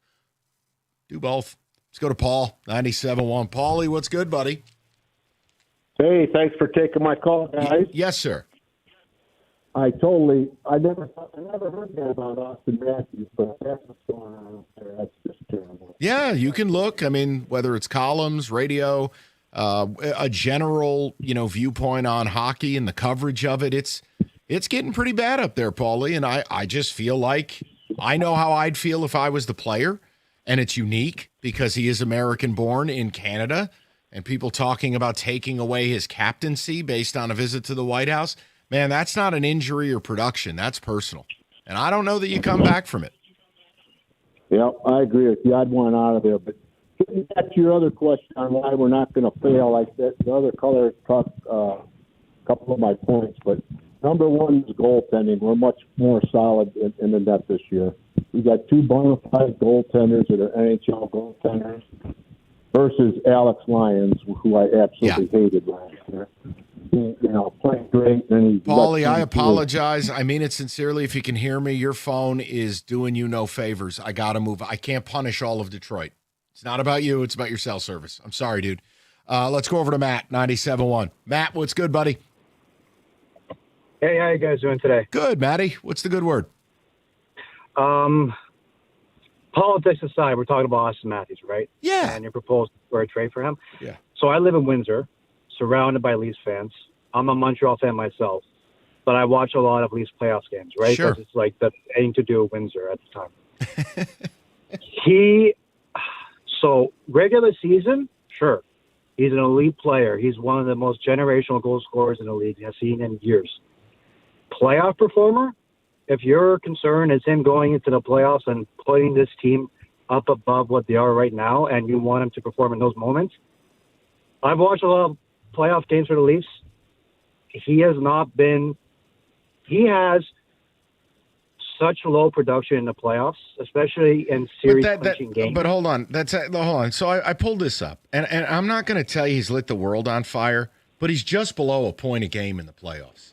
And I know that's not going to set the world on fire. It's not Mario Lemieux during back-to-back cup runs. But, if you're a point a game in the playoffs or just a shade under, how much slander am I supposed to offer you? Well, so one of the people that have been criticized the most on the Leafs was Mitch Marner, who they, quote-unquote, ran him out of town when he just signed to Vegas. He was playing a point per game pace in the playoffs. Games 5, 6, and 7, his point production were awful, like in elimination games. Okay. Right? And Matthews, he's just no better. Like, I've seen the guy play. He's got no heart. He's too cool for a market that's as scrutinizing as Toronto is in Canada. And that's all I'll say to you. Fine. If it's not here, it's going to be somewhere. Matt, he's not going to be a Leaf next year. I don't know that you come back from what's going on up there. So my point is you consider it. Hey, if you don't want the guy, Matt, I'm not mad at you.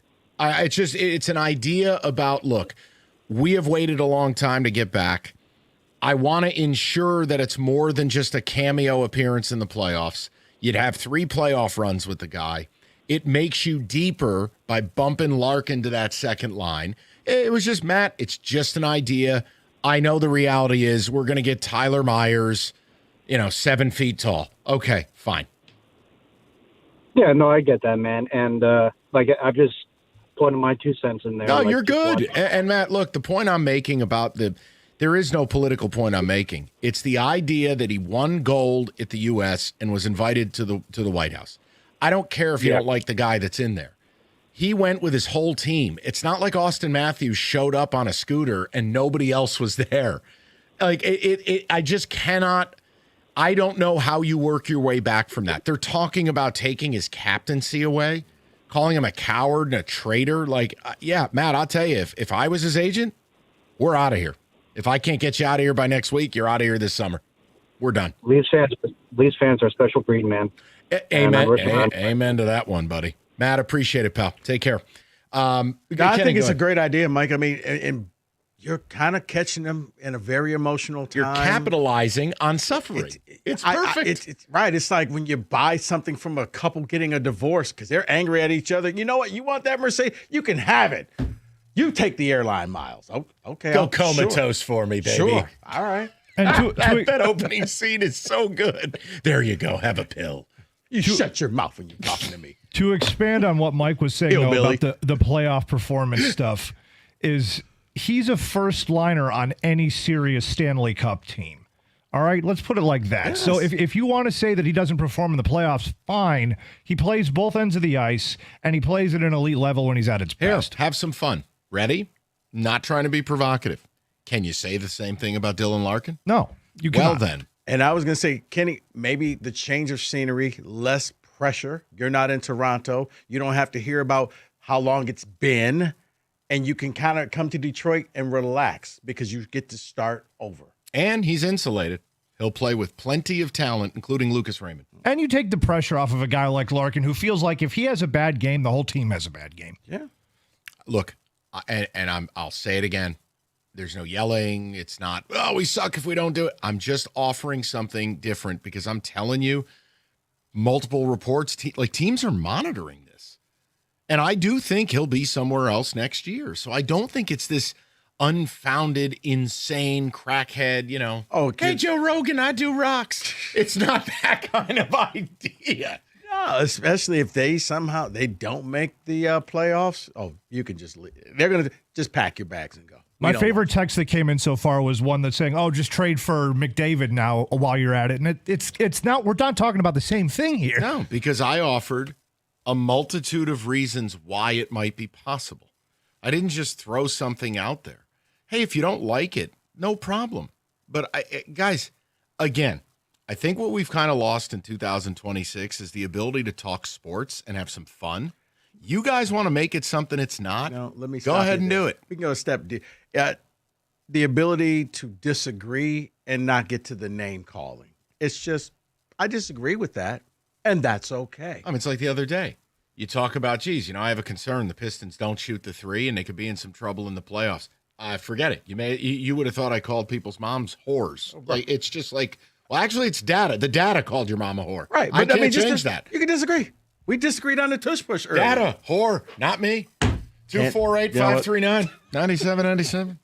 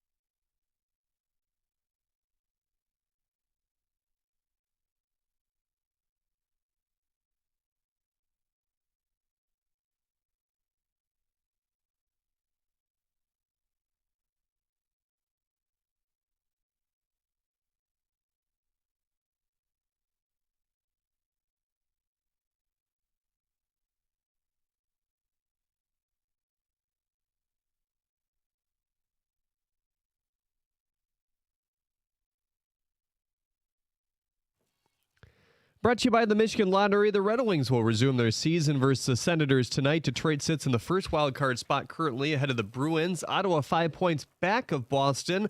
Face off at 7 here on 97.1. Darren Drager of TSN says the Wings are believed to be a trade target for Vancouver defenseman Tyler Myers. Myers a minus 25 this season in 57 games. Michigan State basketball hits the hardwood against Purdue tonight.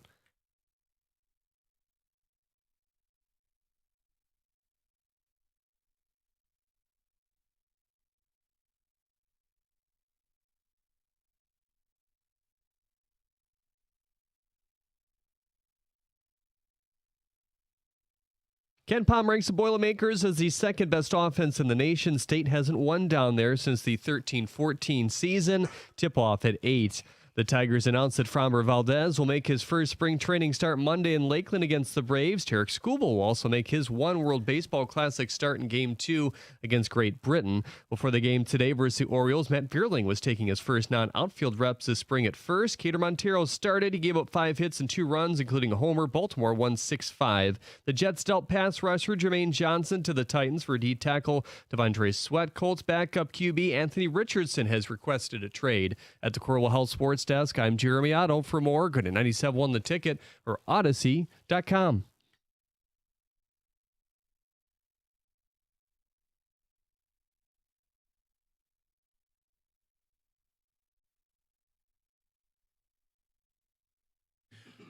Okay, touch the table on a little football. Combine going on all week. Rico has curated and collected the intrepid reportings of everyone. Let's touch base. Music.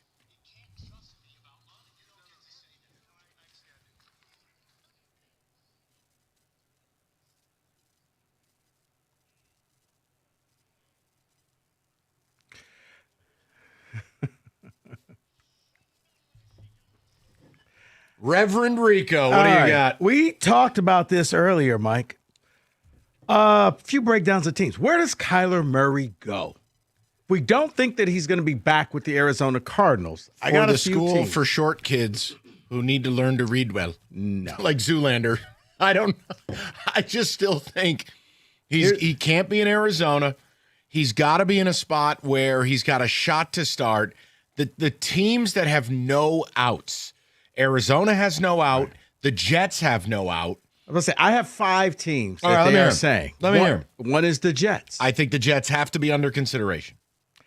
The Minnesota Vikings. I like it because Kevin O'Connell could teach a 2x4 with a hat on to play quarterback. And you can offset it with the rookie scale wage of JJ. The Pittsburgh Steelers. No, that's just pain for David, and I don't want to see that. The Atlanta Falcons. Oh, dear God. No. But wait. There's more? Yes. This is you've got to be kidding me, right? What if you're just traded quarterbacks with the Miami Dolphins? It's actually sadly plausible because it's the principle of equal loss. We are both going to get torn to shreds by our fan base. This sounds like a great deal, Bob. Yeah. Sure. So, Kenny? Mutually assured destruction. Yes. I like that. No, Yes. I actually, and I've heard those whisperings too about Miami as well. So I don't think that's completely out of the realm of possibility. All right. Anthony Richardson, Colts quarterback, former starter, has been told you can go and seek out a trade. My question to you, could Anthony Richardson become the latest in the Kyle Shanahan rehab? I actually would love to see him here. Here? Why not? You have no chance of starting, no pressure. Sit back, learn. He's a physical specimen. He's the opposite of Goff. And maybe, just maybe, we can rehab you back to something. Go ahead, Kenny, because I have something to say about that. But Kenny, you go right ahead. I just stepped in it, didn't I? No. You opened up a whole new chapter on this. Go ahead, Kenny. This is all operating under the assumption that he can be rehabbed, that he can sit back and learn. And if Mike's idea of him coming here is possible, I mean, man, a situation like this where he's learning under a quarterback who's been to a Super Bowl and can just sit back and relax a little bit and be a sponge and absorb, it's possible. Well, the reason why I said that, Shanahan's taking Mac Jones. He's taking Sam Darnold. So maybe this is the latest. If they trade Mac Jones, then yes to him going there. If he comes here, that's root for radio. Because the second Goff has one bad game. Oh, no. I know where you're going with this. Kenny, where am I going with this? We're going to get these calls.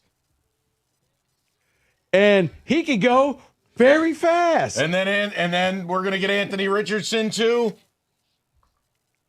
Yes. In true root for radio. He's a mobile quarterback. Why aren't we playing him more? All right. Bad idea. I'm sorry. I never should have said it. Brother, that's root for radio. You win that one. I thought it would be good for no. You win. Because like most backups are just bums. Right. So it's the idea of somebody desperate and cheap, but with a completely different physical profile of our quarterback. And there's no expectation of you playing. You can just learn. Just Yeah. You know what I happens. stepped in it, Kenny. All right, next. All right. Tremaine Edmonds. The Bears said you can go seek a deal. Yes. New York Giants. Desperate for linebacker help. New coach. You've got some familiarity. And again, he's an expensive off-ball linebacker, which it's every reason why I'm not like running to the altar with Jack Campbell, but yeah, the Giants with a new regime, that would be a landing spot to me. And Ravens coaches are on that staff, and I believe the DC coached Edmonds at one of his stops. Okay. Also, there's been a trade.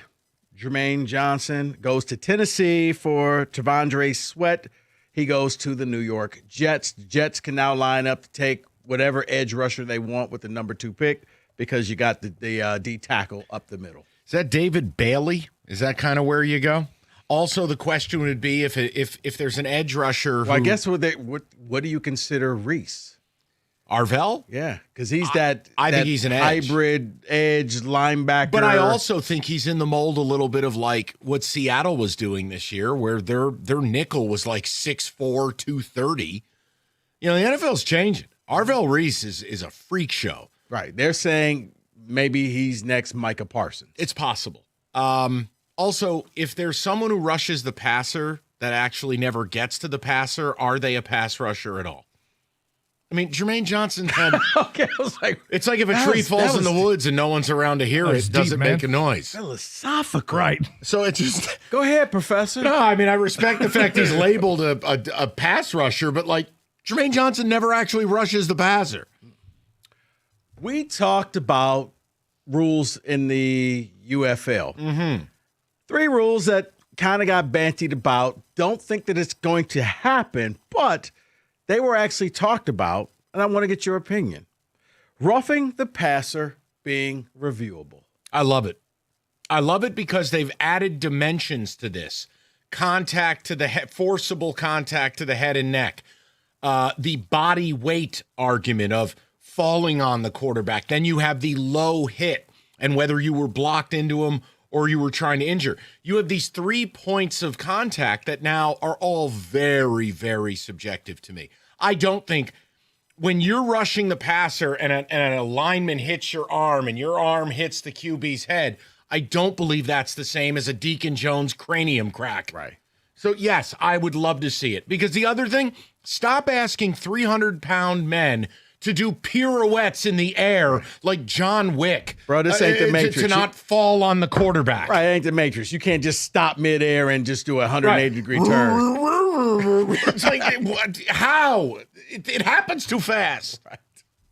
My question is, will this actually fix it? Will this actually be legislated evenly across the board? Because I've always looked at the NFL as an entertainment product first, right? So will this be legislated the same from team to team, from quarterback to quarterback to quarterback? No. And that's my problem. No, what but does see, this Kenny, fix at that point? No, but Kenny, I think what would happen is it's that when the flag gets thrown and then you go back and look at it and you're like, oh, I didn't see he got pushed into the quarterback, or well, he landed on top of the court. Like, it was no place else to go. The quarterback slid late, and he had already taken off to tackle him. You can't stop me. That's the one that I hate. The guy can't stop midair. The quarterback slides at the last second. What can I do? You know, my bar is so low for this league that if it gets 1% better, at least it's 1% better. Another rule, taking fumbling out of the end zone, going back to the other team. Oh, tremendous. the team that fumbles the ball would retain it, but maybe get the ball back at the 20.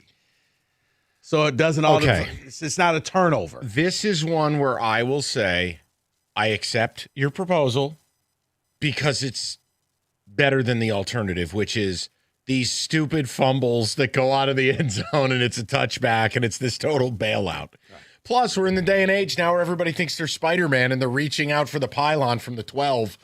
Well, at least you do that and you're not the person who drops the ball before they cross the end zone. Okay, that's automatic. You just got cut. That one should just be a level of like football deportation. You can play football in this country, but no longer in the NFL. Why can't players just not drop the ball until you're in the end zone? We're in an era of fully choreographed Rockettes Christmas special celebrations. Oh my God, did Amon-Ra just birth a baby? Nope, it's a football. And Gibbs was the nurse. Right. But you can't hold the ball until you cross the line. Right. Huh? I like that Mike has fully gone to my side of this too, where it's like it's slightly better than You terrible. have. You wore me down. 1% better, I'll take it. And now this next one, the last one, is I'm interested to hear what you guys have to say about this. Defensive pass interference goes to the college rules. Yes, not a spot foul. It is only 15-yard penalty. Yes. I don't want any more 53-yard penalties. I can't stand it. Please. So you're for this? Yes. Please. Didn't see that coming. I can't take anymore. The YOLO ball reward kills me. But go ahead, Kenny. I don't think there's a perfect solution to this, first and foremost. I don't think either one of these rules is particularly fantastic. I feel the lesser of two evils, though, would be the college solution. Here's what I'd like. I'd like to do what the NHL used to do, where Brett Hull intentionally or Jeremy Roenick cut his hand on his skate to get a major. If the PI doesn't draw blood or end up with somebody in a body cast like Steve Buscemi and Grown Ups. You want this to be professional wrestling where people are blading? No. You don't get a 53-yard penalty. It's like a hockey major. If it doesn't draw blood, we're going to call something else. Okay, so you know what? We may be able to meet in the middle, because if not, if you're the DB, you're Terrion Arnold, you got beat, tackle the guy. Yes. Just flat out mug him because it's only 15 yards. Good with it. I see, and I'm saying if you tackle the guy, it's going to be a spot foul. Now, if it's just PI because you both were jockeying for position, 15. But if you just flat out say, you know what, I got beat, so I'm just going to go ahead and trip him so you don't score a touchdown, I've never liked that about college. Okay. It's not a hill I'll die on, but you asked me the question. Okay. You know nothing unnerves me more than the good old 3rd and 24 YOLO ball for 43 penalty yards. Also, the NFLPA grades came out. Want to take a guess at who was the best and who was the worst? At what? The NFLPA overall. They basically graded the teams and said, every year. Oh, so like your coaching, the way they everything treat players. About the team, how they treat the family, the locker room, the meals. I have no way. The Dolphins came out on top. Really? And it's normally the Cardinals at the bottom. Not the Cardinals. The Pittsburgh Steelers finished dead last for the first time. Well, that's just living in Pittsburgh. I mean, it's essentially West Virginia with class. Yeah. I mean, you should come in last. And for those who want to know, the Lions got an overall grade of a B. Okay, competitive. So, yeah. Hey, it goes in line with their approach of just being good for a long time, but not striving to be great. That's your NFL Blitz. Goulet. 97-1. The trade deadline is over, which means the NBA teams are gearing up for the playoffs, and so's Fanatics Sportsbook. Here's the deal. You guys have heard me talk about Fan Cash, and remember, every time you bet with Fanatics Sportsbook, you're gearing up for 10% Fan Cash, win or lose. So even if your bet misses, you're still stacking Fan Cash. Fan Cash unlocks value you cannot get at other sportsbooks, like more bets, unlimited profit boosts for your favorite player props, authentic NBA gear, game tickets, access to exclusive Fanatic events like the Fanatics Fest in New York City. But that is not their only play. The good times roll on with Fanatics Fair Play, a protection policy that turns losses into wins. That's right. If you love player props like I do, your legs are protected across the entire first half of every game if an injury takes place. Make the switch to the sportsbook that gives you more to play with. Winning hits different here. Got to be 21 or older. Gambling problem? Call 1-800-GAMBLER.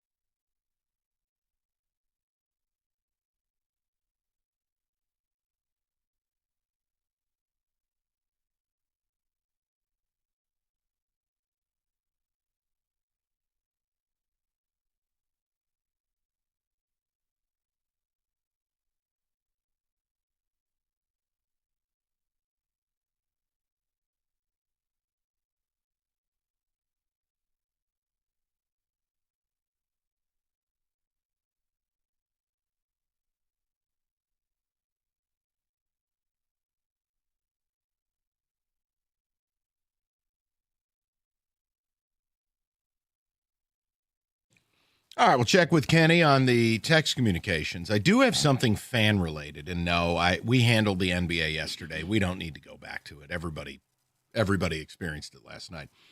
But just another example of just fans getting bludgeoned over the head.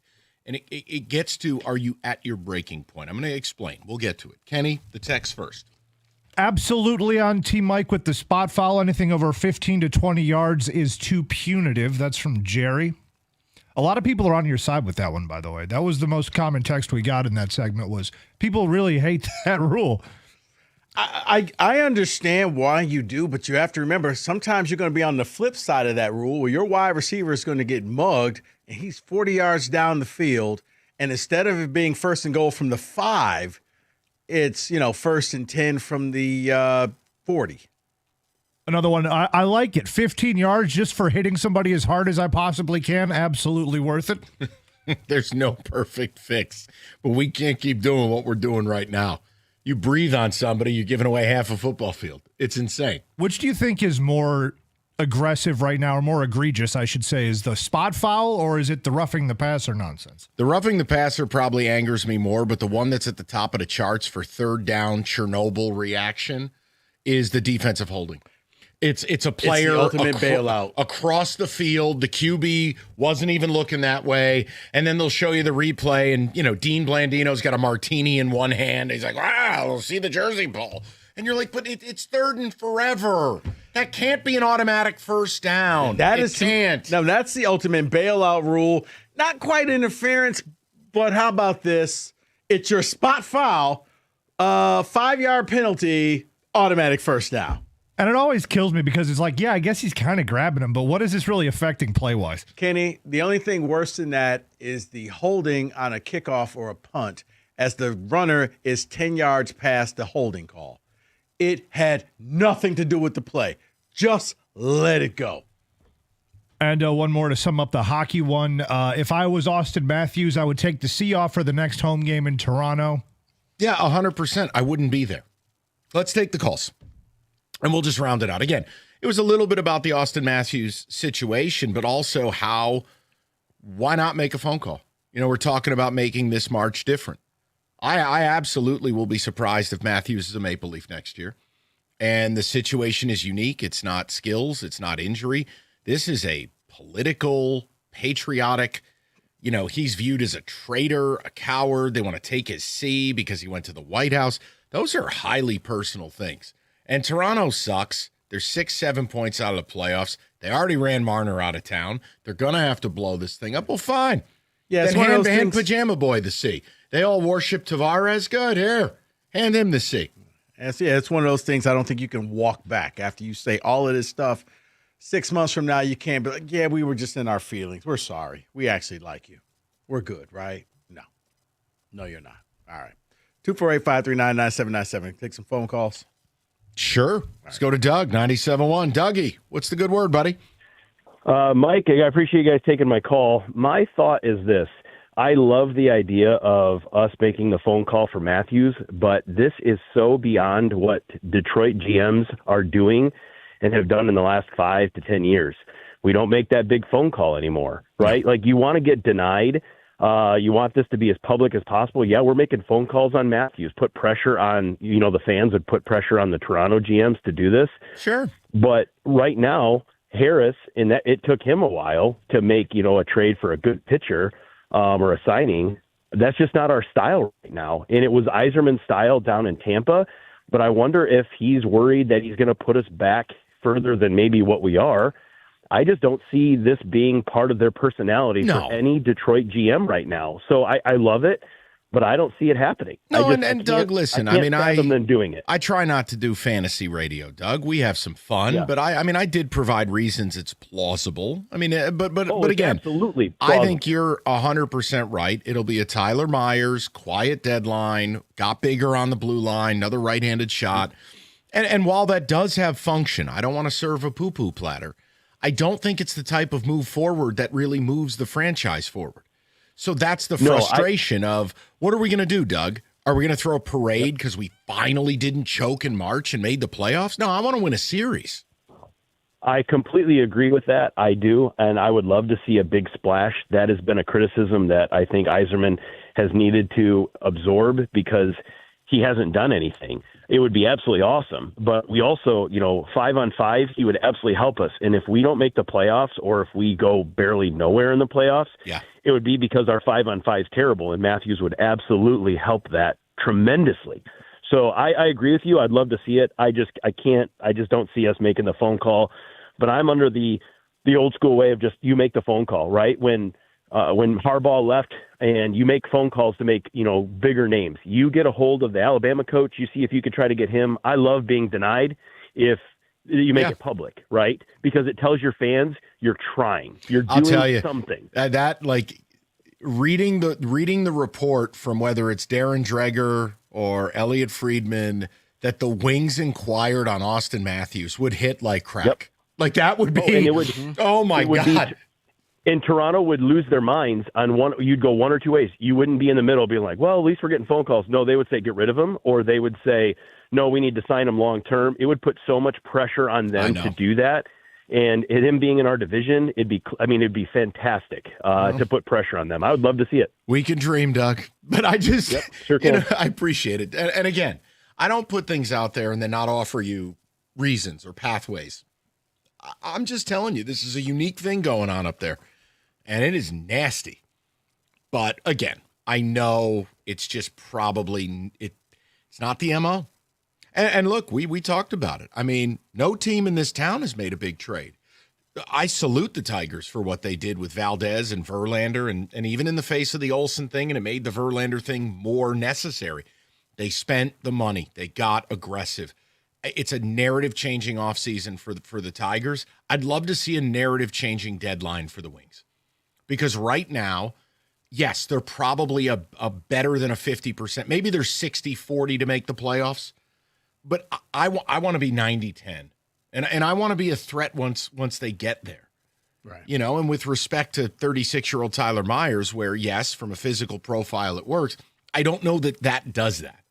I'm looking for something more. Because Kenny wanted to know, why will this March be different? Where's the laser beam Yzerman thing? I haven't seen that meme in quite some time now, boys. And there's a reason for it, is because you look at the numbers I presented to you, 10 wins of the last 42 in the last 3 Marches. There's a reason why people aren't doing the whole Steve bot routine anymore. People are more critical than ever about this guy. All right. We'll go to Charlie. He gets the last swing at the plate here, and then I got something I got a fan issue to bring up. Charlie, how you doing, buddy? I'm doing great. It's good to hear from you guys. Thank you for not spending 2 hours talking about how the Pistons beat the hapless Thunder last night. I appreciate it. You're very welcome. I want to try to frame this so that people understand that Austin Matthews is Kevin Durant coming to the Warriors. It's Randy Moss going to the New England Patriots. This is a seismic move that you could make all on the shoulders of something silly, right? Like, diplomacy or what have you. But this is a guy, he's scored 50 plus goals 3 times since 2021. And I've been on hold. I've Googled a little bit. The last time a Red Wing has scored 50 plus goals, I was 1 year old. It was 1994 when Sergei Fedorov scored 50 plus goals. So, yes, we're frustrated that Yzerman's been holding on to this capital and he's been hoarding assets. But what a reason to show Detroit that you've been hoarding assets. Like, this is going to hurt, but this is a seismic shift in the Eastern Conference and the whole league in general. And if you want to say, hey, we're going after Quinn Hughes this offseason, Minnesota Wild's playing with their food, they're not going to re-sign him. What better way to get that young man over here this offseason than to say, hi, Dylan Larkin's our number 2 center. Come on and join us. Let's go play hockey in April. Let's go. Yeah, and I do. I think change of scenery is a big thing for players. I think it's very real. Like while I'll, denounce things like, there is no momentum between games. There is no momentum between seasons. That's a myth. No, change of scenery matters. They're men. They're not machines. And much like not everybody's meant to play in New York, not everybody can handle Toronto. And it's not exactly great when your character is getting impugned because you won a gold medal and went to an Oval Office. Who cares who the president is? Whether it was left, right, center, otherwise, I don't care. But a lot of people do. No, my point is that has nothing to do with being the captain of the Maple Leafs. But because of the political tensions going on between the two countries, it's just unique. And if you look at how he's being treated, and again, I'm not like a lone wolf. Everyone's talking about Austin Matthews getting out of Toronto. American-born captain in Canadian crazy city. Not a great look when you're called a coward and a traitor, and you should have the C stripped from you. Yeah. Okay. He throws a puck you can catch. All right. I got a fan issue for the people. We'll do it next. 97.1.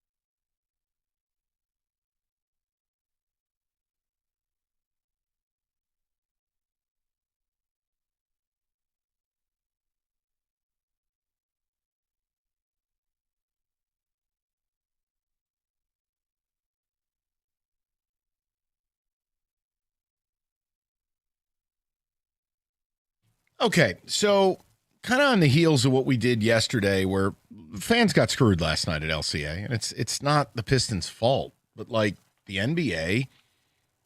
Oh my God, are you kidding me? You have to take that. I can't. We can't do this. What are you talking about?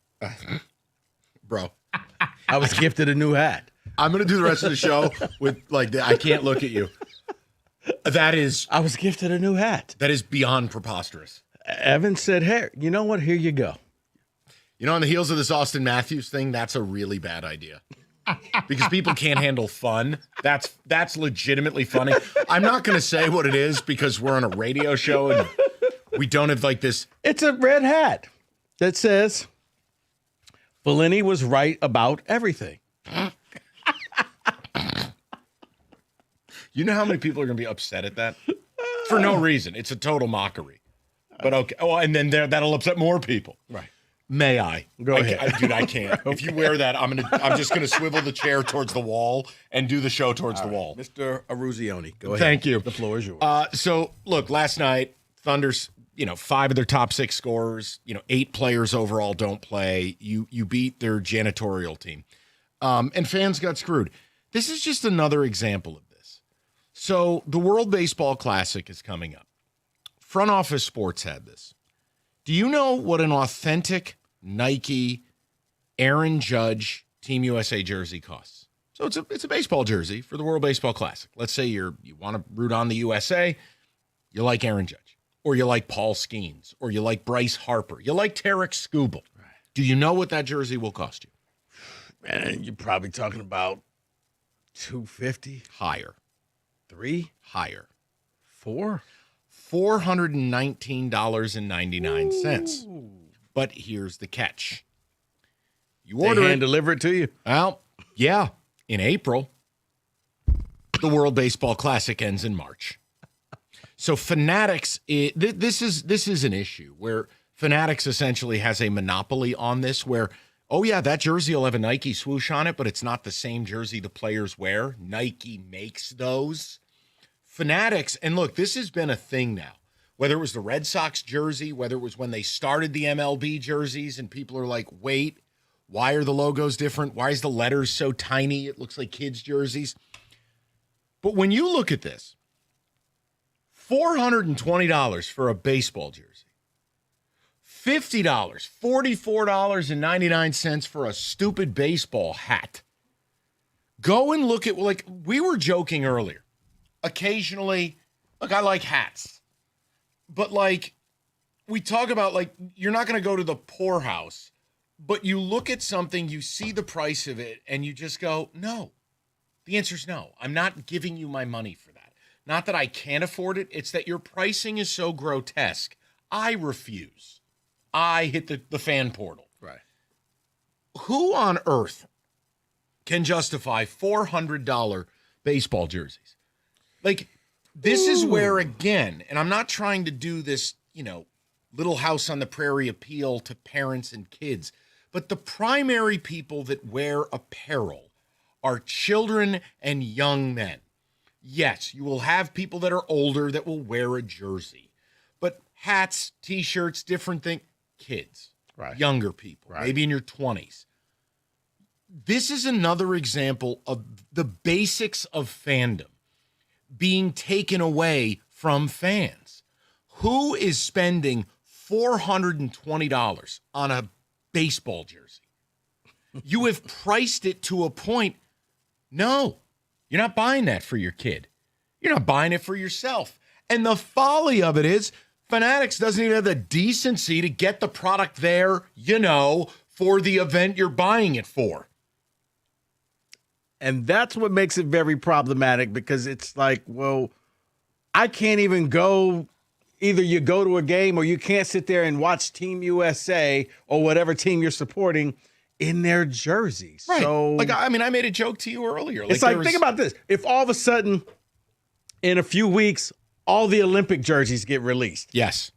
I don't really care that much right anymore. But again, you have a company that's been allowed to have this faux monopoly. And here's my biggest issue, guys. It's at every level of fandom, and I'm just asking you, okay? But whether you, like when I was a kid, you collected baseball cards. They weren't expensive. It was just a thing you did as a kid. Order a pack. Now it's chaos. I mean, it's this industry of destruction. You were a kid. You had a baseball hat. You had a jersey. And again, I grew up poor. But these things were at least remotely accessible. Sure, you might have to wait for your Christmas for it, but you could do it. When did, I joked with Rico earlier, there was a stupid, there was this Oakland Athletics hat that I liked with the alternate logo on it, the elephant, but it's a snapback. And as Rico goes, man, that's half a hat. That's not even the whole hat. Right. It's got mesh on the back. It was $44.99. Again, I'm not going to go broke if I bought it. I told him, nope. He goes, why? Because I'm not giving in.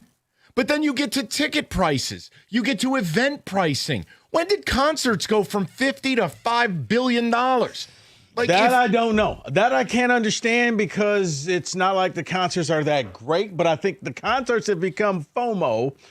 It's not the concert. It's to say that you were there. It's to say, oh, I was there when Taylor Swift or whoever came. But I just would like to know from fans, whether you have kids, whether you're the fan, do you feel like at every touch point of fandom, it is slipping away from you? From card collecting to apparel to going to the games to watching the games. Let's be clear. Card collecting has gone to a whole nother level because I remember it was tops. It was a quarter for a pack. You got the gum that tore up your gums. Okay. There was one particular brand of cards. I'm probably showing my age here. But the gum was essentially grenade shrapnel. Yeah, that was tops. No, it started with a B. I want to say Bowman. Bowman, yeah. That wasn't gum. That was leftover, demilitarized World War II grenade shrapnel. I never opened a pack of Bowman that wasn't gum dust. Bro, Tops wasn't any better. Okay. Yeah, I got I'm just making a point. Yeah. If Tops was at least government cheese. Okay? I don't know what the hell Bowman was serving. You know what? You're Please right. take that. That's absurd. Please. People cannot handle humor. But I would like to know from you guys because, look, we sit here and talk sports on a daily basis. What exactly is left for fans in 2026? Watching the games, you feel like it's an intravenous blood draw. And it's only getting worse. NFL's going to sell 4 more games to YouTube. Because it used to be, you know what? I could sit at home and watch it in 2K, 4K, HD, whatever. Nope. I don't have to deal with any of this stuff, but now you got to pay extra to stream it on whatever platform it's on. This isn't for you. This isn't for the fans. It's just if you want to hop on board, pay your fee. If not, we're going to keep this train rolling. And that hat, like that A's hat was a nice hat, but I can't wear it in the wintertime. I can't pay $50 for it. No, it's just silly. I mean, and like I made the example to you, is okay, fandom. So one of the only things I enjoy live is I love being at a few horse racing events because it's a great time. But I used to go to Belmont Stakes every year. Well, they moved it to Saratoga because Belmont's getting rebuilt. So what did they naturally do? They took the prices and they basically 10x them. And I have just willfully, could I do it? Yes. But it would take some of the fun away because you're going, wait, I'm spending what to do this for a day? Nah, man, F that. I'll just do something else. Well, especially for you because you've done it so many times before. It's not like it's the first time you're a no, virgin but it to is doing this. Historical that it's at Saratoga. Correct. Which is my happy place. So you'd want to be a part of it. But my point is, I've opted out. I just haven't done it. Kentucky Derby's another example. I've been blessed. I've gone to 4 derbies in my life, but I haven't gone post-COVID. The pricing, it's greed on greed on greed. I'm not giving in. See, I thought it was just going to be that one year was like the 100th or the 150th. I figured that year, you know what? You're going to pay a pretty penny to get in. But then it would go back down. No. I'll go ahead and send you some stuff. No, I figured because, you get the commemorative everything. Buddy. Hey, what was it, 150? Yeah, I tell you what it is. Yeah. You know what it is now? You get a bruised ding-a-ling, a commemorative shoe right to the old canoe. Okay? That's what they commemorate. They actually have a horse come out and kick you in the ding-ding. There's your commemorative. a hoof imprint on your sack. Well, you'll always remember that. Yeah. Hey, don't savor the flavor. Like, how come I didn't have any brothers and sisters? Well, Daddy went to the Kentucky Derby. Well, that's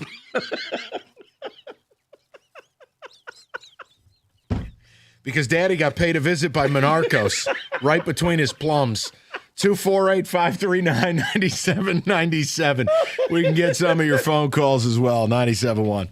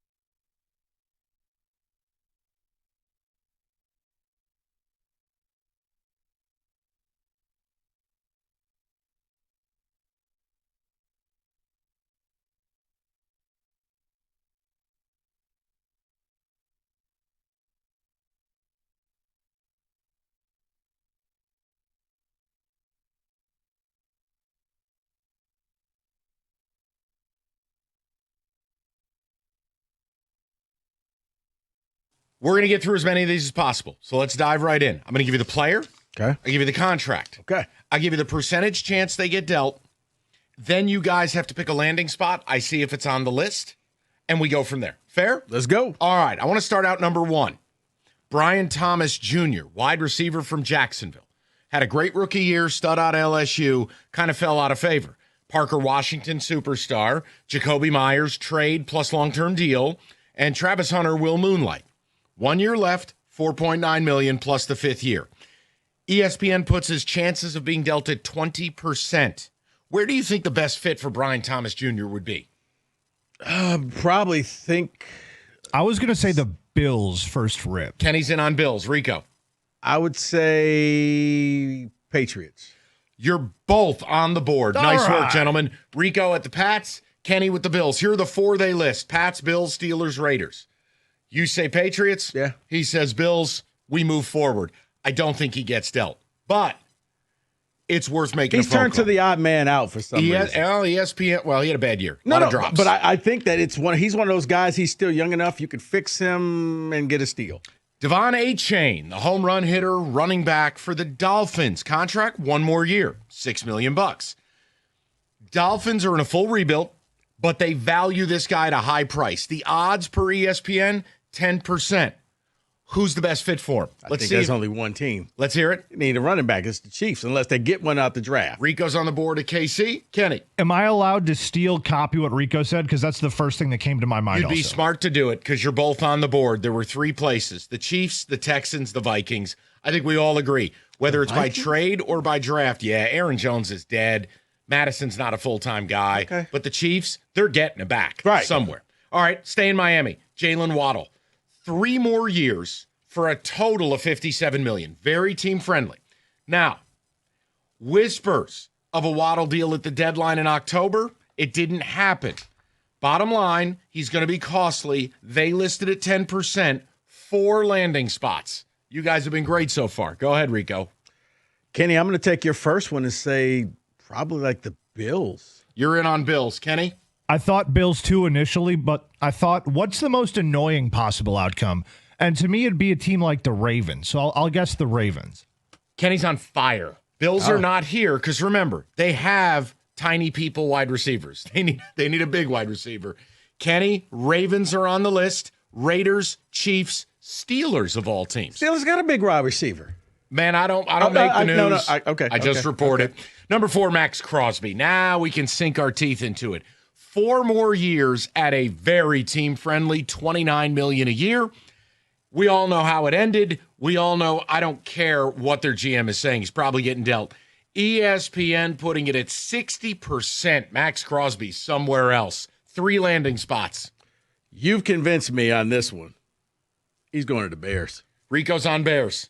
Selfish, Lions, TJ, make it happen. Talk to your boy. Lions not on the list. Damn it. Rico and Fuego. It's Bears, Pats, Commanders. I'd look out for the Patriots there, too. All right, number 5, A.J. Brown, diva wide receiver, chaos in Philly, has to be dealt 4 years at a not team-friendly $29 million per.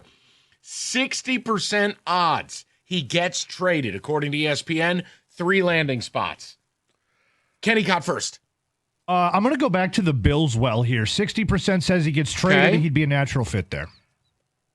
Kenny, I like the Bills. I'm going to go Raiders. You got a brand new quarterback. You're going to try to hook him up with You guys are ping-ponging on brilliance. Now Kenny's brilliant. All right. It's Bills. I gave you 2 places I thought he could land. They're both here. Pats, Bills were my 2. Steelers. Ravens. Let's get Lamar another toy. All right. This one is weird to me, but here we are. DK Metcalf, Steelers. Just traded for him. Signed him 4 more years at 28.75. You go, who wants that? Read the fine print. None of it's guaranteed because he got into it with a fan. He voided his guarantees. So, 25% chance he gets dealt. Wait, maybe the fan was a plant by the Steelers. 3 landing spots. Where? You know what to do. I'm helping you. Okay. I'm going to go back to not the Ravens. Are the Ravens on the list? I am not allowed to confirm or deny. Got to pick, Kenny. I feel like I've guessed Bills too many times, and that's not as fun. Do you like being right? I do like being right. Well, then don't doubt yourself. I'm going to guess the Patriots. Okay, Pats. I'm going to go with the Ravens. No, it's Pats, Bills, Commanders. Hey, I was right twice. Now we get challenging. This is from the not tall enough to ride a roller coaster division. Kyler Murray, 2 more years at 39.4. There's $36 million guaranteed this year. You do get a team option for 28 if you can get him booster shoes. Here's the question. Who the hell wants to pick him up, especially ending the year with a foot injury, IR? 5%. See, I think this is the first one that's inaccurate. I think he does get moved. There's too many teams who need a guy, and there aren't enough guys out there. 3 landing spots are listed. Your favorite team, Mike, the New York Jets. Okay. You stole it from me. I was going to say the Jets also. Then you're both right. Hold hands. It was the Jets, the Vikings, which actually I think is interesting. It's Kevin O'Connell. Right side. Strong side. Go ahead. Oh, remember the Titans reset? Me and Kenny. We Black History Month is almost over. I was like, what does this have to do with racist linebackers and car accidents? We got it right. Okay, got it. Okay, and now we're back. Dolphins, Jets, Vikings. All right, number 8. Ready? Sam Laporta made the list according to ESPN. 1 year, $5.8 million. Lions only have 4 picks, they say. They have money to put other places, and he's coming off back surgery. Chance to get dealt, 10%, 3 landing spots. Who needs a tight end that badly? I'm thinking teams that are, this is a luxury position, right? So we're talking about a playoff team. I would guess, I go back to the Ravens with this one possibly, right? Okay, Rico? You know what, Mike? Kittle's done for maybe the year. The Niners. Kenny again, Ravens. Wow. Lamar needs more toys. Chiefs, Ravens, Texans. Again, don't see it happening. Hey, well, I actually wouldn't mind it happening. I'm just throwing that out there. I like Laporta. I can't sign ever. Yes, you can. From the Rico Beard division, be quick because this is a selfish pick. Renardo Green, corner, Niners, 2 more years, total of $3 million. He's a steal. It's welfare. He's 25. The Niners, they ain't got no money, man. Chance of getting dealt 80%. Rico, 3 landing spots. Go. Commanders. No. Cowboys, Atlanta, Eagles. Eagles? Yes. I'm avoiding a couple of these because the player is such ass, it doesn't warrant a conversation. Who's the player? Spencer Rattler and his receding hairline. All right. Minka Fitzpatrick, safety, Dolphins, 1 more year at $15 million. He's a warhammer on defense. 65% chance he gets dealt. 2 landing spots. 2. I'm going to go with the Raiders. Kenny. I'm going to go with the Lions.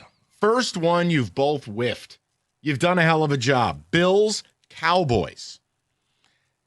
I can't do the 2-1. No one's that desperate. The last one on the list. Kayvon Thibodeau, edge rusher, New York Giants. 1 more year, $14 million. We talked about this. Giants just have a surplus of edges, and they'll find a partner because this way they can get compensation immediately versus a comp pick in free agency a year down the line. 2, 3 landing spots. Such pressure. Chance of trade, 70%. Can I give you the most annoying outcome for me? Yes. That's going to be the Bears. Okay. I'm going to say they're going to pull a Saquon to the Eagles. Kenny wins. Bears, Bengals, Chargers. Bengals. The comp pick would be a 3rd-round pick is what they're looking at. The honorable mentions list, just for fun. Pick one of these and tell me where you think they should go. Jordan Davis, Eagles. Backup QB deluxe, Tyson Bagent, Bears. Noted mayonnaise coffee drinker Will Levis. The dead body of Anthony Richardson. DJ Moore for the Bears. Keon Birdbrain Coleman. I'll give you DJ Moore and I'll tell you where. Okay. Giants. They're going to lose Wan'Dale Robinson in free agency. I think Keon is the throw into whoever the Bills make the trade for. 7th-round pick or you pay for postage. Yeah. There is your top 15 minus Tua and Tanner McKee because I couldn't waste my audience time.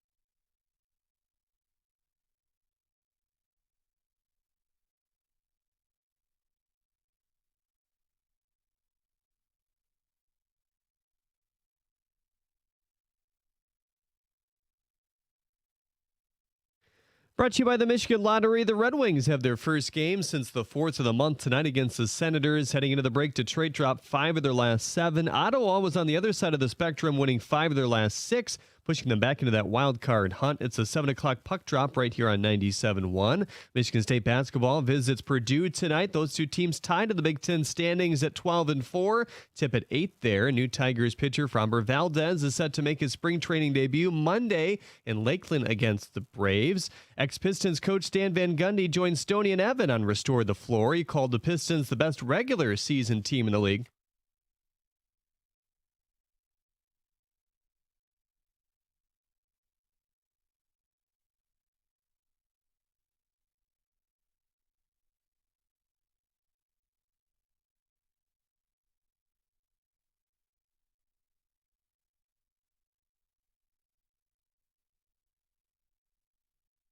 Stan also says his vote for MVP right now would be Cade Cunningham. Detroit back on the floor tomorrow against the Cavaliers. James Harden missed the game yesterday. Live Golf has put their tickets on sale for the Michigan Team Championships August 27th through 30th at the Cardinal. At the Corwell Health Sports Desk, I'm Jeremy Otto. For more, go to 97.1 The Ticket or Odyssey.com.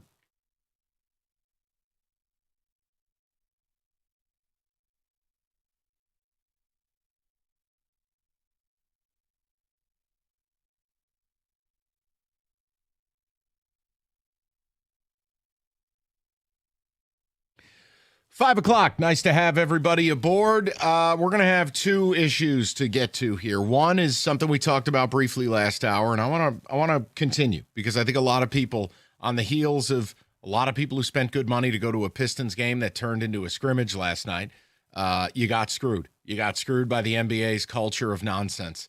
8, and I know a couple guys were hurt, but 8 Thunder didn't play last night. That was a joke. Then you go into this, what we just showed you.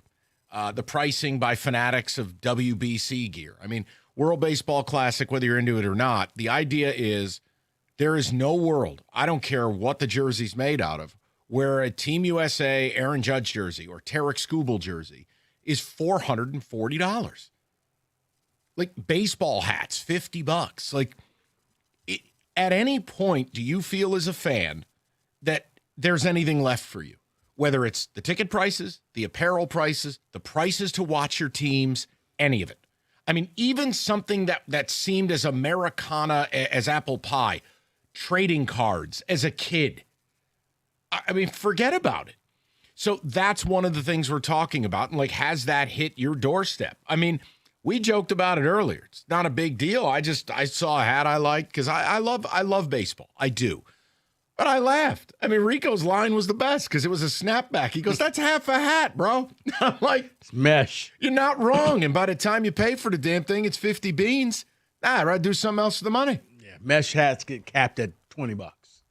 That's it. Why are shorts as expensive as pants?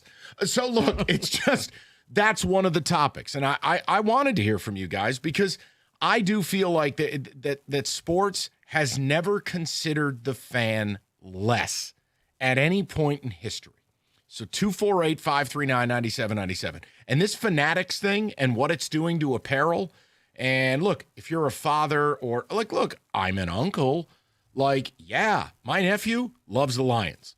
I lost him. No shot of him being a Giants fan. None. I tried. I did everything I could. Oh, there's still time. No, it's over. Dad's a Cowboy fan. My sister's a Giants fan. It's dead. He loves the Lions. The point is, even kids, how is kids' clothing as expensive as adult clothing? It's less fabric. It's the truth. Like Kyler Murray's jersey should cost less than Haloti Ngata. No. It's less of a person. There's a flag on the play. Okay. The point you made it personal. It's just fabric. The point I'm making. This fanatics issue, it is an absurdity. The quality's gone down. You've seen the reports. That's not an accusation. It's real. Look at the pricing. There is no justification that if a dad wants to buy his kid a Skubal WBC jersey, how the hell with a straight face can you charge $420? By the time you're out the door, it's $450. But you won't even get it. Till April. Maybe you get it for opening day. No, wait. They're going to start in March. So, no. So that's one. The other issue, Hockey Elite. Kenny had a stat, the last 3 marches for the Wings, 10 total victories. 10 total. It's an average of 3.3 wins per march. They are in a wild card, albeit there's a 5-way tie for second. But they're only 5 points up. What's your fate they get this done? And why will this year be different? And yeah, reports they're interested in Tyler Myers, the 6'8", gigantic defenseman from Vancouver. He is 36, but yes, he provides a physicality that only Simon Edvinsson can match. You get bigger on the blue line, shout out 2005 cliches. But it's not a seismic move. I'm not going to build it into that. He still also has to waive his, player movement fun time clause. We talked about a bigger trade. And we did. We talked about situationally, this Austin Matthews thing in Toronto is insane. I mean, he's being vilified, take his captaincy away. He's a traitor. I mean, you would have thought he was sharing state secrets. Now he went to the White House because he won a gold medal. And in Canada, that's not being viewed very well. In Toronto, you can go do the reading, do the listening. It's pretty nasty stuff. So all of that is in the mix. Kenny, did I miss anything, Rico? No. You also missed a moment of the year where Rico pranked me with a hat that I almost fell out of my chair. Still here. Let's not. I read the words. Go ahead, put it back on. Let's not do that. You know what, Ken? I think only in the right moment. I don't mind at all because it's legitimately hilarious, but you have to account for people can't handle comedy. Who would get upset over this hat? Everyone. Why? No, because it doesn't say the words that people think it does, but they think the color of the hat would mean something that it doesn't mean. So a red hat is now just gone. So, pretty much. Okay. Yeah, like if you're a Cincinnati Reds fan, you basically can't leave your house. And again, like it was funny because like I talked about the Austin Matthews thing. Case in point as to why that hat people would get upset about. It says like Mike's right about stuff, not make America great again. About stuff. Mike's right about. Okay, right. It's not everything. It's not like I think we should make hats that say make radio great again. Here's the point. I had an opinion about Austin Matthews, and it was automatically MAGA this, MAGA that. And I'm like, okay, well, I didn't vote for either guy. No, MAGA Mike, you're right. Right, I didn't vote for either guy. And I think politics is all a joke. I think it's a clown show. I pay my taxes, and I want to be left alone. That's it. I've given up on the idea that either party's right or either party cares about any of us. The point I'm making is people want to project their beliefs on you because everyone is so effing angry about it. So, yeah, that hat, hilarious. But I'm telling you, people can't handle any of that. So, okay, that's everything in the mix. We'll get the calls screened, Kenny on text communications, and then we go to the people. Don't get us started on Fanatics in the state of professional uniform/merchandise. Never been worse. No. Fans are getting screwed over now more than ever. Thank you for the live stream because that hat is awesome. That's from Nick. It is legitimately funny, and if you don't find it funny, you probably need therapy. Austin, this one, they're trying to make me read it in Trump voice. Austin Matthews, possibly the greatest. He shoots a puck that goes in the net. Oh, yeah. This would make us cup contenders. Imagine if that was at the press conference. Oh, my goodness. Wow. What a medal, the best medal. Let's go to the people. Go to Justin, 97.1. Justin, how you doing, buddy? Hey, guys. How are you? Good, man. What's on your mind? Good. Yeah, so when they came out with the new jerseys, I thought, oh, my gosh. Like, I wanted to go get the hat. I figure they're finally spending money. It's like I've had the same 2 Tiger hats the last 5 years. Mm-hmm. So I'll go get the new hat. I get there, and I'm looking at the new jerseys. Those are $300, $325, by the way, at the D shop. That's crazy. I go to check out, and she's like, okay, $55. $55? Hats were $30, like 2 years ago. So that's crazy. And then Justin, before you get to the opening day, I'll give you the other one that always I laugh because I just refuse to give in. How about the new $150 polo shirt at a stadium, or like they're doing this in horse racing a ton? When did polos turn into a $150 enterprise? You can keep it. Yeah. It's a short sleeve shirt with 2 buttons and the collar looks like garbage after 3 washes. We're all set. Yeah, you put a collar on it, now you can charge $60 more for no reason. Go ahead. Opening day. What happened? Yeah. So opening day, I'm almost 30. I don't think I've missed an opening day since 2nd grade. My mother pulled me out of school. It's a holiday, right? This year I got the early access to get tickets. Right field, $140. It's like, that's a bit much. I'm not going to pay that right now. I'll wait. They're all sold out now. Wow. Every single ticket in the house is $250 or more. And that's for nosebleeds, probably worst seat in the stadium, $250. Yeah, you better So off I'll be going down there. We'll be tailgating. Yeah, but and then you I'm go not home. going to the game. No, you go home, go get yourself a steak, and you're still $220 to the good. I mean, that's just honestly, Justin. True. That's just what it comes down to. I mean, I used the example last hour. Whether you can afford it or not is not the principal matter. For certain people, you're right; they can't afford it. There are just people who have common sense who go, "I can afford this, but I am not giving into this. This is offensive. It's idiotic." 248-539-9797. We'll get more of the people coming up next. 97.1. Imagine what could happen in 5 years. Jobs may change, kids will grow, new memes will come out, but if you have reliable, intelligent Wi-Fi, and that price won't change for 5 years thanks to the Xfinity 5-year price guarantee. You don't have to worry about that part of your future. You're guaranteed 5 years of Wi-Fi that boosts speeds to your devices that need them the most. That finds and fixes all issues before you even notice them. It's like a super intelligent Wi-Fi that keeps you protected from online threats. You get incredible gaming speeds on multiple devices, and no one is battling for bandwidth. For the next 5 years, all your devices will be working perfectly in harmony. And you get our best equipment with no annual contracts, no fees, and no strings. So even though your kids will grow up and you won't understand what 6-7 is, your internet will stay sharp, reliable, and most importantly, the price will stay put. Plus, get online in minutes with the same-day Wi-Fi. All with Xfinity 5-year price guarantee. Lock in your price and unlock the possibilities. Xfinity, imagine that. Restrictions apply. Select plans only. To get started, call 1-800-XFINITY, visit Xfinity.com, or just drop into an Xfinity store today.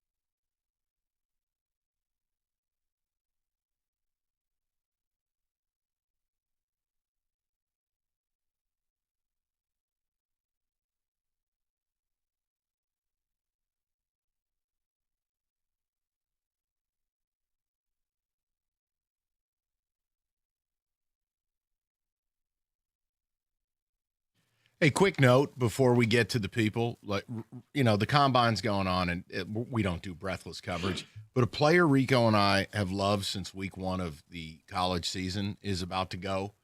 And he played at Western Michigan. Don't laugh. But I'm telling you, this is the best pass rusher I saw all year. I know level of competition has to play a role. I'm just saying, as far as watching the game and a guy jumping off the screen, no diss to David Bailey or Messidor or Bain, Nadane Tucker for Western Michigan. He obviously is the best pass rusher since Khalil Mack. He's about to run, but I'm just telling you, the way, Rico, it was all year against every opponent, whether it was MSU, no slander, or whether it was a garbage opponent. Yeah. The dude was unblockable. He's going to be a steal somewhere. Third probably, round? It depends on what he runs, but I'm saying probably 4th or 5th round, somebody's just going to go ahead and say, let's take him. I'd take him because he's a look. And Now, he's see, not. that's one. If Brad took him, Yeah. yeah. Now Well, there's because the somebody you can production- just plug and play. The production is there, and here's the thing: you have one job. I'm only going to play you in known passing downs. He's not a 3-down defensive lineman. He's a pure stand-up edge. But man, his quicks, his hands. From opening night where I continued to repeat, who the is this guy? Yeah. Or block 11, someone, anyone. Like, you just went, oh, man, this dude's a problem. Mm-hmm. Who the is this guy? It happened. It was all year. There were 2 guys in the MAC. It was him and a kid named Adam Trick at Miami, Ohio. Yeah. Where they just jumped off the TV. Yeah, trust me, it was a lot of teams waiting for him to go into the portal, but he decided to go pro instead. Man, I wish we could have yaxled him. They just pay him double whatever he's going to get as a 3rd-round pick. Triple. You know what, Mike? Let's just calls were made. Damn. We'll put it like that. Damn. All right, let's get to the people. We'll go to Adam, 97.1. Adam, how you doing, buddy? What's up, ladies? How you doing? Good. What's on your mind, pal? First-time caller, long-time listener. Welcome. Hey, you guys are talking about the overexpensive, merchandise. Dude, inflation is part of it, but 100%. I don't know how these guys get away with asking so much for jerseys, but it's the same thing. Like, when you go to an event or in a venue, cost for beer, cost for parking is ridiculous. I used to work for Little Caesars in the Fox building on the 9th floor, right? Mm-hmm. I haven't been down in a while, and I went to an event with a Lions game, and parking in that parking structure, just along the freeway, is outrageous. I had also Lions tickets, got them the year they drafted Stafford. I had them for 3 years. Concessions went up, parking went up, tickets went up. I said, I'm done. I don't know what's going to give, which is probably people not showing up or not paying it. So I'm curious, are people or are you guys open to paying some of these prices? I mean, I don't know if the ticket sales will suffer per se, but definitely the merchandise sales will suffer. Yeah, the merch is the easiest thing because, Adam, generally speaking, look, anybody live whatever life you want to live. Generally, it's for kids and younger people, right? I mean, maybe depending. Yeah, I always think about, if you're a father of 2 and you want to go to a game and your kids naturally want a jersey, look at some of the pricing on this stuff. And whether it's trading cards, apparel, the tickets you're talking about, and now it's even coming to the living room. Yeah. They bury you to watch these teams. Last year, if you wanted every NFL game, it was going to cost you over $1,300 to own every streaming service plus Sunday ticket. What are we doing here? Crazy. I mean, I don't know. I go to Lions games now. My wife's uncle has season tickets. Last time I went to a game was 2 years ago. She surprised me because he gave, seats up that were way in the 300 sections up in the middle, 40-yard line, okay? Yeah. Otherwise, I don't look to buy tickets because they are so ridiculously expensive, per game. If you don't have the dollars, honestly, to buy a season package, it's so much more expensive individually per game as they sell them. It just doesn't almost make sense to go. There's going to be a lot less people that honestly think that would go originally that are not going to go. Well, and watch them lose. What's going to happen just put it at home and Well, what happens too is these teams kind of ride the lightning and they do this dynamic pricing thing, or they go year over year. And look, Lions fans, if you're a loyalist, your tickets have gone up, exponentially over a 3-year rip, and now this year, okay, no increase. Well, you also didn't make the playoffs, but Watch what happens. If they don't make the playoffs again or they don't win a playoff game again, it turns quick, and you go from being the belle of the ball with a waiting list for the first time in franchise history to they've got to start making calls they haven't had to make in the better part of 10 years. Yeah, pricing. Help us, please stay. The price didn't go up. You got the exact same amount of games you had last year. You're supposed to have 9 games this year. You only get 8 because you're going to play a game over in Germany, so that's another reason why. And that's another one. Like I don't know anyone who does these NFL Europe games. I don't know who the hell that's for. I still don't believe there are Lion fans in Germany. I can't make sense of it. I mean, I guess if you and like the significant other were really planning that European trip, this is kind of the best of both worlds. Do you think I want to sit in a stadium for 4 hours? Well, I mean, but you're going to be over there for like 10 days. So I'm going to get to see the Lions, and we're also going to do all these other things. Let's go to Steve. He's up next, 97.1. Stevie, how you doing, bud? Good. Hey, how you guys doing, man? First of all, I want to say good. Hey, I just want to say thank you, gentlemen. I travel the country for work, and I listen to sports radio all over the nation, and I'm proud to say that the best radio show is you guys. Ah, brother. Thank you, man. In my opinion. Very nice. Thank you. Seriously. Yeah, but hey, outside of that, and the reason for that is you guys keep it real, and that's what we're talking about right now. And I heard the conversation going on about the merchandise and tickets and everything, and one word comes to mind for me, and it's I hate to say it's rapacious, and the fact that they, longtime loyal Lions fan, longtime Detroit fan, but it's upsetting on every level because, I can speak on every level. I can say I grew up, relatively poor, and then I've done well for myself, and I'm an executive in the company. And on all these different levels, the ticket prices go up, and you gentlemen have talked about it where, when they get expensive, then companies buy the tickets up, and then the real fans don't get to go. But the fact that they expect us to pay these prices it's just... Well, it's put you like sheep. Well, it's put you at a point where, look, you make, like I used the comp earlier, for events that I think are unique and things that, I care about is like, in horse racing, there are these signature events, and like the Belmont Stakes was something I did every year. And now they've just tried to do a blood draw where they're 10Xing the pricing. And it's like, well, I'll tell you what, keep the ticket. I'm just not doing it. Like, I'm just not giving in to you. That's the same principle, Steve. You're just put to a choice where you go, wait a minute, am I still going to enjoy this if I spend this money, or am I going to look at myself like a horse's ass? That's it. It makes me feel like that particular scene in The Matrix when they realized that they were batteries feeding the computers. Yes. Are we just the batteries, gentlemen? That's what it feels like. And especially, I brought up, the World Baseball Classic. I mean, good. Like, if you want a Scooble jersey for the WBC, you buy the jersey, you pay $420, and it doesn't arrive until the WBC's over? Oh, wait. A guy named Tom sent Kenny and I a tweet, and he was looking at getting the Jack Hughes Team Autograph USA photo. Okay. It's $90. He was like, I was going to get it. You reserve it today. It ships, want to take a guess? 6 months. November 2nd. What? November 2nd. Steve, go get your Jack Hughes puck, and you'll have it for the Winter Olympics in Bulgaria in 2030. It's a joke. Steve, I just feel like everything has been taken from fans. And it's on the heels of last night, too. Like, we had a number of calls from people. They spent big money to go to that OKC game, and OKC shows up 8 players down. And it's like, come on, guys, really?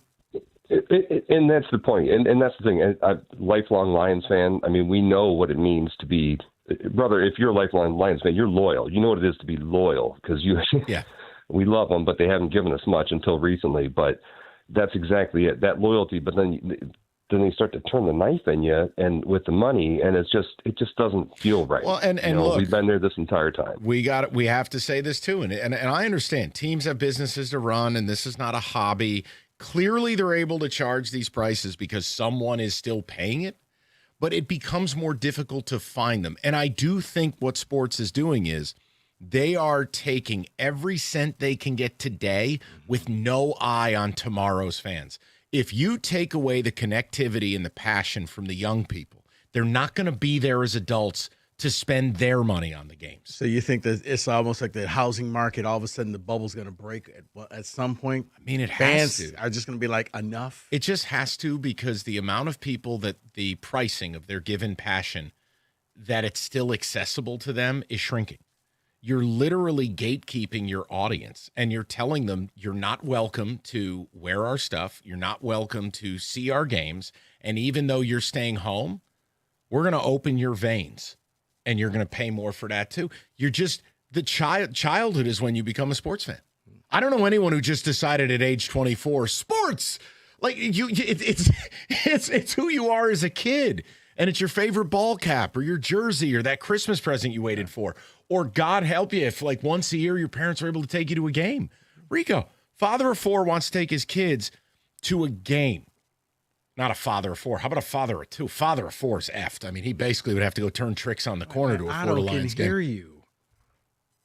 Oh, Otto's dead. He's got no shot. Otto would have to take a HELOC to take his kids to a Lions playoff game. All 7 of them. Everybody take that one bite of the hot dog. Okay, pass it around.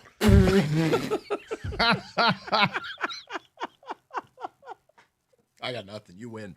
Wow, Rico, you're not kidding. I just saw this tweet that guy sent us.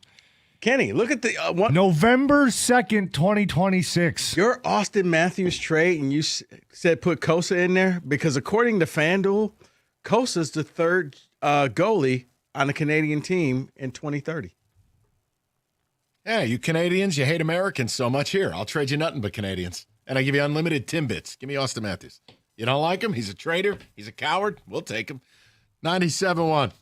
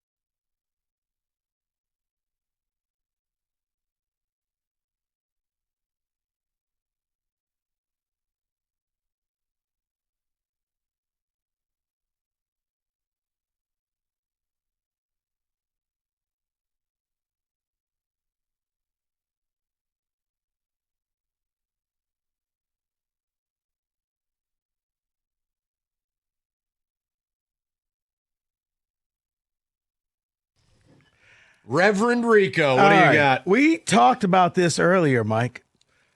A few breakdowns of teams. Where does Kyler Murray go? We don't think that he's going to be back with the Arizona Cardinals. I got a school for short kids who need to learn to read well. No. Like Zoolander. I don't know. I just still think he can't be in Arizona. He's got to be in a spot where he's got a shot to start. The teams that have no outs. Arizona has no out. The Jets have no out. I was going to say, I have 5 teams All that right, they are saying. Let me hear 'em. One is the Jets. I think the Jets have to be under consideration. The Minnesota Vikings. I like it because Kevin O'Connell could teach a 2x4 with a hat on to play quarterback. And you can offset it with the rookie scale wage of JJ. The Pittsburgh Steelers. No, that's just pain for David, and I don't want to see that. The Atlanta Falcons. Oh, dear God. No. But wait. There's more? Yes. This is you've got to be kidding me, right? What if you're just traded quarterbacks with the Miami Dolphins? It's actually sadly plausible because it's the principle of equal loss. We are both going to get torn to shreds by our fan base. This sounds like a great deal, Bob. Yeah. Sure. So, Kenny? Mutually assured destruction. Yes. I like that. No, Yes. I actually, and I've heard those whisperings too about Miami as well. So I don't think that's completely out of the realm of possibility. All right. Anthony Richardson, Colts quarterback, former starter, has been told you can go and seek out a trade. My question to you, could Anthony Richardson become the latest in the Kyle Shanahan rehab? I actually would love to see him here. Here? Why not? You have no chance of starting, no pressure. Sit back, learn. He's a physical specimen. He's the opposite of Goff. And maybe, just maybe, we can rehab you back to something. Go ahead, Kenny, because I have something to say about that. But Kenny, you go right ahead. I just stepped in it, didn't I? No. You opened up a whole new chapter on this. Go ahead, Kenny. This is all operating under the assumption that he can be rehabbed, that he can sit back and learn. And if Mike's idea of him coming here is possible, I mean, man, a situation like this where he's learning under a quarterback who's been to a Super Bowl and can just sit back and relax a little bit and be a sponge and absorb, it's possible. Well, the reason why I said that, Shanahan's taking Mac Jones. He's taking Sam Darnold. So maybe this is the latest. If they trade Mac Jones, then yes to him going there. If he comes here, that's Root for Radio.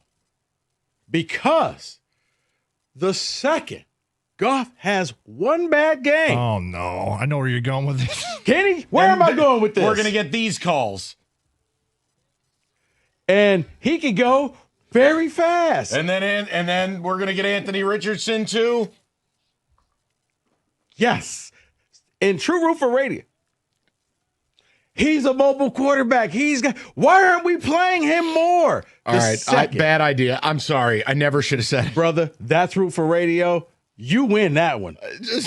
I thought it would be good for no. You win. Because like most backups are just bums. Right. So it's the idea of somebody desperate and cheap, but with a completely different physical profile of our quarterback, and there's no expectation of you playing. You can just learn. Yeah. You know what I happens. stepped in it, Kenny. All right, next. All right. Tremaine Edmonds. The Bears said you can go seek a deal. Yes. New York Giants. Desperate for linebacker help. New coach. You've got some familiarity. And again, he's an expensive off-ball linebacker, which it's every reason why I'm not like running to the altar with Jack Campbell. But yeah, the Giants with a new regime, that would be a landing spot to me. And Ravens coaches are on that staff, and I believe the DC coached Edmonds at one of his stops. Okay. Also, there's been a trade. Jermaine Johnson goes to Tennessee for Tavondre Sweat. He goes to the New York Jets. The Jets can now line up to take whatever edge rusher they want with the number 2 pick because you got the D tackle up the middle. Is that David Bailey? Is that kind of where you go? Also, the question would be if there's an edge rusher. Well, I guess what do you consider Reese? Arvell? Yeah, because he's that. I think he's an edge. Hybrid edge linebacker. But I also think he's in the mold a little bit of like what Seattle was doing this year, where their nickel was like 6'4", 230. You know, the NFL's changing. Arvell Reese is a freak show. Right. They're saying maybe he's next Micah Parsons. It's possible. Also, if there's someone who rushes the passer that actually never gets to the passer, are they a pass rusher at all? I mean, Jermaine Johnson had. Okay, I was like, it's like if a tree falls in the woods and no one's around to hear it, doesn't make a noise. Philosophical. Right. So it just. Go ahead, Professor. No, I mean, I respect the fact he's labeled a pass rusher, but like Jermaine Johnson never actually rushes the passer. We talked about rules in the UFL. Mm-hmm. 3 rules that kind of got bantied about. Don't think that it's going to happen, but they were actually talked about, and I want to get your opinion. Roughing the passer being reviewable. I love it. I love it because they've added dimensions to this. Contact to the head, forcible contact to the head and neck. The body weight argument of falling on the quarterback. Then you have the low hit and whether you were blocked into him or you were trying to injure. You have these 3 points of contact that now are all very, very subjective to me. I don't think when you're rushing the passer and a lineman hits your arm and your arm hits the QB's head, I don't believe that's the same as a Deacon Jones cranium crack. Right.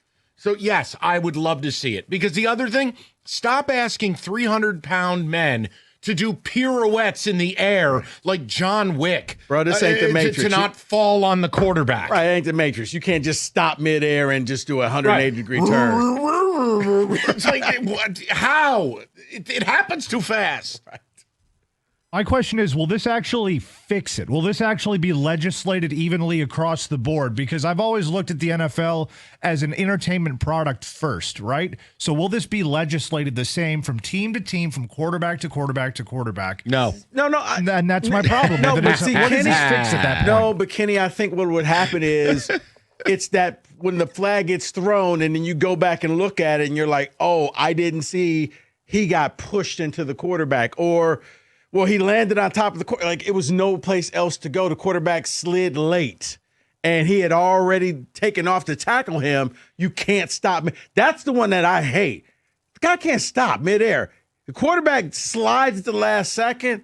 What can I do? You know, my bar is so low for this league that if it gets 1% better, at least it's 1% better. Another rule, taking fumbling out of the end zone, going back to the other team. Oh, tremendous.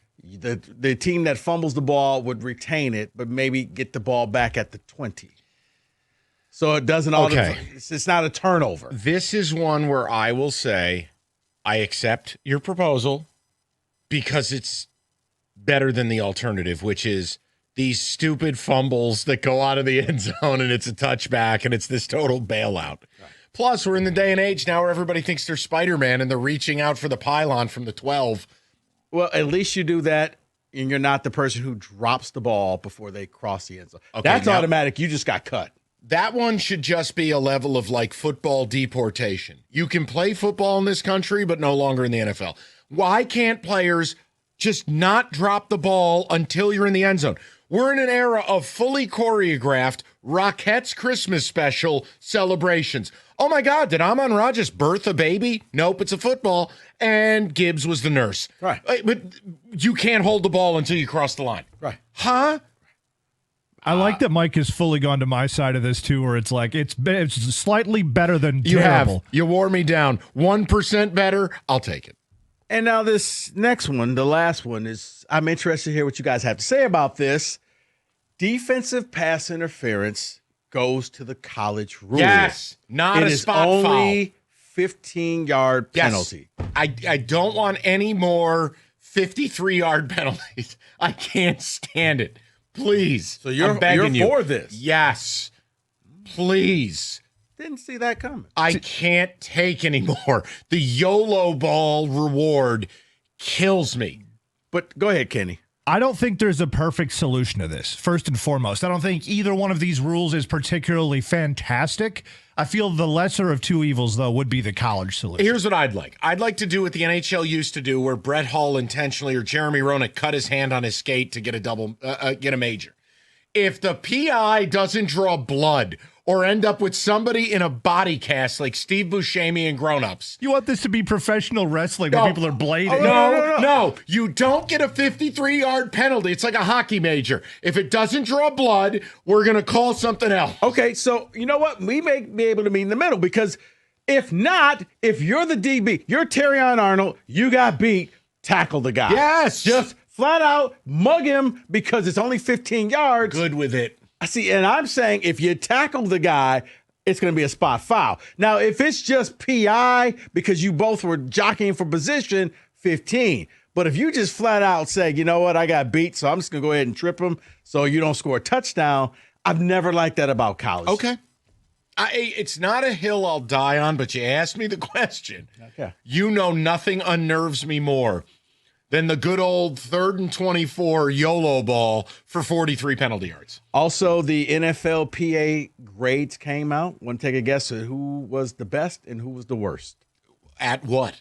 The NFLPA overall. They basically graded the teams and said, every year. Oh, so like you're coaching, the way they everything treat players. About the team, how they treat the family, the locker room, the meals.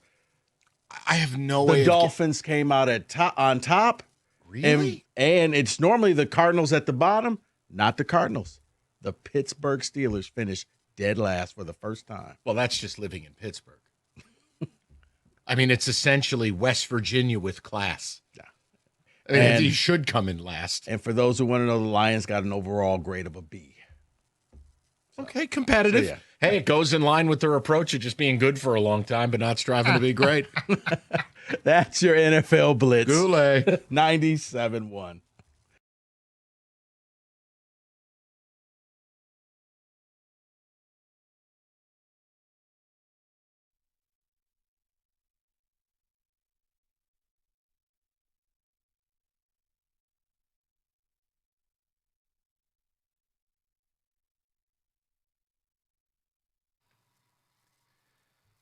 All right, you know what helps the cold mornings a little bit? New ride from Moran Chevrolet, Michigan's #1 selling Chevy dealer. 2 years in a row, they make car buying easy. GM employees and immediate family members lease a 26 Equinox EV starting at $159 a month, or you purchase it outright, $24,999. A little more power, same deal. 26 Silverado LT 4x4 Crew Cab, that's $259 a month. Both are $999 down. No games, no runaround, no BS. Shop online, MoranExpress.com, or stop by on Gratiot, just north of 15 Mile in Clinton Township. Moran Chevrolet, where you always get the best price, period. Chevrolet, together, let's drive.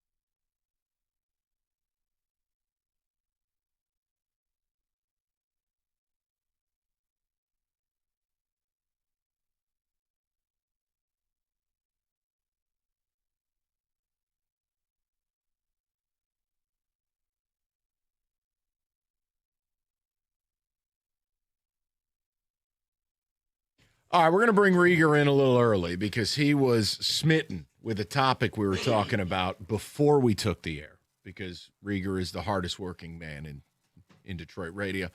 Also, he has a finance bro puff vest on today, so this is really exciting. What did you miss? The Morgan Stanley meeting? All right, let's go. What now? I did the full presentation of Red Wing stuff at 3. I did the topic you were hoping I did. I am here for slander or whatever you would like to throw my way at the presentation. Well, Mike, you're stupid. You're not trading him. I don't know what the hell you're thinking. You're ridiculous. No, listen, I don't think there's a chance in hell they trade him. I think nobody thinks they trade him, but I did start to wonder. All right, and hear me out for a second. If things are bad right now, because they are. He's talking about Austin Matthews, people. Sorry, putting on my headphones. You got the Toronto Sun piece. On Saturday, they are going to honor him. He'll get booed. And he's going to get booed. And it's going to be kind of embarrassing. And I heard you guys talking about the fact that why would Austin Matthews even want to suit up again there? And he's going to be a free agent in a couple years. I wonder, before March 6th and the deadline, if things go so poisonous. Because I think they could. Because Canada is not letting up on this. No. And I don't know that he gets traded. No, and it's unique because it's not injuries, it's not performance. It is international politics and diplomacy. And he's an American-born captain in a blast furnace Canadian media market. And he termed like coward, stripping him of his C. All these things are going on. Here's what I think will realistically doesn't take the responsibility of a captain lightly. Or realistically, here's what will happen. Very quietly, his agent's going to say, we're out of here. And this summer, he'll get dealt. I don't think it'll happen before the deadline. I just made a point that if you wanted to go bold, yeah, you can get Tyler Myers. You could also swing for the fences. And now all of a sudden, Larkin becomes your second line center. Oh, yeah. It makes 2 lines better. And the Wings become a real threat in the East to make serious noise, and you get 3 playoff runs out of them. And you have a chance to convince him to stick around. Sure. He's an American dude. Now, to be fair, though, Quinn Hughes was thought to be coming to Detroit. I know. Now, he's got 1 year less of control. And Yzerman said, no extension, I can't do it. They didn't. And allegedly, the sticking point was Evanson because you didn't have enough size on the blue line. But if you get Myers and you get Evanson, you know who you can give up? ASP. Oh, I hear you. My point would be you could give Toronto a package that would be very, very attractive to them, yet I don't think would hurt you. Toronto 6 points out of a playoff spot. They're not making. They're a pathetic hockey team right now. They lost again. They hate their captain, and they're going to have to blow it all up. They're going to have to blow it all up because Marner's already out of town. He's happy in Sin City, and let's be honest, Matthews hasn't been as good without Marner, but Nylander is going to stick around. Tavares is almost dead. He's ancient. I had Maple Leaf pajamas. I'm signing here. I had bed sheets of Toronto Maple Leaf. How's that working out for you, Johnny? Exactly. So I do think they're going to have to blow it up. I do think they're going to have to rebuild this Rieger, thing. I was fine taking the slander because the hilarious part with Hockey Elite is not only to maintain your Hockey Elite status, do you have to be Hockey Elite, but you have to say things the Hockey Elite agrees with, or then, therefore, you don't know. Yeah, but what's the Hockey Elite echo chamber? You're a dumbass because you think he might be traded? I think Is that the line? You're a dumbass if you do anything other than say things are going great, the Wings are fine, and all deals are stupid until the deal Yzerman makes, and then you put out a Red Wing Yzerman laser beam graphic. It's been a while since one of those. Right. So, look, I don't care. Like, you can't care and do this job. The point I'm making is there are credible reasons to say this dude's going to be on the move. I don't think it's wrong when we're talking sports. We're not brokering peace in the Middle East. We're talking sports. It's okay to Would be you guys be good at that? No. You should try. No, that has to stop. That's out on social media for people wondering what Rico's showing me right now. That has to stop. Wow. I mean, it's legitimately funny. I'm just warning you, certain people won't find it funny. Oh, that's sensational. Sad. It is, because it doesn't even say. It is so sad if anybody finds that. It reminds me welcome to 2026, brother. It reminds me when Larry David and Curb Your Enthusiasm was wearing the hat just so people would stay away from him. Yes. All right, we're out of here. We'll talk to everybody tomorrow. Rieger is next.